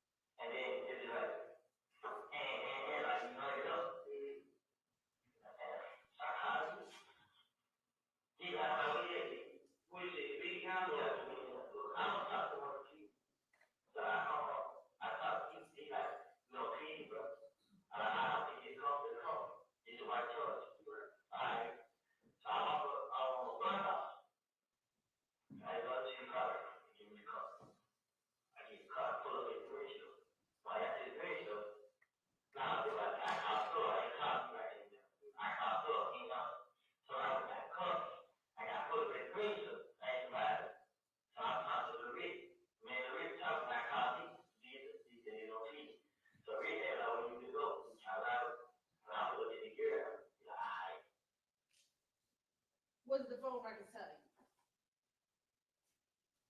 He went to the green store. He's at the green store at 7:28. Between 7:28, he's at the green store. And then he travels down towards the McDonald's, like he told me. And here's the thing, ladies and gentlemen, about cooperation and phone records. He doesn't know we're gonna pull the phone records later. He doesn't know that Mike Sprinkle in 2016, like almost 8 months after this, that we're gonna pull the phone records to see whether or not what he's saying is true. I know he came in here, so I'm saying, I got 2 phones, I had 2 phones, and all this other stuff. He didn't have 2 phones. If he had 2 phones, the main phone is the phone that he's calling his girlfriend on. You can look at the records will show who he's talking to. He talks to his brother and his girlfriend on the phone he's talking about. Cooperation, I'm not gonna play it, but he says, you just heard him say he goes out to the McDonald's.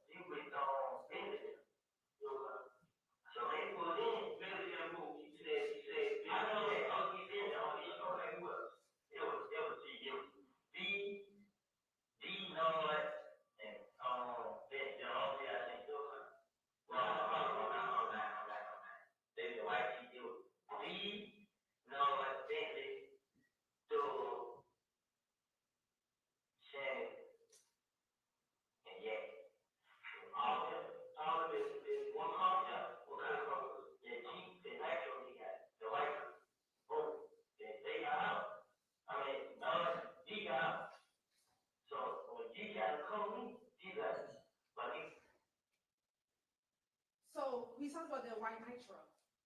Ladies and gentlemen, that is from the Dexter Montgomery shooting. What is that? That's the white nitro that NAR and DK came in from OG Bentley's house.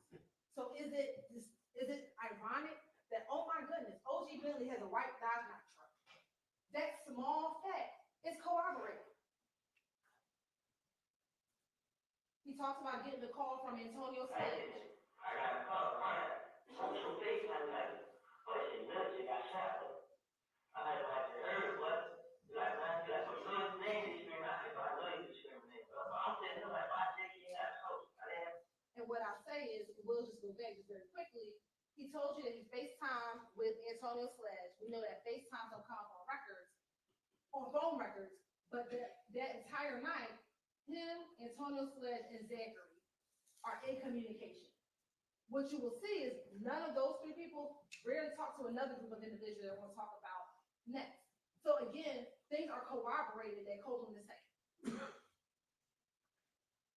Here he's gonna talk about that everybody went to Jeffrey Williams' condo.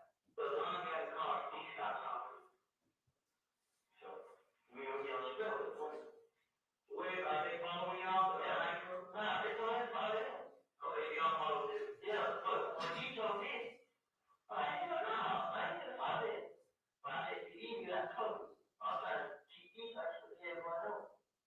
So we found that the drug, they stay downtown on Chicago. That's it. I found them there. So I found that. He done, yeah. So then I got covered. Like, what did he kill me? Like, who? Like, he did point me.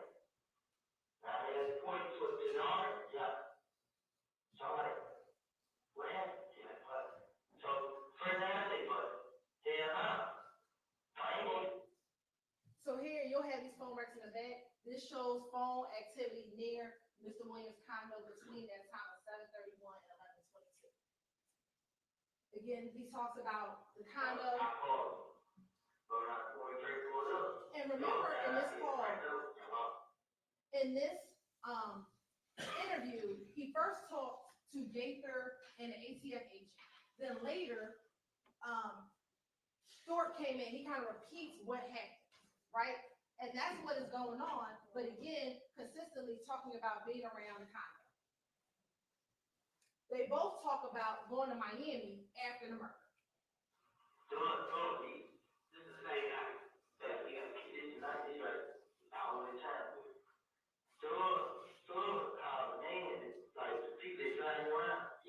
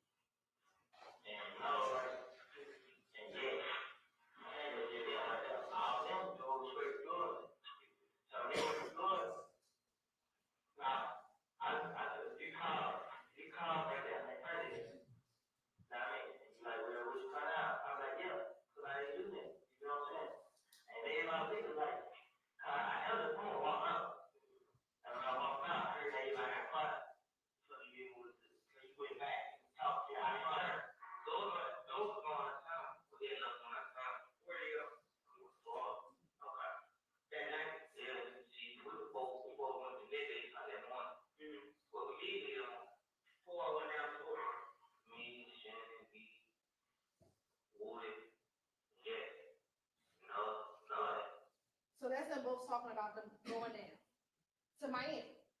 Now, in court, that's probably one thing that they talked about, that they all went to Miami. But they all said they went for this concert in Miami. Well, ladies and gentlemen, we showed you all the flyers, and there's no flyer in Miami for January 10th, 11th, 12th, 13th, 14th, 15th, 16th, 17th. The only flyer in Miami or in Florida was in Tampa Bay. So the question becomes, why are y'all going to Florida right after Donovan Thomas's murder? To flee. Because YSL knew what they did. And they had to get up out of Dodge. And they went down to Birdman's house to lay low until things, maybe some of the dust starts to settle. And we had the phone records to show you all that they all went to Miami, all the different phone records in Miami after the murder, and the times that they all went after the murder. Now, we talked about the Grand Infinity. They both discussed, well, Copeland said there was Thug that rented the Grand Infinity. Zachary, I told you his voice is a little bit different. He didn't want to say Thug rented the Grand Infinity. He talked about it wasn't me. But we both know that this Grand Infinity was rented. And I won't play the video for you, but there are the two clips. If you want to play it later, you can play it. And how was that corroborated? Mr. Sprinkle found a Hertz rental car record in order to corroborate, is what Mr. Copeland said accurate? Was there a vintage gray vehicle? Almost a year later, he finds the rental car. That is corroboration of what Kenneth Copeland said.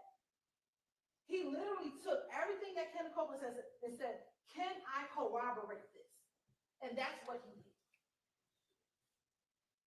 Now let's talk about who they both said. Now remember, Copeland is in June, Zachary is in August.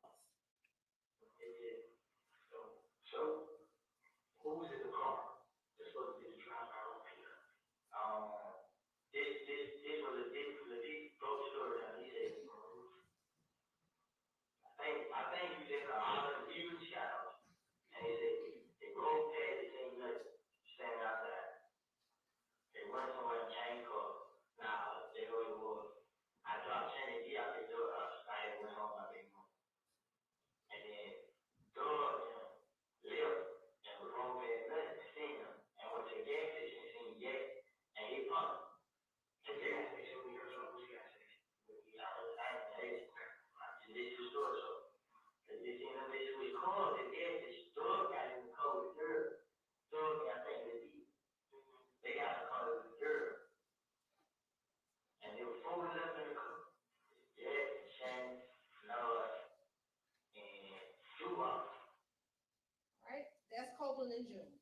Here's Zachary in August. This is all what Shannon is telling me. That was it's both. Shannon had told what this Shannon told what Shannon told me first. So Shannon, they both told me the same story. Where were you guys when Shannon was telling you this and what day was it? Same day or day after? Same night. Shannon, I walked in the door.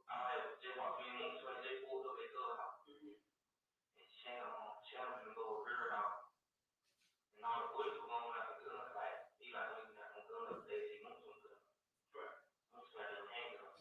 Then he wants some gun and goes to school. So he like, I don't put it. And Shannon, me and Shannon started calling. He ain't so serious, he ain't know where they are. Right. He ain't know that they killed.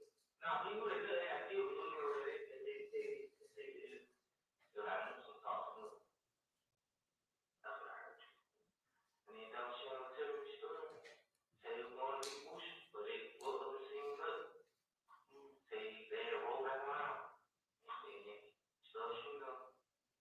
So yeah, He said it was Yak, Nard, and Duwop. This is two different interviews. Copeland is telling them what Mika told him, and Zachary is telling the police what Stillwell and Yak told him. So how we have the same people? Yak, Nard, Duwop, Stillwell. That does not change. That's corroboration of each other. Two different interviews. Two different times. Saying the same people? Ladies and gentlemen, that's evidence. That ain't a coincidence. And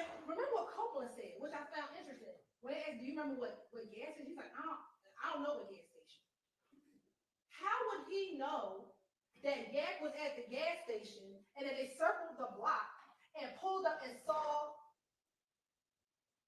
Donovan outside. If they didn't tell him that, he didn't even know what gas station they were at. But what did Mike Sprinkle do? He said, well, let me go pull the gas station footage and see if I can corroborate what he's seen. And that's exactly what he did. He pulled up the January 10th Texaco gas station and see when the car pulls into the gas station, the Bonneville. And in that same interview, they asked him, well, what kind of car was Yak? And initially, he tells them it was a Bonneville. How would he know? He doesn't know that we're going to find a surveillance video. But they want you to believe Kim just lying? For what? You have Yak going inside the gas station. That's him in the gas station. They sit at Texaco from 6:44 to 7:15. They wait for the girlfriend to come, and when the girlfriend comes, that's about the same time that the Infinity pulls up. What you waiting for 30 minutes at the gas station for? Who waits at the gas station that long? You had to meet Bushi at that gas station? What did Reginald Hendricks tell you? YSL folks don't hang around out there. They get their gas, they get on. If they even get gas over there, because that's not their territory. Their territory is Cleveland Avenue. So why are you sitting there for, I don't do math, well, what was it, almost 40 minutes? But they want you to believe he's just lying. For what? Then that's when the Infinity pulls up. And on the video, Yak walks over to the car. Now, I know Mr. Shar said, well, my client ain't on the video. Well, we just can't see him on the video. I submit he in the car.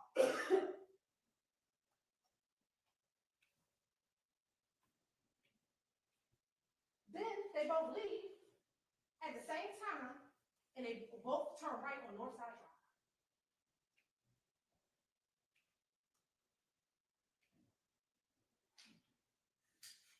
Now, this is the video.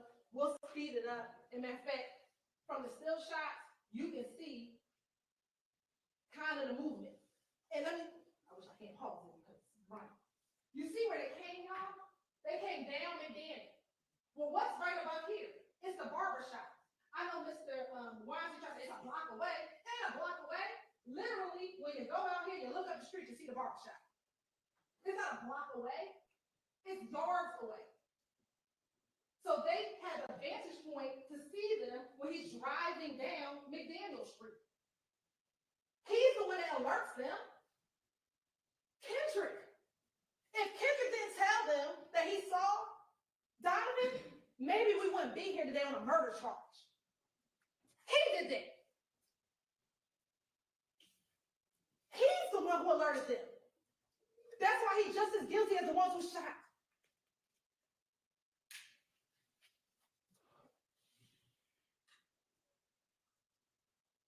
This is them when we sped through the video. So now it's about 9:05.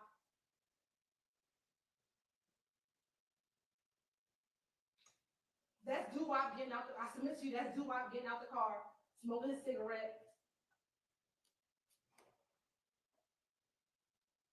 I submit probably trying to look, see if he's still out, if Donovan's still outside, so they can see how much time they had before Donovan go inside, go get his hair cut.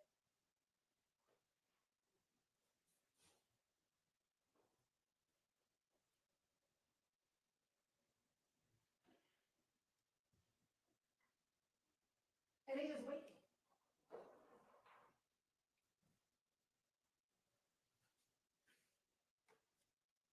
That's when Willie Bushi pulls up in that car.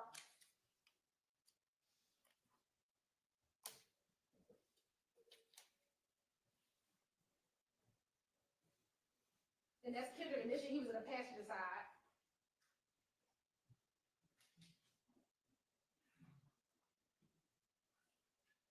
And then that's the driver, as I submit to you all, that's Bradford. He gets out the car. Then you see Mr. Kendrick kind of waves to the Infinity. Then he walks over to the Infinity.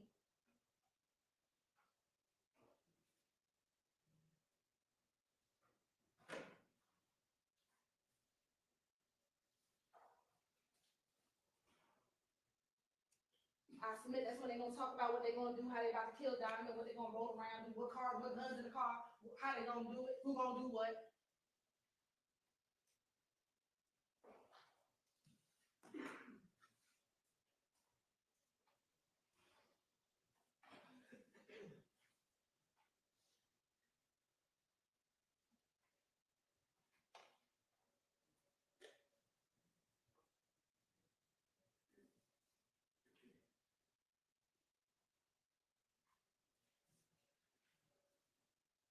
He now gets back in the driver's seat. And we talk about where did they switch cars? I submit to you behind the gas station. They both made a right in a moment. I'm going to show you what's right behind the gas station where they could have easily switched cars.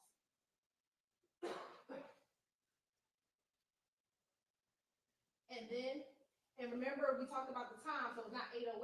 Remember this time is off by a few moments. And that's them coming down the street and then shooting. Of course, you're going to see, I'm going to play this, all this, the reaction, what happens in the store. You got babies running. Bullets have no names. And they have the audacity to tell you that we're sitting here trying to charge people of color? No.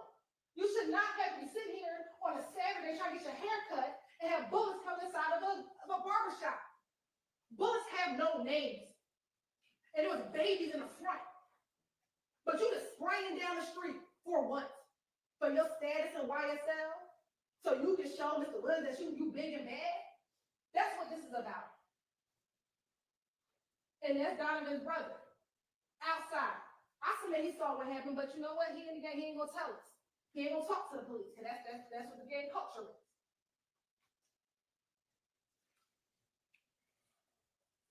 So this is the Texaco. That's Northside Drive. And here are two streets. This one is a one-way street, but they don't follow the law, so I submit that they went up the one-way street. And it's another street. They could have went up either. I submit to you they went up the one-way street because again, they don't follow the law. So when they turn the right, they switch cars behind here. They switch behind here. It takes no time to drive up the wrong way street, drive back down, and come back down into their street. That's where they switch the cars at. They both. Aaron will show you that. And this is where he talks about it. I'm not gonna play it for you, but that's what he said. And let me tell you something. This is how you know they switch cars. We told you he came in the Infinity with Javorth Bradford, right? This is Javorth Bradford phone records. After the murder, this is him between 6:36 and 7:19. You see the crime scene, he's stationary around the crime scene, right? There's a gap in time between 7:19 and 7:24. At 7:24, between 8:08, this is where Bradford's phone is, right? From 7:31 all the way to 8:08. What's over here? Oak Drive. OG Bentley House. Where they said they got rid of the guns.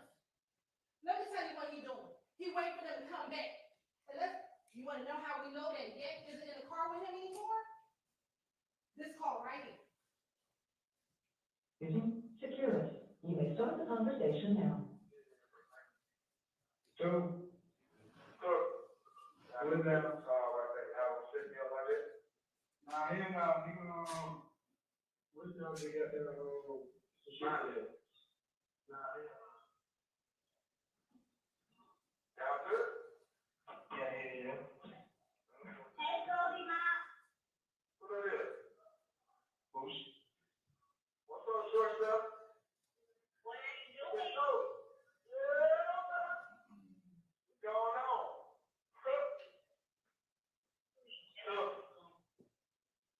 Yeah. Where you at?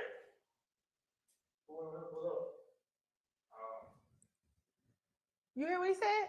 Where Yak Gotti at? We waiting for him to pull up. That's at 7:42. That's when, let's go back, y'all.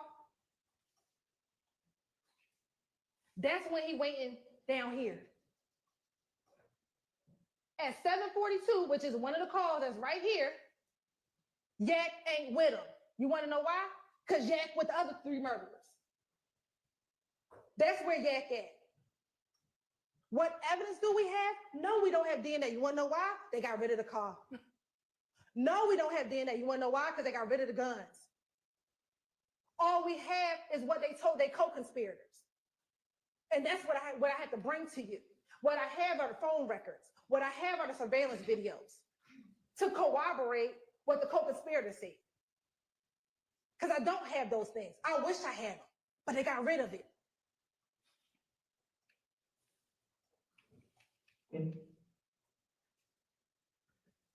That's Yak the night of. What'd he say? Maniac's back. That's what he said, right? Y'all know me in my Santana voice. You right. The maniac's back. He just drove the car that took somebody's life. For no reason. For no reason. That's just to show you, that's Javorce Bradford in that Pontiac. That's on that surveillance video. This is when they talk about the guns used to commit the murder. Go back to nothing. Make sure that everything right. Demetrius pretty much told you him, Shannon, Nard, Bentley. Now, Demetrius and Sub, he and Sub and a girl went to Bentley house. You did. And when they got them doing it, they supposed to go to one big house. But I think the girl is bush. I mean, the girl is supposed to be skinning it. She knows what's going on. And this the girl Shannon trying to get me. You know, they can't try to do a lot of up. This girl I thought told them that I was going to tell her. So it was Yak driving, Shannon with the AK, Nard with the pistol, and Doo-Wop with the pistol. I'm saying Doo-Wop had the pistol. Okay. Right. But you just know what seats, how they got a seat car, all you know is the Yak drive. That's what drive. And that's based on what Mickey told you. Yeah. Look me.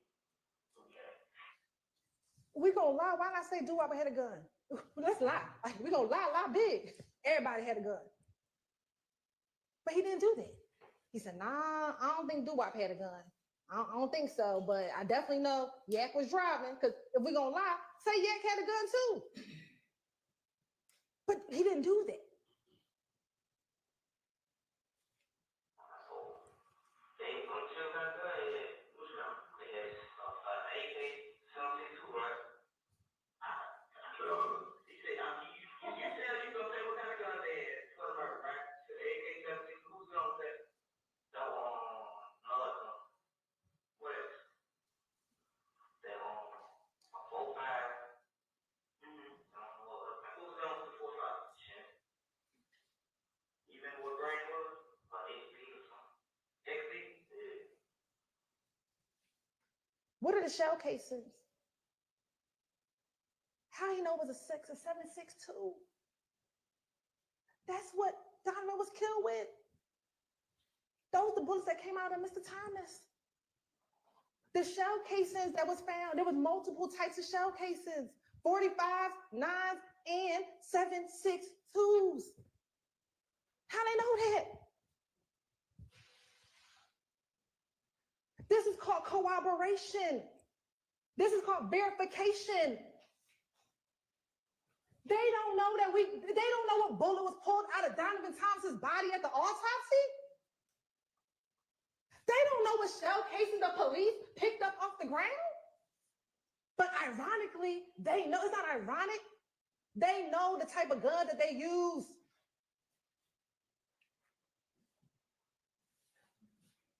And y'all pull up on Cleveland, and the detail right now, they got somebody, they talk about it. So they got guns. They had 2 guns. A chopper and a handgun. They got guns that put in the cup. And they been rolled off in the cup. So when they basically pull up, you just take this. Yeah, he was driving a white truck. He the one took them to Chicago. I live there. You know, they call it the after shoot. Yeah.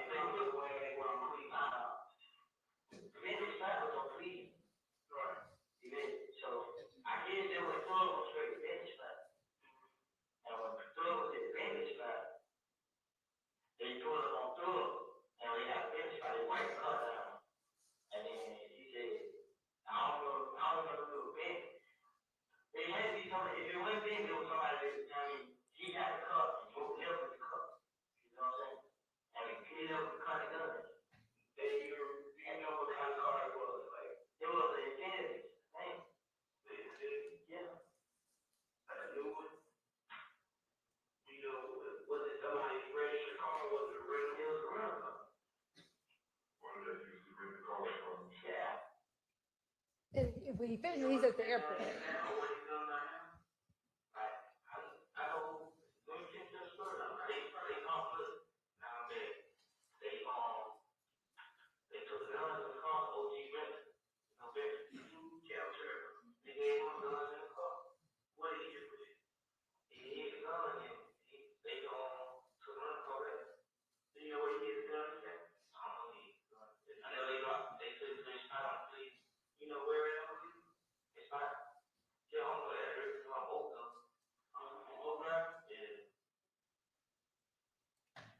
Y'all saw the address I showed y'all, right? It's on Oak Drive. That's Bentley spot. And isn't it ironic that that's where the guns was kept in April when Dexter Montgomery, when they went and shot up at Dexter Montgomery, they got all the guns from Bentley spot. Bentley keep the guns. That's what happened here. When we talk about interrelatedness, this is the interrelatedness that we are talking about. The same location, you drop one gun off, you pick one gun up. That's what happened. That's what Walter Murphy, I'm not even gonna play the clip, but that's what Walter Murphy told you back when he was interviewed in July about OG Bentley spot. You think that that's ironic that both Copeland and Zachary talk about the guns going? Oh, and the phone records corroborate that all the phones was at Bentley house right after the murder? All of those things are corroboration. That's evidence.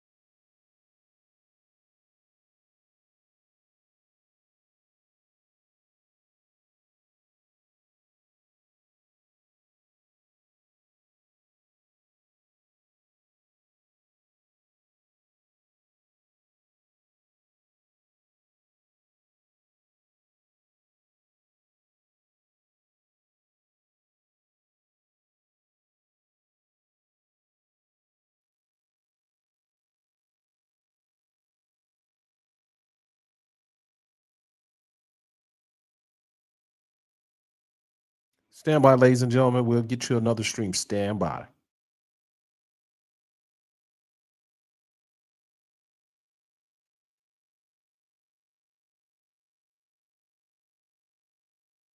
Don't know what happened, but we just lost the stream. I just got back from the courthouse. I'm trying to find the stream, ladies and gentlemen. Stand by.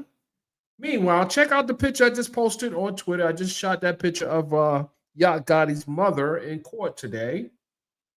But we're going to see if there is another outage. Stand by.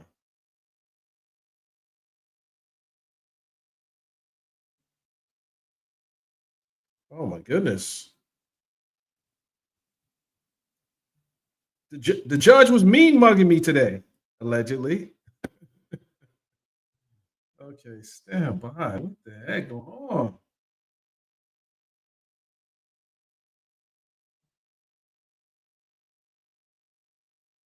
Okay, let's see if we can get another stream up here.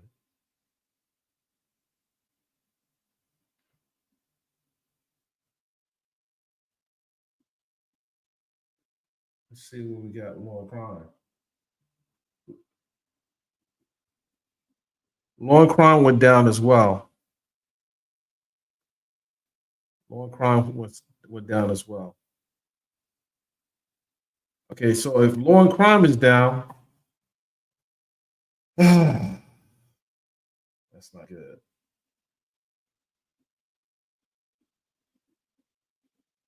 Everyone's stream is down. Hold on a second here. Everyone's stream is down.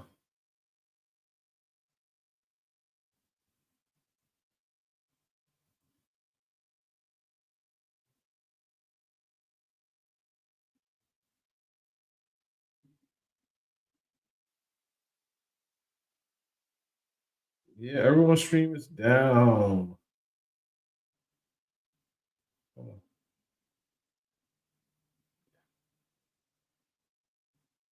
All right, ladies and gentlemen, it looks like everyone's stream went down. I am looking at everyone's stream. I literally just left the courthouse.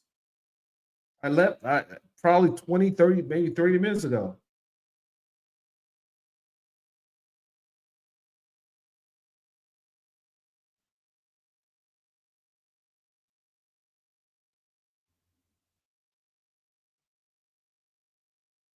Let's see, ladies and gentlemen. Let me see. I'm trying to see. Let me reach out to someone at the courthouse right now.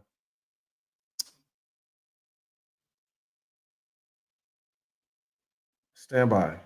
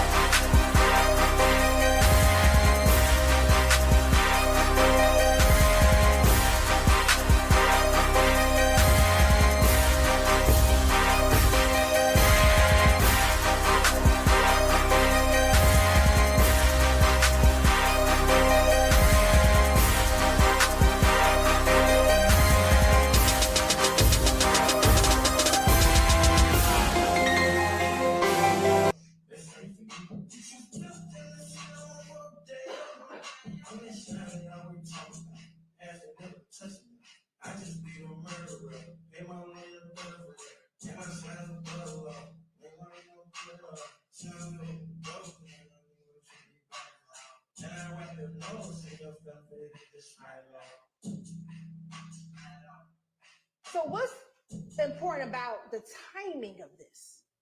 Ladies and gentlemen, we told you that between 2016 and 2019, there were no courts involved. From 2019 to 22, there was no indictment, nothing happening in the case. So in 2019, which is 4 years after the murder, he knows that Sledge has been dismissed, Copeland has been dismissed, and Garlington has been dismissed. His case is the only one that ain't been dismissed. In 4 years, you haven't heard about an indictment. You think you beat a murder rap. This isn't, oh, he was on this and that. He thought he beat a murder rap because you're not indicted until almost 7 years later. So you think you got away with it. I keep a stick, ain't avoiding no smoke, a chopper. I just beat a murder rap, pay my lawyer $30 for that. Me and my slimes above the law.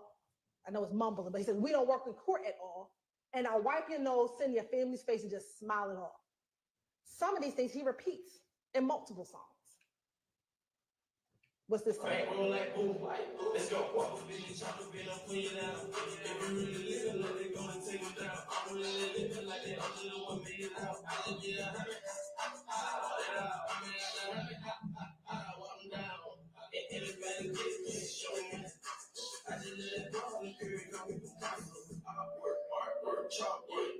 They say the feeling consequences because they did not want big little big shots. About my name is Big Shots.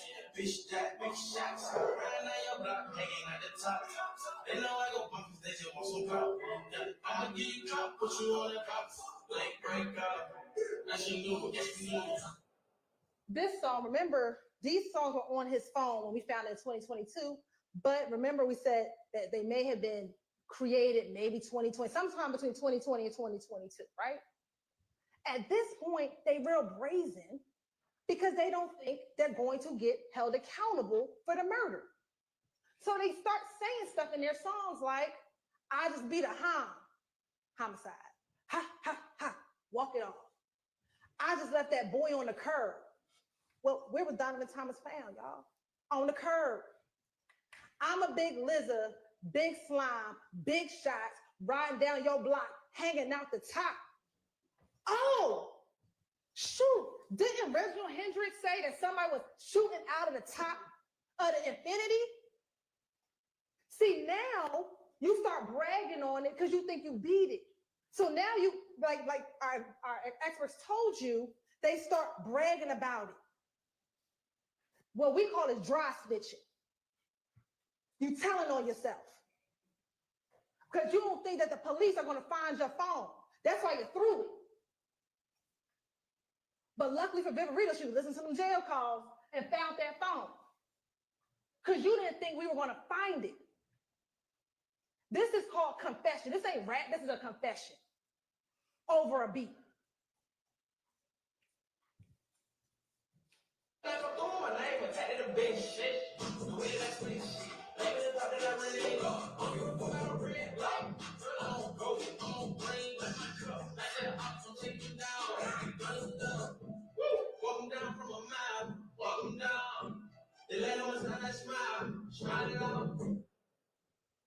I don't give a fuck about a red light.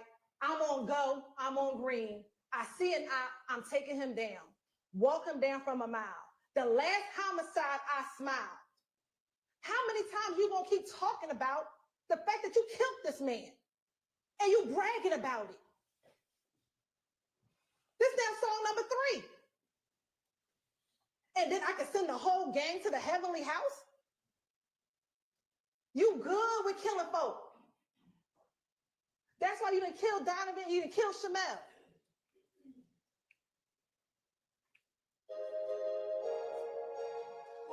I ain't even gonna play the song. Let's just talk about the words. Dodging all your shots, and I'm watching my eyes. Let that bitch rain out the top of the drop. Here we go again. Lizard walk your block, let that glizzy rock. Oh, glizzy, ain't that a Glock? Hey, one Shamel killed with a Glock? One there Glock on that table? Well, what investigator Viverito said it looked like a Glock. And I found it interesting because we're gonna get to Shamel soon. We're about to get to Shamel. He said that Shannon wasn't linked to the 40, but he linked to having guns thrown away. That's what he did in 2015.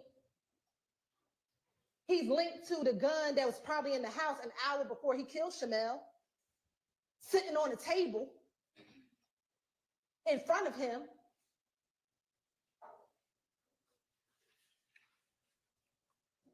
We ain't gonna play this one either, but let's talk about what he's saying this. I see ops fall, Shell, know my call. That Shell kill y'all. Every slime play nasty. That's what he says in the song. They wonder how we lasted. Bout my gang, it will never end. Again, beat the hum. What do you think, y'all? No evidence. He don't realize that what his two co-conspirators said is evidence. Those interviews are evidence. His confession over a beat is evidence. This is evidence, ladies and gentlemen. And this is evidence you can take to the back, deliberate, and find him guilty. The surveillance video is evidence. No, we don't have his phone records, but you got his two friends telling y'all what he did. And they don't got no reason to lie on him. For what?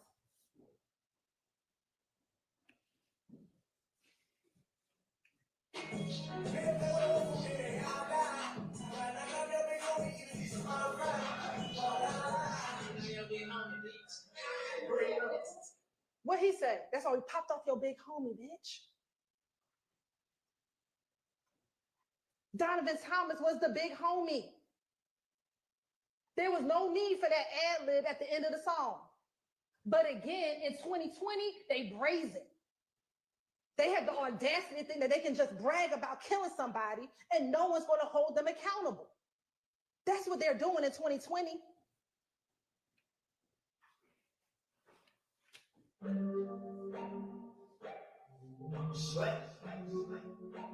Hey, get out your motherfucking seat, little, you know. Slay.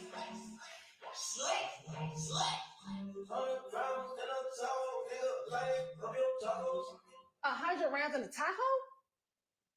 Everyone knew that Donovan drove a Tahoe. And how ironic is it that he got rounds of bullets in his Tahoe and on the street? So they want you to believe, oh, that's a creative line Mr. Williams did. No, it's not. It's him bragging. It's him bragging. It's him wanting to claim responsibility for it. And we talked about judging, like when I say subliminal messaging. But the subliminal is you, as the consumer, don't know what he's talking about. But his family, who know that Donovan drives a Tahoe, know exactly what he's talking about. Everyone in the gang knows exactly what they're talking about because that's who he's talking to. But because the masses bop to the song, they say, well, no, that's just his artistry. No, that's just his confession and his bragging over a beat.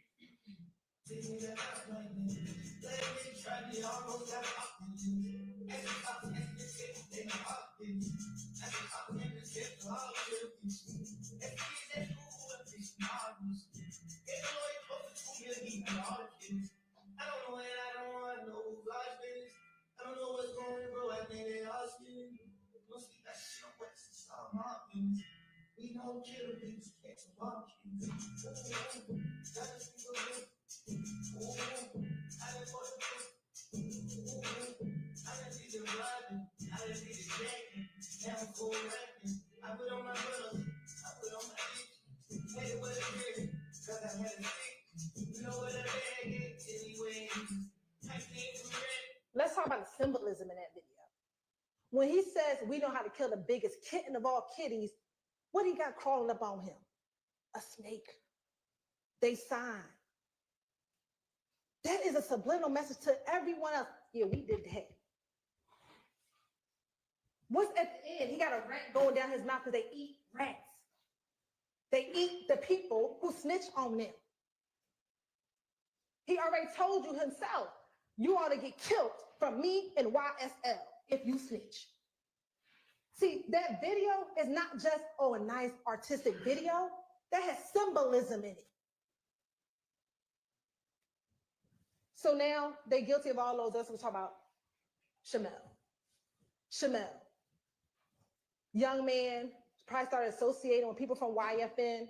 But on the day that he was about to get killed, he's about to go back to his girlfriend's house and go eat some spaghetti. That's what he's doing at the light. Get ready to go back. You see him go inside the gas station.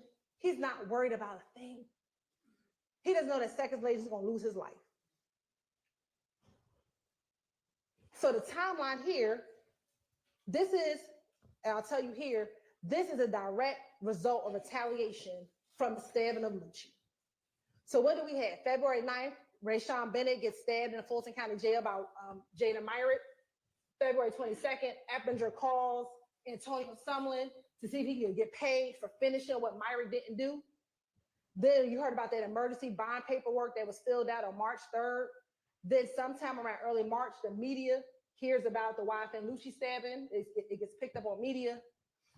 On March 11th at 3 a.m., two YSL associates, Christian McMillan and Darius Ford, are murdered on I-75 and I-85. That same night, there's a shooting at 12 Atlanta where a YFN associate gets shot in the head.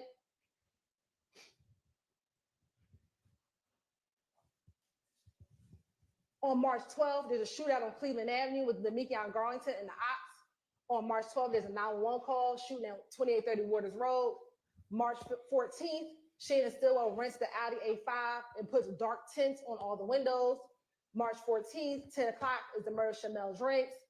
On March 16th, the shooting at Waters Road, where the investigator RICO comes out. March 17th, there's a search of Waters Road where everything is taken out except for a few guns that they left behind. And then Stillwell and Nichols are arrested. Again, we talk about the state does not have to prove motive, but here, ladies and gentlemen, this is motive. Again, that's that same video with Quindarius, y'all. Christian McMillan's been around since 2009. This is Mr. Williams' long friend, old friend, good friend. And he gets murdered by YFN associates. Oh, you got to pay for that. Here we have just different pictures of them, both Mr. Ford and Mr. McMillan, all with other YSL associates. You'll have these in evidence, ladies and gentlemen. That's unfortunately the car that they were driving in when they were tragically gunned down on March 11th. So here's where the motive comes in, y'all. Just like YSL brags about doing stuff, YFN does the same thing. It's tragic. These posts were despicable. That post crossing out that young girl's daddy and saying that, despicable. But that's the type of stuff that gangs do, right? To keep nudging each other. Well, that would make you mad. You see how heartbroken YSL was for the death of Mr. McMillan and Mr. Ford. They were devastated. These are all different YSL members posting them because they were devastated. And that's where revenge kicks in. That is Mr. Stillwell's post. I ain't gonna be the only one crying. Nope, you're right. The Drinks family crying. Because he had to make sure. And then what does he say here? Just rest, Mac. I got you, man. Crying emoji, broken heart, taped up heart, devil emoji. He was ready to go op hunting. I know that was in January, but that just goes to show you he already knew how to be on the prowl. He already knew how to go op hunting. And this is what Demekion say on the wiretap on about March 11th and March 12th. March 12th. I ain't got nobody but AV. Oh, AV. Yeah, you know. Yeah. You know what he on. He on looking for them folks who killed our boys. That's what he on.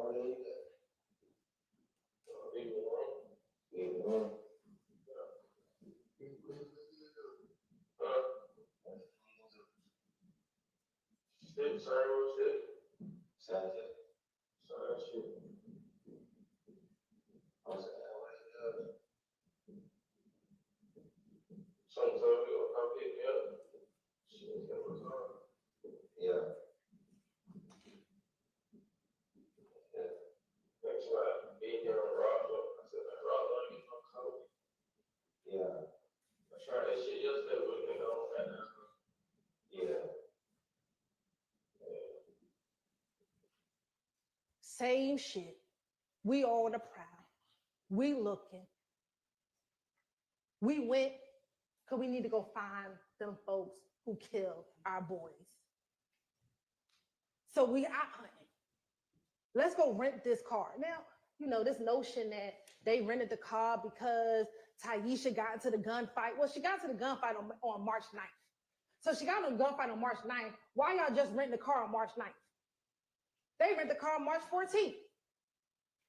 Oh, here we go. And what do? Immediately go to the tent place to go get the rental car tinted. Well, why do you do that when you're op hunting? Because the ops don't know what kind of car you in. So you can disguise yourself in this Audi because they don't know you in it. So they're not suspecting you. That's not the car that they're used to. So when you go op hunting, you got to switch the car out because they're not expecting to find you in the car. And then you get tints, but not just regular tints, y'all, like dark black tints. Like you can't see nothing. Some may say those are not the tints you're ever allowed to have on your car. Why? Because you op hunting. What do we know about Shell Kell and Demikian Garnes' social media? What does investigative Rito tell you? That because she was following both pages, she could see who followed who, and Demikian followed Kelvin Wise. So what post do we see? This post was posted, I believe, on March 13th. And it's a picture of Mr. Drinks, Jasper Walters, and Kelvin Wise. And Shell Kell reposted it with the two shells, the zipper lip, and the black heart. And I guess for Mr. Stillwell and Mr. Garner, there must be a confession. Because this is the post that got Mr. Drinks killed. Because remember, no one knew who Mr. Drinks was. The investigators didn't know. When you listen to some of the wiretaps y'all listened to, they didn't know. So this post is the post that gets him killed. Not any verification, not that you should have been killing anybody anyway, but no verification whether or not they actually did or anything. But because Shell Kell posted two shells, a zip lip, and a black heart, that was Mr. Drinks' death sentence. Op hunted. The reason why we took this picture, y'all, is if you remember from the video, and we're going to look at the video in a moment,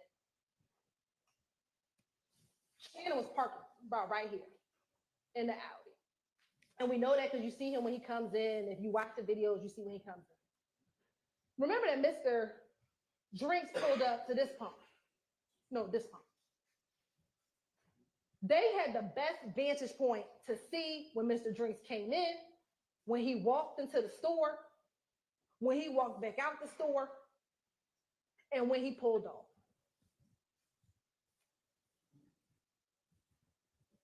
They were scoping it out. Verifying. I submit they in the car. Is that him? Oh, yo, I think he do got the same sneakers on. I think that's him, y'all. Scoping it out. Sit back, watching it. Let's watch the video.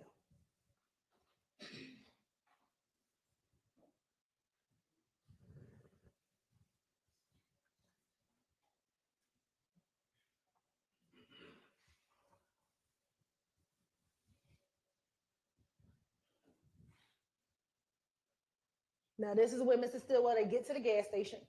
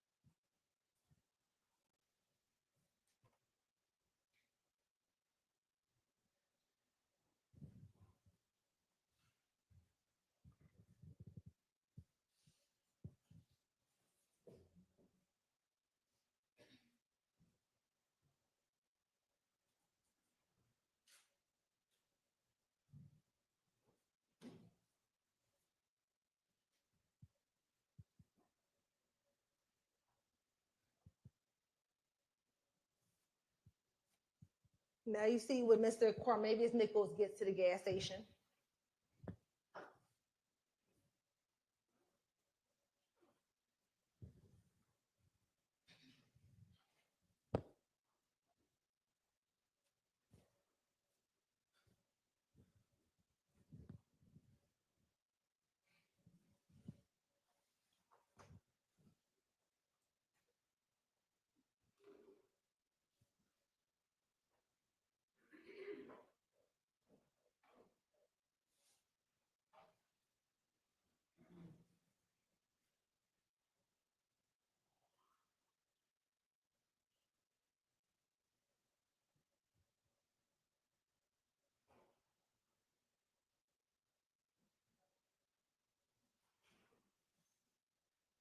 That's when Miles gets out the car.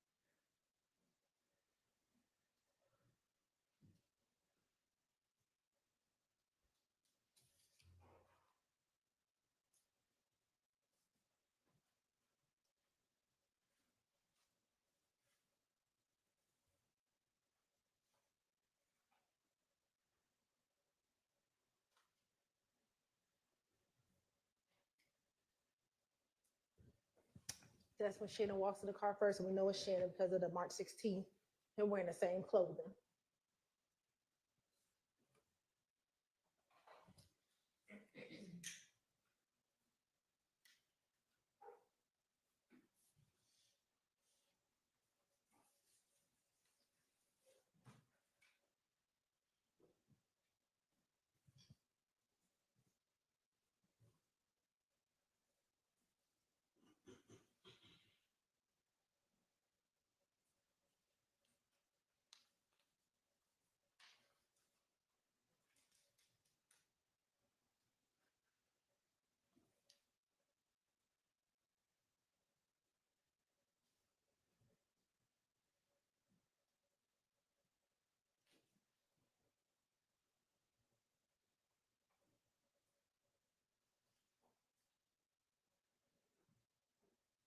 Of course, that's Cornelius Nichols when he walks inside the store.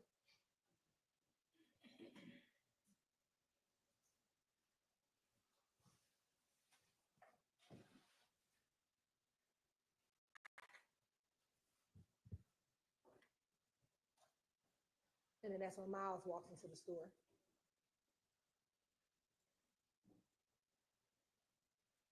In his Slama dye shirt.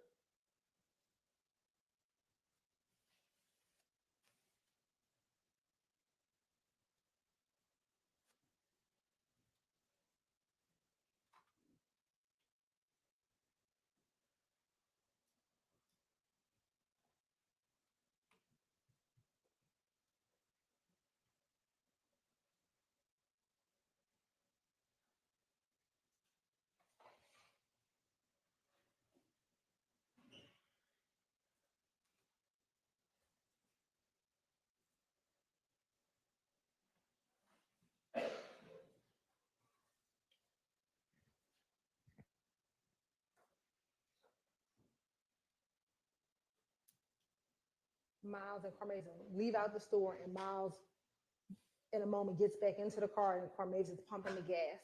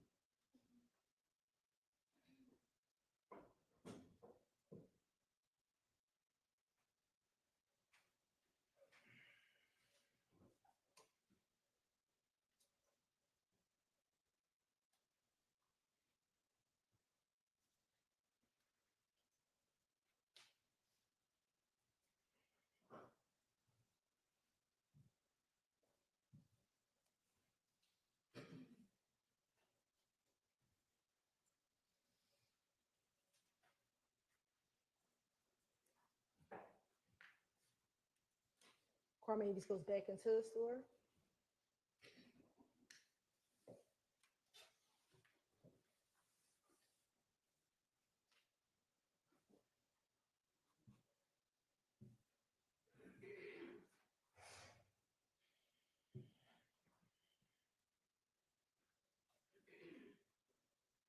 And this Mr. Drinks pulling into the gas station. Now, this is how ironic that Cormavius and Drinks never, you're going to see, they never see each other.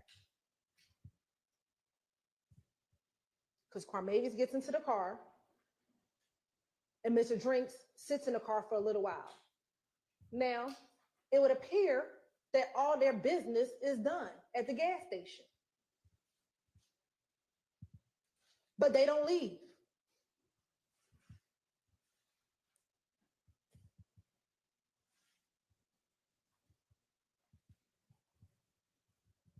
It is 21:56.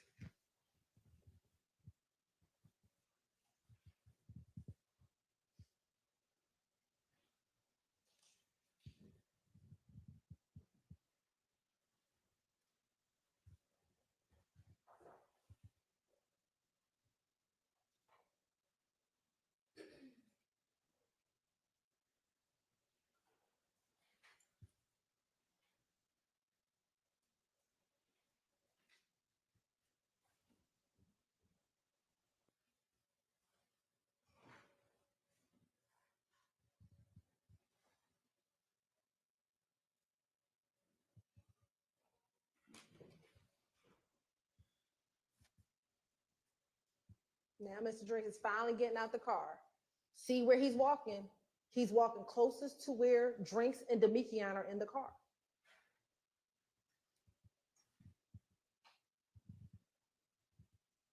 Because remember, from here, y'all, you see the Audi lights. The Audi's here.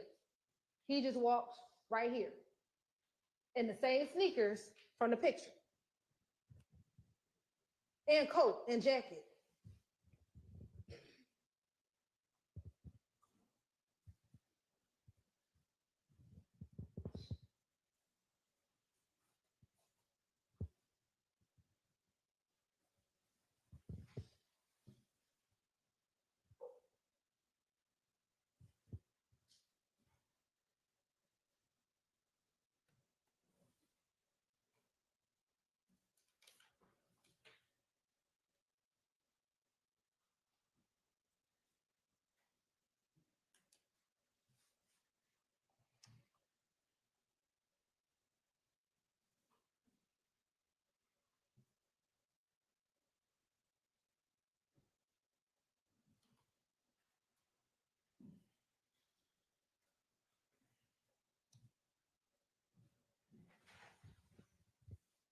They're still sitting there.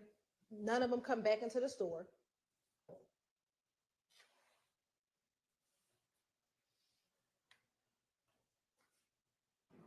And Mr. Drink walks out.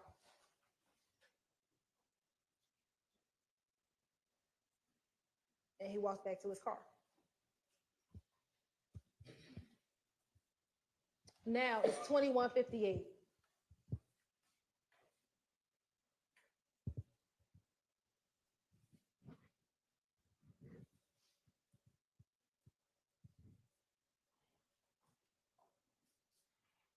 Neither car, they're not pumping gas, they're not getting anything.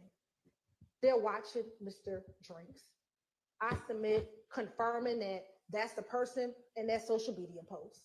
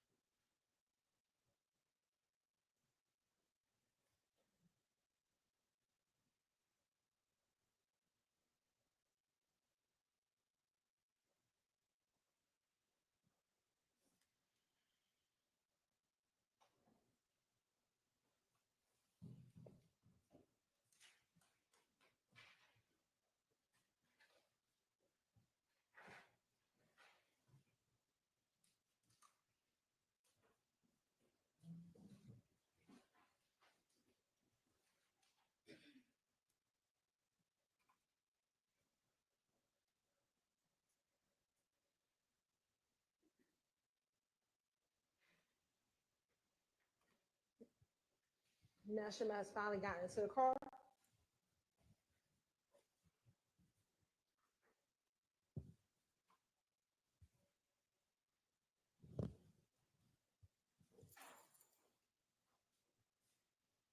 And I submit this is what's happening. Hey, what the hell?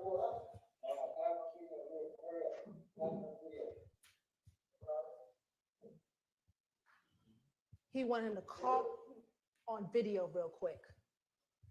Call him on FaceTime real quick. You know what happens on FaceTime. You've heard testimony about what happens on FaceTime.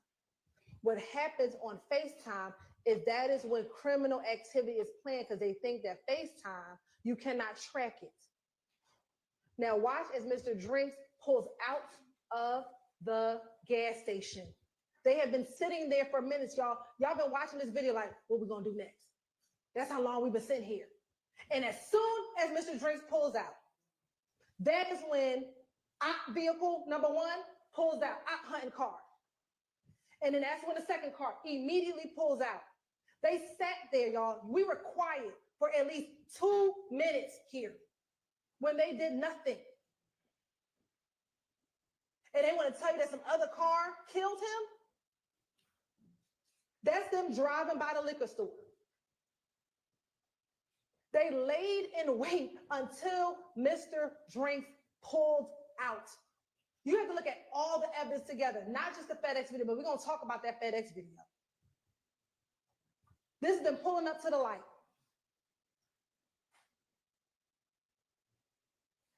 You see there's somebody walking on the street, walking this way towards the gas station. Here go the 3 cars pulling up at the light.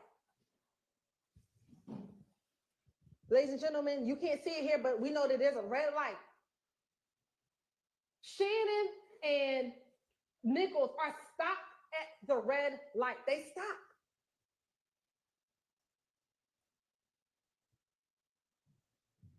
Drinks is in the left turning lane.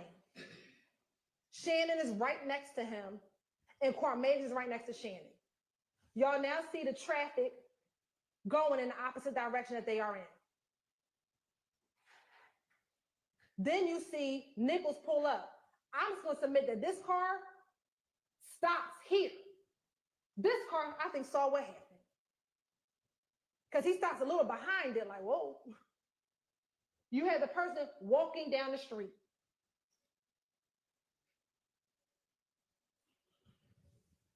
Mr. Sharp, and we're going to talk about this car in a moment. Mr. Sharp talked about what the medical examiner said. What she said was there will be no conscious movement. She didn't say anything about unconscious movement. Because that is what you see with the brake lights, y'all. No, he could not consciously say, let me go. But the unconscious movement, because he just been shot in his head, is what is happening. They, y'all got to think about this, because this is what they didn't want to show you. Shannon went from 18 miles per hour to 90 miles per hour. See, Mr. Shaw didn't want to talk to you about that. He want to tell you about a car that turned around because he heard the gunshot, but the man or woman walking down the street didn't hear the gunshot. That person walking, just chilling. You think if the people in the car heard the gunshot and turned around, don't you think that the person walking down the street would be like, hold up, let me back up. It's a gunshot down there. No. Could it be that maybe the car that turned around saw the liquor store and said, shoot, let me go get me a drink. It's Saturday. Could it be they left something at the gas station? He wants you to believe that the only reason why they turned around is because they heard gunshots. That doesn't make sense when someone is walking down the street. It don't make sense. Then let's talk about the car that was closest to them.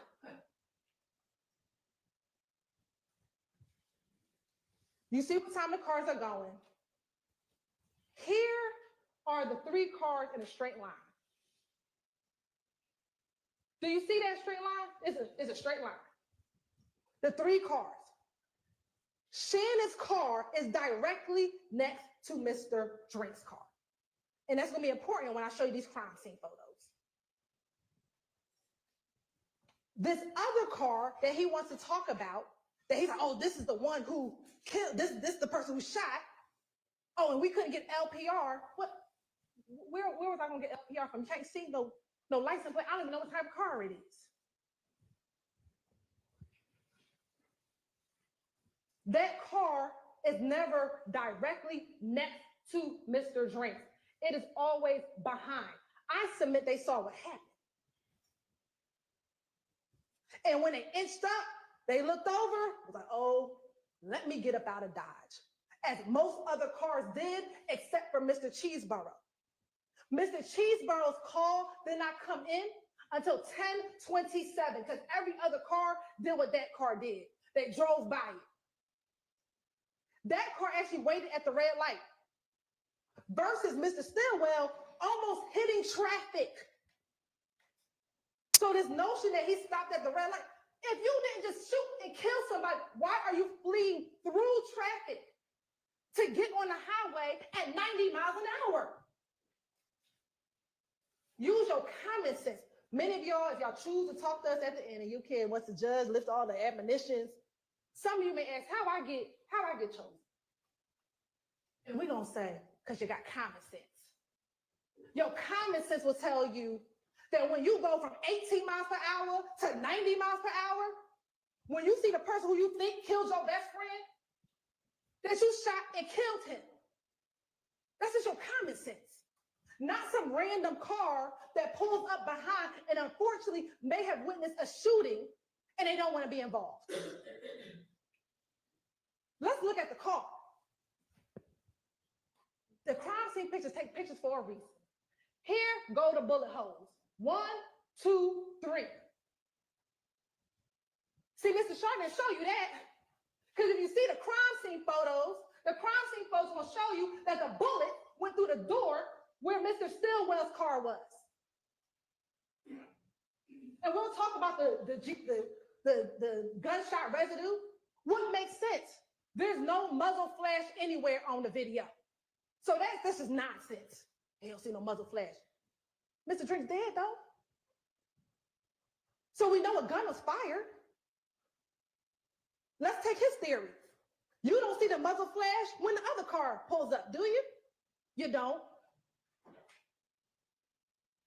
That theory makes no sense. You have to take all the evidence, not just FedEx, but everything that occurred. Like I told you, he went from literally, y'all, 18 miles all the way to 90. To 90. This is the intersection. This is 1 minute later. What you fleeing for 90 miles per hour if you ain't killed nobody? You was just chilling. And then you go to the studio and do what you do. You brag. Because remember, they all went to the studio. And what he say? Pop my shit. I really got options. Poor little ops. Look how they just dropped it. Poor little ops. Look how they just dropped it. Those are his words. After he just executed a man at a light. He goes to the studio to go rap about it. This is why they think they above the law.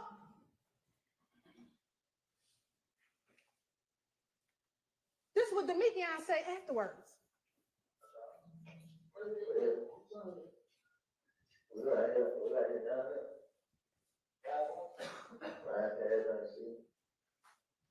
Now I know I don't know if y'all remember when them two got into it, Mr. Reeves was like, he said city, he said see. No, he said, I'm coming back. We just coming back through riding trying to see. This is at early morning hours on March 15th. Why are you coming back through the crime scene if you ain't did nothing? Why? This is Mechanicsville, y'all. They went to Fulton Industrial. This is coming back in the city trying to see. They came back through. Why? Because they want to see, is the police still out there? What they doing? They canvassing? Any of the homeless people see what happened? Let me try and see what's going on. And then what did Mikian say afterwards? This on March 15th, y'all. We got y'all, boys. You right? They thought that they got him because they killed Mr. Drakes, who they thought murdered Christian and Darius. This is we got y'all, boys.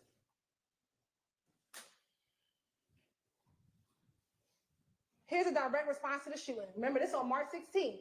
YFN folks, and we know it's YFN, or we believe it's YFN, because remember, these shell cases match the shell cases of the Darius Ford, Christian McMillan shooting. It's too much going on yesterday. Man, it's crazy. That square had me back. That's retarded out. For real? Yeah. Yeah, no, they shut up big dick spot. I was in the you think? They shut up big dick spot, bro. Yeah, man. So we got down, think they gonna come back. Think they gonna come back. They through. Swear pulled up.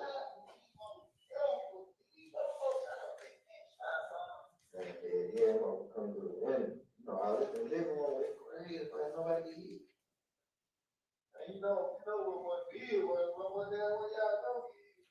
Yeah, for sure. What did he say? They shot Big Nick spot because their boy got killed in Mechanicsville. Again, the streets know before we know. But how did we find out? Because their house got shot up. And I don't know why they wear the same clothes. I have no idea. I don't know why they didn't want to change their clothes, but they decided they wanted to be in their same clothes for 2 days. I don't know. But they did. And that's how they found out. Remember what Investigator Hogan said, Investigator Flores, they didn't know really what happened on the night of. All he knew is he had some suspects on the surveillance video, and that's it. And just lo and behold, Viverito just at APD doing what she normally does, just say, hey, do you need help? And he's like, let me show you the surveillance video. This is all I got. And she's like, oh, snap. That's Shannon. I just saw him earlier today. Oh, and that's the car? He literally just told me that that's his car. And they were like, well, why would he do that? Why? I mean, if he just killed somebody in there, because they think they're above the law. So they go, and they don't know at the time what the police know. So he tells them. So let's talk about consciousness of guilt. So these are text messages on the 15th. And he is telling Poker, we need to get this hotel room. We need to get up out of Dodge. We need to lay low. He tells her, don't tell anyone any information. Why you gotta do all that if you ain't killed nobody? Because of what happened on the 9th? Well, why is it so urgent on the 15th? Not when she had to shoot the people on the 9th. You gotta ask yourself the question. This became real important the day after he killed Shamel. This didn't become important after she done almost got robbed. What else you have? You're searching for the crimes? They want to tell you, well, that's because his grandmama told him and his girlfriend told him. Well, they told him on March 14th about the shooting. He not Googling on March 14th. He Googling on the 17th. Oh, what happened? Viverito. Remember what they said in them jail calls?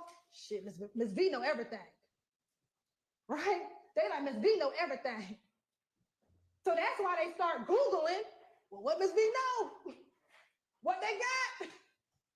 This is the same way he started Googling on the 12th, on the 12 Atlanta shooting. What them folks got about that shooting over at 12 Atlanta? You know Stephen did that. What they know? That's why you Googling. Consciousness of guilt. You done flat your good Chick-fil-A sandwich. Out of the park. What? Just start hearing them helicopters going. You like, hold on. It's the 17th. I've been Googling. I ain't heard a whole lot. Now I got helicopters? Let me get up out of here. The police sirens going, helicopters going, and they go fleeing. That's consciousness of guilt. You deleting content on the phone? You got Grandma Betty helping you out deleting the contents of your phone? Why? Oh, because you don't want us to find that music you done put on there. You don't want us to find that those contents, those lyrics you've been writing. You don't want us to see the text messages that you out hunting. You got your, I don't know if it's a little brother, little cousin. I'm not gonna play the call for you, but that's that call where Grandma Bet is like, you better hurry up and get home. You know what you gotta do. Them folks got the phone. Why are we deleting the stuff? And it's not because of poker, because they didn't delete it until Viverito got the phone. He ain't want poker to have the phone. We started deleting it when the police got the phone. That's consciousness of guilt, ladies and gentlemen. And then let's talk about the call that Mr. Shar played, because he ain't played the whole call. So we're gonna play another portion of the call.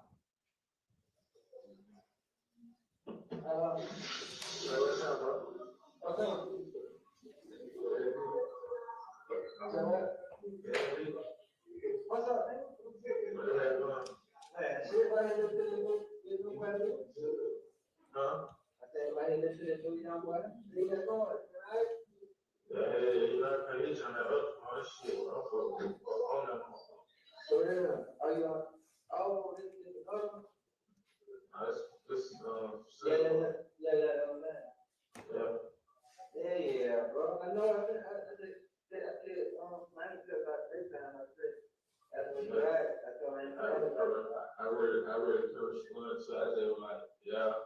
I can't, man. I'm for tripping them on for. For real, man.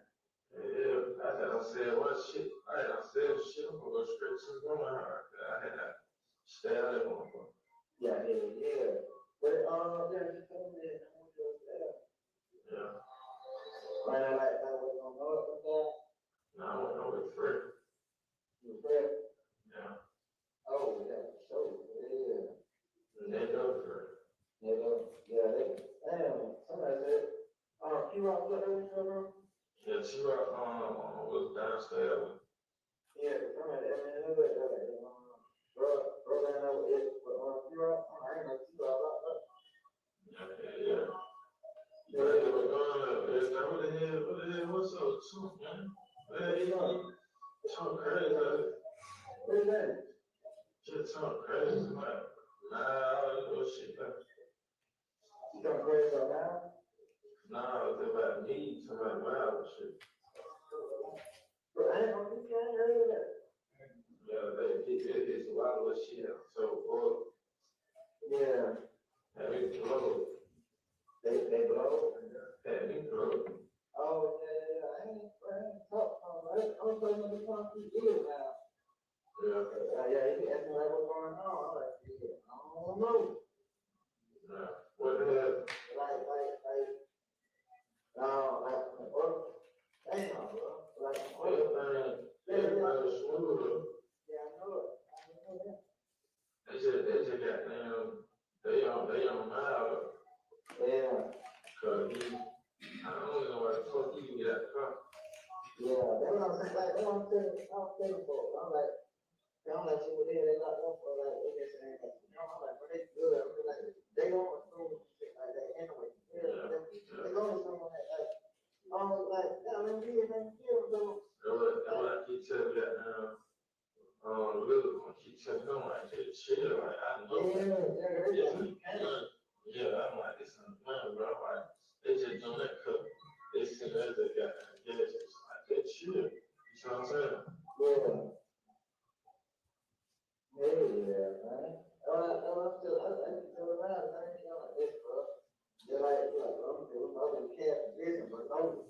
Just tell what you want to talk, bro. Not one word. Yeah. What they trying to portray or what they say, man, don't say shit. Yeah. I ain't heard that like Trump. I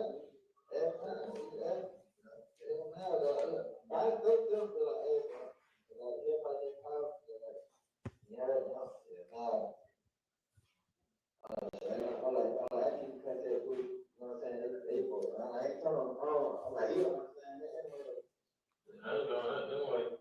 Yeah, I already put it, I already know. I'm not playing. I need you. I know, I was trying to do that. I told her, I told her, like, tell her I need 1,000, but anything in between, just got down. oh, nah, yeah. I ain't heard that, but it's not like that. Yeah. I know, like, but I know the one time we dated, she like, she told me, yeah, and like, be paid, and she had that, I talked to, she be in. What? Yeah. She like, and they tell me like, and no, before I leave the book like that, and like, they tell me that we pay, it was a day, we won. Yeah. Yeah. And they tell me we pay, work out. I already know that part. I just like, I know like how that go. You know what I'm saying? I ain't really tripping on that. I ain't tripping. I was just trying to keep blood from, you know what I'm saying? Yeah, do that. What's that? Yeah. I don't really be liking that culture and shit. That shit be having me all out, like. Yeah. But then, I think that was I'm like, what the hell is that? Farm. Oh. So they talking about farm. Okay. Yeah. She really kind of told me to tell me I was born. They would, I just know that it was a bitch on myself. Yeah. Yeah, I already know. Yeah. I already know about myself. That's some people showing what I think in some head. Yeah. Yeah. But like, who don't last? She ain't cold on. No better than I'm gonna pay the shit. So I don't know who told us how to video check. Like, bro, when I ain't run. I say you run, you damn sure some head, man. Huh? I say, nah, you say run, you damn sure some head, bro. Yeah. I ain't know what's wrong. I'm like, listen, bro, you know what's going on. Like, before all this shit, like, out of the church. Yeah. I'm like, shit, you know, I'm like, you know what's going on, like, yeah, bro, you know, problem, bro, with everybody, I'm like, yes, bro. You know how this shit is, bro. Try this shit, but like, I'm like, hey, like, everything. I'm like, shit, that ain't going on no more, bro. I'm like, y'all, they gonna get you, you know what I'm saying? And then they put it right there. I go, go ahead. Yeah. Yeah, now they just feel like album on street at the store. What this and shit like, yeah, I'm like, yeah, this thing. They also, so I just stay away from that. That's police shit. Yeah, man. Got down, you know, they pen powder for rings, all that shit up. Yeah. You know, come back clean, you know what I'm saying? So I ain't tripping on that. So there's a few things that happened in this call. So let's talk about the first part of the call. The first part of the call, they're talking about Miles Farley. And if y'all remember, y'all heard the jail calls when they were trying to get protection for Miles Farley. Well, this call is on April 1st, early in the morning before Miles is arrested. And what you hear them talking about in the call is, one, I don't know why Miles got out the car. That's the only thing they really got on him because they saw him on the surveillance video. And more importantly, they're saying, tell Miles don't talk to the police. Tell Miles don't talk to them folk. Because see, Miles ain't never been in jail. So they think if Miles starts talking to the police, he the weakest link. So they're like encouraging Miles, don't say nothing to him. So that's what the two people in the shooting car are trying to make sure that they are protected by making sure Miles don't talk. So that's the first part of the call. Then you hear them talking about Dolly White. Well, we all know Dolly, Doug's sister. And they're talking about getting payment for a lawyer. And then before that, or right after that, they're talking about Blizzy seeing Damikian at the hotel in Cobb County. Remember, Blizzy is the ox, Carlos Barber. And so now Damikian is updating Shannon about what's happening. Because remember, Shannon's been in custody now since March 17th. what's also important is that they're on this contraband phone. So remember early in the call, they're like, Shannon, like I couldn't be on that other phone because they got my phone. So now I'm using somebody else's in jail contraband phone so that we can talk. So on this contraband phone where they don't think anyone can hear them because they don't know it's a wiretap, they're like, hold on, Miles is tripping. Tell him don't talk to them police. He said the other boy tripping too. I submit he's talking about Carmavius Nichols. He said, I'm just trying to keep Buddy calm. Because remember, at this time, only 2 people are locked up. Shannon and Cormarvius. Miles is not locked up, and we have not confirmed that DeMarco Boyer is a part of this. So he's trying to keep Quay down, trying to keep Miles from snitching, and that's what they're talking about. Then towards the end of the call, and I know Mr. Sharp tried to flip this, but he says, if they get my car, it's going to be clean because there ain't going to be no GSR in it. Who says that? And let's see, did he go get the car clean? He did. These circles, and y'all gonna have these pictures in the back, are watermarks. You see, they ain't do a good job cleaning it, but it's watermarks dripping on the dashboard, over here, because he got the car clean. See, he thought maybe in his mind that the gunshot residue might be on the dashboard. It might be over here. Because he shot that gun out the window. He ain't shoot the gun in the car. Go look back at the trajectory, and he could not have shot in the car. He had to shoot out the car because the bullet had to go through the car, through the window, into Chanel drinks. I submit he not inside the car like, ping, ping. That's not what he's doing. Oh, heck no. He gonna put his hand out the car and he gonna shoot. And the award goes So to. they gonna wipe the car, it's gonna be clean, because that's where he think the gunshot residue gonna be. And what did Mr. Colvin tell you? He said, I took 2 dabs. I think he said he took about 8 or 16 dabs, but I didn't dab the entire headliner. He said there could be portions that had it. That's just not what I tested. You saw how big the headliner was. We pulled it out the bag for you. Is it possible? Reasonable that it could have been on another piece of the headliner? Yes. Or is it reasonable that all of the gunshot residue went out the car? Because remember what he said, it's going to be a poof, but it's going to go in the direction of the bullet. You might have some blowback, but not a whole lot, unless the shooting happened in the car. The shooting didn't happen in the car. Therefore, it's not going to be a whole bunch of gunshot residue inside of the car. Remember, we asked him, is there going to be a distinction between the two? He said there's going to be way more gunshot residue if, say, the Mikion or someone in the car fired. But if the gun is outside the car window, it's going to blow back a little, not a lot. It's going to go towards the direction of the gun, or of the bullet. But that would be towards the direction of Mr. Drinks. So any gunshot residue, he thought he wiped down. That's why he says that on a contraband call to his co-conspirator, who they both killed, Shamel. Don't worry about it, bro. If nothing else, when they got the car, don't worry about it. That gunshot residue. We cleaned that. That's why he wanted to extend the car rental. He extended the car rental on March 15th. He had to. He couldn't take the car back. By this time, I got to get that thing cleaned down. We got to do something with it. He probably gonna try to get rid of it. Wait a minute. What are you doing here? 17th. He ain't have enough time.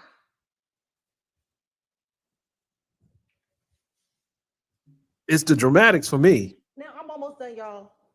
Please. I found it ironic how the first murder and the last murder in this indictment, how eerily similar they are. How ironic is it? They both named Nut. They both happened near gas stations. They both using rental cars. One by Jeffrey Williams, one by Shannon. They both have multiple YSL defendants. They both travel after the murder. He talks about going, they flee to Miami. He talks about poker. He talks to poker about going to Miami. They go into the studio writing lyrics about it.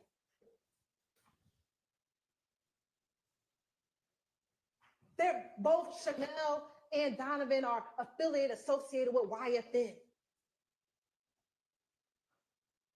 But they want you to believe that this is just two totally unrelated cases. Oh, and Shannon is supposed to be the shooter in both of them. The one who's always on go. He says it himself, but Quindarius said it too. The one who wants to do the murders because he wants status in the game. But they want to tell you, don't believe any evidence that the state brought. Don't believe any of it. Ladies and gentlemen, I ask you not to do that. You know, Mr. Drinks, young man maybe trying to find his way, maybe getting caught up in the wrong crowd. But on that day, he should have been able to go to his girlfriend's house. Never. He should have been able to maybe decide that these aren't the friends he want to be with. But no, this is what they did to him. Left him at the light like this. And for what? Off a social media post? This is trash that they're doing in our community. Same thing with Donovan. Donovan was trying to turn his life around. Donovan was trying to get into the music business. Donovan was trying to leave that gang stuff alone. He up here drinking his glass of wine when you see the picture. But what did they do? Off of what? Because Donovan was at the barbershop joking, laughing outside. You see the surveillance video? And left him like this. All in the name of YSL. All in the name of the game that they want to tell you is a music group. It's music. This ain't music. This is not a song right here. Y'all, this is real life. Real dead bodies. Real dead people. Real shootings. This ain't no song over a beat. And they know when they brought him to it, with his flat tattoo, his emergent tattoo, what they were doing. Ladies and gentlemen, they are guilty of every single count that they are both charged with. Mr. Atkins told you what this was about. Destruction of people, destruction of the community that they live in. Deception. They want to deceive you by telling you that these people in here are just lying just to lie. They're trying to deceive you to tell you that this is all about rap music, rap business. It is not. This is about death. How many dead bodies at the hands of YSL? How many people shot at the hands of YSL? They are a gang by every definition of the word. And you want to talk about we are here just trying to get people of color? No, I'm trying to get gang members to stop committing violent acts in this community, in Fulton County, where each of their victims are people of color. The people that they destroyed, the people that they hurt, the people that they tarnished. Young boys. Rodalius Ryan could have had a promise in life. But what is it? He out here murdering folk at the hands of YSL. Christian Eppinger at the hands of YSL. Go catch you a body. That's how you become slime. That's what he says in his song. Go catch you a body. I'll show you how to be slime. And that's what these little boys are doing. Catching a body to be slime. But they want to tell you that we got a vendetta on people of color? It's ridiculous. It's absurd. And intimidation.